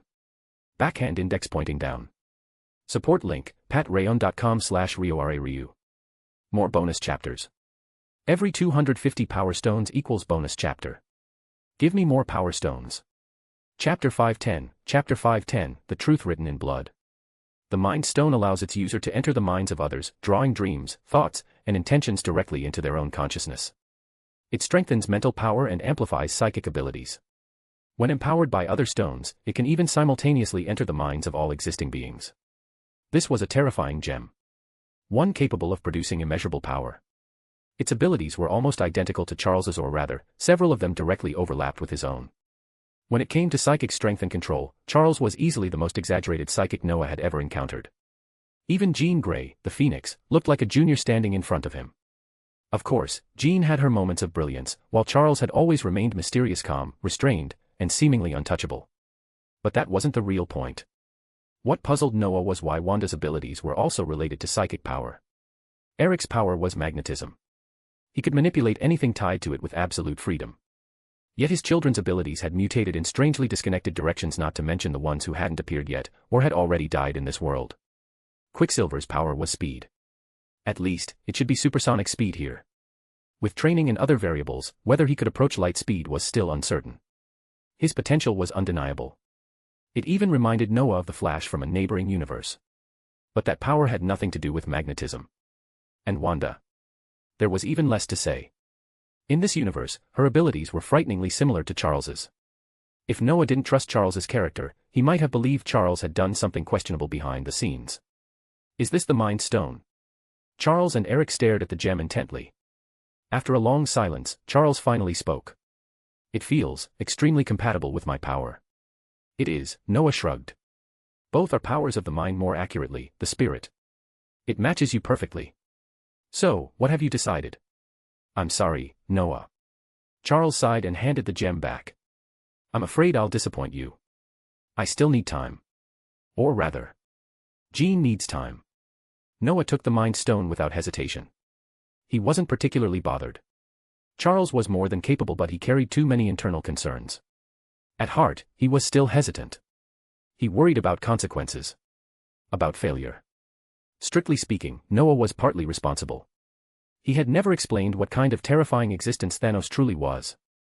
On top of that, Charles was sensitive by nature. He wanted to properly settle the future of all mutants before taking another step. There were advantages and disadvantages to this approach. But no matter what, Noah had no intention of interfering too much. It's fine, Noah said casually. No matter what you choose, you're already in the game. This is just a chance to change how you're positioned in it. A pawn becoming a queen. Charles smiled. Noah didn't answer. This wasn't about pawns or queens. It was about stepping out of the game entirely or becoming the one holding the banner. With an Infinity Stone and sufficient strength, that possibility existed. Unless Charles could become something like the Ancient One. Being a mutant placed an immense burden on Charles. One Noah would never truly experience.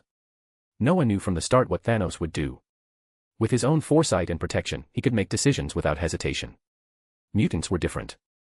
They were rootless.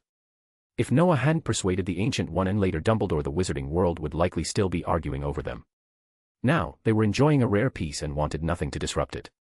Without knowing the final outcome, Charles refused to drag mutants into the coming storm. What he wanted was to remove himself from the equation. To stand beside Noah simply as Charles, not as the leader of mutants. So Noah didn't push the issue. Charles didn't know the ending. Noah did. And more importantly, Noah subconsciously believed Charles wasn't irreplaceable. If necessary, couldn't Eric's daughter wield the Mind Stone? Failing that, his junior brother who was about to go off the rails would arrive within a year. Teaching him to use the Mind Stone wouldn't be impossible. Shaking his head, Noah dropped the topic. Whatever happened, it wouldn't damage their relationship. By the way, Noah, Eric suddenly spoke up. Where are my son and daughter? The atmosphere had grown heavy. Eric didn't fully understand what Noah and Charles were discussing, but he was more than happy to bring it to an end. After all, they had another reason for coming. His children. Aren't they right there? Noah pointed at the two young figures with vacant expressions. Take a look. I think you have a way to verify it, don't you? There, here. Eric hadn't expected them to be right in front of him and already under Charles's influence.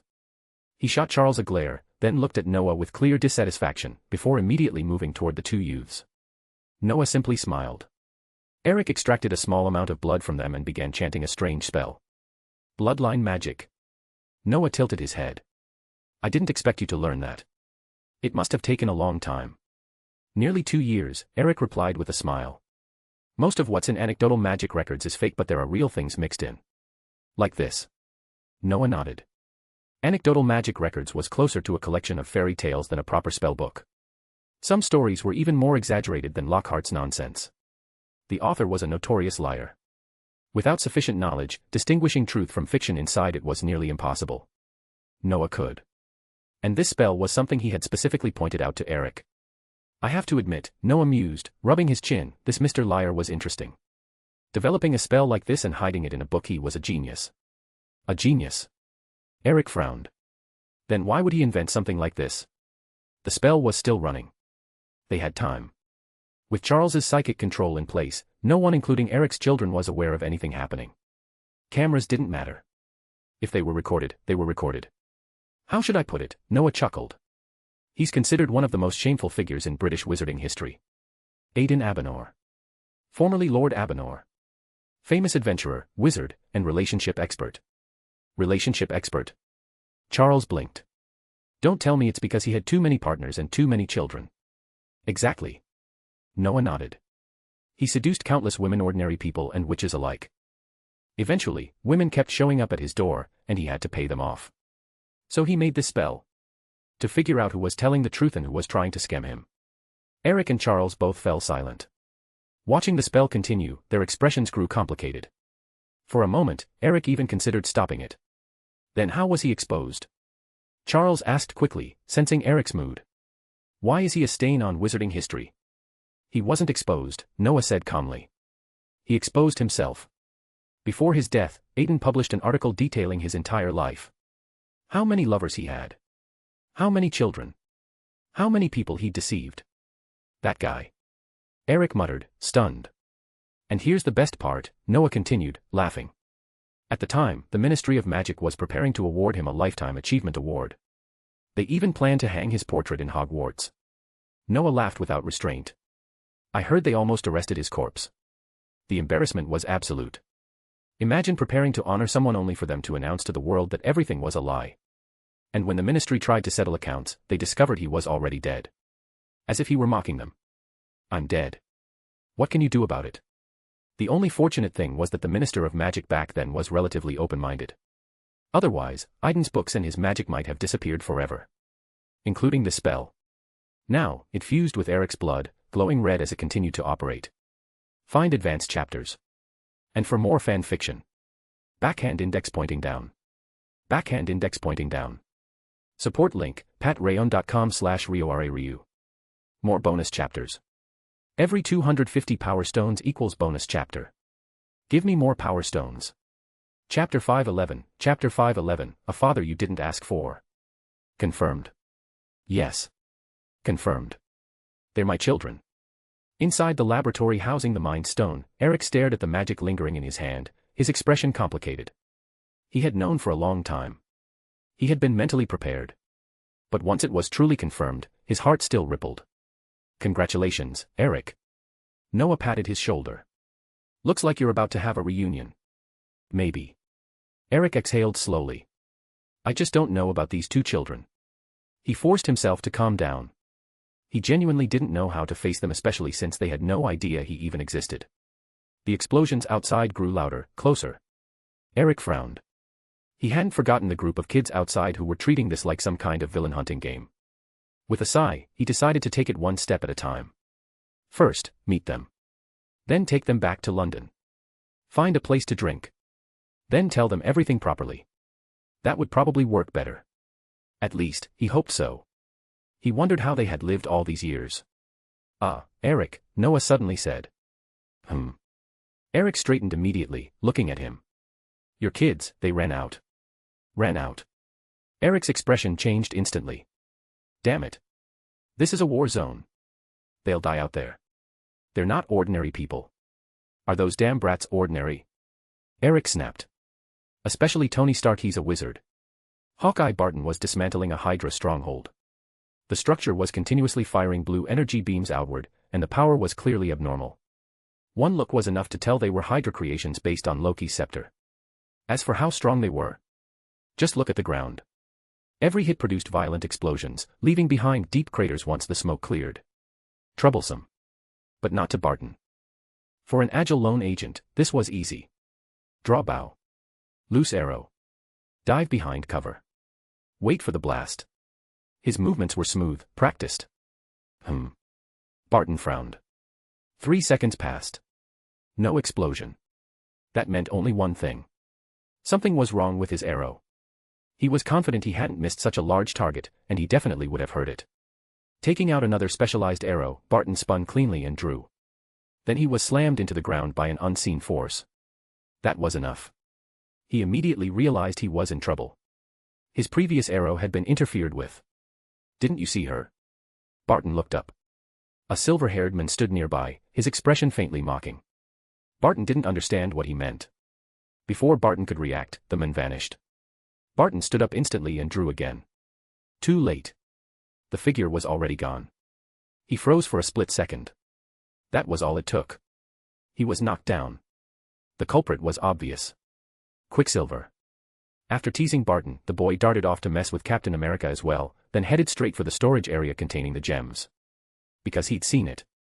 A man in red armor flying into the castle. Stark. Tony Stark. To him and Wanda, Stark was the murderer who had killed their parents.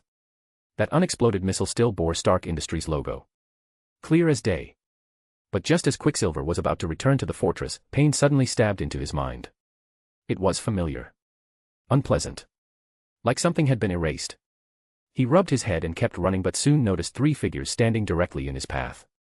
2 middle-aged men. And a young man in his early 20s. Their auras were strange. Distinct. The kind you couldn't forget once you'd seen them. And yet, Quicksilver was certain. He had no memory of ever meeting them. The contradiction made his skin crawl. "Who are you people?" he demanded, stopping warily. "The one looking for you," the young man at the front replied calmly. The accent was unmistakably British. "Looking for me?" Quicksilver smiled, though his guard stayed up. "Now you found me. What then? Catch me. What do you think?" Noah spread his hands, still smiling. For no clear reason, that smile made Quicksilver uneasy. Locked on. That was the feeling. He was light. Uncatchable light. And yet someone had locked onto him. Absurd. Then try it. Almost on instinct, Quicksilver burst forward at full speed. He intended to teach these 3 idiots a lesson. His speed was terrifying. At peak velocity, the world froze. Everything stopped. The 3 figures stood like mannequins. Quicksilver laughed. Catch him. Impossible. He zipped past them, circling behind, not intending to kill, just to scare them properly. Then he noticed something wrong. The young man was still looking at him. Worse. That gaze was following him. Tracking him. The smile was still there. Mocking. No, that's impossible. Quicksilver felt his mind buckle. He wasn't imagining it. That man was watching him the entire time. Who had he run into? Had enough fun. That London accented voice reached his ear. A faint golden glow bloomed from the young man's hand. Danger. Pure instinct screamed at him. Quicksilver dove. But the golden light caught him anyway. For the first time since gaining his power, he felt helpless. Completely helpless. The golden force wrapped around him like a substance, locking him in place. He couldn't move. Worse. He was suspended mid-dive, frozen in the air. Is it fun? That voice again. Arrogant. Infuriating. Do you think it's fun? Quicksilver snapped back. Then his eyes widened. He was floating upward. No hands. No contact. Just a casual wave and his body moved on its own, stopping right in front of the 3 strangers. He felt nothing restraining him. Nothing touching him. What is this? He asked despite himself. Some kind of high-tech. No, the young man replied lightly. We don't use high-tech. We use something more primitive. Magic. Magic. Quicksilver burst out laughing. You guys aren't sorcerers, are you? Ha ha ha, sorcerers. Keep laughing, kid, the young man said, unfazed. By the way, my name is Noah Fennell. Where's your sister? Quicksilver choked. My sister. His wariness spiked instantly. This man knew him. If there was one person Quicksilver cared about, it was Wanda. He didn't know how Fennell knew files, intelligence, whatever, but it didn't matter. He wouldn't say a word. If it came down to it, he'd rather die.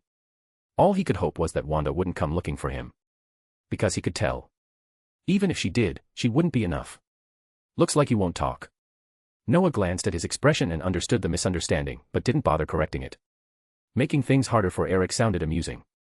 Especially when Eric was clearly struggling with how to speak to his son. Noah smiled faintly. He didn't mind being the villain.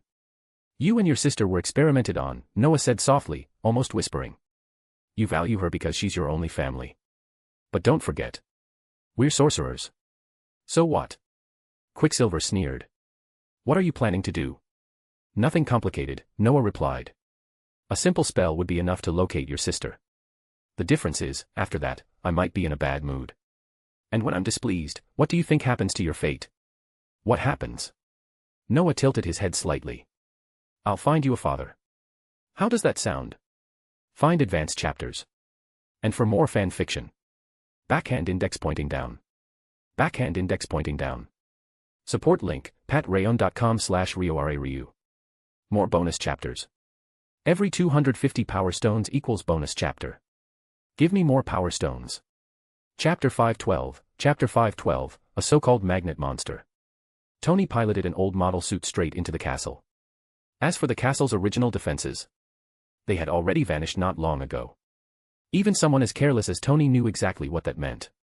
Noah and his people had gone in first and taken away the core of the energy defense. There wasn't much for Tony to say about it, aside from one thing. They were fast. Incredibly fast. After casually dealing with the remaining defensive units, Tony didn't even bother looking at the bodies left behind. They were all Hydra. In his opinion, people like that were better off dead. Desperate criminals who endangered the world. Not worth a second glance. Steve's earlier mention of superpowered individuals did make Tony a little cautious. Just a little. There were many kinds of people with abilities. The most common were mages and mutants. One acquired power through training. The other was born with it. Tony himself was a mage, so he knew how hard that path was. For him, it hadn't felt that difficult, but he knew that wasn't the norm. Hydra training mages? Unlikely. They simply didn't have that capability. Mutants, on the other hand, were far more plausible. Hydra had always loved bizarre experiments. Those experiments could give ordinary people extraordinary power. Steve Rogers himself was proof of that. Attention. Second superpowered individual detected. Female. Do not attack. Steve's voice came through the communicator. Tony shook his head silently, muttering under his breath as he mimicked Steve's tone, then continued deeper into the castle. He was heading to rendezvous with Noah and the others. Though he had no idea where Noah actually was. With Jarvis's assistance, Tony quickly located a hidden passage behind one of the walls. He pushed the mechanism. The wall opened. And Tony stepped into what should have been the castle's innermost chamber. It was empty. Completely empty. No Mind Stone. No Noah. No one at all. The only thing of any value was the massive, worm-shaped flying carrier that had been shot down during the Battle of New York. Where did everyone go? Tony looked around, puzzled. Not a single figure appeared. But at that moment, he felt something behind him. His alertness spiked instantly. Then he realized something was off. Whoever was behind him had used some kind of ability and then immediately left. That made Tony interested.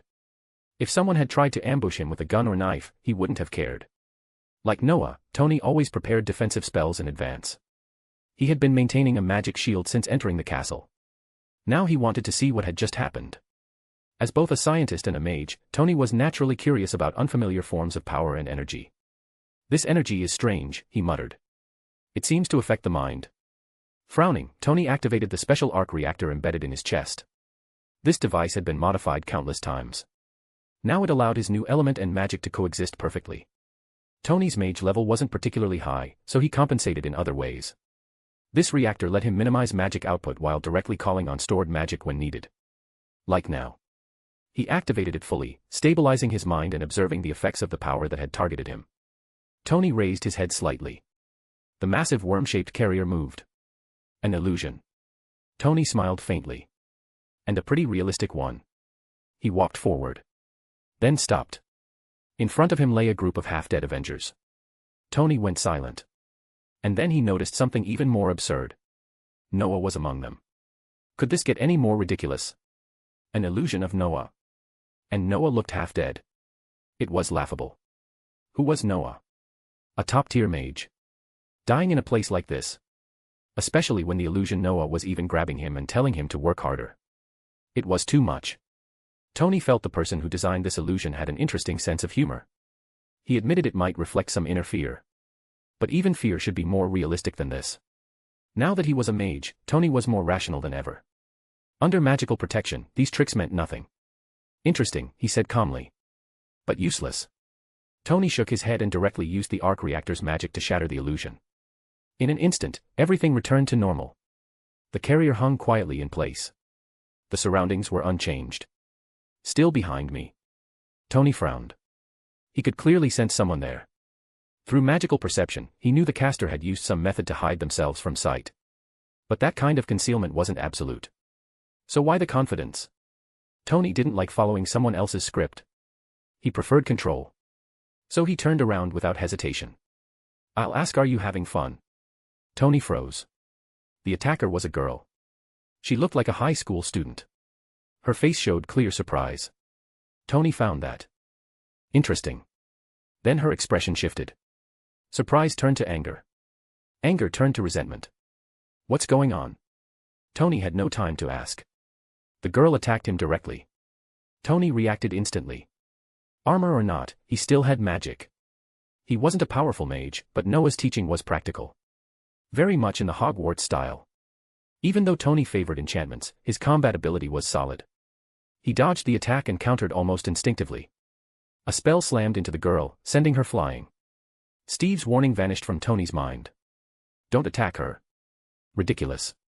Was he supposed to just stand there? Care to explain? Tony tilted his head, touching his chin as he looked at the girl struggling to her feet. Do we have some kind of grudge? I can confirm you're not my daughter based on age. I mean, it's possible, but I've never been here before. And I'm pretty sure I've never met you. Also, you're underage. Go to hell, Stark. The girl roared and charged again. Oh. Tony shrugged. A lot of people want me dead. I'm curious why you do, but I'll just catch you first. All right, Tony. It's better not to act first. A calm voice echoed directly in their minds. A faint golden halo appeared between them. It expanded. Then transformed into a passage. 4 figures stepped out. A young man. 2 middle-aged men. And a silver-haired individual who looked restrained. Tony remained calm. He knew this magic well. He'd used it plenty of times. The girl, however, looked stunned. Noah, Tony smiled. I thought you weren't planning on showing up. And hello, Charles. Oh, and Eric. By the way, who's the kid? This kid is her brother. Noah stepped out of the halo, glanced at Tony, then looked at the girl. Hello, young lady. Or rather Wanda. Looks like you and my apprentice are getting along quite well. This is getting along. Tony rolled his eyes. She attacked me without a word. You know her. Of course. Noah nodded. Her name is Wanda. His name is Pietro.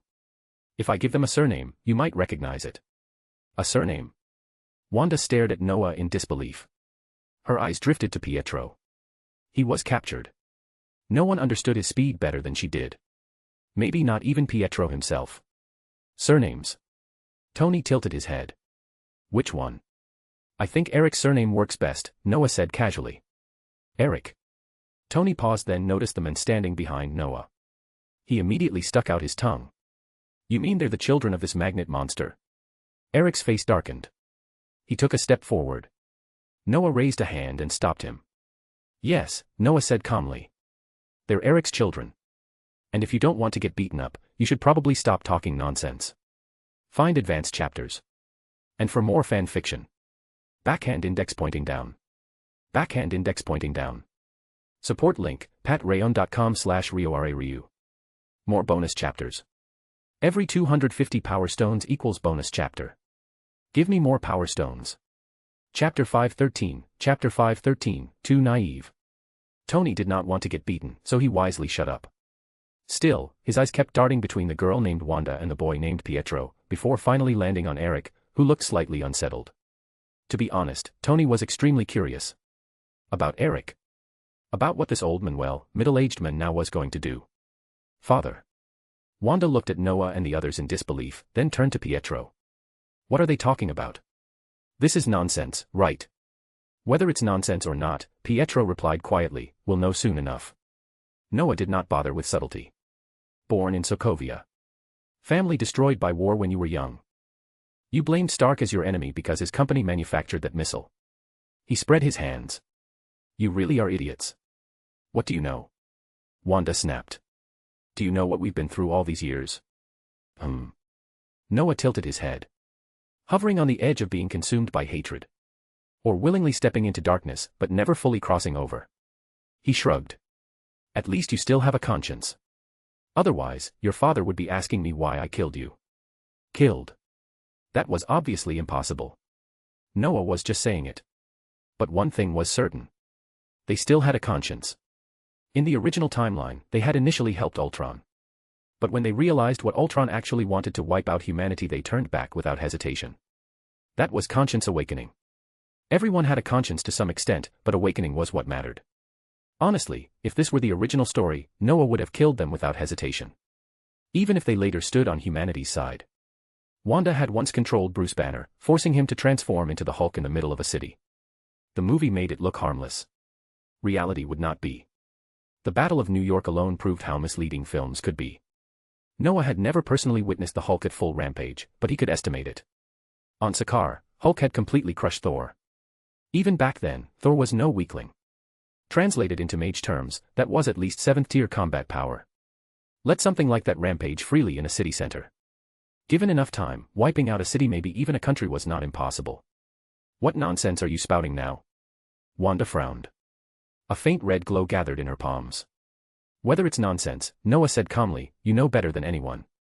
He glanced at them. Joining Hydra's experiments. Isn't that degeneration? Then he added casually, oh, and by the way, you have mutant genes. Otherwise, did you really think those experiments would succeed? Mutants. Wanda and Pietro's expressions changed. That's impossible. Our parents weren't mutants. Oh. Noah sighed. I already told you. Eric is your biological father. The two who died were not your biological parents. They adopted you. He paused. Think about it another way. Out of so many test subjects, why were only the two of you successful? He did not wait for an answer.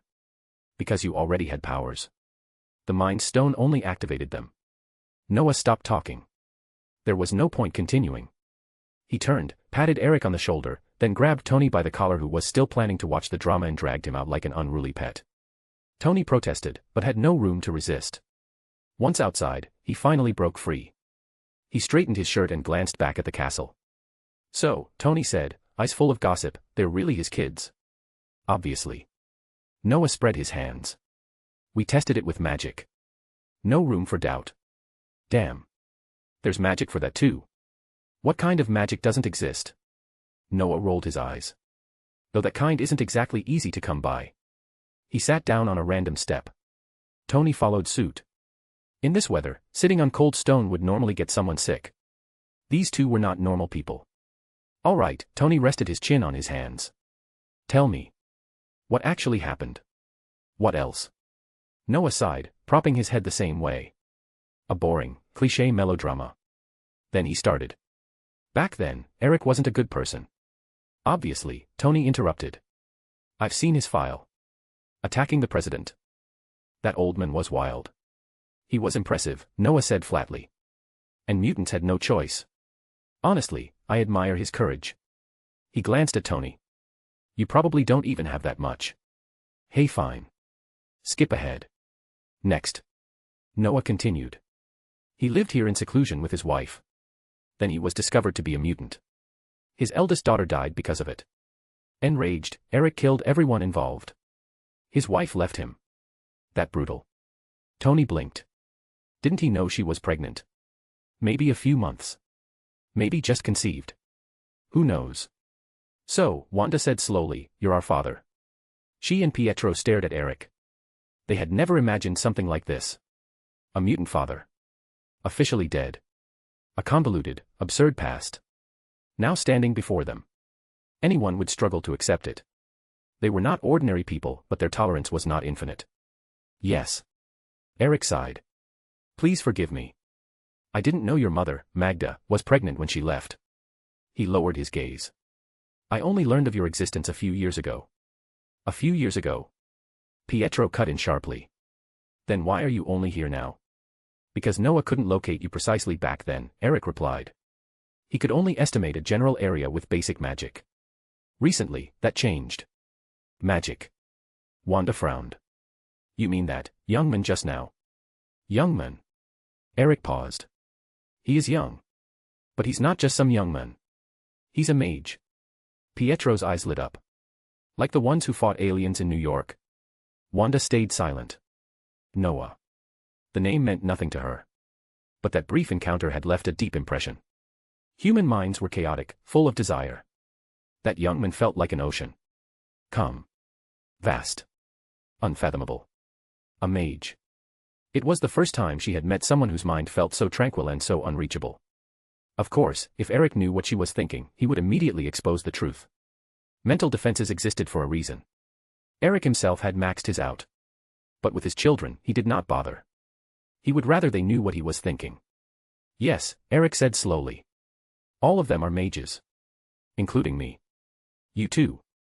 Pietro tilted his head. All right. Then what do you want from us? I'm your father. Eric frowned. What do you think I want? Father. Pietro laughed coldly. Too bad. Our father died years ago. When Stark's missile hit. Eric looked at Pietro's sneering face. After thinking for a long time, he realized he had no good solution. He was not good at being a father. And his son's attitude was terrible. So he chose the simplest approach. I don't care whether you acknowledge me or not, Eric said flatly. But you are my son and daughter. He lifted his head. You will come with me. Agree or not. The outcome, he added, depends on your attitude. You think you can handle both of us? Wanda had regained her composure. Her voice was cold. Both. Eric scoffed. 10. 100. 1,000 times 2. He looked at them. I don't see a problem. You're too naive. So naive you don't even understand what you're facing. Find advanced chapters. And for more fan fiction.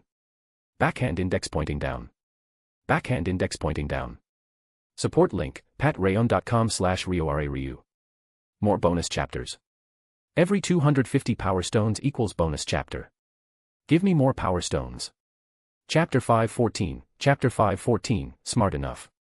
What did Wanda and Pietro face? They faced the former leader of the mutants. And Magneto Eric, who had already learned magic.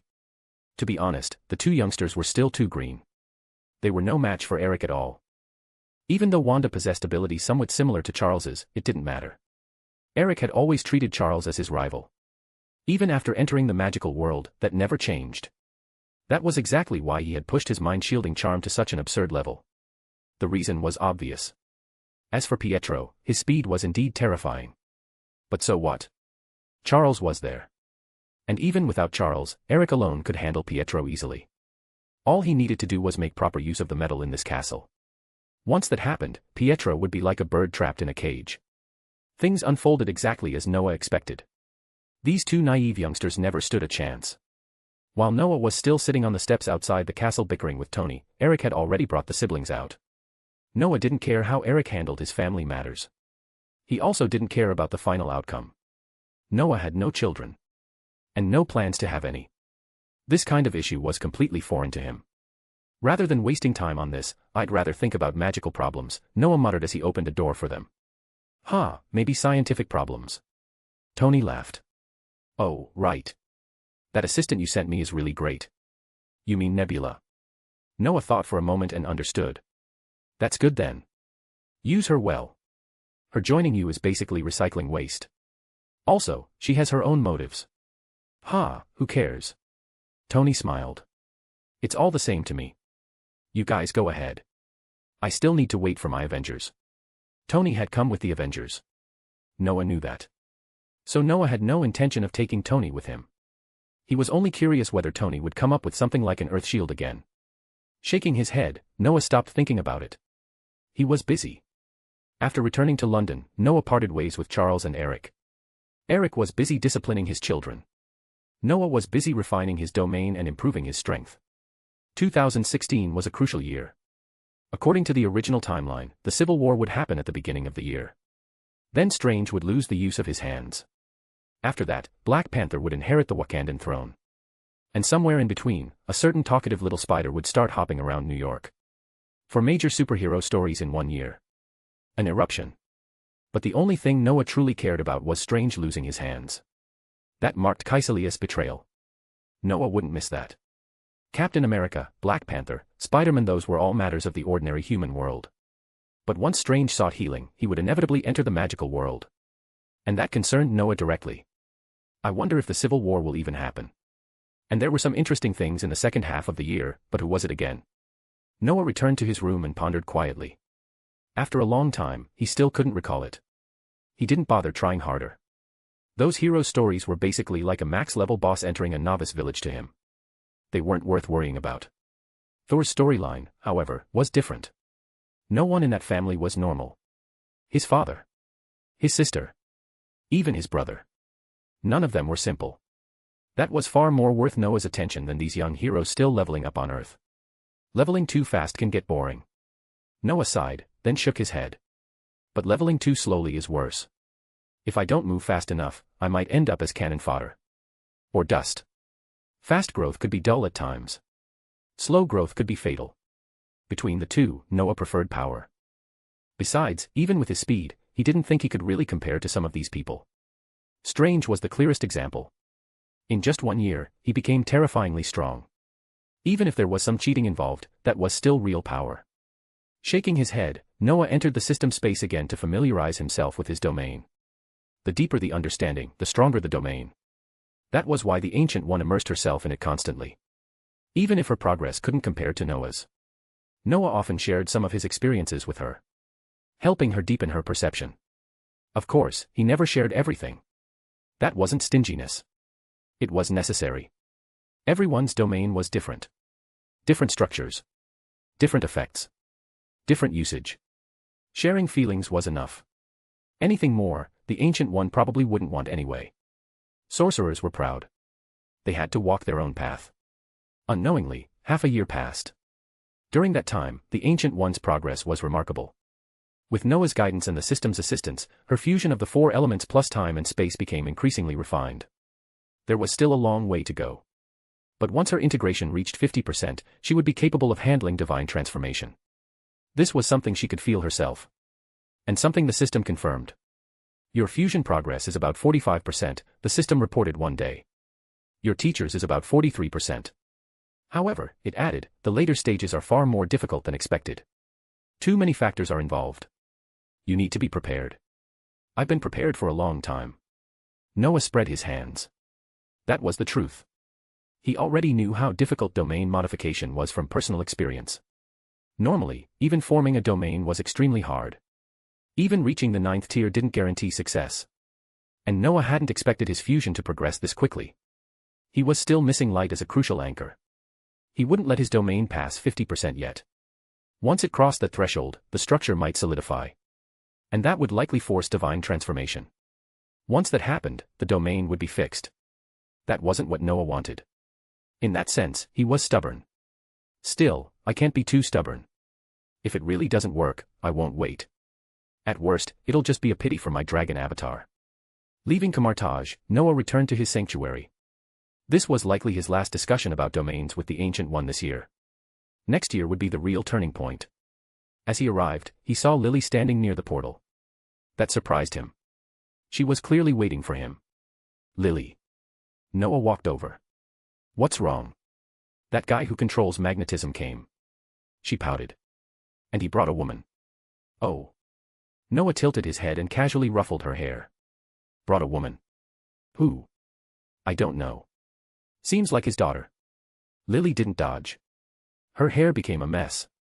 She wants you to be her teacher. It's annoying. Noah almost laughed. He didn't take it too seriously. Lily's magic level was already extremely high. Even Professor Snape wasn't her match. She could have graduated long ago. She simply chose to stay. Shaking his head, Noah asked her to prepare afternoon tea. Then he headed for the reception hall. Who knew what trouble Eric had dragged in this time? Teaching Wanda. Noah rubbed his chin. Honestly, he wasn't interested. If it were Strange, that would be different. Wanda had a good foundation. Strange was poor. But in magic, foundation wasn't everything. What mattered most was intelligence. And Noah didn't think Wanda was that smart. But Strange? He was definitely smart enough. Find advanced chapters. And for more fan fiction. Backhand index pointing down. Backhand index pointing down. Support link, patreon.com/RioRaRyu. More bonus chapters. Every 250 power stones equals bonus chapter. Give me more power stones. Chapter 515, Chapter 515, then stay. In Noah's eyes, Wanda wasn't particularly intelligent, though that was likely tied to her age and emotional maturity. She was essentially still at high school age. Add to that her long confinement in Hydra's base for experiments, and her exposure to the outside world had been severely limited. As for raw intellect, Noah didn't think she could surpass Strange. By any reasonable standard, Strange was top tier. He had been a leading doctor, and in Europe and America, medicine was an elite profession. Strange wasn't just good, he was exceptional. Before his accident, he was a world-class neurosurgeon, praised as a gift from God to the surgical field. If he hadn't been speeding while reading patient files, the accident might never have happened. Of course, in the original timeline, it definitely would have happened. Otherwise, how would the Ancient One have found a successor intelligent enough and stubborn enough to take the position? Shaking his head, Noah considered whether he should become Wanda's teacher. If the Mind Stone was the deciding factor, then yes, he would need to do it. Control magic worked, but Noah didn't like pushing things too far. After thinking it over, he decided to observe first. He needed to meet her before making any judgment. There was also another point. Her later abilities were no joke. Especially when she went berserk. The first time had been after her brother's death, when the power she unleashed wiped out a massive number of robots. The second time was even worse. She had beaten Thanos. That alone said enough about her potential. But potential was just that, potential. Fully unlocking it wasn't easy. Noah didn't want to complicate things unnecessarily. So he chose to see the situation for himself. Long time no see, Eric. Though technically, it's only been half a year. Noah walked into the hall, greeted Eric casually, then picked a sofa and sat down. Glancing at Eric, who looked slightly uneasy, and Wanda, who sat beside him with a cold, expressionless face, Noah found the father-daughter pair more interesting than he had expected. Half a year is a long time, Eric forced a smile. Just got back. I've been here for a while. Your sister seemed to be looking for you. Avril. Noah tilted his head. He hadn't seen Madame Heffy, but didn't dwell on it. Probably went to Camartage. I just came back from there. Camartage. Eric sighed. That legendary holy land. Shame I've never been. And he truly hadn't. Entry to Camartage was harshly restricted. Aside from selected apprentices, the only ways in were through examination or the Camartage Magic Award. Eric was far past the age limit for exams, and there was no way he'd enroll in a magic academy. As for the Magic Award, winning it was absurdly difficult. Even Noah had only won it once. The award had been issued every 5 years for a long time now. Sorcerers lived long lives, and truly groundbreaking magic didn't appear every year. After debate, the Ancient One had changed the schedule. There had been complaints. But Camartage was Camartage. With the Sorcerer Supreme, Noah Finnell, and over 10 archmages, no magical force dared challenge its authority. Under those conditions, Eric had no chance. Of course, Noah wasn't going to break Camartage's rules. Though, thinking back, he had technically broken them once many years ago when he took Snape and Lupin there. Shaking his head, Noah smiled. Maybe there'll be a chance someday. So, Eric, what do you need this time? Maybe, Eric shrugged. I came because of her. Your daughter, Noah said calmly. You want me to teach her? Yes. Eric admitted it without hesitation. You know. I want her future to be better. And my relationship with her. He sighed. It clearly hadn't been smooth. As Eric talked about the past 6 months, Noah could only shake his head. After bringing Wanda and Pietro back to London, their relationship hadn't improved. If anything, it had worsened. Eric's methods were forceful. Coercive might have been a mild word. At one point, he'd done worse. The result was predictable. For a long time, neither Wanda nor Pietro called him father. Still, no matter how strained things were, Eric fulfilled his responsibilities. He taught them seriously and diligently. They studied just as seriously. That change gave Eric hope. What he didn't realize was that their motivation was simple. They wanted to defeat him. They worked hard, but Eric was a terrible teacher. Progress was painfully slow. Not non-existent. Just completely incomparable to the pace Eric and Charles had once achieved. Worse, whenever they made even slight progress, they would try to ambush Eric. Even when he deliberately lowered his mental defenses, they failed. The result? No improvement in relationships. No meaningful learning. Eric had no choice but to change tactics. He handed Pietro over to Charles. The result was brutal. Eric realized very clearly that his teaching ability was awful. Pietro began improving almost immediately. Their relationship eased. Pietro even tried persuading his sister. Wanda didn't change. That was when Eric decided to bring her as well. Charles wasn't enthusiastic. Teaching Wanda alongside Eric's expectations would only emphasize the gap between them. Even though Eric lagged behind Charles in magic, he didn't want to lag behind everywhere else. And he certainly didn't want his children molded into Charles's ideology. But Charles specializes in mental magic, Noah said, looking at Eric strangely. Wouldn't he be more suitable? She refused. Eric looked at Wanda helplessly, then back at Noah. She said if she chose a teacher, she wanted someone like you. Me. Noah pointed at himself. You're joking. She said. Eric took a deep breath, his expression complicated. She said your mind is very calm. Like the ocean. Being near you makes her feel calm too. Noah was genuinely speechless. He hadn't expected this. She probed his mind. That was impossible. Even Charles and the Ancient One couldn't do that. His mind-shielding charm was maxed out just like Eric's. And even without it, the system made him untouchable. He'd evaded the Ancient One back in America using the system. He'd cheated through the illusionary world during the Archmage examination. There was no way Wanda could see anything.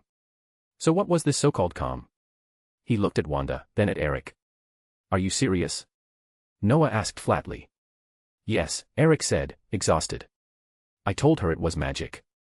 She said she didn't care. She only feels calm with you. Damn it. Noah cursed inwardly. This was the last outcome he'd expected. Rubbing his temples, he looked at Wanda, who still sat silently, expression cold. High school girls were terrifying. Listen, Noah said directly. The calm you feel is fake. It's a spell. A mental protection spell. Don't misunderstand it. But you really make me feel calm, Wanda said quietly. Magic or not, you're the first. Noah glanced at Eric. Eric nodded. That didn't help at all. Turning back to the girl, Noah thought for a long moment. Then he nodded. Fine. You can stay. He sighed. But you are not my apprentice. I don't think you're smart enough for that. Hey Dash, Eric immediately protested. Enough, Noah interrupted, looking at him. If she stays, she follows my rules. He turned back to Wanda. Until I decide you're qualified, you are not my apprentice. Understood, Miss Maximoff. Wanda looked up at him. After a brief pause, she nodded. I think. She said softly, I understand. Find advanced chapters. And for more fan fiction. Backhand index pointing down. Backhand index pointing down. Support link, patreon.com/RioRaRyu. More bonus chapters. Every 250 power stones equals bonus chapter. Give me more power stones. Chapter 516, Chapter 516, let you see. So, you've taken in a new apprentice. No. She's not my apprentice. At least not yet. Noah shook his head. Whether that happens later depends on her performance. For now, she's just a troubled teenager. We're helping keep an eye on her. At the dinner table, Ms. Hyphen looked at Wanda, then turned her curious gaze toward Noah.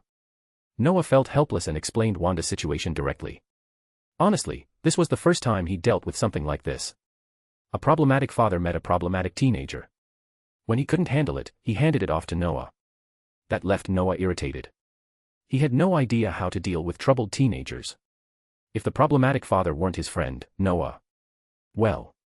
He wasn't even sure he'd keep the girl. Noah was still a normal person. Knowing someone would be powerful in the future, he would naturally try to guide them early and build a relationship before they rose. But the current Noah. It was hard to say whether he'd still be stronger than her after she fully developed. That made his thoughts much lighter.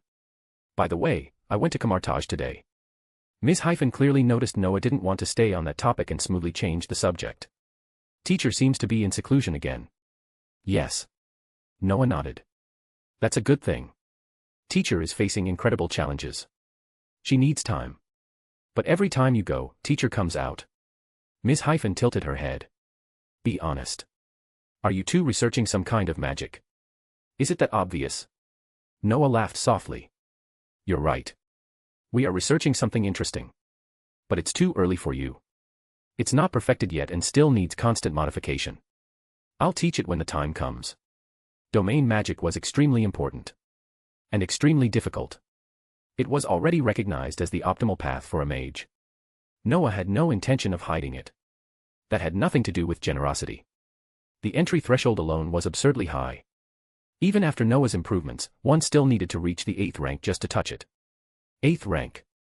There were very few people on Earth at that level. After reaching the 7th rank, advancing further was unimaginably difficult. Not everyone was Noah. Or Thor. Or Loki. Talents like Wong, Mordo, and Victor were already exceptionally rare and even they were still stuck at 7th rank. To truly open a domain, one had to reach the 9th rank. There was also another problem. This magic was simply too difficult. It required accumulation, elemental understanding, and structural mastery. Even if Noah and the Ancient One taught it together, there was no guarantee anyone could learn it. So even if Noah made it public, he wasn't worried. If someone hostile happened to learn it, he wouldn't fear them. Noah had been using domains for far too long. If he couldn't suppress a fledgling, he might as well erase his own existence. That kind of embarrassment was not something Noah would ever allow. Wong and Dennis were clearly interested in the new magic, especially Wong, who had heard Noah mention it many times before. But seeing that Noah didn't intend to elaborate, they stopped asking. Lily and Wanda were much quieter. Lily wasn't interested. Wanda simply didn't care. Magic was terrifyingly unfamiliar to her. Her real reason for coming here was to avoid her biological father. Of course, one thing was true. When facing Noah, she felt an inexplicable sense of peace. It was similar to how she felt around Vision in the original timeline. But Noah was not Vision. Vision's effect came from the Mind Stone and his newborn state. Noah's calm came from a clemency in the system. The results were similar. The essence was not. After dinner, Noah called Wanda over. He hadn't arranged a room for her yet, but that wasn't important. He led her directly to the training hall. Noah wasn't a good teacher, but since she was here, he had to at least go through the motions. You're Eric's daughter. He's my friend. Noah crossed his arms, looking at her calmly. So I have to take some responsibility. Even if it's just for appearances. I need to test your level, he continued. This is just one test. There will be others later. If you don't meet the standard, I'll send you back. Wanda glanced around the hall. You mean, combat? Something like that. Noah nodded. At least let me see what you can do. Though I'm not expecting much. He stopped there. That wasn't entirely true. He did expect something. But this girl wouldn't release her power unless pushed, so Noah chose the simplest and crudest method. He tilted his head, studying her. She was calm. Too calm. Noah sighed. He didn't care anymore. At least he owed Eric an explanation. If his daughter failed and got sent back, that wasn't Noah's problem. With that thought, Noah casually opened a portal, pulled out a book on dimensional and reality space, flipped to his bookmark, and began reading. Without looking up, he said, "Go ahead. My time is precious. Give it everything you've got. You're just going to stand there like that." Wanda was genuinely confused. Then her face flushed. He was looking down on her. Blatantly. This was worse than Eric. At least Eric took their sneak attack seriously. This was outright disregard. Red energy wrapped around her hands. The next second, Noah's body was bound by crimson power. He didn't move. His eyes never left the book. The intensity is too low, Noah murmured. And the power is touching. Faint golden light appeared around him. Strange runes emerged, slowly rotating, mirroring his casual attitude. Under their influence, Wanda realized something horrifying. Her power couldn't get close. The red energy seemed to encounter something terrifying and vanished in an instant. Continue. Noah turned a page. Is that all? You weren't even as strong as I was 10 years ago. That did it. 10 years ago? Wanda snapped. Were you even 10 years old then?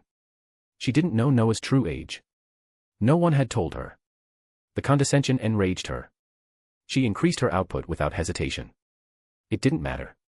The black runes nullified everything. Wanda frowned. The man in front of her, barely older than herself, felt like an indestructible turtle.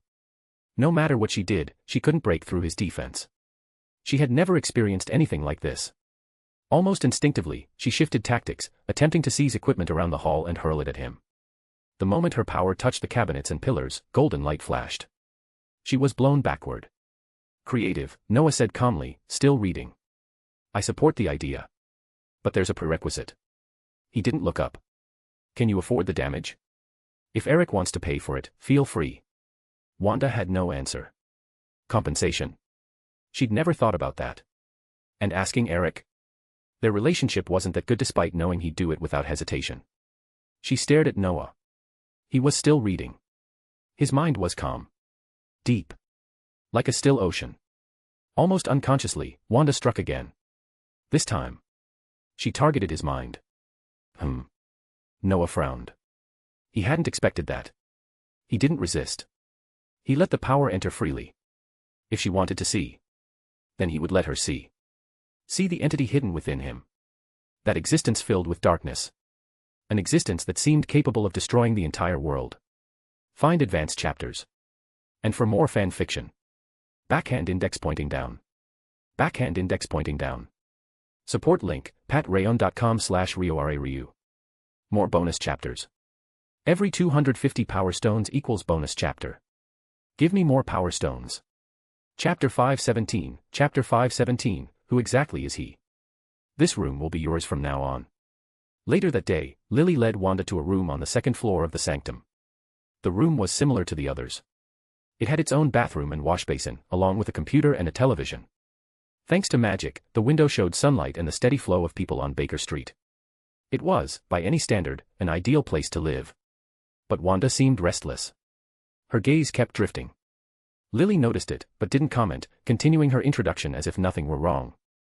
There are plenty of facilities you can use here. Oh, right, you don't know magic yet, do you? Then just use the things that annoying Tony invented. They're convenient enough. As she spoke, Lily casually used magic to guide Wanda's luggage into the closet, lining everything up neatly.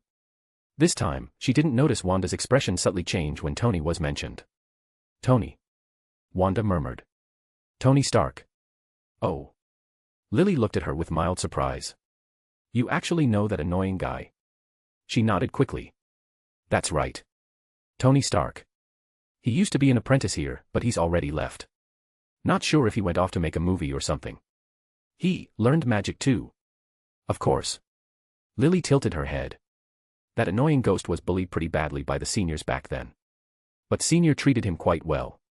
He should be a decent mage by now, I guess. She seemed to be recalling something from the past. But soon, Lily lost interest in the topic entirely. Honestly, as someone who had grown up in the magical world, she didn't care much about people like Tony. Their worlds were different. If not for Noah, they probably wouldn't have crossed paths at all. That difference mattered. Many mages disliked Tony. Nagini, for example, wasn't particularly fond of him either. It was a difference in perception and cognition. Oh, right. As Lily prepared to leave, she handed Wanda a small note. Here. Wanda took it and looked at the word written on it. Aohamura. She paused. Is this a spell? It's the Wi-Fi password. Lily rolled her eyes. We're not primitives. Of course it's also a spell. You can use it on doors that won't open. Whether it works depends on your casting level. It really was a spell. One of the first spells Noah had mastered. And also one of the least used ones. Aohamura. The lock-opening charm. Noah had very straightforwardly said it as the London Sanctum's Wi-Fi password. Good night. Lily waved. Sweet dreams. Please wait. Just as Lily turned to leave, Wanda stopped her. Can I ask you something? Oh. Lily paused and turned back. More questions? Sure. I'm not in a rush. I want to ask. Wanda hesitated, choosing her words carefully. Why did Tony Stark study here? Isn't he an ordinary person? That was what puzzled her. Tony Stark was an ordinary human. Aside from being rich, she couldn't think of anything else that stood out. The magical world didn't value ordinary wealth. Wanda knew that much. She had spent half a year among mages. Their currencies were completely different concepts. That was why she found it strange. Of course, the strangest person wasn't Tony. It was Noah. He is an ordinary person. Lily thought for a moment, then sat down beside Wanda. But his mind is exceptional. And back then, Senior needed someone to help acquire things the magical world didn't have. The internet. Televisions. Wanda immediately understood. Exactly. Lily nodded. And because of his intelligence, Senior thought of something else. Combining magic with technology. That's why he taught him magic. So that's how it was. Wanda nodded slowly. She hadn't expected that answer. During the years she spent beside Eric, she had heard plenty about Tony. One thing was unavoidable. Tony Stark was extremely smart. So smart that even mages acknowledged it. Over the past half-year, Wanda had also heard Eric defend Tony more than once. The missile that destroyed her family had indeed been made by Stark Industries, but it wasn't Tony's intention. When bored, she and Pietro had even watched Iron Man. The explanations in it shocked them. They never imagined that after discovering the truth, Tony would shut down his most profitable weapons division. At first, Wanda hadn't believed it. But after looking into it, she learned it was true. And Noah was involved. Noah had warned Tony. Made him realize he was a creator of war. That was why Pietro chose not to pursue the matter. Wanda, too, had forgiven him somewhat. She just never said it aloud. And with Eric's actions at the time, it became even harder to accept everything. But he's still annoying, Lily added flatly. Too narcissistic. Too arrogant. Always thinks he's the best. That kind of personality isn't suited for a mage, so he can only focus on runes and enchantments now. Wanda nodded. Tony's personality was irritating. Especially the way he acted on television. She shook her head, clearly wanting to move on. Then, why do you call Lord Fennell Sr.? Aren't you his apprentice? Is that what it looks like? Lily pursed her lips. He taught me a lot, yes. But he was my father's student. Strictly speaking, I'm his junior. Even if I learned from him, I'm not his apprentice. Wanda tilted her head. She wasn't foolish. She felt like she had guessed something, which left her slightly at a loss. Noah Fennell was undeniably beautiful. And his temperament was unmatched. But Wanda also knew he had a girlfriend. Someone he'd known since childhood. Someone who had already become Britain's Minister of Magic. Just thinking about that made it clear how formidable she was. Oh, right. After a brief pause, Wanda continued. Lord Fennell. Is he really as legendary as in that biographical movie? And was the setting really 1991? Why? Biographical movie. Legendary. Lily almost laughed. She held it back and answered instead. Many things in that movie were hidden, but most of it was true. As for legendary. She laughed. Oh, and yes, it really was 1991. Senior was born in 1980, but he's a mage. I see, then why are you laughing? Because that movie only covered from when he entered Hogwarts to his 3rd year. Legendary. Lily shook her head. His truly legendary stories probably haven't even started yet. And even so, the movie still left out one legendary event. Which one? His story with the legendary exorcist Constantine. The Noah Fennell trilogy concealed far too much. His real legend ended before it even began on screen. Many people were searching for him, hoping he'd write an autobiography. He refused outright. Why write one when I'm not dead yet? That was his answer. And even if he wanted money, he said he'd wait until he truly became the Sorcerer Supreme. He's always that great. Wanda hesitated, then asked. Always facing the light. Lily interrupted her gently. That's not quite right. Senior always says mages don't distinguish between light and dark. We control both. Good and evil aren't labels we rely on. What matters is maintaining ourselves. She looked at Wanda. Senior doesn't stand on the side of light. He doesn't stand on the side of darkness. He stands in the middle. And don't forget, when he acts, he's ruthless. I'm sure the screams of those aliens are still echoing over Manhattan. Standing in the middle. Wanda fell silent. Noah had always given her a strange feeling. Especially after she entered his mind. She had seen 2 states. 2 she would never forget. One was blinding light. Like the sun. Warm. Protective. Enough to intoxicate anyone close to him. But the other. When her consciousness drifted to the opposite side, like a bottomless abyss, she saw something that shook her soul. A giant dragon. Wrapped in dense darkness. Terrifying scales. Raging flames. And when her awareness drew closer. Those blood-red, ruby-like eyes opened. In that instant, Wanda felt as though she had already died. Tell me, Noah asked, what is the core theorem of a sorcerer? To hold fast to one's self-belief, Wanda replied, to not be swayed by power, and to never become a slave to it. Very good. Noah nodded. Your power isn't magic in the strict sense, but you can control it like a sorcerer. Remember this: only by adhering to your own will can you avoid falling into darkness, and avoid being lost in the confusion of light. I'll remember, Wanda said seriously. Inside the library of the Sacred Hall, Noah sat cross-legged with a book in hand, casually questioning Wanda on sorcerer fundamentals. This didn't even count as an assessment. It was basic knowledge. The kind of thing first- or second-year Hogwarts students could answer without thinking. Yet very few people could truly live by it. Power was seductive. That much was undeniable. Countless people fell because of it. Because of that, Noah emphasized this principle to everyone in the Sacred Hall, repeatedly testing and reinforcing it.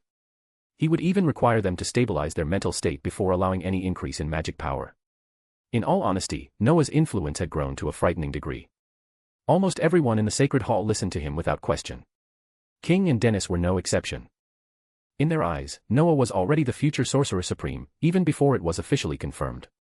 Now, that confirmation was little more than a formality. With Noah's current achievements placed plainly in front of them, his words carried absolute authority. There was no room for rebuttal. Ms. Hayfin and Lily were equally obedient. In a very real sense, Noah was their mentor. On the path of magic, he was their guide.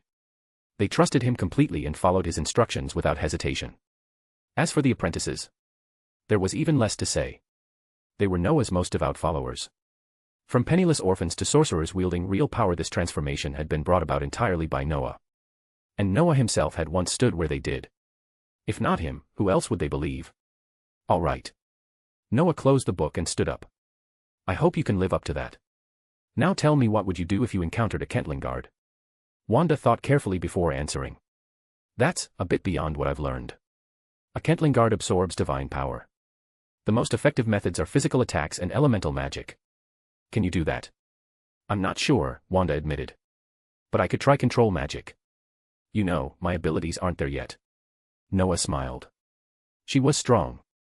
But right now, she was also very weak. The important thing was that she understood that. Of course, Lily's role in helping her realize this couldn't be ignored. Noah wasn't going to personally spar with her all the time. That wasn't his role. Lily was the obvious choice. Even though it was a completely uneven matchup. What level was Lily at? Unless Wanda experienced an untrained mental outburst, there was no chance she could win. That feeling. It reminded Noah of those lunatics from the Uchiha clan.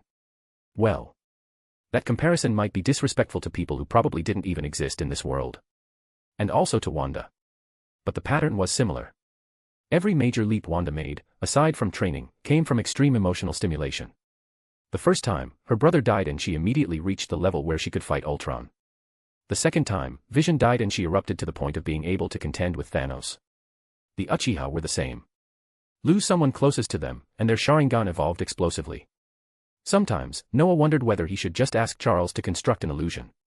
Give Wanda a believable identity inside it. Then let her witness the death of loved ones within that illusion. If that happened, she would probably experience a terrifying breakthrough. Forget it, Noah thought. She wouldn't wake up normal. And Eric would never agree to something like that. He sighed inwardly. No instant Mangekyo Scarlet Witch. A pity. But Noah didn't dwell on it. Things would have to be taken one step at a time.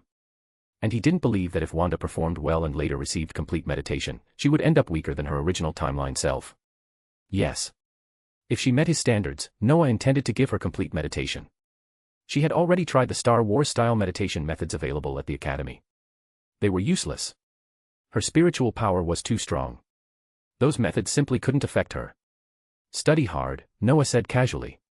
If you meet my requirements, I might give you something better. After a few more questions, Noah left the library, leaving Wanda behind. For Noah, the books there were just a way to pass time. For Wanda, they were a treasure trove. Back in his room, Noah picked up his phone and replied to Hermione's messages from 10 minutes earlier. He was about to enter the system space when Tony called. That caught Noah off guard. After a brief pause, he answered. Speak. What's wrong? Damn it, Tony said angrily. My base got robbed. Can you believe that? I got robbed by an ant. An ant. Noah froze. Yes. Damn it. Tony snapped. He's literally ant-sized. If my magical equipment hadn't detected him, and if Sam the flying guy hadn't been beaten up, I wouldn't have believed it myself. Interesting. Noah raised an eyebrow.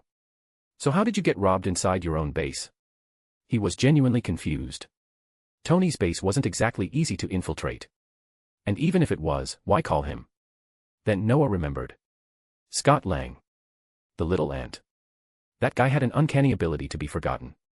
Some kind of passive stealth aura. Still, he was undeniably legendary. If he hadn't been trapped in the quantum realm for 5 hours, no one would have come up with time travel via that absurd method. Honestly, the universe should be most grateful to Ant-Man. And to the mouse that accidentally activated that ugly, broken-down van. Ratman saved the universe. Another interesting point: Sam Wilson had still joined the Avengers as scheduled. Later Captain America. Currently standing guard. Tony, despite being an ARC member, was still willing to put effort into Avengers matters. Noah suspected the reason was S.H.I.E.L.D., founded by his father. Corrupted by Hydra. The Avengers, born from S.H.I.E.L.D., had inherited part of its will. Tony might have seen them as a substitute. Pure conjecture, of course. The key issue is Tony continued, unaware Noah had drifted off. I wasn't there. Nebula wasn't there. The base only had Sam. Because of that Hydra base, we caught some important people, so we had to interrogate. Noah tilted his head. Nebula wasn't there either. She went to buy materials, Tony sighed. The worst part is that some things were stolen. Not important old antiques. But they have my magic on them. Now Noah was curious. If there was tracking magic, why not retrieve them directly? Then it clicked. That magic had probably revealed the thief's identity. Hank Pym. An old acquaintance. An old man forcibly turned into Noah's friend. Now a truly old man. Noah hadn't seen him in at least 20 years. All right, Noah said. Let's play a game.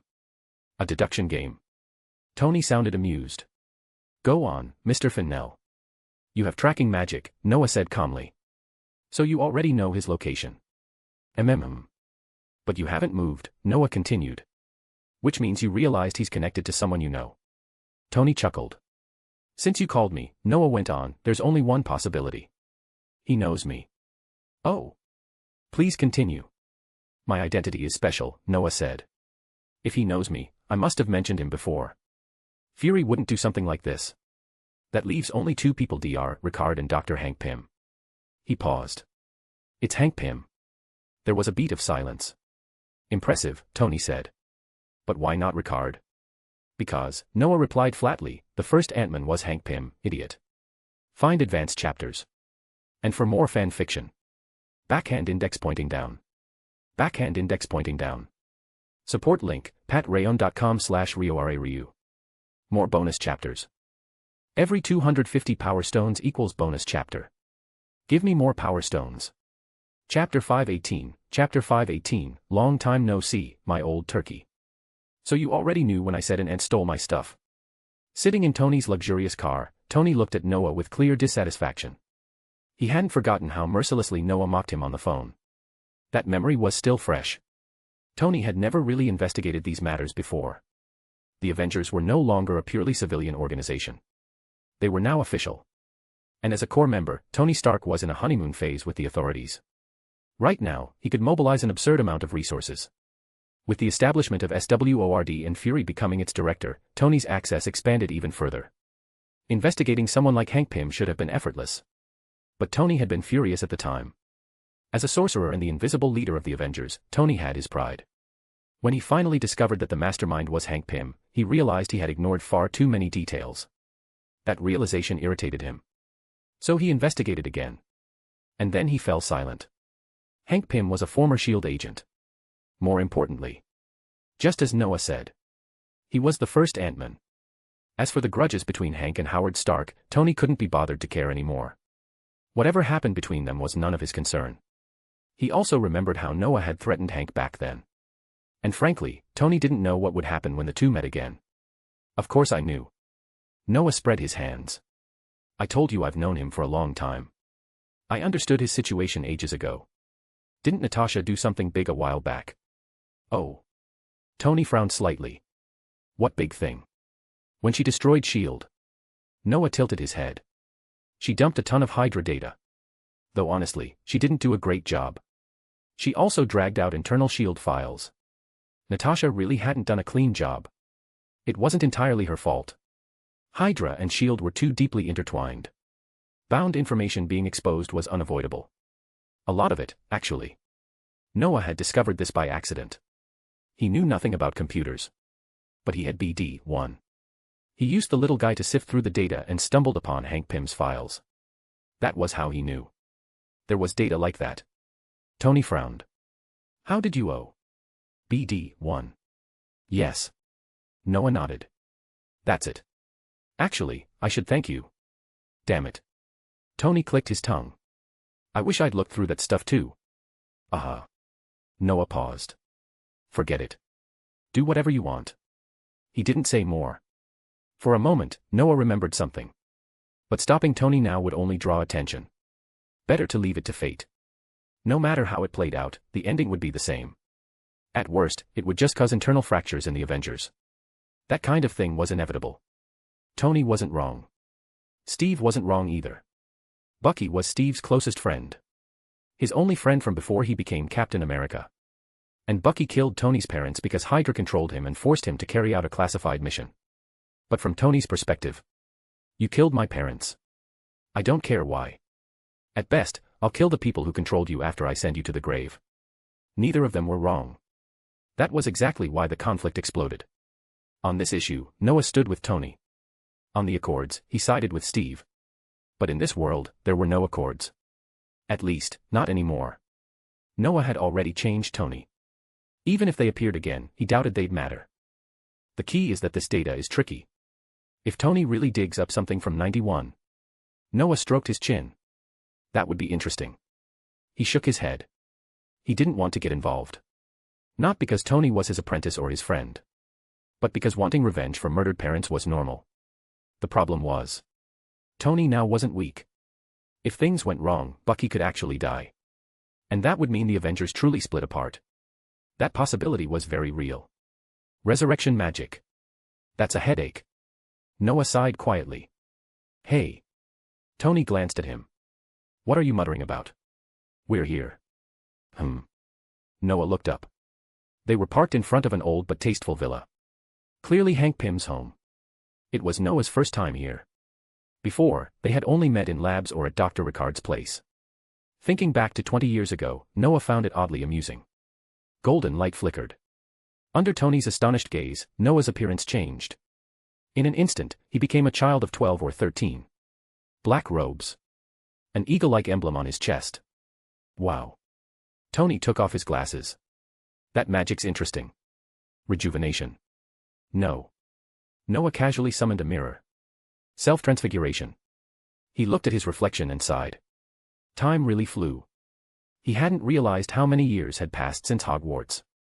This was exactly how he looked back then. The same appearance he had when he first met Hank Pym. Just without a house crest. Let's go. Noah smiled. Let's give my old friend some memories. His star of time and space shifted, becoming a wand. You're really awful. Tony examined him carefully. Back in school were you already this bad? Watch your words. Noah's voice was clear and youthful. Careful, Tony. I might give you a tragic memory. I'll pass. Tony shook his head immediately. Save that for your old friend. Noah chuckled. With a flick of his wand, space folded. The two of them appeared inside an old-fashioned house. Effortless spatial transfer. Simple. They arrived at a bad moment. 6 people froze mid-action. Planning. Scheming. Startled by their sudden appearance. Noah tilted his head. Scott. Hope. Hank. And 3 thieves. Perfect timing. If he'd arrived any later, they might have already acted. Not that it would have mattered. Their plan was far too simple. Damn it. Hank suddenly swore. His trembling finger pointed at Noah. You. It's you. Surprise. Noah paused. Surprised, Dr. Pym. He nearly said something else, but held it back. You look shocked to see me. That's impossible. Hank's voice shook. How? Why? So young. Noah glanced down at himself, then looked up with mild disdain. For a sorcerer, this is nothing. He smiled casually. He had meant to surprise Hank. He didn't expect to scare him half to death. Even Noah hadn't realized how deeply his student-era appearance haunted this man. "Hey, who are you?" Scott finally reacted. Then he noticed Tony. "Holy shit. Stark. Tony Stark. What are you doing here?" "Shut up." Hank roared at him, then turned back to Noah nervously. "I can't believe it. After all these years, you still look like this. It's really not that strange." Noah tilted his head. "But you. I didn't expect you to age this badly in 20 years, Hank." Oh, wait." Scott jumped in again. "Did you just say 20 years? You knew each other 20 years ago. Is that strange?" Noah looked at him with amusement. "Isn't it? My God. You look 12, you're with Iron Man, and you knew Dr. Pym 20 years ago. How is that not strange?" "Because." Noah smiled faintly. "Because I'm a wizard." Noah's single sentence silenced the room. Hank Pym froze, staring at him as if lost in a distant memory. His gaze drifted, unfocused, as though he were reliving something from long ago. Hope nudged him several times. He didn't respond. Scott and his three friends were no better. They stared at the short figure in the black wizard's robe, their expressions frozen in disbelief. The robe looked real enough. An eagle emblem rested on its chest. Scott finally said after a long pause. "What did you just say you were?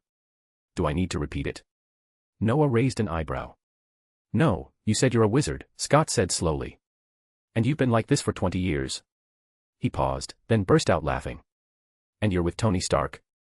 Ha ha ha ha ha. Look, even if Mr. Iron Man really has worked with wizards before, there's no way he'd bring a little guy like you."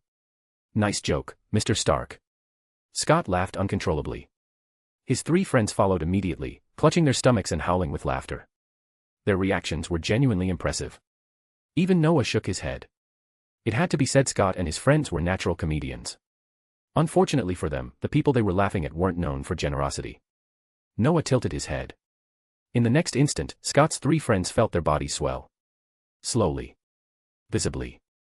Like balloons being filled with air. And then they started floating. Upward. Watching this, Scott's laughter turned into choking coughs. When he finally caught his breath, he wiped his eyes instinctively. Damn it. Reality hit. Hard. Scott stared at Noah, who looked utterly indifferent, and at Tony, who pretended not to notice anything at all. For a moment, Scott didn't know what to say. Much quieter, Noah said with a small smile. "Now we can talk properly." "Right, little ant." "Oh, and you too, Hank." "Tea-talk." Scott swallowed, glancing at Luis and the other two, who were now stuck near the ceiling, bouncing off the walls. Talk about, what? Hope wasn't any calmer. She had seen mages fight during the Battle of New York. She knew how terrifying they were. But this? A 12 or 13-year-old mage casually disabling all of them. This was far beyond her expectations. Before she could think further, dizziness washed over her. It vanished just as quickly. When she opened her eyes again, she realized something was wrong. They were in the living room. Hope, her father, and Scott were standing together. Across from them, the small mage and Tony were examining their plans. The two seemed to be discussing something, mostly about how stupid the plan was. The living room. Scott muttered, still dizzy.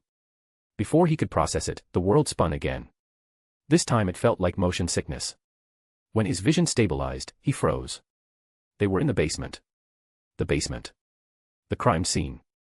The place where he had stolen from Dr. Pym. Damn it. Scott cursed quietly. Then another spin.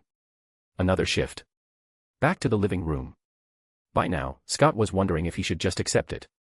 "All right, little ant," a voice said calmly. "Let's talk about your earlier theft." Scott, Hope, and Hank Pym all snapped back to reality. The word theft hit like a hammer. Looking at the two people in front of them, all three felt a chill down their spines. They hadn't expected this. And judging by the situation, these two weren't easy to deal with. What shocked them even more was the realization that the Avengers had connections with mages. "This, let me explain," Hank Pym finally said after a long silence. He sighed deeply. "I apologize for my reaction earlier. I was just surprised. I never thought we'd meet again after 20 years. MHM. Noah spread his hands. Relax. We're not here to do anything to you. You helped us 20 years ago. I remember that.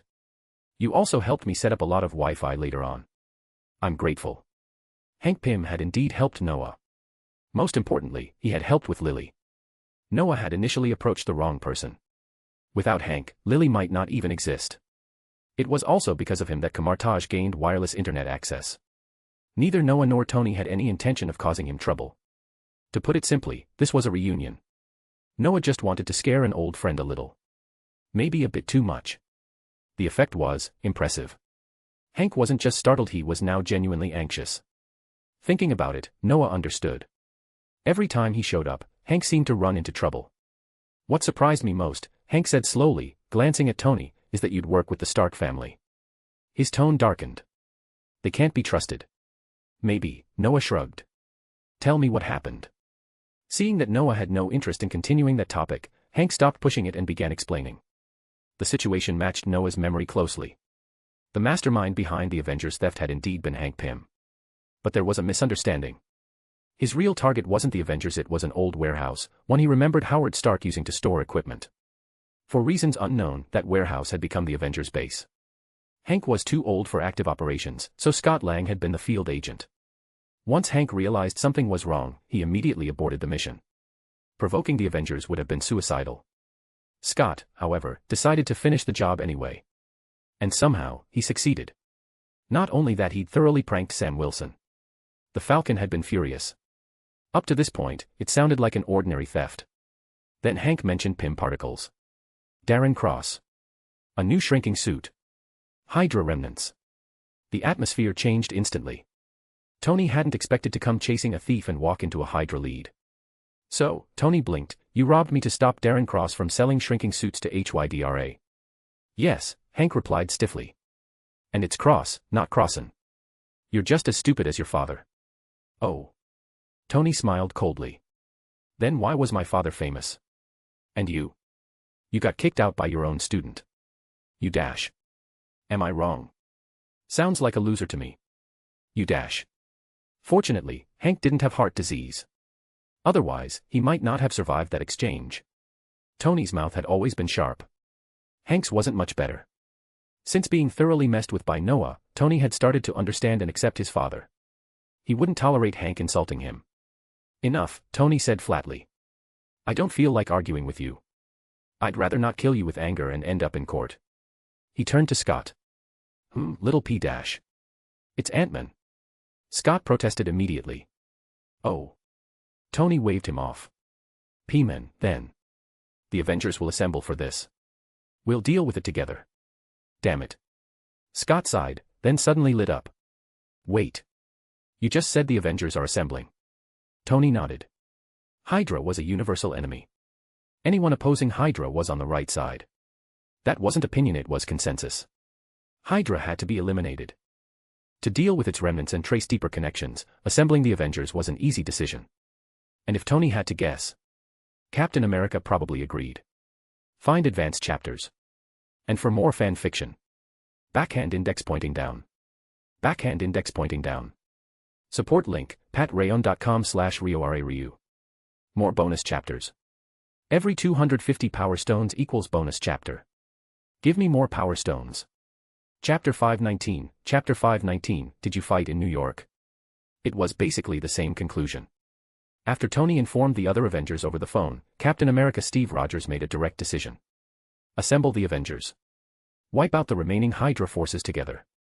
To be honest, Noah didn't think this was really necessary. He didn't believe Darren Cross had become stronger just because he lost his hair. As a villain, his strength was honestly mediocre. Tony alone would probably smash him flat. Still, assembling the Avengers had its advantages. Many of them held personal grudges against Hydra. And as an official organization, the Avengers were best suited for handling this kind of cleanup. The authorities were also more than happy to see these annoying Hydra remnants dealt with properly. So, without much effort, Tony gathered nearly the entire Avengers roster. It was a luxurious lineup. The most interesting part was that Ant-Man took the opportunity to officially join the Avengers. First, he already possessed special abilities. Courtesy of Hank Pym. Second, he was a hardcore Captain America fan. With those 2 points combined, his joining wasn't strange at all. Unfortunately, this also meant he was destined to be little more than an accessory. The reason was simple. Darren Cross was severely overinflated. After putting on his meticulously crafted suit, he acted as if he were invincible and everyone else was trash. He openly mocked Tony Stark's Iron Man armor as outdated metal junk. He mocked Captain America as a museum relic that belonged behind glass. That attitude instantly enraged the two Avengers giants. Tony stopped hiding his magic entirely. He activated his newest magically enhanced Iron Man armor. Darren Cross immediately began questioning his life choices. When Noah saw the footage on TV, he was slightly surprised. He had assumed Tony would keep that ability hidden. Of course, even if it was exposed, Noah didn't think Tony would say anything he shouldn't. The higher-ups understood this perfectly. If Tony started talking nonsense, they'd be the first ones to suffer. The dominance displayed by mages was still deeply etched into the minds of ordinary people, especially the final appearance of that giant dragon. No one wanted to see the thing descend on their homeland again. As for Darren Cross, he was beaten so badly that he genuinely started doubting reality. Tony's armor was filled with things that made no sense. Floating without thrusters could still be explained away as anti-gravity or magnetic levitation. The blue flashes and terrifying metallic particle weapons could be passed off as electromagnetic technology. But then, fireballs, ice arrows, runes appearing out of nowhere. Those gave him a splitting headache. It felt like he was recalling something long forgotten, yet couldn't quite grasp it. Despite his mental collapse, Darren Cross's survival instinct was strong. Realizing he was probably finished, he immediately turned to attacking nearby civilians to force the Avengers to split up, especially Tony. That was when Steve finally got his moment. His shield worked perfectly with Thor's hammer. Protecting civilians was effortless. He blocked every laser shot cleanly. At that point, Cross genuinely wondered if he was trapped in some absurd nightmare. If not for the pain from Tony's beating, he would have believed it was all a cruel joke. He truly couldn't understand what kind of world he was facing. The ending had no suspense. Tony completely crushed Darren Cross. With Ant-Man Scott's assistance, Cross was disarmed and apprehended on the spot. The operation was a success. As for hunting down the remaining Hydra members, that had nothing to do with Tony anymore. There was no need for the entire Avengers team to stay mobilized. Official agencies like the FBI also needed to do something, after all. Scott's situation, however, was less smooth. His decision to join the Avengers and his close ties to Stark infuriated Hank. Hank was deeply unwilling to see this happen. He feared his work would be taken by Stark again. Given Scott's intellectual shortcomings, Hank felt Tony's success rate in doing so was frighteningly high. That said, Hank wasn't stupid. Under the pressure exerted by mages, the ordinary world had begun gathering its own superheroes. This was both an opportunity and a shackle. By joining, Scott and Hank by extension would receive immense benefits. Their family would be well taken care of. Scott's status as an Avenger also granted them considerable privileges. That mattered. Especially to Hank. He had always dreamed of rescuing his wife, even if he didn't know whether she was still alive. As for the constraints, they were inevitable. Once you possessed terrifying power and relied on it, the outcome was obvious. Refusing to join meant surveillance.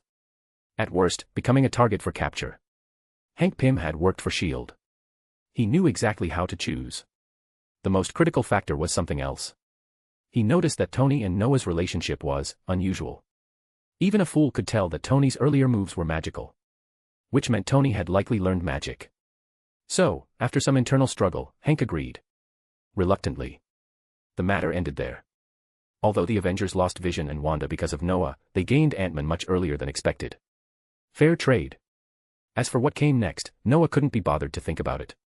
His relationship with the Avengers was neither close nor distant. He didn't have the time to focus on them. What he didn't expect was Tony calling after everything settled. Hank Pym wanted to see him. Noah didn't think much of it. He didn't quite understand why Hank wanted a meeting, but he didn't mind. What he didn't expect was that Hank brought his entire family. I mean, Noah spread his hands helplessly. You could have told me beforehand. I'm still just one person. I thought so too, Tony said, pointing at Hank and the two people behind him. But plans change. I didn't bother telling you. It's not a big deal. Noah tilted his head. Bringing a few people really wasn't a big deal. Especially Hank. To this day, Hank still carried traces of Noah's magic. In that sense, Noah had crossed a line. Hank was an ordinary person. An innocent one. If there were a place to report it, Noah, Lupin, and Snape would all get into trouble. But only trouble. Their identities made the outcome obvious. Lupin's status was lower, but as a former Order of the Phoenix member, the Ministry wouldn't push too hard. As for Snape and Noah, one was the head of Slytherin. The other was the guardian of the New York sanctum. Trying to seriously trouble either of them meant either insanity or youthful ambition. At most, the case would be archived and shelved indefinitely. Final result, inconclusive. Still, Noah considered himself a responsible mage. He didn't intend to evade this. All right, Noah turned to Hank. Why are you here? And with your whole family? Well. Hank hesitated, then asked uncertainly, is this your current appearance? Of course. Noah smiled. It's been over 20 years. I was bound to change. Just not as obviously as you. Hank nodded. You look much better like this. More like a mage. Less like a pompous kid. Pompous kid? Noah tilted his head. He didn't like that label. He turned toward Scott, who had been staring at him, clearly wanting to speak but lacking the courage. Noah suddenly found him amusing. You've been staring at me, Noah said. What's wrong? Do I look strange? Scott hesitated. You're that young mage from last time. And? Noah nodded. Just a spell. Nothing special. Magic. Scott swallowed. You're a mage? Like, the legendary kind? Yes. Like the ones in stories? Something like that. Scott paused. Then asked the question that had been burning in his mind. Did you participate in the Battle of New York? Find advanced chapters. And for more fan fiction. Backhand index pointing down. Backhand index pointing down. Support link, patreon.com/RioRaRyu. More bonus chapters. Every 250 power stones equals bonus chapter. Give me more power stones. Chapter 520, she's still alive. The Battle of New York. Noah really hadn't expected to be asked that. He looked at Scott's innocent face and felt a little speechless. Tony, sitting nearby, wore a very serious expression. If his eyebrows weren't twitching non-stop, Noah might have actually believed him. To be honest, this was the first time anyone had ever asked Noah that question. Everyone in the magical world knew exactly what he had done in New York. It had been an almost genocidal act. He had nearly wiped out an entire race by himself. As for ordinary people who were supposed to know, most of them understood Noah's role, clearly summoning sorcerers, resisting the invasion, and personally eliminating nearly all the invaders while displaying his strongest power. Almost all of the Avengers knew this.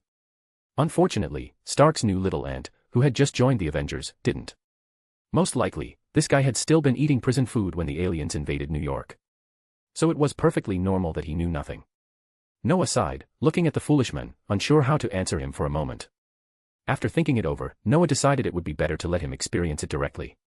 No amount of explanation would ever be as real as first-hand experience. Of course I participated, Noah said with a faint smile. And I did something meaningful. Meaningful. Scott's eyes lit up with interest as he looked at Noah. Just as Noah expected, Scott really had been in prison back then. All he'd seen were TV broadcasts. And reruns, at that. He'd only just joined the Avengers, so there were many things he genuinely didn't know. Not just Scott. Hank Pym and Hope were also looking at Noah with curiosity. They were curious too about what this young man had done in the Battle of New York. At most, they assumed he had played a supporting role. Yes. Something meaningful, Noah said calmly. His smile didn't fade. If anything, it grew brighter. I carried out a very thorough cleanup. A cleanup. Scott felt a strange sense of unease, but still asked. This time, Noah didn't answer. He simply raised his head slightly. In that instant, everyone present clearly saw it. Noah's unique eye. It glowed crimson. Noah usually layered magic over that eye to divert attention. He found it too evil. Its very existence seemed to scream villain. Among sorcerers, that wasn't an issue. Everyone knew what Noah's other form was. But ordinary people didn't. So Noah hid it to avoid trouble. This time, he didn't bother. It was the most direct proof of what he had done. In the next instant, Noah's magic rippled outward. A phantom appeared behind him. A gigantic black dragon. The enormous dragon head, wrapped in dense darkness, looked down at Scott, Hope, and Hank. Their hearts seemed to stop. That posture standing above everything. That overwhelming darkness. That world-ending presence. All of it dragged 3-year-old memories back to the surface. A dragon from the abyss. Hovering above Manhattan. Erasing nearly all the aliens by itself. Scene after scene flooded their minds. And in that moment, they finally understood what Noah meant by something meaningful. The pressure intensified. Scott, Hope, and Hank were almost forced to their knees by the sheer terror of it. All right. That's enough. Noah's voice suddenly cut through. The pressure vanished. The dragon disappeared. As if it had never existed. If not for the cold sweat soaking their backs, they might have believed it had all been an illusion. An impromptu performance. Hank swallowed hard and stared at Noah. You're that dragon. Yep. Noah smacked his lips, deliberately drawing it out. That's also magic. I'm a real human, and the dragon is real too. You can think of it as me having two forms. Two real ones. Explaining dragon-born magic was troublesome. It involved far too much theory. This was well beyond the understanding of these three laymen. Even Tony, who had already stepped into magic, wouldn't fully grasp it. So Noah didn't bother explaining further. Whether they understood or not didn't matter. What Noah cared about now was something else. Why had Hank come to him? Was he planning to send his daughter here to study magic? That thought wasn't strange. Hank didn't get along with the Stark family. And now Tony was learning magic. As one of the earliest ordinary scientists Noah had known, it wasn't impossible Hank had considered it. So, Noah tilted his head. What's your real reason for coming, Hank? If you're here to recommend someone to study magic, you'd better not. We're still old friends. Don't make things awkward. I did think about that before, Hank admitted with a sigh. But since you've said that, I just want to ask if you can help me with something. You're probably the only person I can think of. What kind of help? Noah shrugged. Go on. My wife dash. Sorry. I can't. Noah cut him off immediately. Hank's wife was trapped in the quantum realm. There was nothing Noah could do. The quantum realm could be considered a parallel universe. Or more accurately, a complete microscopic universe. Crossing into another universe directly required surpassing the stage of divine transformation. Among those Noah knew, only one person had reached that level. Odin. Even then, Odin wouldn't help a stranger. Helping someone cross universes was no trivial matter. The person closest to that level now was the Ancient One. Unfortunately, she was in the middle of a breakthrough. Conservatively, it would take over a year. Optimistically, half a year. So entering the quantum realm would have to rely on technology. Just like in the original timeline. In the later stages, technology was not inferior to magic. Not just in power but in potential. Don't refuse so quickly, Lord Finnell, Hank said urgently. Please let me finish dash. You don't need to, Noah shook his head. I already know. I'm a sorcerer. I can perceive many things. Years ago, I already foresaw your problem. Sorcerers value fair exchange. So, you know. Yes. The quantum realm. Noah deliberately glanced at Hank's reddened eyes. Then he raised his hand. A pale golden glow formed in the air. Two circles appeared. One enormous. One microscopic. Chaotic energy flowed endlessly within both. You can think of these as two universes, Noah said casually. In reality, they aren't that far apart. Humans are simply too small to reach the boundary. And the universe has a self-preservation instinct. It doesn't allow ordinary beings to cross freely, so we're bound to a single dimension for our entire lives. I see. Hank rubbed his eyes. If a sorcerer couldn't do it, then what hope was there? This visit had crushed him. He hadn't expected such an outcome. However, Noah suddenly spoke again. Hank's head snapped up. It's not impossible. What? Hope flickered in his eyes. How? Magic won't work for now, Noah said with a faint smile. But there's still technology. And actually, you're already on the right path. You've already found the most important person. He pointed at Scott. Your future son-in-law. This lucky guy. He's the one who can enter the quantum realm. He's also a tool. Your wife has already evolved inside it. Son-in-law. Tool. Scott turned to Hope, confused. Before he could say anything else, Hank cut in sharply. Evolved. What does that mean? It's simple, Noah replied. Your wife is no longer an ordinary human. She's become a higher existence. He smiled. And after all this, haven't you noticed the most important detail? What? Your wife is still alive, you idiot. Find advanced chapters. And for more fan fiction. Backhand index pointing down. Backhand index pointing down. Support link, patrayon.com/RioRaRyu. More bonus chapters. Every 250 power stones equals bonus chapter. Give me more power stones. Chapter 521, Chapter 521, some things are already decided. Still alive. That single phrase was crucial. To be honest, Hank Pym hadn't overlooked this because he was foolish. It was because he cared too much. Deep down, he had always believed his wife was still alive. So much so that during his conversation with Noah, he completely failed to notice something obvious. Noah had also agreed with that belief. Now, with Noah breaking through it directly, Hank Pym finally grasped the key.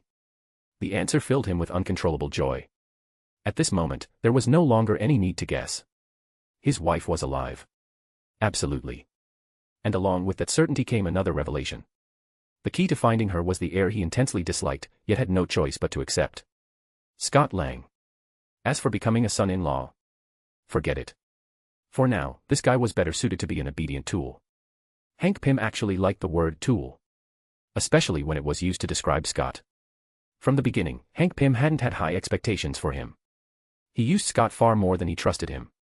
After receiving these answers, Hank Pym left without hesitation, filled with gratitude. Scott, meanwhile, was completely confused. He had no idea what had just happened. But Hank Pym and his daughter had already obtained everything they wanted. They left. Tony stayed. He casually found a spot and sat down. The quantum realm, Tony muttered. Someone can actually enter that place. That's insane. There's nothing insane about it, Noah said calmly. He snapped his fingers. 2 cups of milk tea appeared in front of them. Through the relative space of the quantum realm, you can even enter specific timelines of parallel universes by positioning correctly. Tony froze. Enter through a quantum point, then exit at another quantum point tied to a specific time. He frowned. Time travel. No, Back to the Future is nonsense. You're saying it's a parallel universe where time just happens to be in the past. Yes.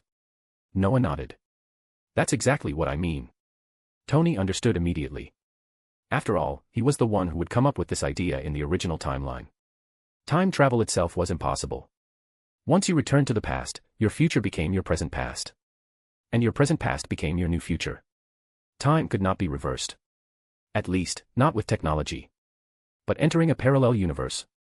That was possible. The quantum realm was the perfect gateway. I don't know why, Tony tilted his head, but I'm suddenly interested. You can't do it, Noah said bluntly, taking a sip of milk tea. First, you can't infinitely shrink yourself and still maintain your sanity inside the quantum realm.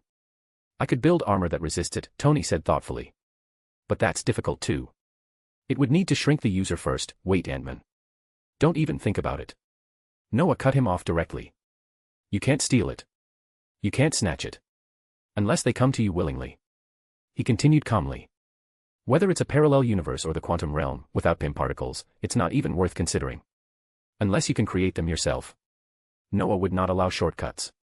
Especially not shortcuts that would lead directly into events that were only supposed to happen in Avengers 4. Of course, if Hank Pym personally asked Tony for help, and Tony figured it out naturally, Noah wouldn't interfere. The key was simple. No unconventional methods. Tony understood this. He nodded. And to be honest, Tony wouldn't have stolen someone else's work anyway. He was proud. Very proud. Since that bald guy earlier could create something similar to Pym particles, Tony didn't believe he couldn't do the same. Even without Noah's warning, he likely wouldn't have crossed that line. By the way, Tony said, shaking his head and dropping the topic, the factory is operational now. We've received a lot of orders. Factory. Noah paused, then reacted. Yours and Victor's factory. You mentioned it before. How's it going? Did those businesses place orders?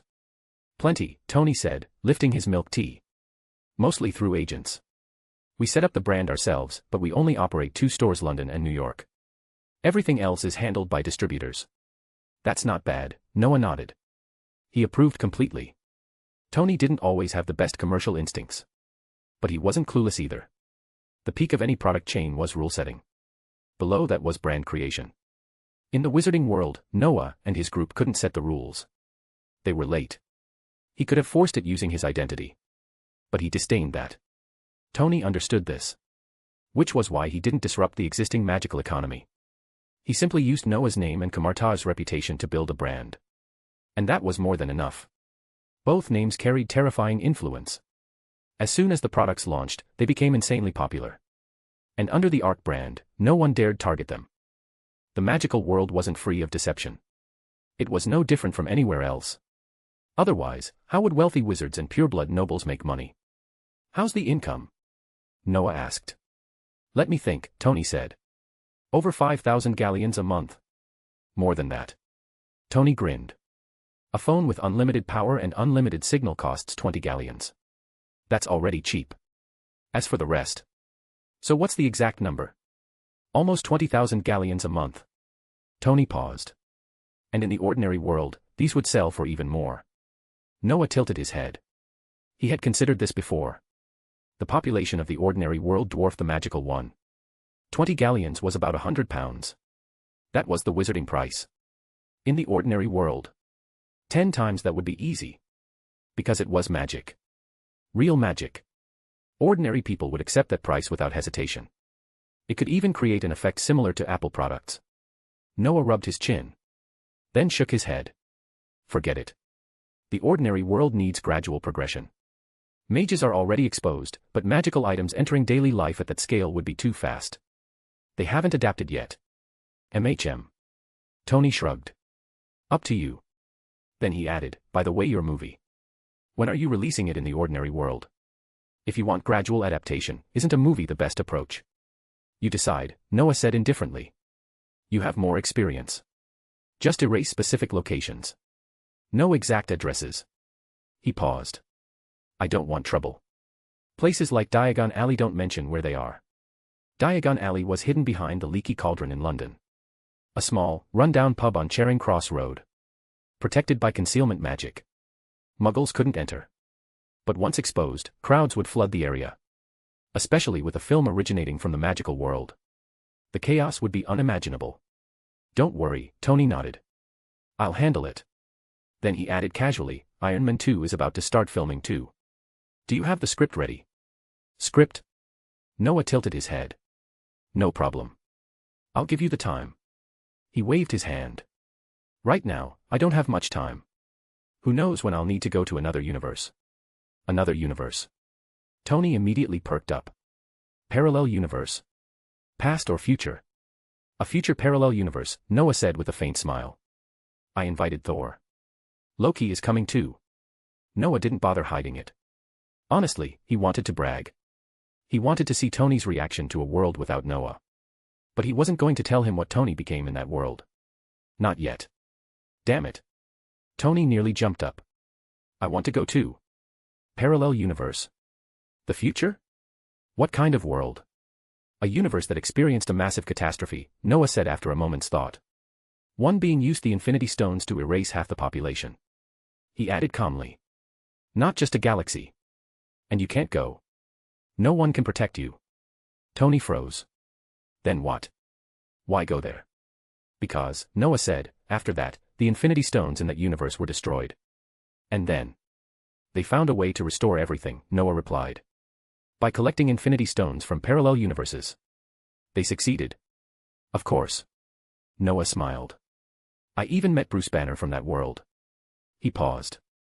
He ended up in the wrong universe, but it doesn't matter. Some things were already decided. Find advanced chapters. And for more fan fiction. Backhand index pointing down. Backhand index pointing down. Support link, patreon.com/RioRaRyu. More bonus chapters. Every 250 power stones equals bonus chapter. Give me more power stones. Chapter 522, are you ready? Tony left with a dark expression. He was in a terrible mood. To put it simply, he had been provoked by Noah, that bastard, only to realize in the end that Noah had just been teasing him. Not only did Noah refuse to give him any concrete or complete information, he also didn't hesitate to leave Tony behind. How could Tony possibly accept that? The most infuriating part was that Noah's reasoning left Tony with no way to argue back. Because it was true. No one could take Tony along. Noah needed the Ancient One's help. Thor and Loki needed Odin's help, and they still had to convince him first. As for Tony, the strongest wizard he knew was Noah. And if Noah himself couldn't do it, what chance did Tony have? So Tony left with a scowl. But that didn't mean he was without ideas. He hadn't forgotten about Pym particles. The quantum realm. Time travel. All of it. That only strengthened his determination to go back and thoroughly study Pym particles. If necessary, he could even shamelessly cooperate with Hank Pym. What? Hank Pym had a grudge against the Stark family. That was his father's problem. Howard Stark. Not Tony Stark. If there was a grudge, it wasn't with him. So what was Tony worried about? Noah had no idea what Tony was thinking. And even if he did, he wouldn't care. Tony didn't have coordinates. Without them, how could he possibly find Noah and the others? Even if he crossed into a parallel universe, the odds of ending up in the same place were slim. More importantly, their methods were completely different. If nothing unexpected happened, Noah and Thor would open a portal with supernatural power and step through. Tony, on the other hand, would need to build a machine. Then shrink to the quantum level using Pym particles. Then traverse. The difference was enormous. The time gap alone would be enough to frustrate Tony. So Noah didn't pay it any further attention. After Tony left, Noah returned to his usual routine. When he had free time, he went on dates with Hermione. Other times, he traveled with Ms. Highfin. Or focused on teaching Lily and Wanda. For some reason, Ms. Highfin had recently developed a fondness for traveling. It caught Noah off guard. But he was happy to accompany her. Staying in the sanctum all the time really did make one feel stale. More importantly, traveling brought inspiration. If I find a good place, I can bring Hermione next time. And Noah wasn't joking. He really did find some interesting locations. For Noah, who had been under constant tension, these trips were rare moments of relaxation. The same went for Ms. Highfin. Of course, Noah didn't neglect Lily and Wanda's training. The two girls' relationship had inexplicably become very good.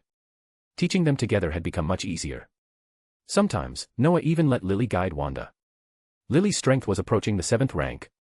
That was terrifying for her age. Some people even called her the second Noah Fennell. But Lily never let it go to her head. She worked harder than ever. As for Wanda, she was doing very well too. She had reached around the 5th tier without relying on bursts of power. Her foundation was simply too good. What Noah needed to do was guide that power out and stabilize it. Now, Wanda's main task was reading. A lot. Just like Noah back at Hogwarts. Except her Hogwarts was the system space. Of course, reading alone wasn't enough. She needed real combat experience to adapt. Lily was her best opponent. Wanda had never won. Not even once. Even when Lily held back. But her progress was obvious. That was the value of practice. She had basically adapted to life here. As for the sanctum's internal affairs, Noah no longer needed to worry much. Dennis was doing an excellent job. He showed solid talent and control. It was no wonder he became the London Sanctum's guardian in the original timeline. With him around, Noah felt at ease. Even Wong highly approved of him. That also meant Dennis suddenly became extremely busy. Internal affairs. External affairs. Everything. Yet Noah could tell. Dennis enjoyed it. And his magic level had risen quickly. 6th rank. 9th level. The same as Lily. Strictly speaking, his talent was inferior to Lily's. But his growth was steady. He had already passed the journeyman mage assessment. He was even preparing for the archmage assessment before entering the 7th rank. Whether he could reach the 7th rank was still uncertain. That realm wasn't something one stepped into casually. 7th rank mages were already high-level existences. There weren't many on Earth. Noah never believed everyone around him could reach that level. He was realistic. If they succeeded, great. If not, that was fine too. Without realizing it, time slipped into 2016. It passed quickly. Noah didn't dwell on it.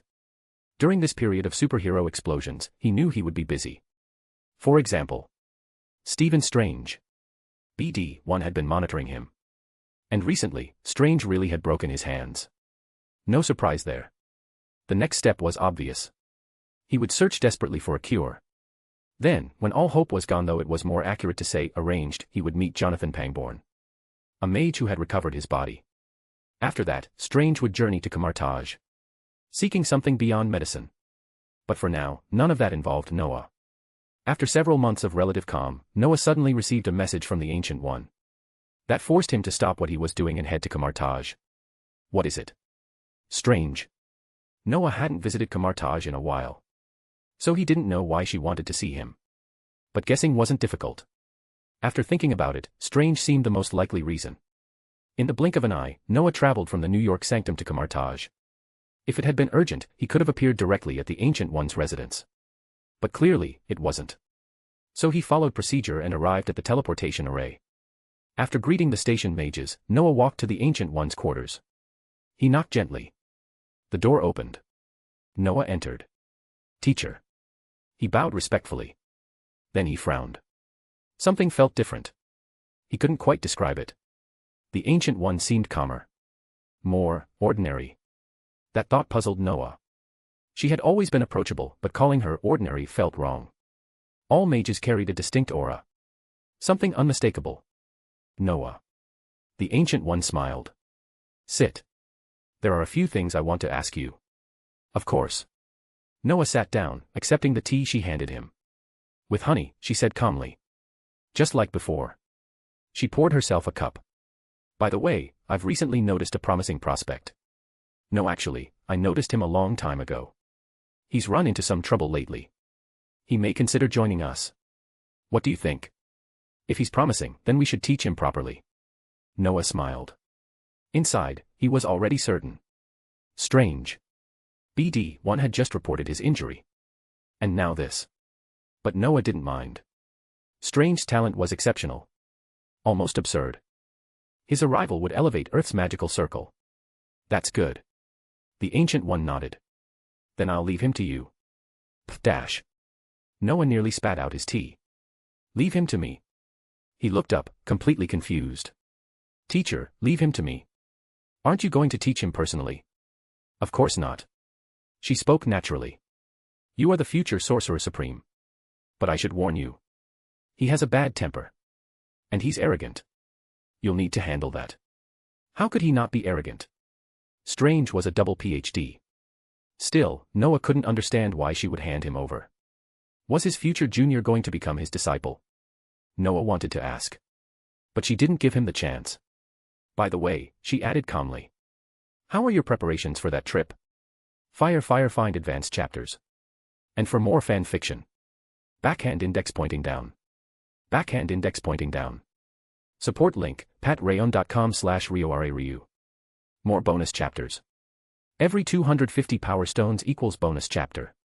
Give me more power stones. Chapter 523, so you've already stepped over. A trip? To fulfill our promise. Of course. What else would it be? Noah paused, then narrowed his eyes.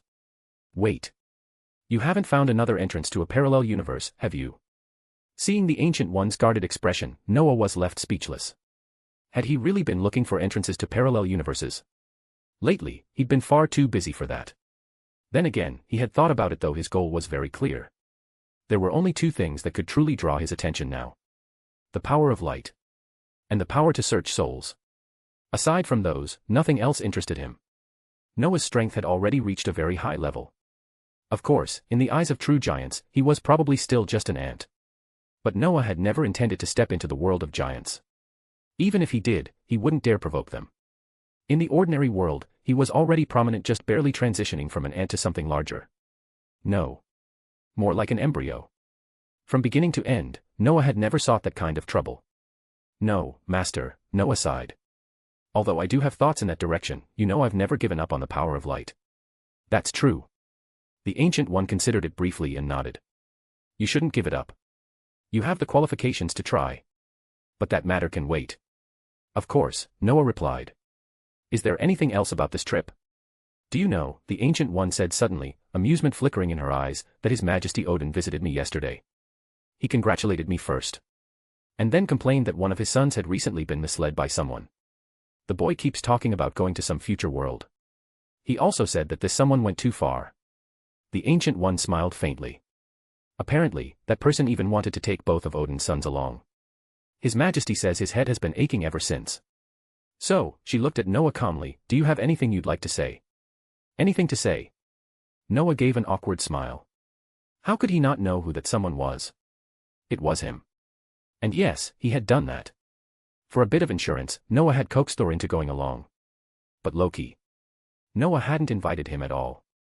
Honestly, if Loki wanted to go, couldn't Odin just smack him and be done with it? Was that really Noah's fault? At this moment, Noah had the strong urge to teleport straight to Asgard, grab Loki, and interrogate him face to face. If Loki didn't give a satisfactory answer, Noah wouldn't mind sparring with him on Asgard's training grounds. He was also curious how well Loki had mastered the casket of ancient winters and the reality stone.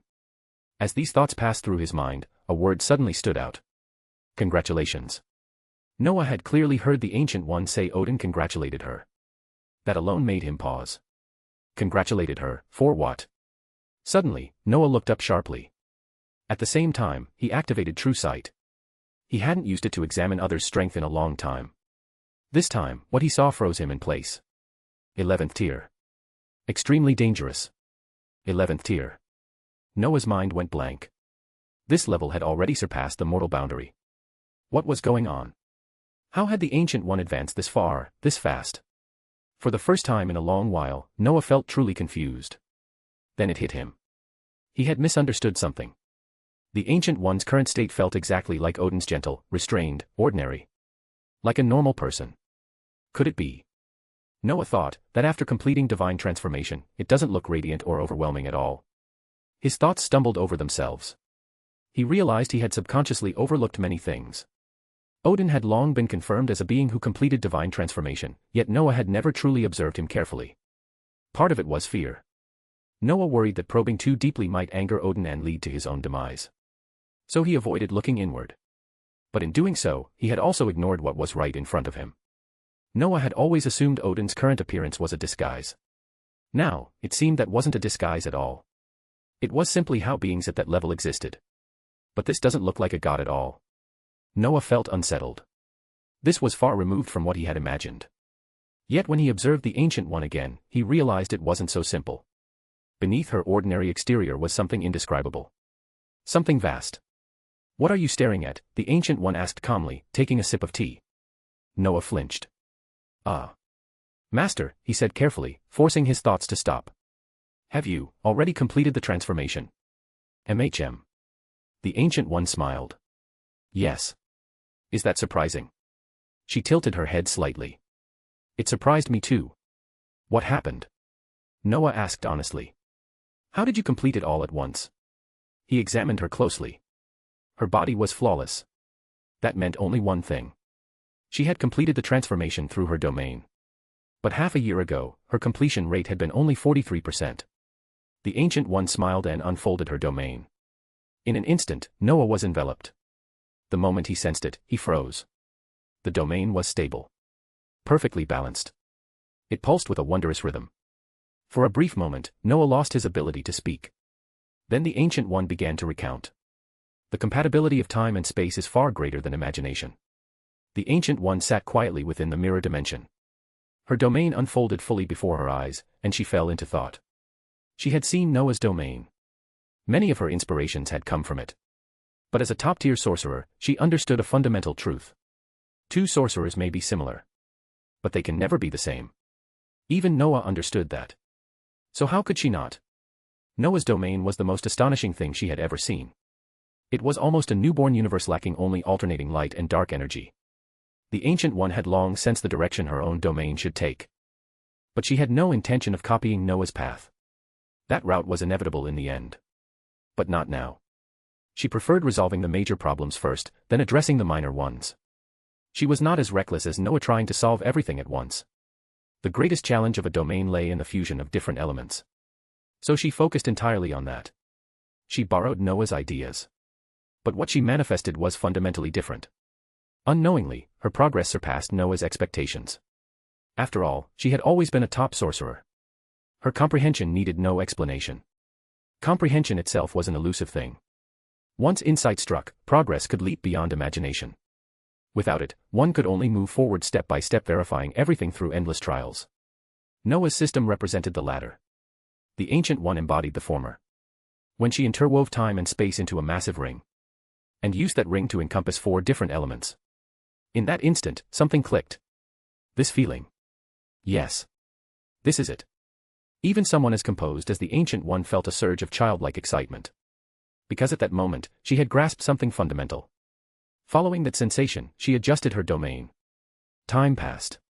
The domain remained calm. Like the surface of the sea. Yet beneath it churned a devouring whirlpool. This is it. After an unknown duration, the Ancient One slowly opened her eyes. At that moment, she was sacred. Untouchable. Like a true deity. Her domain had become as deep and boundless as the universe itself.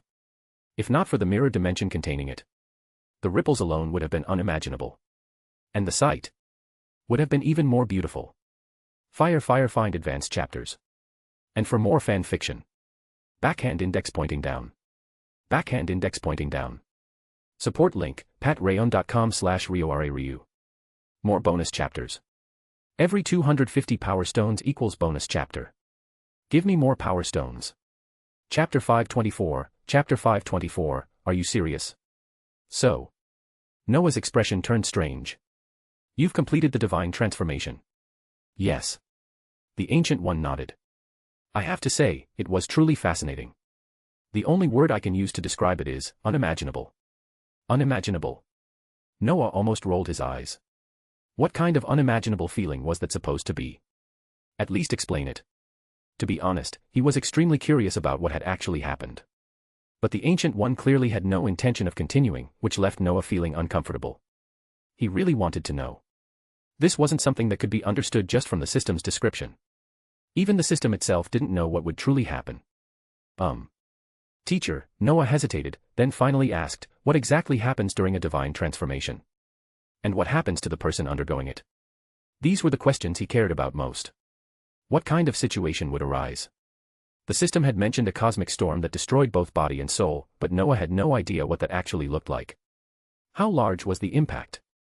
How severe was the damage? And after the transformation, what then? What kind of existence would one become? How much would physical strength, magic power, and everything else change?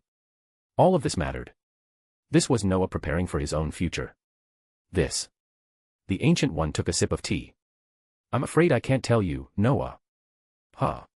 Noah froze. Why? The Ancient One set her cup down, her expression turning serious. Because every mage walks a different path. What you face will not be the same as what I faced. Huh. Noah was stunned again. Isn't it a cosmic storm? It is, she said calmly. But there are other things as well. Things you must face on your own. If I tell you, I would only mislead you. So that's how it is. Noah frowned, crossing his arms and resting his chin on one hand. It really isn't as simple as I thought. Her words made him think of the Infinity Stones. Mastering them was also full of uncertainty. The Power Stone and the Space Stone, for example, were mastered in completely different ways. Noah couldn't help but wonder if divine transformation followed a similar logic. Only far more dangerous, he muttered. And far more incredible. He fell silent, deeply absorbed. The Ancient One didn't share any details. She only spoke about her domain meeting the requirements, how her strength surged, and how that led to the completion of her divine transformation. Nothing more. That left Noah both frustrated and helpless. If divine transformation really worked like mastering the stones, then her silence might actually be necessary. There was nothing he could do about it. All right, Noah. Don't overthink it. The Ancient One smiled faintly. What you'll face isn't as terrifying as you imagine thanks to your domain. She paused. But it's not as simple as you imagine either. This is a transformation test. All right. Noah sighed. Looks like I need to calm down and think it through properly. He really did. Who knew what kind of absurd things he'd run into? The complexity alone gave him a headache. No need to scare yourself, the Ancient One said gently. All you need to do is continue improving, fully integrate your domain, and face it calmly. Face it calmly. Noah sighed again. For some reason, a certain troll shouting, "Ollie golly," flashed through his mind. Of course, the Ancient One wasn't that troll. That gentleman was just memorable. Even after all these years, those words were burned into Noah's memory. He supposed he really could only face it head-on. That's all there is to it. The Ancient One smiled. Now, let's stop talking about this. Although it isn't far off, it will still take time. She wasn't wrong. Noah was only at the early 9th rank. The gap to the 10th rank was still enormous. He had a long way to go. He nodded. Then the Ancient One asked, by the way, how are your preparations for the trip? Trip? Noah blinked, then understood. So this was why she'd called him over. It seemed he really was going. Originally, Noah hadn't expected the Ancient One to advance this far. When she mentioned Strange before, Noah had naturally thought of him. Then she broke through her bottleneck, and Noah's attention shifted completely. Only now did he realize her real purpose. They were going to that parallel universe. The one where Thanos had wiped out half of all life. To fulfill the promise made years ago.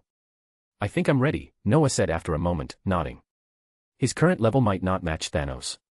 But he had 2 Infinity Stones.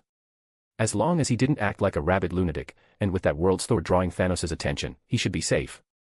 He could even act as support. If Fat Thor got injured, Noah could rewind time.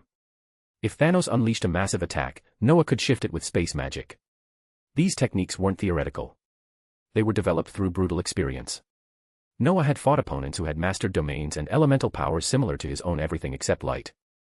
Even when he was beaten 9-1, the combat experience he gained was invaluable. That was what he was truly proud of. He didn't know how strong that world's Thanos would be. But after visiting the Star Wars world, Noah understood something. World strength varied. A lot. Parallel universes didn't mean identical conditions. His own universe was a perfect example. When he first arrived, he thought it was a normal Marvel world. Then he saw an owl. Then Constantine. And nearly suffocated under that revelation. Fortunately, aside from Constantine, no similar anomalies had appeared. No Gotham. No Arkham. No man in a cape wearing red underwear on the outside. So far, Constantine was the only one. And the only guy who liked capes was Thor. Gods weren't omnipotent. Heaven wasn't absolute. Noah was a bit disappointed he wouldn't meet those absurdly overpowered physical monsters with negative magic resistance. But at least he didn't have to cling to anyone else for survival. That was something. He shook his head, clearing the chaotic thoughts. Now wasn't the time for this. He looked up. The Ancient One was watching him with an amused expression, which made Noah feel slightly awkward. It's good that you're ready, she said. This time, you won't be going alone. Not alone. Noah tilted his head. Did Thor convince King Odin? More or less. She smiled. Odin had complaints, of course. But this is indeed an excellent training opportunity. You'll face the strongest opponent you've ever encountered. Thanos, right? Noah sighed. Still, he was secretly pleased. Setting aside his strange desire to see a fit handsome man clash with a future fat ball, having 2 Thors to distract Thanos was undeniably safer. And in the long run, that fat Thor having experienced his peak could teach this world's Thor a lot. Yes, the Ancient One nodded. It's him. She paused. But he's different. Different. Noah frowned. Weaker than this world's? No. The Ancient One shook her head. Both are 10th rank. Then. Noah stared at her. You have a chance to defeat him. What? Noah froze. I have a chance to defeat him. 10th rank. He stared at her in disbelief. Teacher, he said slowly, are you kidding me? Find advanced chapters. And for more fan fiction. Backhand index pointing down. Backhand index pointing down. Support link, patreon.com/RioRaRyu. More bonus chapters. Every 250 power stones equals bonus chapter. Give me more power stones. Chapter 525, Chapter 525, this is a trial. To be honest, Noah's 9th rank strength was something he had only just obtained. He was still stabilizing it. At this level, if he encountered a mid to late 9th rank opponent, he would probably have to activate his domain and use the space stone just to escape. And now, the Ancient One was telling him that he might be able to defeat a 10th rank Thanos from another universe. That sounded like a joke. But unfortunately, based on Noah's understanding of the Ancient One, she wasn't joking. She never joked about things like this. What made it worse was that, for some reason, the Ancient One had started to resemble Odin. Perhaps it was because both of them had completed divine transformation. Either way, they had the same habit. Speaking in riddles. Leaving the rest for you to figure out. That made Noah extremely uncomfortable. Although Noah vaguely guessed that this possibility might be related to the intensity of the universe itself, without a concrete answer, he didn't dare to speculate too much. But there was one thing he understood very clearly. He had to be careful. Extremely careful. He needed to avoid any unknown variables that might cause him to die there for no reason at all. Noah valued his life. Especially now. He had achieved too much to die inexplicably. Since you're ready, let's go. The Ancient One looked at him and suddenly smiled.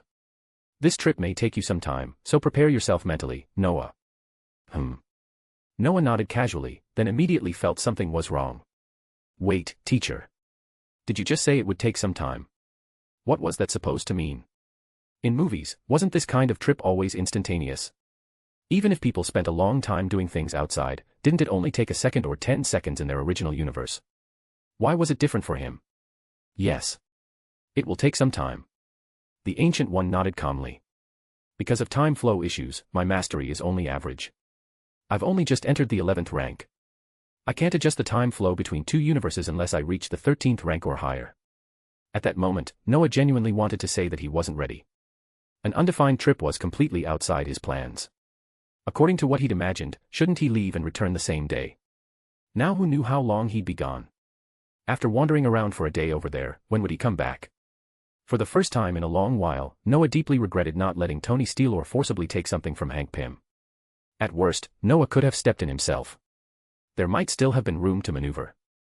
Hank was terrified of him anyway. Taking a bit of Pym particles wouldn't have been a big deal. But now, there was no room left. Noah knew that very clearly. With a sigh, he nodded. Things had already reached this point. There was nothing left to hesitate about. Teacher, Noah asked after thinking for a moment, roughly speaking, where will this time be spent? When can I expect to return? Most of the time will be spent on the interuniversal traversal, the Ancient One replied after a brief pause. Once you arrive, time will be frozen on both sides. No matter what you do there, time here will not change. Is that so? Noah stroked his chin. If that was the case, then it was acceptable. He nodded again. All right. Staying in the cosmic void for that long would have been unpleasant. No. For once, the Ancient One rolled her eyes. For you, it will be an instant. I'm the one who'll be busy. Noah tilted his head. Then he understood. No matter how long he stayed there, time for him would essentially be frozen. The only one who would truly feel the passage of time was the Ancient One, since she was the one locating the coordinates she had left behind. Shaking his head, Noah accepted it. At least he wouldn't have to drift through cosmic turbulence for an unknown length of time. That would have been a truly miserable experience. He absolutely didn't want that. Then, how do I come back, teacher? Noah felt a little awkward, but this was his final question. And who's going with me this time? I'll leave a trace of magic on you. Activate it when you want to return. The Ancient One had already considered this. Noah didn't need to worry. 2 people will accompany you. Thor and Loki. Loki. Noah tilted his head. King Odin agreed. How is that possible? They need a battlefield to temper themselves, the Ancient One said calmly. And you've chosen one for them. Their emotions are high, so King Odin agreed. But what if something happens to them? Nothing will happen. Not to them. Not to you. The explanation was immediate. Noah felt a little awkward. But after a brief thought, he understood why. Compared to Thor and Loki, who were still somewhat naive, Noah looked more like a sly fox in the eyes of the Ancient One and Odin. High-ranking mages tended to see things very clearly. And once they saw through something, they often used the loopholes to do things that weren't exactly nice. Not that Noah would do something like deliberately injuring Thor to force Odin or the Ancient One to intervene. But if he had malicious intentions or even just explained things to Thor and Loki, the situation could easily spiral. So telling him everything in advance was the best option. It stopped overthinking. And let him focus on what needed to be done. That was the optimal choice. All right, Noah nodded. I understand now. This is a trial. A desperate one. A clever wizard, the Ancient One smiled. So, shall we go to Asgard? Of course. But let me leave a message first. Who knows how long I'll be gone? Of course, she replied. Though I estimate it will be about half a year. Banner felt nothing but a splitting headache as he traveled through the quantum realm. The scene he had just witnessed refused to leave his mind. That faint golden halo that appeared in the sky. Those scattered yet solemn wizard troops. More than once, Banner thought. If his world had possessed beings like that back then, would they really have lost so miserably? And if you added that destructive giant dragon who still retained clear consciousness? No. A wizard. Perhaps 5 years ago, they could have defeated Thanos outright. They wouldn't have had to wait until now. With a sigh, Banner forced himself to stop thinking. He knew he had entered a parallel universe. One completely different from his own. He didn't know why it happened. But it had. In a sense, his mission had failed. He hadn't obtained the time stone. That seemingly powerful bald female mage had said she would help and send her disciple over. But honestly, Banner felt she was just placating him. Unfortunately, he had no alternatives.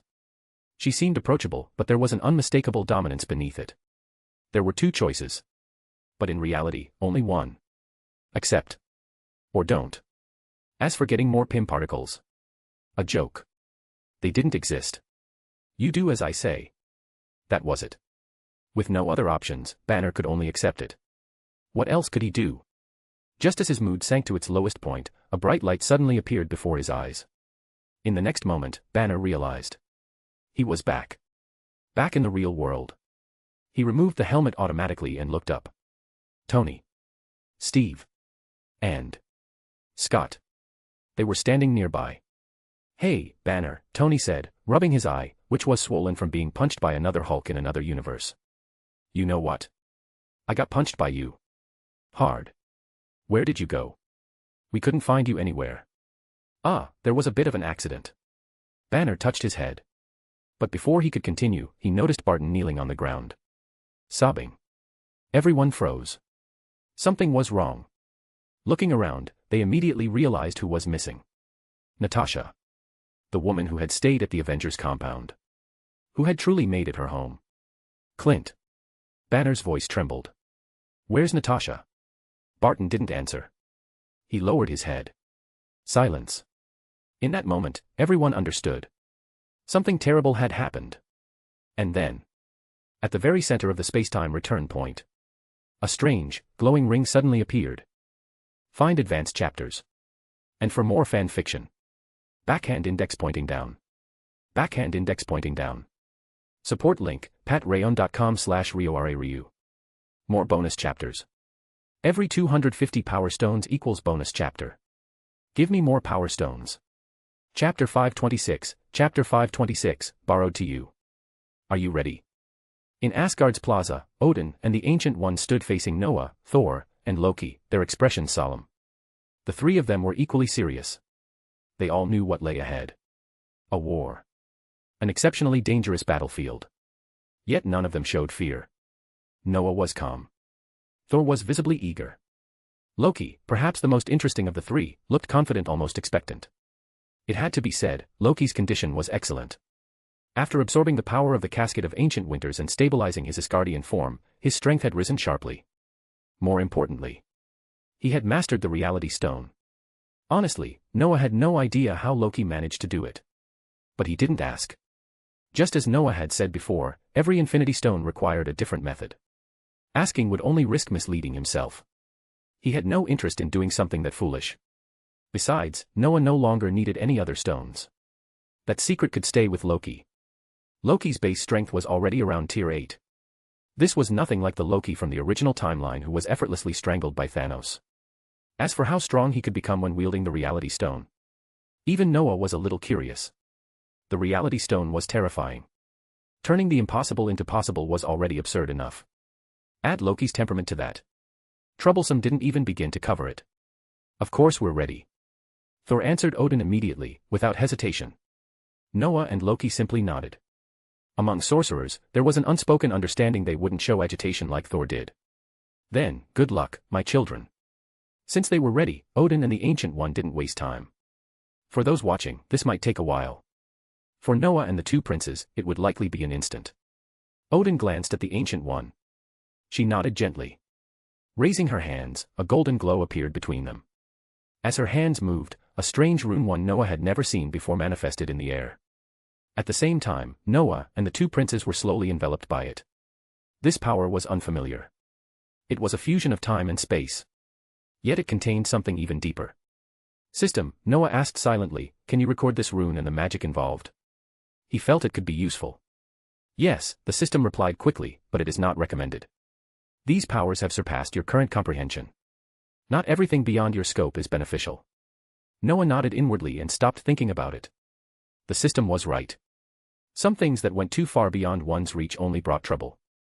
Closing his eyes, Noah let go of the thought entirely. As for what to do once they arrived, he could only take it step by step.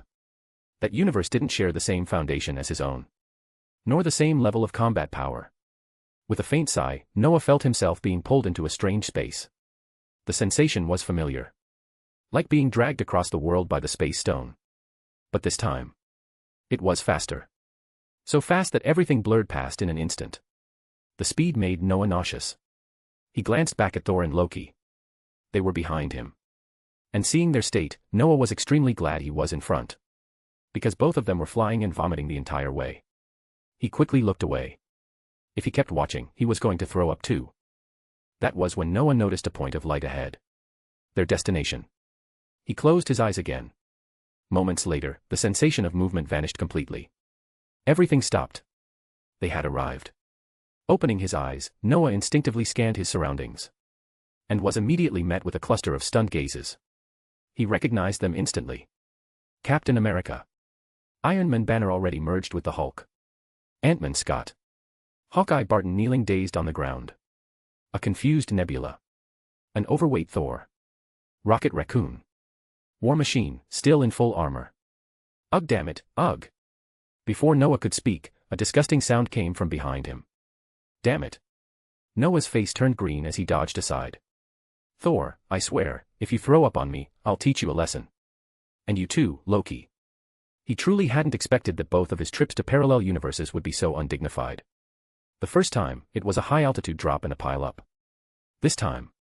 Collective motion sickness. Barely tolerable. Thor. Loki. Wait, who are you? How did you get here? A familiar voice rang out. Noah didn't need to turn around. Captain America. Even without much interaction in his own universe, Noah recognized that voice instantly. He glanced around. Everyone except Banner and Thor had already armed themselves. Steve held his shield. Tony was fully suited up. The rest had drawn their weapons. What a warm welcome, Noah muttered. The next moment, golden light flared around him. Noah didn't think these Avengers would actually attack him. But he had come here to fight. And since they would be allies, a demonstration was necessary. In an instant, everyone holding a weapon was restrained. Pale golden, ethereal lines wrapped around their bodies, dragging them down to the ground. Binding spells. Simple. Practical. Noah had mastered plenty of them. Damn it everyone, don't panic. Banner snapped out of his daze. Don't attack. They're here to help us. He truly hadn't expected Noah to act so decisively. The impression Noah had left on him was far too deep. Banner felt that if Noah really went all out here, the universe wouldn't need saving. They'd all die first. Ah. Damn it, this jump was even worse than last time. Thor finally seemed to recover after vomiting. He looked up. Banner. What happened to you? Then his gaze shifted. Ah. Damn it. Who's that fat ball? Thor stared at the obese Thor standing nearby. Feeling the exact same power flowing through that body, his mind nearly collapsed. He knew exactly who that was. He just hadn't expected his future self to look like this. Where were the muscles? Where was the proudest guardian god, brimming with thunder? This was Thor. This was a creature whose blood was probably half cream and half alcohol, waiting to die. You. Fat Thor stared at the muscular Thor for a long time, then finally shifted his gaze to Loki. After a long silence, he took a deep breath. What's going on? Simply put, Banner rubbed his head helplessly, something went wrong during time travel. Went wrong. Tony, still pinned to the ground, couldn't help speaking. I was wondering where you disappeared to. I went to. Banner hesitated.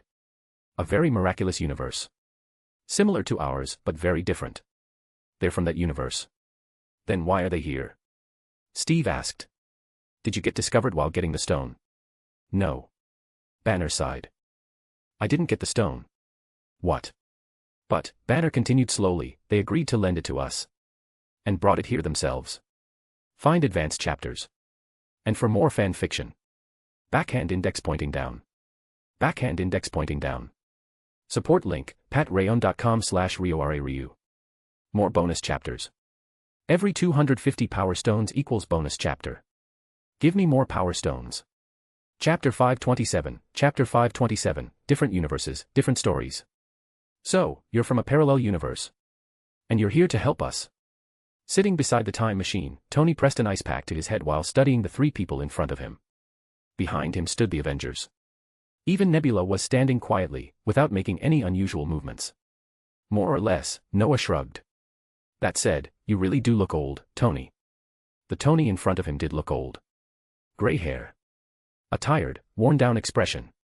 He looked more than 20 years older than the Tony from Noah's world. But thinking about it, it wasn't strange. This Tony wasn't a sorcerer, and the experiences of this universe had been far too brutal. Getting old isn't that strange, Tony sighed, then asked, are you from 2012? No, Noah answered directly. We're from 2016. We all had our own matters to handle, so we delayed our departure by 4 years.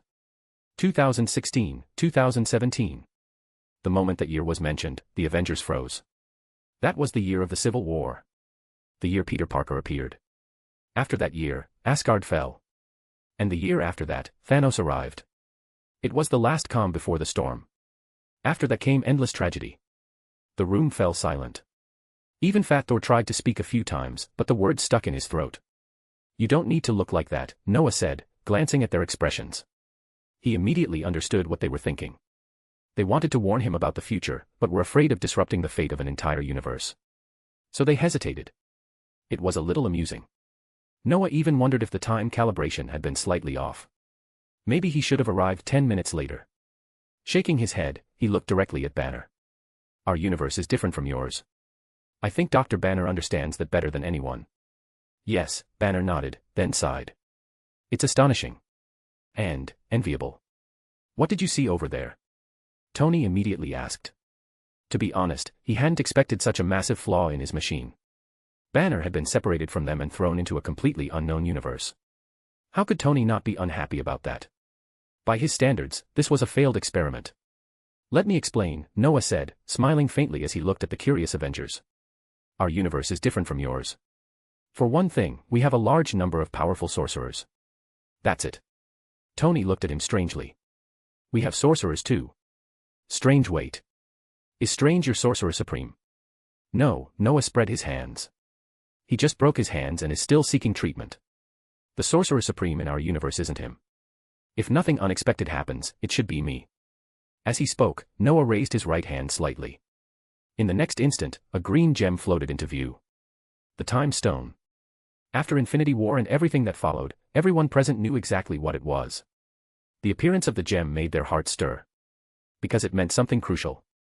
All 6 Infinity Stones were now present. With them, they could snap their fingers and restore the universe to the moment before Thanos destroyed it.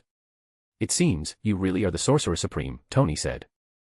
He was clearly excited, though he tried to suppress it. Not yet, Noah smiled.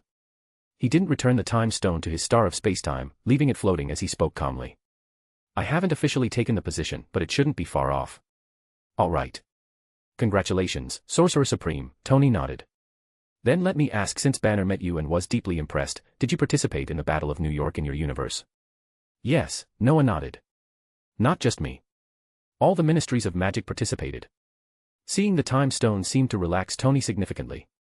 He was also becoming curious about Noah's universe. And Noah didn't mind explaining. That universe really was very different.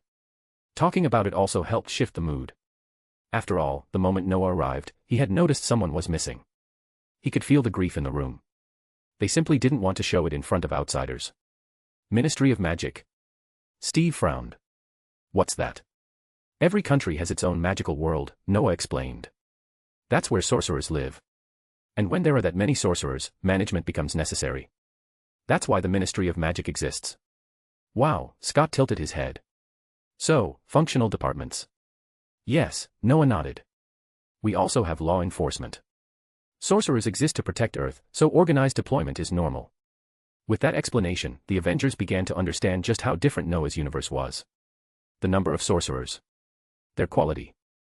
And Banner's first-hand account. All of it painted a terrifying picture. Terrifying. That was the only word echoing in their minds. Terrifying power. Terrifying numbers.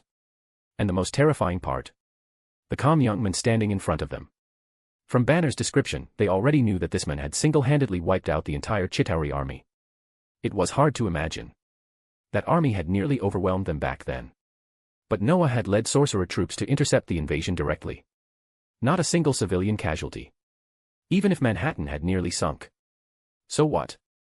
How could economic loss compare to human lives? At this moment, the Avengers couldn't help but feel envious. Their universes were similar. Yet completely different. Loki, can you stop circling that fat ball? As Noah continued speaking with the stunned Avengers, Loki kept walking around Fat Thor in circles. A wicked grin was plastered on his face. He was clearly enjoying himself. Not because of some bad habit. But because he was taking pictures. This was too good to miss.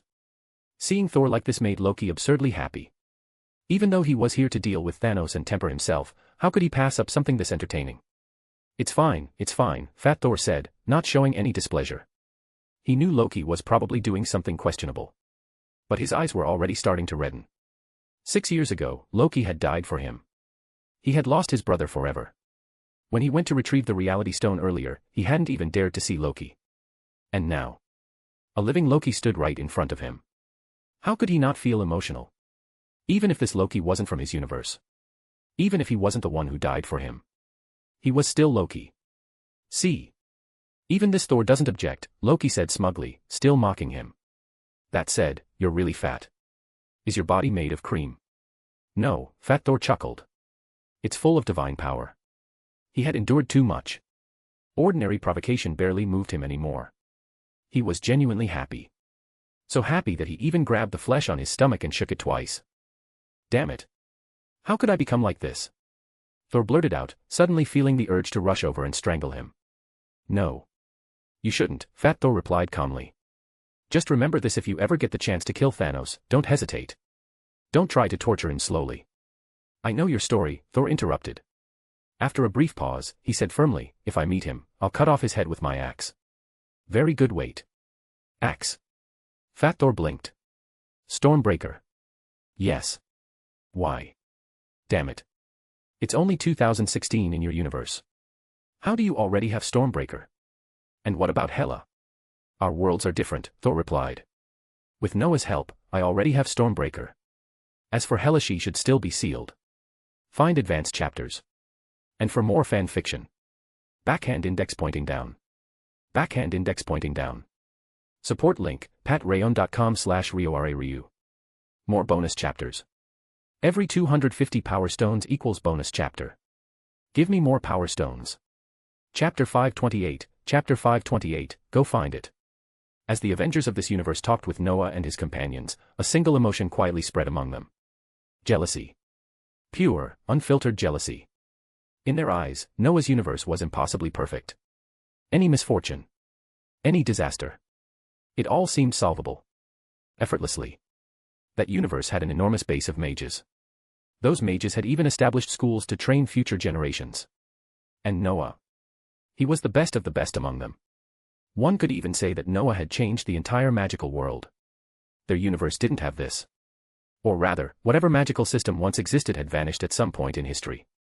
Magic still existed, but the mages here were completely different. With Noah's intervention alone, look at how much his universe had changed. Tony became Noah's apprentice. And his friend. And a pioneer who fused magic and technology. Loki, after encountering Noah, went from a mere accomplice to someone who deliberately lured the Chitauri into a trap. That transformation left Fat Thor stunned. Because Noah's existence revealed possibilities Thor had never dared to imagine. It was everything he had yearned for. And that made him painfully jealous of his alternate self. Then there was S.H.I.E.L.D. In Noah's universe, it still existed, but Hydra within it had been almost completely eradicated. Noah had known Fury for a long time. They had always been on good terms. With Noah's help, Fury reclaimed control, eliminated Hydra, and rebuilt an agency to deal with Earth and extraterrestrial threats. Because of Noah, even some less aggressive alien races had entered Earth peacefully. Ultron never appeared. Sokovia was never lifted into the sky. As for future accords, that was beyond their knowledge. Those things happened later, in Noah's universe. And then there was Thor. He knew the source of his power early. He had already obtained Stormbreaker. Even though he hadn't reached his peak yet, he would never fear a newly freed Hela. Most importantly, Frigga never died. Because of Noah, Odin never went to the realm of the dead to find her. Behind all of this stood a single figure. Someone who quietly altered tragedies before anyone even noticed. Damn it. Fat Thor let out a bitter laugh. Why didn't our universe have someone like you? Probably because you don't have a magic academy, Noah said casually. You know, I graduated from Hogwarts. Before I was 11, I didn't even know magic existed until a clumsy owl delivered me a letter. That alone was a prerequisite. Without the wizarding world, Noah might never have existed at all. The Avengers understood this. And it only made them sigh. Why did magic disappear here? If their universe had someone like Noah. They already knew the weight carried by the Sorcerer Supreme in his world. Even without that title, Noah was the true power behind the British magical world. If such a person had existed here, would they really have lost so badly? Even if Thanos came, would he have stood a chance? With mages swarming him, he probably wouldn't have even touched the Infinity Stones. He would have died on Earth. By the way, Noah suddenly said, breaking the silence, there's something I've always wanted to ask. The Avengers looked up. In my memory, Natasha was also an Avenger. And when Banner came to our universe, we saw fragments of his memories. What? Banner stiffened instantly. You saw my memories. Then his expression darkened. The others reacted the same way. They lowered their heads in silence. They were mourning. The woman who gave her life to save this universe. All right, Noah said flatly. Then she's dead. He shrugged, his tone indifferent. How did she die? Why ask? Captain Rogers frowned. He clearly didn't want to bring it up. Then forget it. Noah spread his hands. She died by my hand. Clint Barton spoke quietly. To obtain the Soul Stone, a loved one must be sacrificed. The one who should have died was me. Silence fell again. None of them expected such a method. Thor and Loki raised their eyebrows. All of them following Noah carried Infinity Stones. The only one they hadn't obtained was the Soul Stone. At that moment, Thor and Loki felt genuine relief. Fortunately, Noah had never gone looking for it. Otherwise, no one knew what would have happened. Sacrifice. Noah tilted his head. From the name alone, it should be a sacrifice of the soul. So tell me, was it a sacrifice to the Soul Stone, or to the guardian of the Soul Stone? Does that matter? Loki asked, eyeing him warily. He had a bad feeling. If it's a sacrifice to the Soul Stone. Noah raised his hand slightly. The next instant, the orange glowing stone on Barton's body flew straight into the air, stopping in front of Noah. The soul would be inside the stone. Hey! Tony snapped, activating his armor. What are you trying to do? If I wanted to take it, Noah replied calmly, you would have been finished the moment I restrained you. He smiled. Relax. This is just an experiment. A faint blue glow appeared around Noah. Thor and Loki exchanged a glance and immediately stepped forward, shielding him. The Avengers could only watch. If it were just Noah, they might have acted. But Thor and Loki were different. Fat Thor would never attack Loki in his current state. And no one wanted to fight Thor. They were stuck. All they could do was observe. What confused them was the blue glow. It felt familiar. Of course it did. Since Noah had removed the Time Stone from the Star of Spacetime, the only stone remaining on him was the Space Stone. The best way to counter an Infinity Stone was another Infinity Stone. Noah understood this principle well. As the powers of the two stones interfered, his magic found a gap. It slipped directly into the Soul Stone. System, Noah said inwardly, collect the Soul Stone's energy. This was a task he had delayed for years. He wasn't just curious whether sacrifices truly trapped souls inside the stone. He had been waiting for its energy. Energy collecting. Energy collection complete. Energy analyzing. Energy analysis complete. Pure soul power detected. Pure soul power. Noah frowned. It was a term he'd never heard before. But thinking about it, it made sense. If the Soul Stone didn't contain soul-based power, that would be strange. He didn't dwell on it. He was waiting for his reward. System, Noah asked, a little impatient, what's my reward? Power synthesis in progress. Unable to disclose at this time. The voice remained mechanical. Noah could only shrug. To be honest, he was curious about what the fusion of 6 Infinity Stone powers would become. But this wasn't something he could rush. By the way, Noah added, can you locate Natasha's soul within the Soul Stone? It can be attempted. Pure soul power originates from souls. A search is possible. Then go find it. Find advanced chapters. And for more fan fiction. Backhand index pointing down. Backhand index pointing down. Support link, patreon.com/RioRaRyu. More bonus chapters. Every 250 power stones equals bonus chapter. Give me more power stones. Chapter 529, she is family. What is he even doing? Damn it, who knows? Watching the azure light flash again and again, the Avengers were anything but calm. Noah's actions were strange. And dangerous. This was the first time they had ever seen someone manipulate an Infinity Stone like this. Tony stared for a long time, then finally looked up at Thor. Thor. God of Thunder. Mr. Explosive Temper. What exactly is he doing? Thor looked at Tony as if he were looking at an idiot. At the same time, Fat Thor seemed to realize something and turned around. Are you calling me? Of course not. Tony nearly rolled his eyes and pointed at the muscular Thor standing near Noah. I'm calling him. Calling me. Thor pointed at himself, then spread his hands. Speak, Tony. What is it? You don't need to act like that. Even if we're from different universes, I think we should still know each other. Indeed we do. Which is why I know how terrible your personality is. So. What's the problem? Fine. I'm misunderstood in every universe. Tony waved it off. Do you know what he's doing? I mean your universe's Sorcerer Supreme. Thor thought for a moment. Then he spoke slowly. I think he's trying to see if Natasha can still be saved. Tony paused. Then nodded. That makes sense. Because of Noah's earlier interference, Thor's relationship with the Avengers was only average.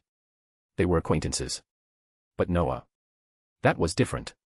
Tony could tell Noah was interested in the Soul Stone. That was the reason for all this.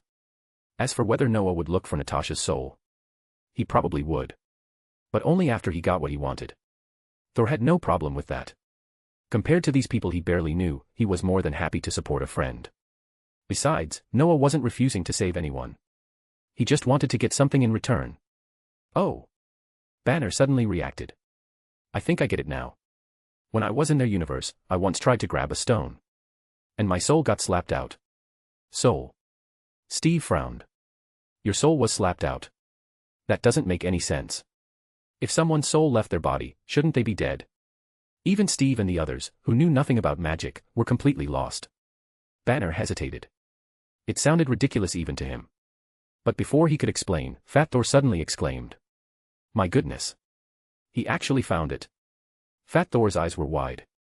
Combined with his shaking belly, the scene was almost comical. But no one laughed. Everyone immediately looked toward Noah. Then. Tony rubbed his temples and pointed forward. There's nothing there. What did you see? Are you drunk? Oh. Right. Fat Thor coughed lightly. You can't see it. You're ordinary people. Souls aren't visible to you. But simply put dash. He found Natasha's soul. Found it. Is that real? The Avengers froze. Then erupted in disbelief. The feeling was strange. Especially for Barton. His eyes turned red again. He hadn't forgotten the Red Skull's words. Souls sacrificed to the Soul Stone could never be erased. And now.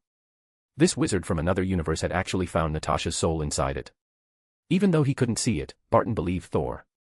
That trust came from fighting together. For a moment, it felt like all the strength drained out of him. Noah frowned slightly. He looked at the sleeping soul floating before him. Helpless. He had found her. But her soul had clearly been affected by the Soul Stone. It was dormant. That wasn't a big problem. He could extract a bit more power to wake her up. The real problem was something else. May I ask a rude question? Noah interrupted their discussion. Once everyone looked at him, he spoke calmly. Where is her body? Body. Barton froze. Then his expression changed. You want her body? What do you want it for? Noah looked at him like he was stupid. For a moment, he felt the gap between mages and ordinary people was really something. But then again, that was normal. They'd seen aliens. Sorcerers. Infinity Stones. And still couldn't think one step ahead. Noah paused. Then remembered. This Barton hadn't even met the Sorcerer Supreme before all this. Tony reacted first. You mean? You need a vessel for her soul. Exactly. Noah nodded. So where is her original body?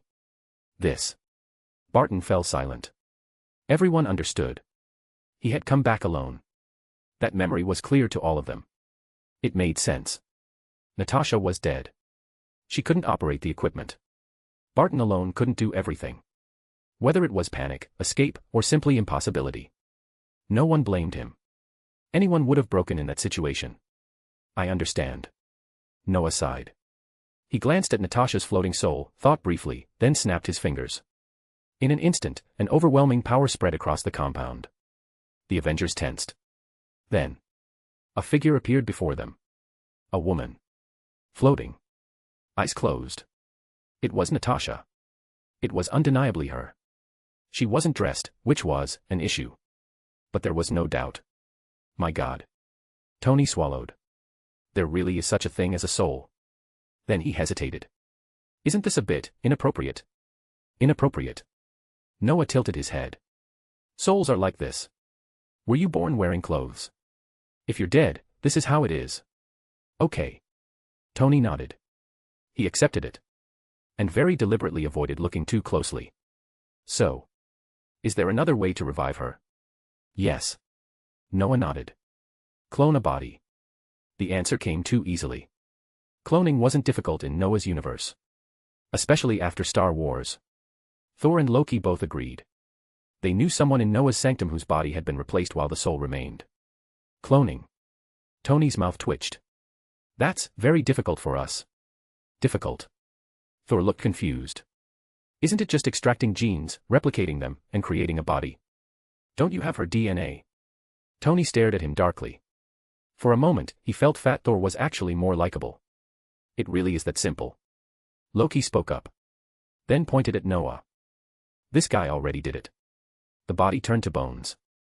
He pulled out the soul and used cloning to resurrect them. Wait. Is your technology so backward that you can't do this? Loki was still Loki. Whether intentional or not, the words hit hard. They couldn't do it. Whether due to ethics or focus, this universe simply didn't have that technology. Noah knew that. He was just teasing them. With a wave of his hand, a flawless diamond appeared in his palm. Golden light shimmered. Natasha's soul vanished into it. Remember to reimburse me. Noah casually tossed the diamond. This isn't cheap. Gold only. Steve frowned. You put Natasha's soul into a diamond. Of course. If I leave her outside, she'll dissipate in minutes. You want that? No. Steve shook his head. You're the professional. We trust you. Then he paused. And spoke slowly. She is our family. No problem. Noah nodded. She did well in our universe too. Now Dash. Can you tell me your plans? I think that won't be a problem. Find advanced chapters. And for more fan fiction. Backhand index pointing down. Backhand index pointing down. Support link, patreon.com/RioRaRyu. More bonus chapters. Every 250 power stones equals bonus chapter. Give me more power stones.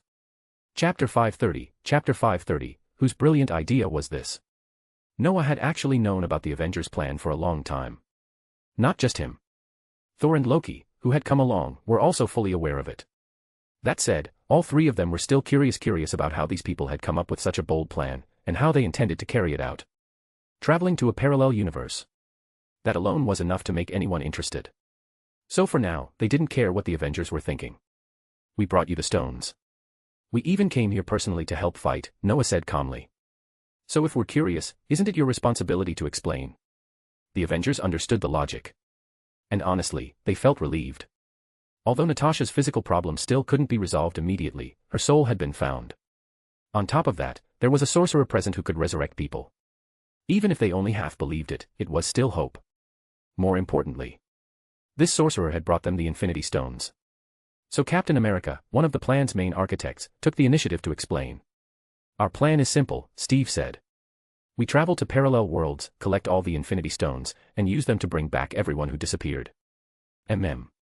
Noah nodded. I know. Otherwise, I wouldn't have met Dr. Banner, right? Steve sighed.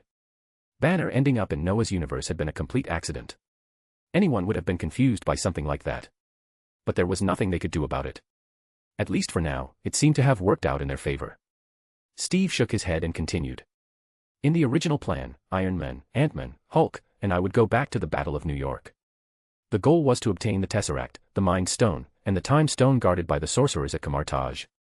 Because of intelligence limitations, they had assumed the Sorcerer Supreme was Stephen Strange. That detail made Noah quietly amused. At that point in time, Strange hadn't even broken his hands yet. How could he possibly be guarding the sanctum?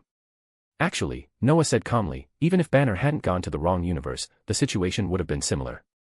Back then, the Sorcerer Supreme was still the Ancient One. Strange was just a doctor.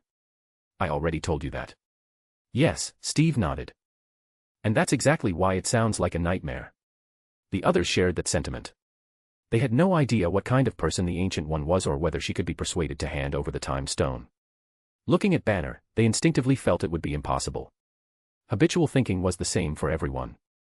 In truth, if Banner hadn't gone to the wrong universe, he actually could have persuaded her. But things had already gone too far. And Noah wasn't about to explain that now. After all, what was he supposed to say? Steve moved on. There was another team. Thor and Rocket would go to Asgard before the Dark Elves' invasion. The ether was inside Jane Foster at the time, so we planned to extract it. Loki's eyelid twitched. The reality stone was currently on him.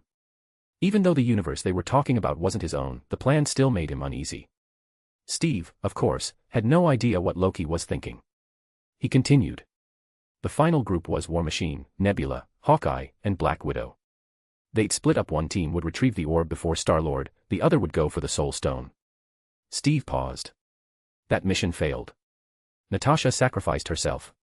Noah nodded. But his gaze shifted unconsciously to Nebula. Steve didn't know. What had happened there was far worse than he imagined. Natasha wasn't the only loss. Nebula, the one who had fought side by side with Tony, had already been replaced.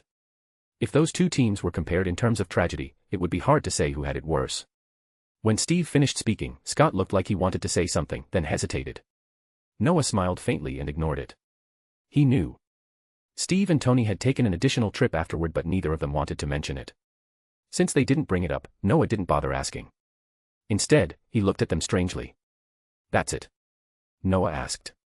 That's your plan? Yes, Steve replied. Then he noticed Noah's expression, the kind that made it look like he wanted to cover his face. Is there a problem? With that look alone, even an idiot could tell how much Noah despised their plan. The Avengers weren't pleased. They felt underestimated. After all, they had already gathered almost all the stones using this plan. What's your problem, sorcerer? Scott blurted out.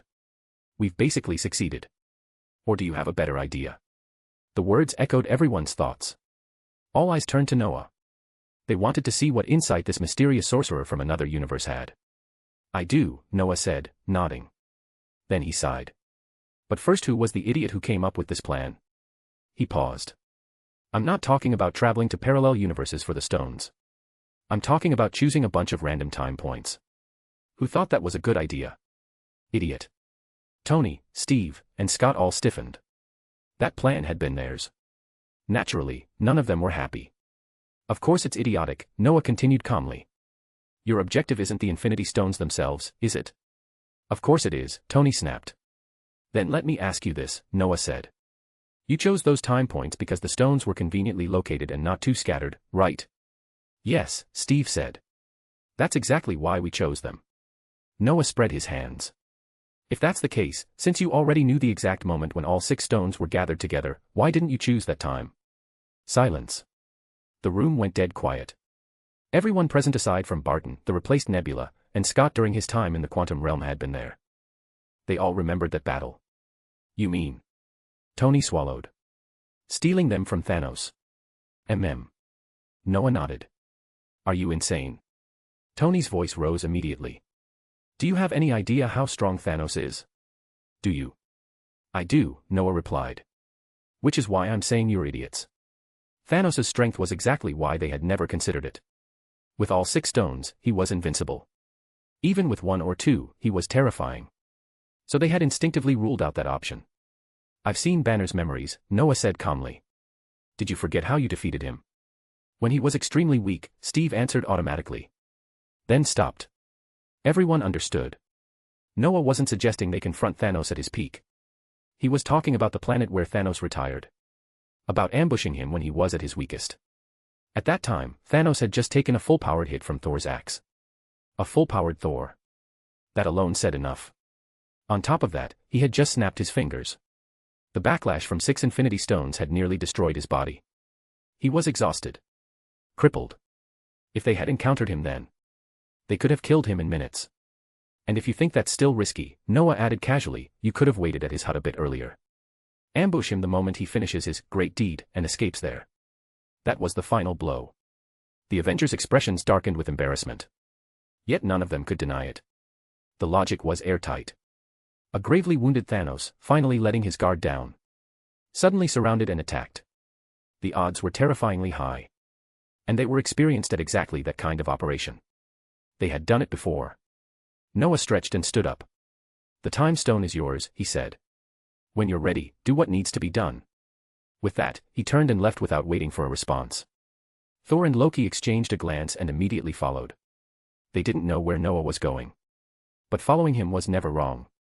Why provoke them like that? Thor asked once they were outside Avengers Tower. Just wanted to see their reaction, Noah shrugged. Pure mischief. Also, he added, get ready. I don't think it'll be long before Thanos shows up. Oh. Loki raised an eyebrow. What did you notice? Nebula, Noah replied calmly. She's not right. The temporal traces on her, they're from 2014. Find advanced chapters. And for more fan fiction. Backhand index pointing down. Backhand index pointing down. Support link, patreon.com/RioRaRyu. More bonus chapters. Every 250 power stones equals bonus chapter. Give me more power stones. Chapter 531, Chapter 531, do you think we know each other? Actually, there was no way Noah could tell which time period this nebula came from.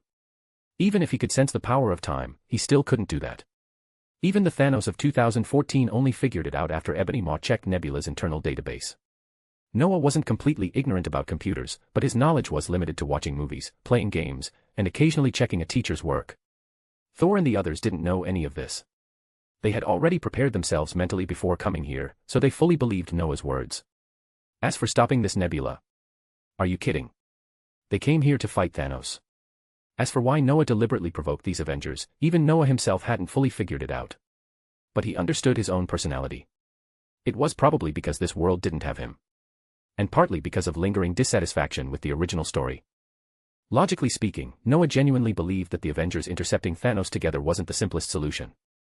How weak was Thanos at that time? Even if more than half the Avengers were gone, and their main force Thor had turned into a ball, Noah still didn't believe they couldn't handle Thanos in that state. Yes, Thanos still had all 6 Infinity Stones, making him extremely dangerous. But that was still better than Nebula being inexplicably replaced, and Natasha having to sacrifice herself for the Soul Stone. Of course, this also came down to Steve and Tony not knowing what would happen. If they had known, they probably would have chosen to fight Thanos head-on instead. Even though Hawkeye and Black Widow were willing to sacrifice themselves, Captain America, as commander, would never have agreed to it. Noah shook his head. He was too lazy to keep thinking about it. What concerned him more now was something else. That was. The Avengers of this universe really weren't as strong as he had imagined. Or rather, they matched his expectations perfectly. Noah had already used True Sight to check their strength. Steve Rogers' level was honestly pretty good. His upper limit could reach Tier 6, and his lower limit was around Tier 4. Tony Stark was just an ordinary person, but once he put on his armor, he could reach Tier 7 or even Tier 8. As for Fat Thor, Noah was genuinely dumbfounded.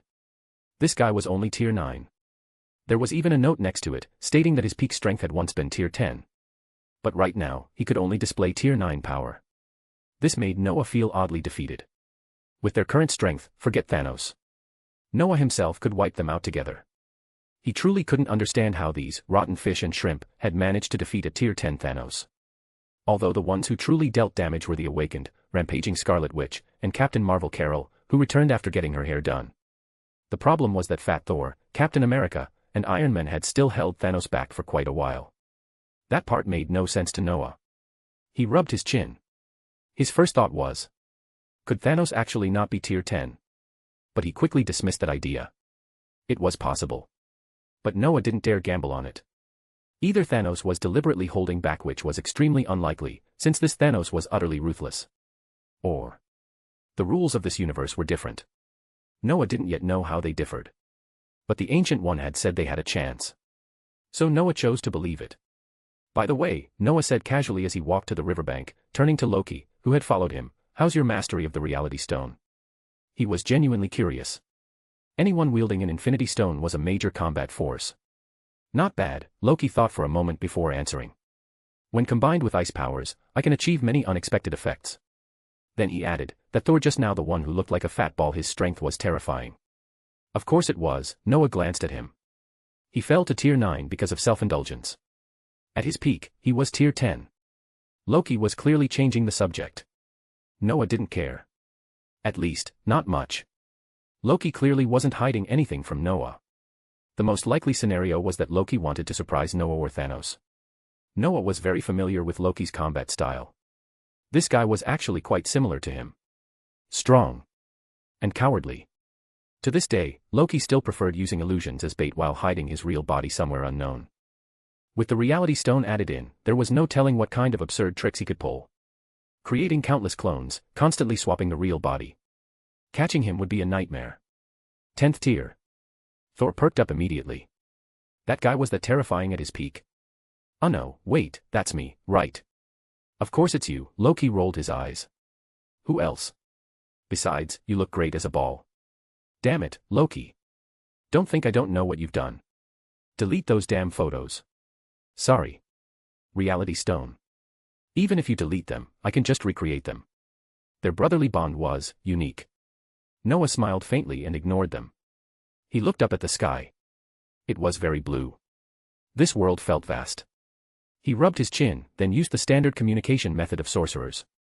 Sorcerer communication varied by region, but most shared a common base. Noah used the common magical world channel, along with Kamartaj's method. He wanted to see if this universe still had sorcerers. From his memory of the original story, there should be survivors, those Kamartaj sorcerers who lived through the snap. As for getting a response, Noah didn't have much hope. This universe might not even have a proper magical world anymore. Sure enough. Not long after, faint streams of strange information responded. They came from many places. But the strongest responses came from Nepal.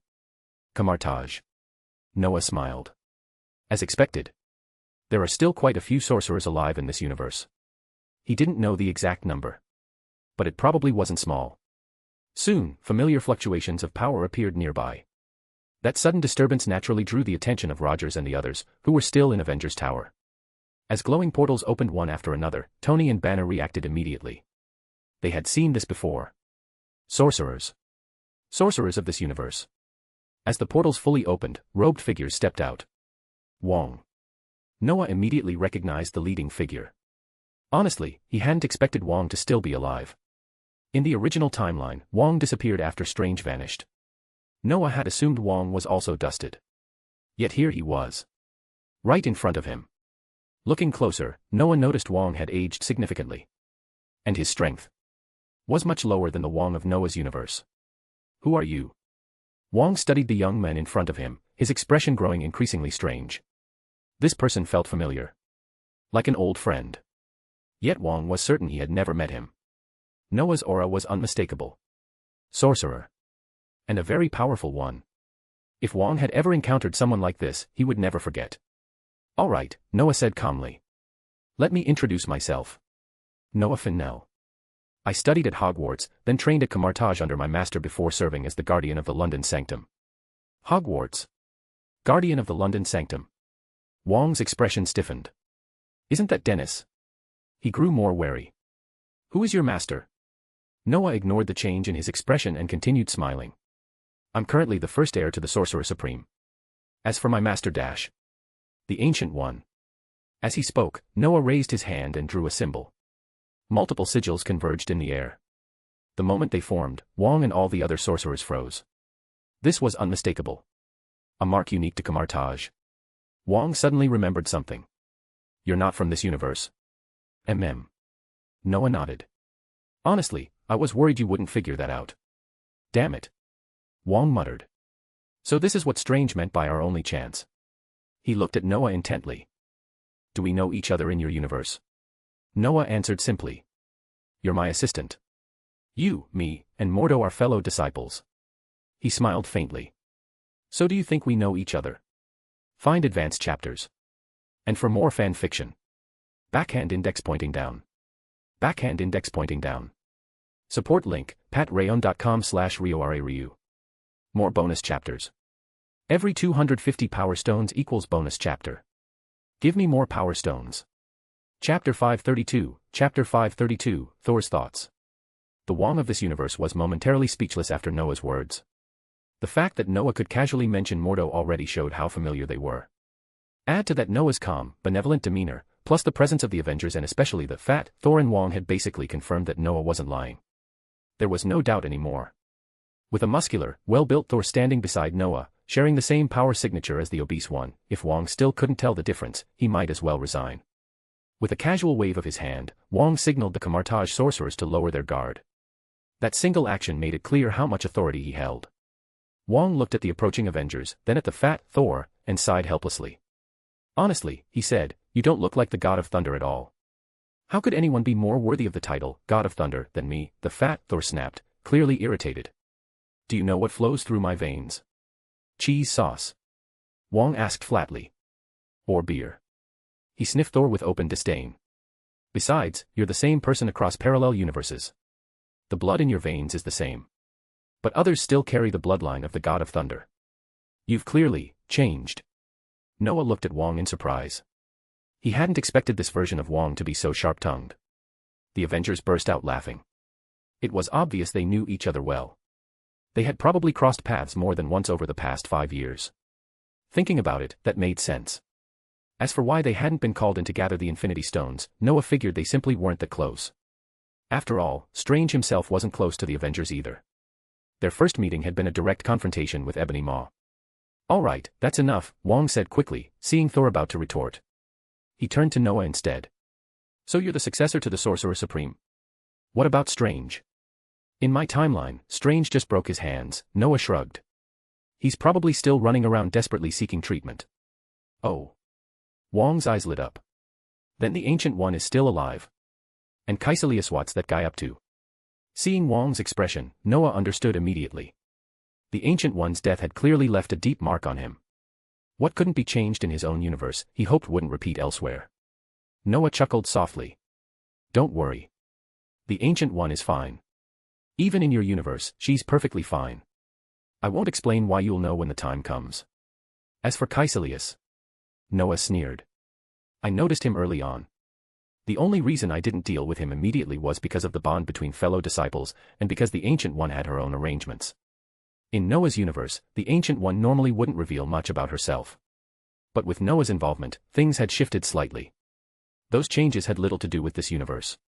As for Caecilius, both Mordo and Victor were watching him closely. If he dared pull anything, he wouldn't even last until Noah returned. Noah had left far too many safeguards for that. Wong studied Noah, struck by his confidence. This version of the world felt very different from the one he knew. Then, suddenly, Wong's expression changed. Where's your Eye of Agamotto? Oh. The Time Stone. Noah replied casually. I gave it to them. That was one of my missions here. He said, one of very softly. So softly that even Thor and Loki barely caught it. Wong didn't notice the muttering. He looked to Tony and the others for confirmation. They nodded. That was enough. Wong's last trace of doubt vanished, and his attitude toward Noah shifted entirely. Being able to obtain the Time Stone meant only one thing. Noah was a sorcerer recognized by the Ancient One. Even across universes, some rules didn't change. Wong stepped back and bowed slightly. The Camartage sorcerers followed suit. The sudden formality caught Noah off guard. But he adjusted quickly. He was used to this kind of treatment. In his own universe, nearly every magical realm reacted the same way. Thor and Loki didn't find it strange at all. To them, it was expected. What a lucky guy, the fat Thor muttered, pouting. Getting recognized here too. He knew how arrogant these sorcerers could be. When he and Loki had come to Earth searching for their father, Strange had intercepted them directly. That arrogance had been burned into his memory. And now, Strange was gone. Only Thor remained.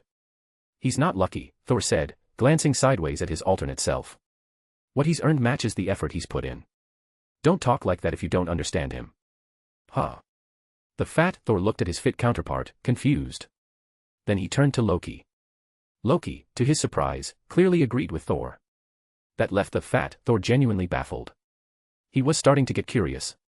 What kind of sorcerer was Noah, exactly, to earn this kind of loyalty? You fought him, the fat Thor asked. Of course. Oh.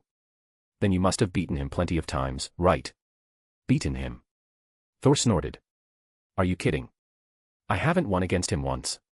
He shot his alternate self an annoyed look, then turned his gaze burning with battle intent toward Noah, who was still speaking with Wong. Now the fat Thor was truly interested. His alternate self had never defeated Noah. Not even once. That didn't make sense to him. This Thor had awakened the Thor force early. He had Stormbreaker early. With both, how could he lose to a seemingly thin sorcerer? The curiosity grew. And with it, a new idea. The Infinity Stones had been gathered. Natasha's matter was resolved, at least in his mind. He firmly believed she could simply be resurrected with the stones, unaware that souls erased by them couldn't be restored. But that didn't matter now.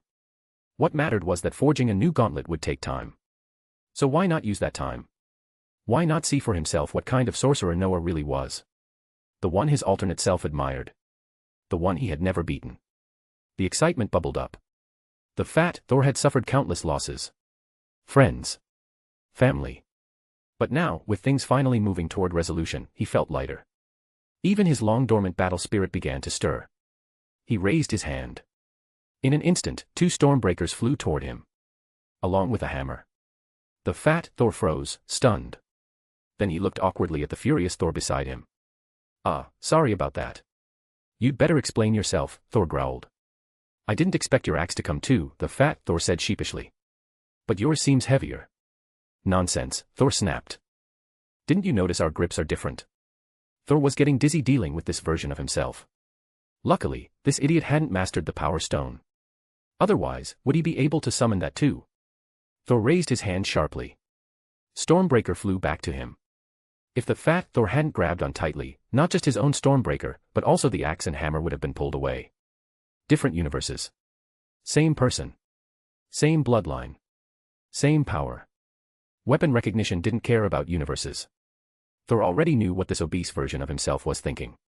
And honestly, he was curious too. This fat Thor had once reached the peak. 10th tier. Even if he had regressed badly, the gap between them might not be as wide as it looked. Thor accepted Earth Sorcerer's ranking standards.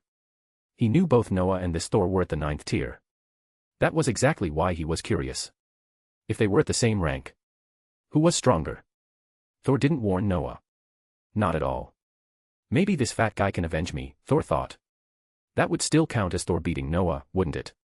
Find advanced chapters. And for more fan fiction. Backhand index pointing down. Backhand index pointing down. Support link, patreon.com/RioRaRyu. More bonus chapters. Every 250 power stones equals bonus chapter. Give me more power stones. Chapter 533, Chapter 533, the last time my hair disappeared. You want to fight me? Noah looked at the fat Thor with a baffled expression. He genuinely couldn't understand what was going on in this guy's head. Was it filled with cheese sauce too? Why would Thor want to fight him? This battle felt completely unnecessary. First, Noah wasn't Thanos. He didn't think he'd trigger Thor's battle instincts. Second, there was no conflict between them. No hostility. No grudges. And most importantly, Thor wasn't even at his peak right now. To be honest, Noah didn't think a Thor who hadn't fully recovered stood much of a chance against him. What kind of opponents had Noah been facing lately? All of them were monsters who wielded complete domains. Just thinking about those fights still made Noah feel uneasy. However, when he looked up and saw Thor's eyes burning with fighting spirit, and the Avengers and sorcerers around them already stepping back, clearly ready to watch, Noah felt that fighting wouldn't hurt. It was a good opportunity. A chance to experience this universe's power system. And to verify exactly why 10th tier Thanos had lost to them. After a moment of thought, Noah asked curiously, since you already have the Infinity Stones, why don't you snap your fingers and revive everyone who needs to be revived? Because the gauntlet isn't ready yet, Tony replied helplessly. We got Thanos' severed arm, but the gauntlet itself was completely destroyed. We need to make a new one that can actually hold those powers. I see. Noah nodded. In the original story, this part had been glossed over. Now it made sense. All of this took time. Nebula also needed time to locate the coordinates of her own timeline. Even transmitting information wasn't instant. After all, it had taken Noah a long time to arrive in this universe too, he just hadn't felt it. Even shortcuts through the quantum realm weren't truly fast. Noah sighed. Looks like this fight can't be avoided. You sound eager, Fat Thor said excitedly. I'm really curious about your magic. Noah glanced around. The Avengers and sorcerers had already retreated to a safe distance. Even Thor and Loki were standing off to the side, smiling. This was happening. Noah wasn't afraid of fighting. He let his magic rise naturally. All right, he said calmly. Come on. Don't you need some distance? Or preparation? Fat Thor hesitated. Why would I? Noah tilted his head. I'm a sorcerer. Not an archer or a sniper. Oh. Thor nodded. Don't worry. I won't go too hard. Won't go too hard. Noah smiled. For some reason, that line felt very familiar. As divine power surged, Stormbreaker hummed. Thor's familiar armor reformed around his body. His messy beard and long hair braided themselves into a cleaner style. For a moment, Noah felt like he'd returned to their first meeting 4 years ago. It's fine, Noah said politely, perhaps mockingly. Go all out. The moment Tony saw that smile, his instinct screamed. Something was wrong. He turned to Thor. Is he mocking him? Pretty much, Thor replied with a shrug. He really is the me of this world. When I first met Noah, I said the exact same thing. How did that fight go? Tony asked. I lost. Thor paused. Didn't even get to fight properly. They weren't speaking loudly, but everyone nearby heard them. Wong raised an eyebrow. He was genuinely curious about the combat strength of the Sorcerer Supreme from another universe. Then Thor roared. Lightning erupted. His eyes turned silver, thunder raging around his body as he charged forward. Seeing the power Fat Thor unleashed, Noah didn't underestimate him. A faint golden glow wrapped around Noah. Black, unfamiliar runes began revolving around his body. With a simple raise of his hand, space itself became distorted. Hazy. Unstable. Thor swung Stormbreaker and rushed forward. And in the next instant, he was charging in the opposite direction. Huh. Thor froze, staring at the trees in front of him. He turned around. Noah was still standing where he'd been. Thor charged again. Another blur. This time, he found himself facing a line of Avengers, all staring at him in shock. Even Fat Thor realized immediately what was happening. This was exactly like when he dealt with Strange on Earth years ago. Noah's mastery of space left the Avengers stunned. Even the Camartage sorcerers were visibly shaken. But Thor didn't panic. He had plenty of combat experience. Without hesitation, he hurled Stormbreaker straight at Noah. Both Stormbreaker and Mjolnir could be thrown. They tracked their targets. Even inside spatial mazes, they could find their way back. They could guide Thor to the correct path. Noah raised an eyebrow. Interesting. But not concerning. In the blink of an eye, Noah's body turned phantom-like. Stormbreaker passed straight through him. No impact. No resistance. Noah vanished. Then reappeared in his original spot. This time, Stormbreaker itself looked unreal. Thor reached out. Stormbreaker flew back toward him. And Noah was standing directly between them. To everyone's shock, the axe passed straight through Noah's body again. As if he didn't exist. Before landing in Thor's hand. Huh. Thor's expression shifted. Then it hardened completely. He couldn't feel Stormbreaker at all. It was in his hand. But it was like holding nothing. What's happening? The Avengers were stunned. They instinctively looked toward Thor and Loki. But Wong spoke first. It seems this Sorcerer Supreme has reached an extremely high level of understanding of spatial power, Wong said calmly. He can replace, distort, reinforce, and rewrite space at will. What does that even mean? Someone asked. Wong continued, explaining what they were seeing. The mirror dimension. That name clicked immediately. You can see the axe, Wong said, but you'll never be able to touch it. He's already transferred it into a parallel spatial layer. Fear crept into the Avengers' expressions. No matter how much you struggle. No matter how strong you are. You can't escape the cage he builds. And this was just one application of spatial magic. Who knew what else he could do? Damn it. Thor roared, frustration boiling over. Is this all you can do? Noah tilted his head. Isn't that how sorcerers fight? He shrugged. These are the simplest methods. Honestly, you should be glad. When I deal with the Thor from our universe, I usually don't bother with this. Hey! Thor shouted from the side. Are you looking down on him? Not really, Noah replied calmly. It's just unnecessary. He snapped his fingers. Thor felt weight return to his hand. Here, Noah said lightly. Your weapon's back. Let's play something more interesting. Golden light flared again. Black runes spun faster around Noah. This time, Noah wasn't planning to rely on spatial power. Because if he did, this Thor wouldn't stand a chance at all. That was good information. But not enough. Noah needed more data. He needed to understand why the Ancient One believed they had a chance against Thanos. He had his suspicions. But he needed confirmation. Noah smiled at the still recovering Fat Thor. The next moment, flames surged. A massive fire dragon began forming in the sky. Its wings stretched wide. Its eyes burned with ferocity. The heat distorted the air itself. The Avengers broke into a sweat instantly. It was unbearably hot. Even Thor felt the pressure.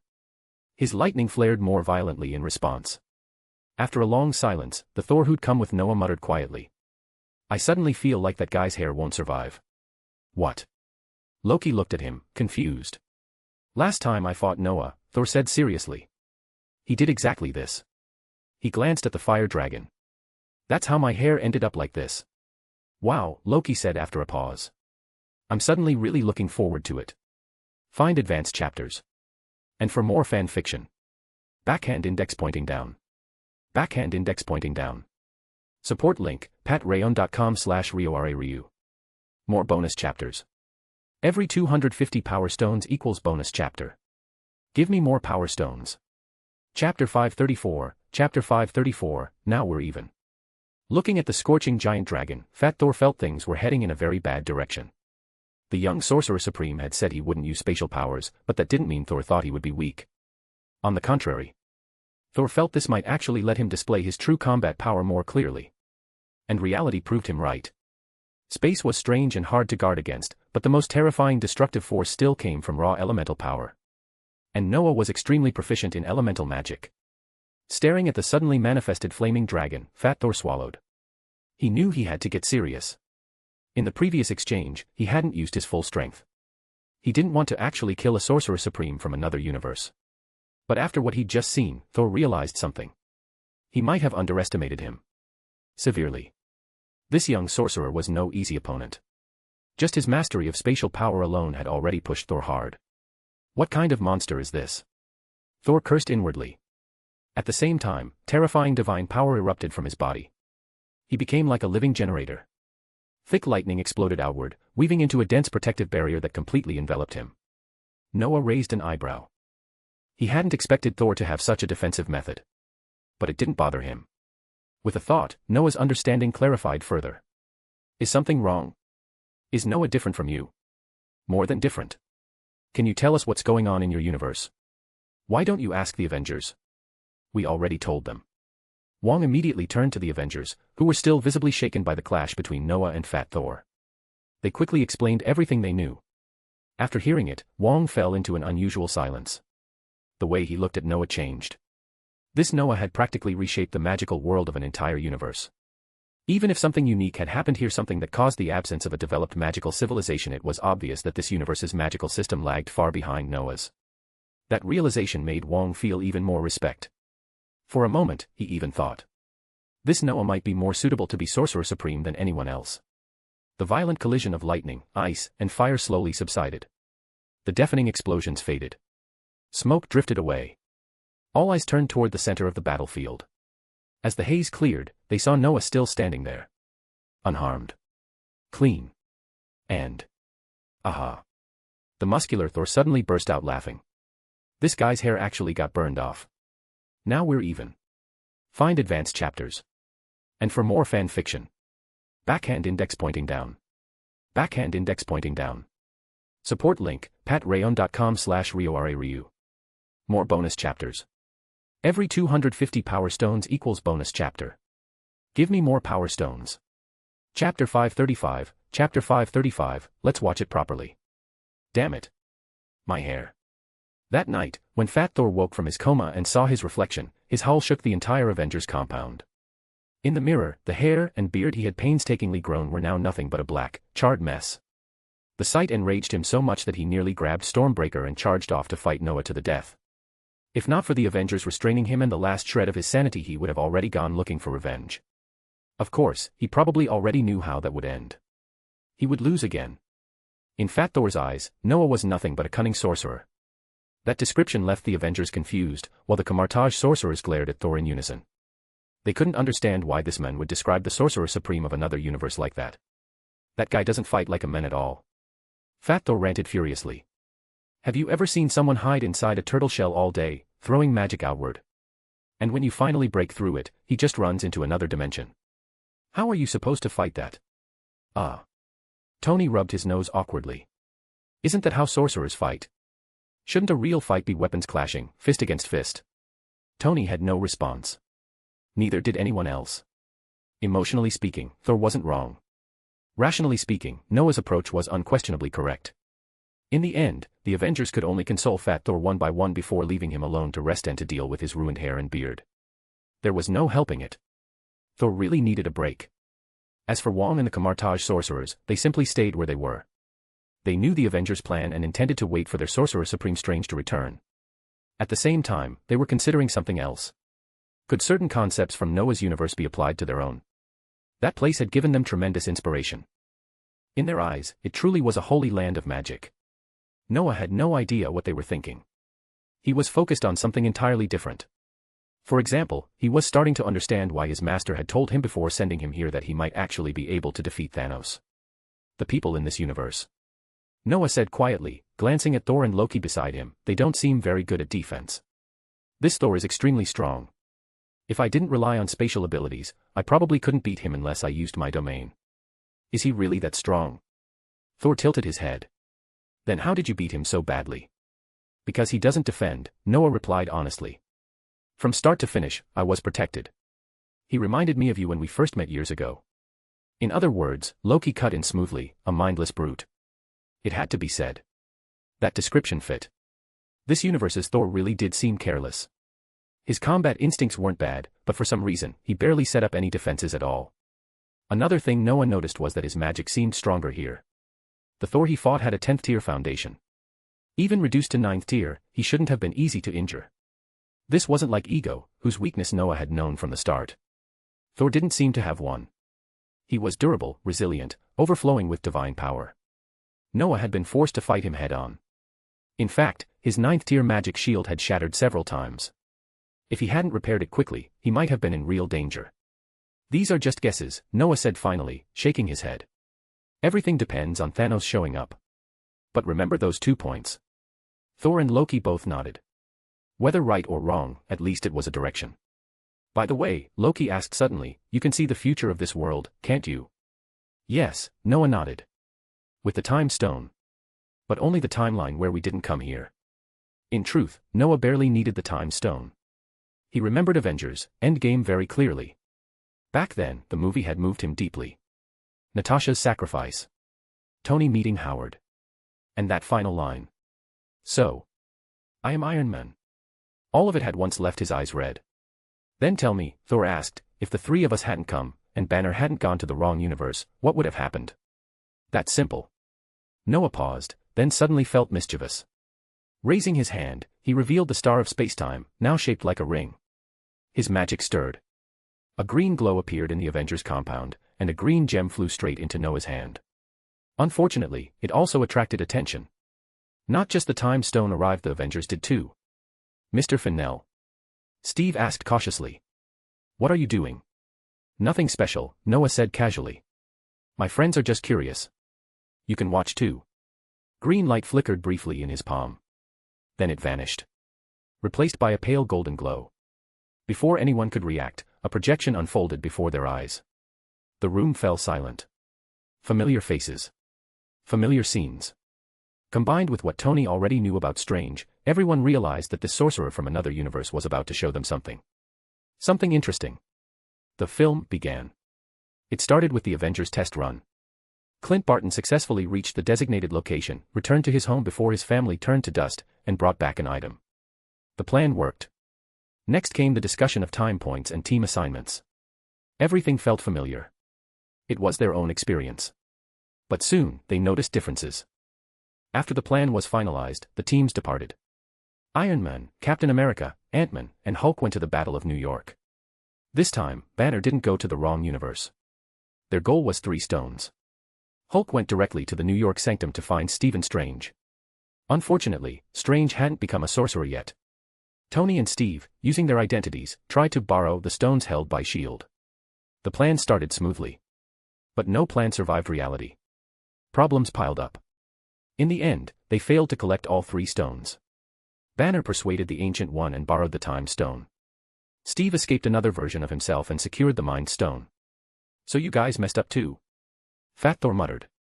Yes, Tony said dryly, rubbing his still swollen eyes before glaring at Banner. If you hadn't smashed my head, maybe things wouldn't have gone wrong. Quiet, Steve cut in. Have some respect. We're watching a movie. This isn't a theater, Tony grumbled but stayed silent. He was curious. He wanted to see if this projection matched reality. Soon, that doubt vanished. Loki took the space stone. That mission failed. To compensate, Tony proposed another time point. He and Steve went further back to steal the Tesseract. Seeing Captain America stare at Peggy through the glass. Seeing Tony hug Howard. Both men instinctively looked at Noah. There was no longer any doubt. That mission succeeded. They found Pym particles, secured the Tesseract, and returned. One story ended. Another began. Rocket Raccoon and Thor went to Asgard. Their mission was smoother. They extracted the ether. Thor even took Mjolnir with him. At that scene, the two Thors exchanged looks. One full of disdain. The other filled with pure, undisguised envy. Find advanced chapters. And for more fan fiction. Backhand index pointing down. Backhand index pointing down. Support link, patreon.com/RioRaRyu. More bonus chapters. Every 250 power stones equals bonus chapter. Give me more power stones. Chapter 536, Chapter 536, God knows if you were resurrected. The one filled with the most disdain was naturally Thor. The Thor who had come with Noah. He couldn't stand watching the version of himself shown in the vision. That wasn't the God of Thunder. That was a lazy, useless shell with none of the charisma a God of Thunder was supposed to have. Meanwhile, the fat Thor watching the same scene couldn't help but feel envy. Pure envy. He truly envied the Thor of this parallel universe. This Thor had completely changed his life's trajectory. He had Noah as a close friend. With that friend's help, he had understood his own power early on. With that same help, his mother had survived. He had even obtained a new weapon ahead of time. The fat Thor envied all of it. Sometimes, he couldn't help wondering why his own universe didn't have a sorcerer like Noah Fennell. If it had, maybe he wouldn't have experienced so many crushing moments. This version of Thor wouldn't see Asgard destroyed. Wouldn't watch his brother die in front of him. Wouldn't witness Thanos slaughter half of Asgard's people. With a quiet sigh, the fat Thor looked away. He decided to face his own problems. And he also had a bolder idea forming in his mind, one he temporarily suppressed, planning to bring it up after everyone was resurrected. Thor's team had completed their mission. Next was Rhodey, Nebula, Hawkeye, and Black Widow. They split up. One team went for the Power Stone. The other went for the Soul Stone. The Power Stone retrieval was straightforward. Rhodey knocked out a certain idiot with a single punch. Rocket Raccoon looked both happy and a little sad watching that scene. When they reached the Soul Stone, the truth finally became clear. Natasha and Barton competed to sacrifice themselves. In the end, Black Widow won. She gave her life so Hawkeye could obtain the Soul Stone. The room fell silent. Especially Barton. He lowered his head, his eyes red. The pain he was enduring was obvious. But soon, he looked up at Noah with anticipation. You can resurrect her, right? Her soul is in my hand, so of course I can, Noah replied calmly. But a sorcerer isn't a creator. I can't conjure a body out of nothing. That part is on you. He spread his hands. And said nothing more. Noah also needed to seriously consider whether to alter some of the footage before releasing it. Nebula was the real headache. During the Power Stone mission, Nebula had drawn Thanos' attention. Everyone present had seen it. After a brief thought, Noah directly restrained Nebula, who had been hiding behind the crowd. His action immediately caused unease among the Avengers. Don't say anything, Noah said, cutting them off before anyone could speak. Watch first. The Avengers nodded and continued watching in silence. What followed matched their curiosity perfectly. All the Infinity Stones were gathered. But that also created a hidden danger. Nebula's presence attracted the attention of a Thanos from another universe. Because of her unique body, that Thanos learned everything. He replicated their time travel technology. And came over himself. The room fell silent for a long time. But remembering Noah's warning, no one spoke. They watched as the Hulk snapped his fingers and revived those who had turned to dust. Joy spread across their faces. Then, a massive missile obliterated that joy instantly. A furious, fully corrupted Thanos descended. The final battle unfolded. Chaos. Desperation. And then, Tony seized the Infinity Stones. One snap. Thanos and his army vanished. Iron Man fell. The screen froze. What the F***ck? Tony stared at the frozen image of his dead self. I died. Noah nodded, hands still spread. He hadn't altered anything. If I hadn't intervened, that would have been your last fight. Born great. Died gloriously. Why didn't Strange use the time stone to save me? Tony snapped. Noah shrugged again. How would he know? Maybe Strange didn't like him. Maybe there could only be one Holmes in the Marvel universe. Maybe Pepper bribed him. Or maybe Strange himself panicked. That raised finger might not have meant one chance at all. Maybe he was stunned by your stupidity, Noah said lightly. That finger might have meant Thanos' ship was destroyed and grounded, so you should have taken the stones and flown away. Or taken just one stone. Or handed them to Captain Marvel, who could actually handle the backlash. But you thought the only option was snapping. So you snapped. And died. And he was scared stiff by you. Of course, Noah added, it could also be that the Infinity Gauntlet's backlash made time reversal impossible. Tony fell silent. He felt drained. He desperately wanted to know why his alternate self had such a good relationship with this guy.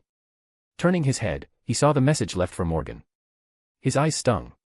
This sorcerer even knew about that. Watching his own funeral. Seeing the arc reactor drift down the river with Tony had a heart of gold engraved on it. Tony closed his eyes. If placed in that situation. After thinking it through, he realized he probably would have made the same choice. That realization made it worse. He didn't want to keep watching. Can you turn it off? Why? Noah tilted his head. It's not over yet. After all, Steve still had his dance. Sure enough, when the Avengers returned the stones, another accident occurred. Steve disappeared. Steve Rogers frowned. He already knew. That was likely his future. And then Bucky noticed the Steve who had been sitting quietly all along. Everyone did. An old man. After a brief conversation passing the shield to Sam Wilson, Captain America left. The scene shifted. Steve went back. Found Peggy Carter. Finished the dance he never completed. The movie ended. The impact didn't. Especially the fact that Thanos came from another universe. That was unacceptable. Attention immediately shifted to Nebula, still restrained by Noah. The thought was unanimous. Kill her. No. Captain America rejected it instantly. The real Nebula is still in Thanos' hands. If Thanos doesn't come over, we can't save our comrade. But Rhodey hesitated. That's Thanos. He's even more dangerous than the one in the footage. That thought echoed through the room. Even after seeing Thanos defeated, they remembered the cost. But Nebula is our teammate, Steve said firmly. We don't abandon anyone. But dash. Let's vote. The argument stalled. A vote was the only option. At least then they'd know where everyone stood. None of this mattered to Noah. To him, the vote was a joke. Why was he here? To deal with Thanos. If that achieved the goal, what the Avengers thought was irrelevant. If you can beat him, what's the problem? Smiling, Noah left the room. Thor and Loki followed. Tomorrow would be troublesome. They would face Thanos. When they reached their rooms, Thor suddenly spoke. If it weren't for you, would our world really end up like this? Noah tilted his head. I don't want to say it, he replied, but the probability is high. And honestly, I have a feeling we'll face our universe's Thanos eventually anyway. So. Loki picked it up smoothly. To avoid that future dash. We train now, Noah finished. Hard. Loki nodded. Then Noah added casually, you're actually pretty lucky. Huh. The you in this universe is already dead. Damn it, Loki snapped. Can you stop saying that? And if they resurrected so many people, why didn't they resurrect me? Noah shrugged. God knows if you were resurrected. Maybe you just ran off somewhere and hid. Find advanced chapters. And for more fan fiction. Backhand index pointing down. Backhand index pointing down. Support link, patreon.com/RioRaRyu. More bonus chapters. Every 250 power stones equals bonus chapter. Give me more power stones. Chapter 537, here they come. To be honest, Noah wasn't sure whether Loki had been resurrected. There was a chance. After all, Loki hadn't been killed by the power of the Infinity Stones. He wasn't erased in a way that made resurrection impossible. So in theory, Banner's snap might have brought him back. But there was also another possibility. When Banner snapped his fingers, who knew what his exact wish was? If the wish was to revive those killed by Thanos, then Loki had a chance. If it was to revive only those killed by the Infinity Stones, then Loki probably had no hope. Noah couldn't be sure. He crossed over when Spider-Man returned. What happened after that was anyone's guess. He shook his head. Too messy. Not worth thinking about. After returning to their rooms and getting a full night's rest, Noah, Thor, and Loki arrived early at the Avengers compound's conference hall the next morning. You're here. Tony immediately noticed them. Damn it. You all look well rested. Of course we do. Noah shrugged and sat down on the sofa. We don't have that many worries. How was your discussion? You all look like you didn't sleep. Tony and the others looked rough. Everyone except the fat Thor had red eyes. It was obvious they hadn't rested. That wasn't surprising. This was a decision that could reshape everything. Compared to them, the fat Thor had far fewer worries. His answer had probably been the simplest. Agree. The reason this Thor had become what he was could be traced back entirely to Thanos. He only fell into decadence after losing everything. Now, through Noah, he knew another Thanos was about to arrive. There was no way he'd miss this chance. What he lost. What he abandoned. He would take it back. This Thanos was his target. His revenge. His way forward. So he didn't need to hesitate. Let him come. As for the others, their considerations were more complicated. Broadly speaking, they fell into two camps. Those who agreed, Steve, Banner, Thor, and Barton. Those who disagreed, Rhodey, Rocket, and Scott. Tony didn't choose at first. He was conflicted. He was a husband. A father. He didn't want any accidents. But Nebula was still in Thanos' hands. They hadn't known each other long, but their bond was real. Especially during those 3 lonely months drifting through space. Nebula had been there. He couldn't accept her becoming another tragedy. In the end, Tony voted to let Thanos come. The decision surprised everyone. It surprised Tony himself. He even slapped himself hard afterward. But he didn't change it. Buddy, why would you do that? Rhodey asked. As Tony's closest friend, he needed an explanation. First, Tony said simply, we already beat Thanos once. Second, this time we're not alone.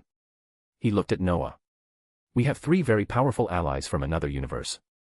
Rhodey couldn't really refute that.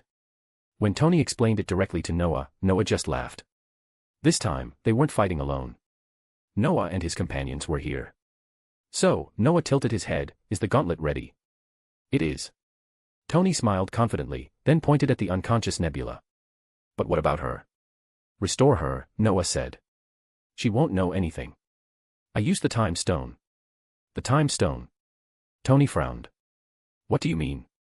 It means her timeline is frozen at the moment I stopped it yesterday, Noah replied calmly. You're good with data, aren't you? Or do you need rest? Tony immediately understood. As for rest, he shook his head without hesitation. He didn't need it. He'd rest after everything was over. Noah didn't mind. He and the others were already fully rested. About half a morning later, the Avengers completed the replica of Thanos' Infinity Gauntlet. Noah even noticed Tony had secretly made one for himself. Clearly, he was preparing for contingencies. At the same time, Tony dealt with Nebula.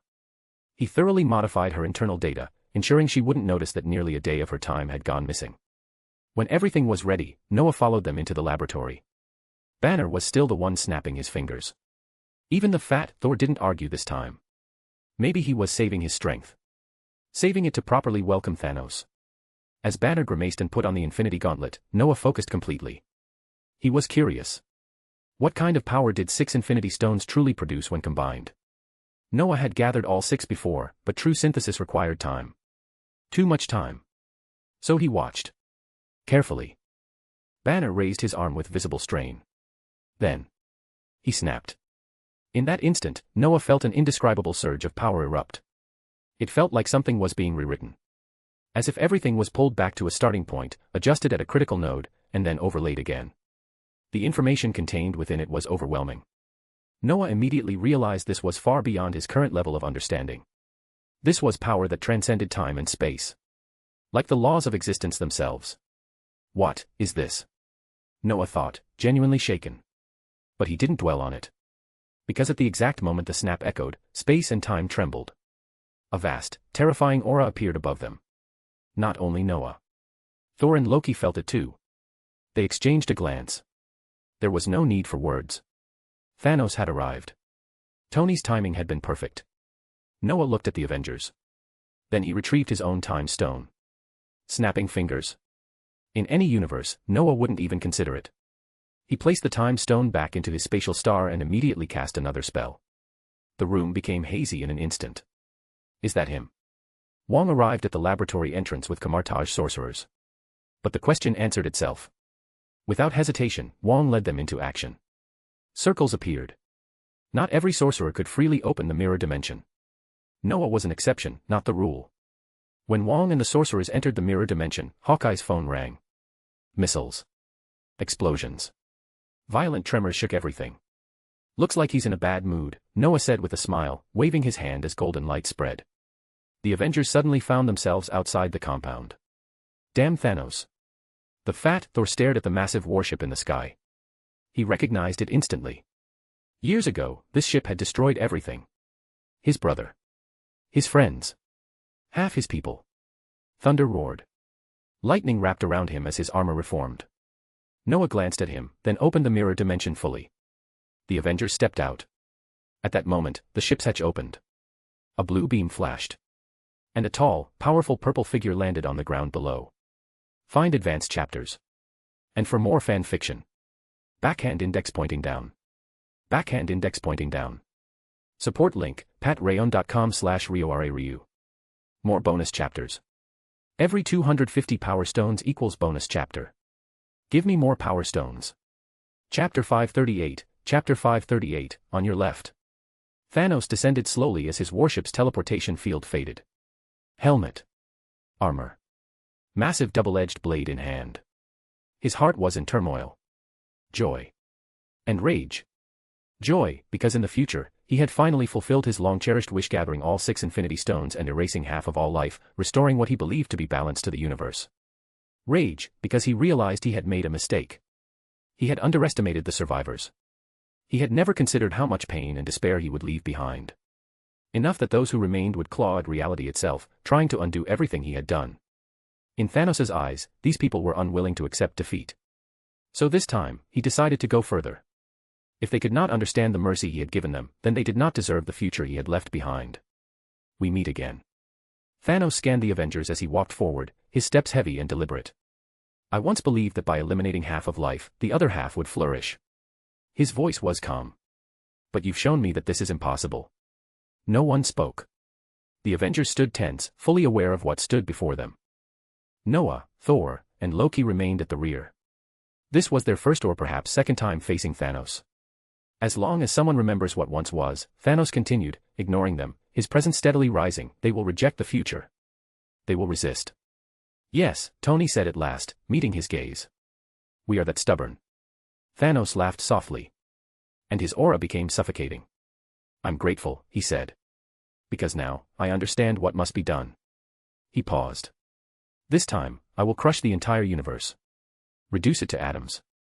The pressure intensified. And then, Thanos said, power surging around him, using the Infinity Stones you gathered for me, I will create a new universe. A grateful universe. One that knows nothing of what it lost, only what it has been given. The Avengers tensed. They had heard this before. Last night. When Thanos repeated those words now, they weren't shocked. They were simply reminded of how terrifying that sorcerer named Noah truly was. Ha, Tony scoffed, stealing Steve's line without shame. A universe born ignorant, soaked in blood. What are you supposed to be, some savior? A god of creation? Neither, Thanos replied evenly. Yet both. And how would they ever know what they once were? The moment his words fell, Thanos' power peaked. The Avengers attacked. Without hesitation. Thanos laughed and swung his double-edged blade. The clash erupted instantly. The difference was obvious. Except for Thor, who managed to hold Thanos' attention, every other attack barely mattered. As expected, Noah observed quietly. A 10th-tier body isn't something numbers can solve. And this time, he's wearing armor. One by one, the Avengers fell. Tony was punched straight through his armor and sent unconscious. Fat Thor was kicked into the ground and didn't get back up. Banner. Ant-Man, War Machine. Rocket. One hit each. Only Captain America remained standing. As for the Camartage sorcerers, Noah had already sensed the energy transmissions. They were gathering everyone. Looks like it's our turn, Noah said lightly, glancing at Thor and Loki. Isn't that why we're here? Thor grinned, eager. Don't celebrate yet, Loki said flatly. Did you miss how badly your counterpart just got beaten? It's fine, Noah chuckled. And don't forget I am also from Camartage. He glanced forward. The main force is already coming. You saw what happens next, didn't you? And we still have the Infinity Stones. Loki fell silent. He remembered. Even if they did nothing, this battle would still be won. But doing nothing wasn't why they came. More importantly, they still held their trump card. The Infinity Stones. This universe relied on bodies and armor for defense. Their universe relied on energy control. That difference mattered. Thanos mocked Captain America again as his army began descending from the warship. Noah knew it was time. Earlier, he had been deliberately mischievous. When he released the Avengers, he hadn't released himself or the Thor brothers. To Thanos, they didn't exist. Yet. A faint golden light spread around Noah. Space blurred. Steve Rogers struggled to stand. Every movement felt like his body was tearing itself apart. Still, he rose. He knew reinforcements were coming. And even if they weren't, he would not stop. Facing the endless alien army, Steve tightened the straps on his shield and walked forward. No hope. No illusions. Just resolve. Looks like you're having a rough time. A familiar voice spoke beside him. Steve let out a bitter laugh. Rough time. Half the Avengers had been wiped out by one man. Space fractured like shattered glass. 3 figures appeared beside him. Thanos froze. He studied them. Thor. Loki. Then he looked at Noah. Parallel universe, Thanos said slowly. Then who are you? Me. Noah glanced around. Call me a passerby. Or someone here to cause trouble. Oh. Thanos smiled. From what era? Roughly 2016, Noah replied casually, golden light spreading across his body. Unfortunately for you, in our universe, you never got your moment. Thanos didn't react. He already knew better than to approach Earth in earlier eras. The Ancient One existed. Odin existed. In that case, Thanos said, raising his blade, shall we continue? I'm done playing. He pointed his weapon forward. The army charged. Noah smiled. Sorcerers of this universe might falter under sheer numbers. But Noah wasn't from this universe. His universe had mutated. And he had broken it. Spatial mastery. Elemental supremacy. For him. Numbers meant nothing. Golden light flared. Black runes spiraled. Thor lifted Stormbreaker, lightning filling his eyes. Loki was surrounded by cutting cold, blue light flickering. From afar, Thanos' expression finally changed. These beings didn't wield power like his universe did. Especially Loki. Especially that sorcerer. Thor was familiar. Stronger. More controlled. But still Thor. Loki wasn't. In Thanos' memory, Loki was weak. When had he gained frost giant power? And the sorcerer? Thanos felt it. Something dark. Something terrifying. Something watching. For the first time, Thanos felt danger. Interesting. Very interesting. Confident still, Thanos advanced, ordering his army to avoid Noah entirely. They surged toward Thor and Loki instead. The battlefield quieted. Thanos stopped before Noah. Who are you? He asked again. Camartage, Noah replied. From our universe. The Ancient One's disciple. Thanos frowned. A guardian of a parallel universe. That's right, Noah nodded. I haven't officially taken office yet, but it's close. He smiled faintly. I brought the time stone. And incidentally dash. Incidentally. I'm here to complete some tasks my master assigned me. The battlefield went silent. The resurrected warriors finally understood. A sorcerer supreme. From another universe. Even the sorcerers of this world instinctively turned toward their own sorcerer supreme. Then back. Only Strange looked lost. Because for the first time, this battle was no longer under his control. I never foresaw this, Strange murmured. A sorcerer supreme, from a parallel universe. Find advanced chapters. And for more fan fiction. Backhand index pointing down. Backhand index pointing down. Support link, patreon.com/RioRaRyu. More bonus chapters. Every 250 power stones equals bonus chapter. Give me more power stones.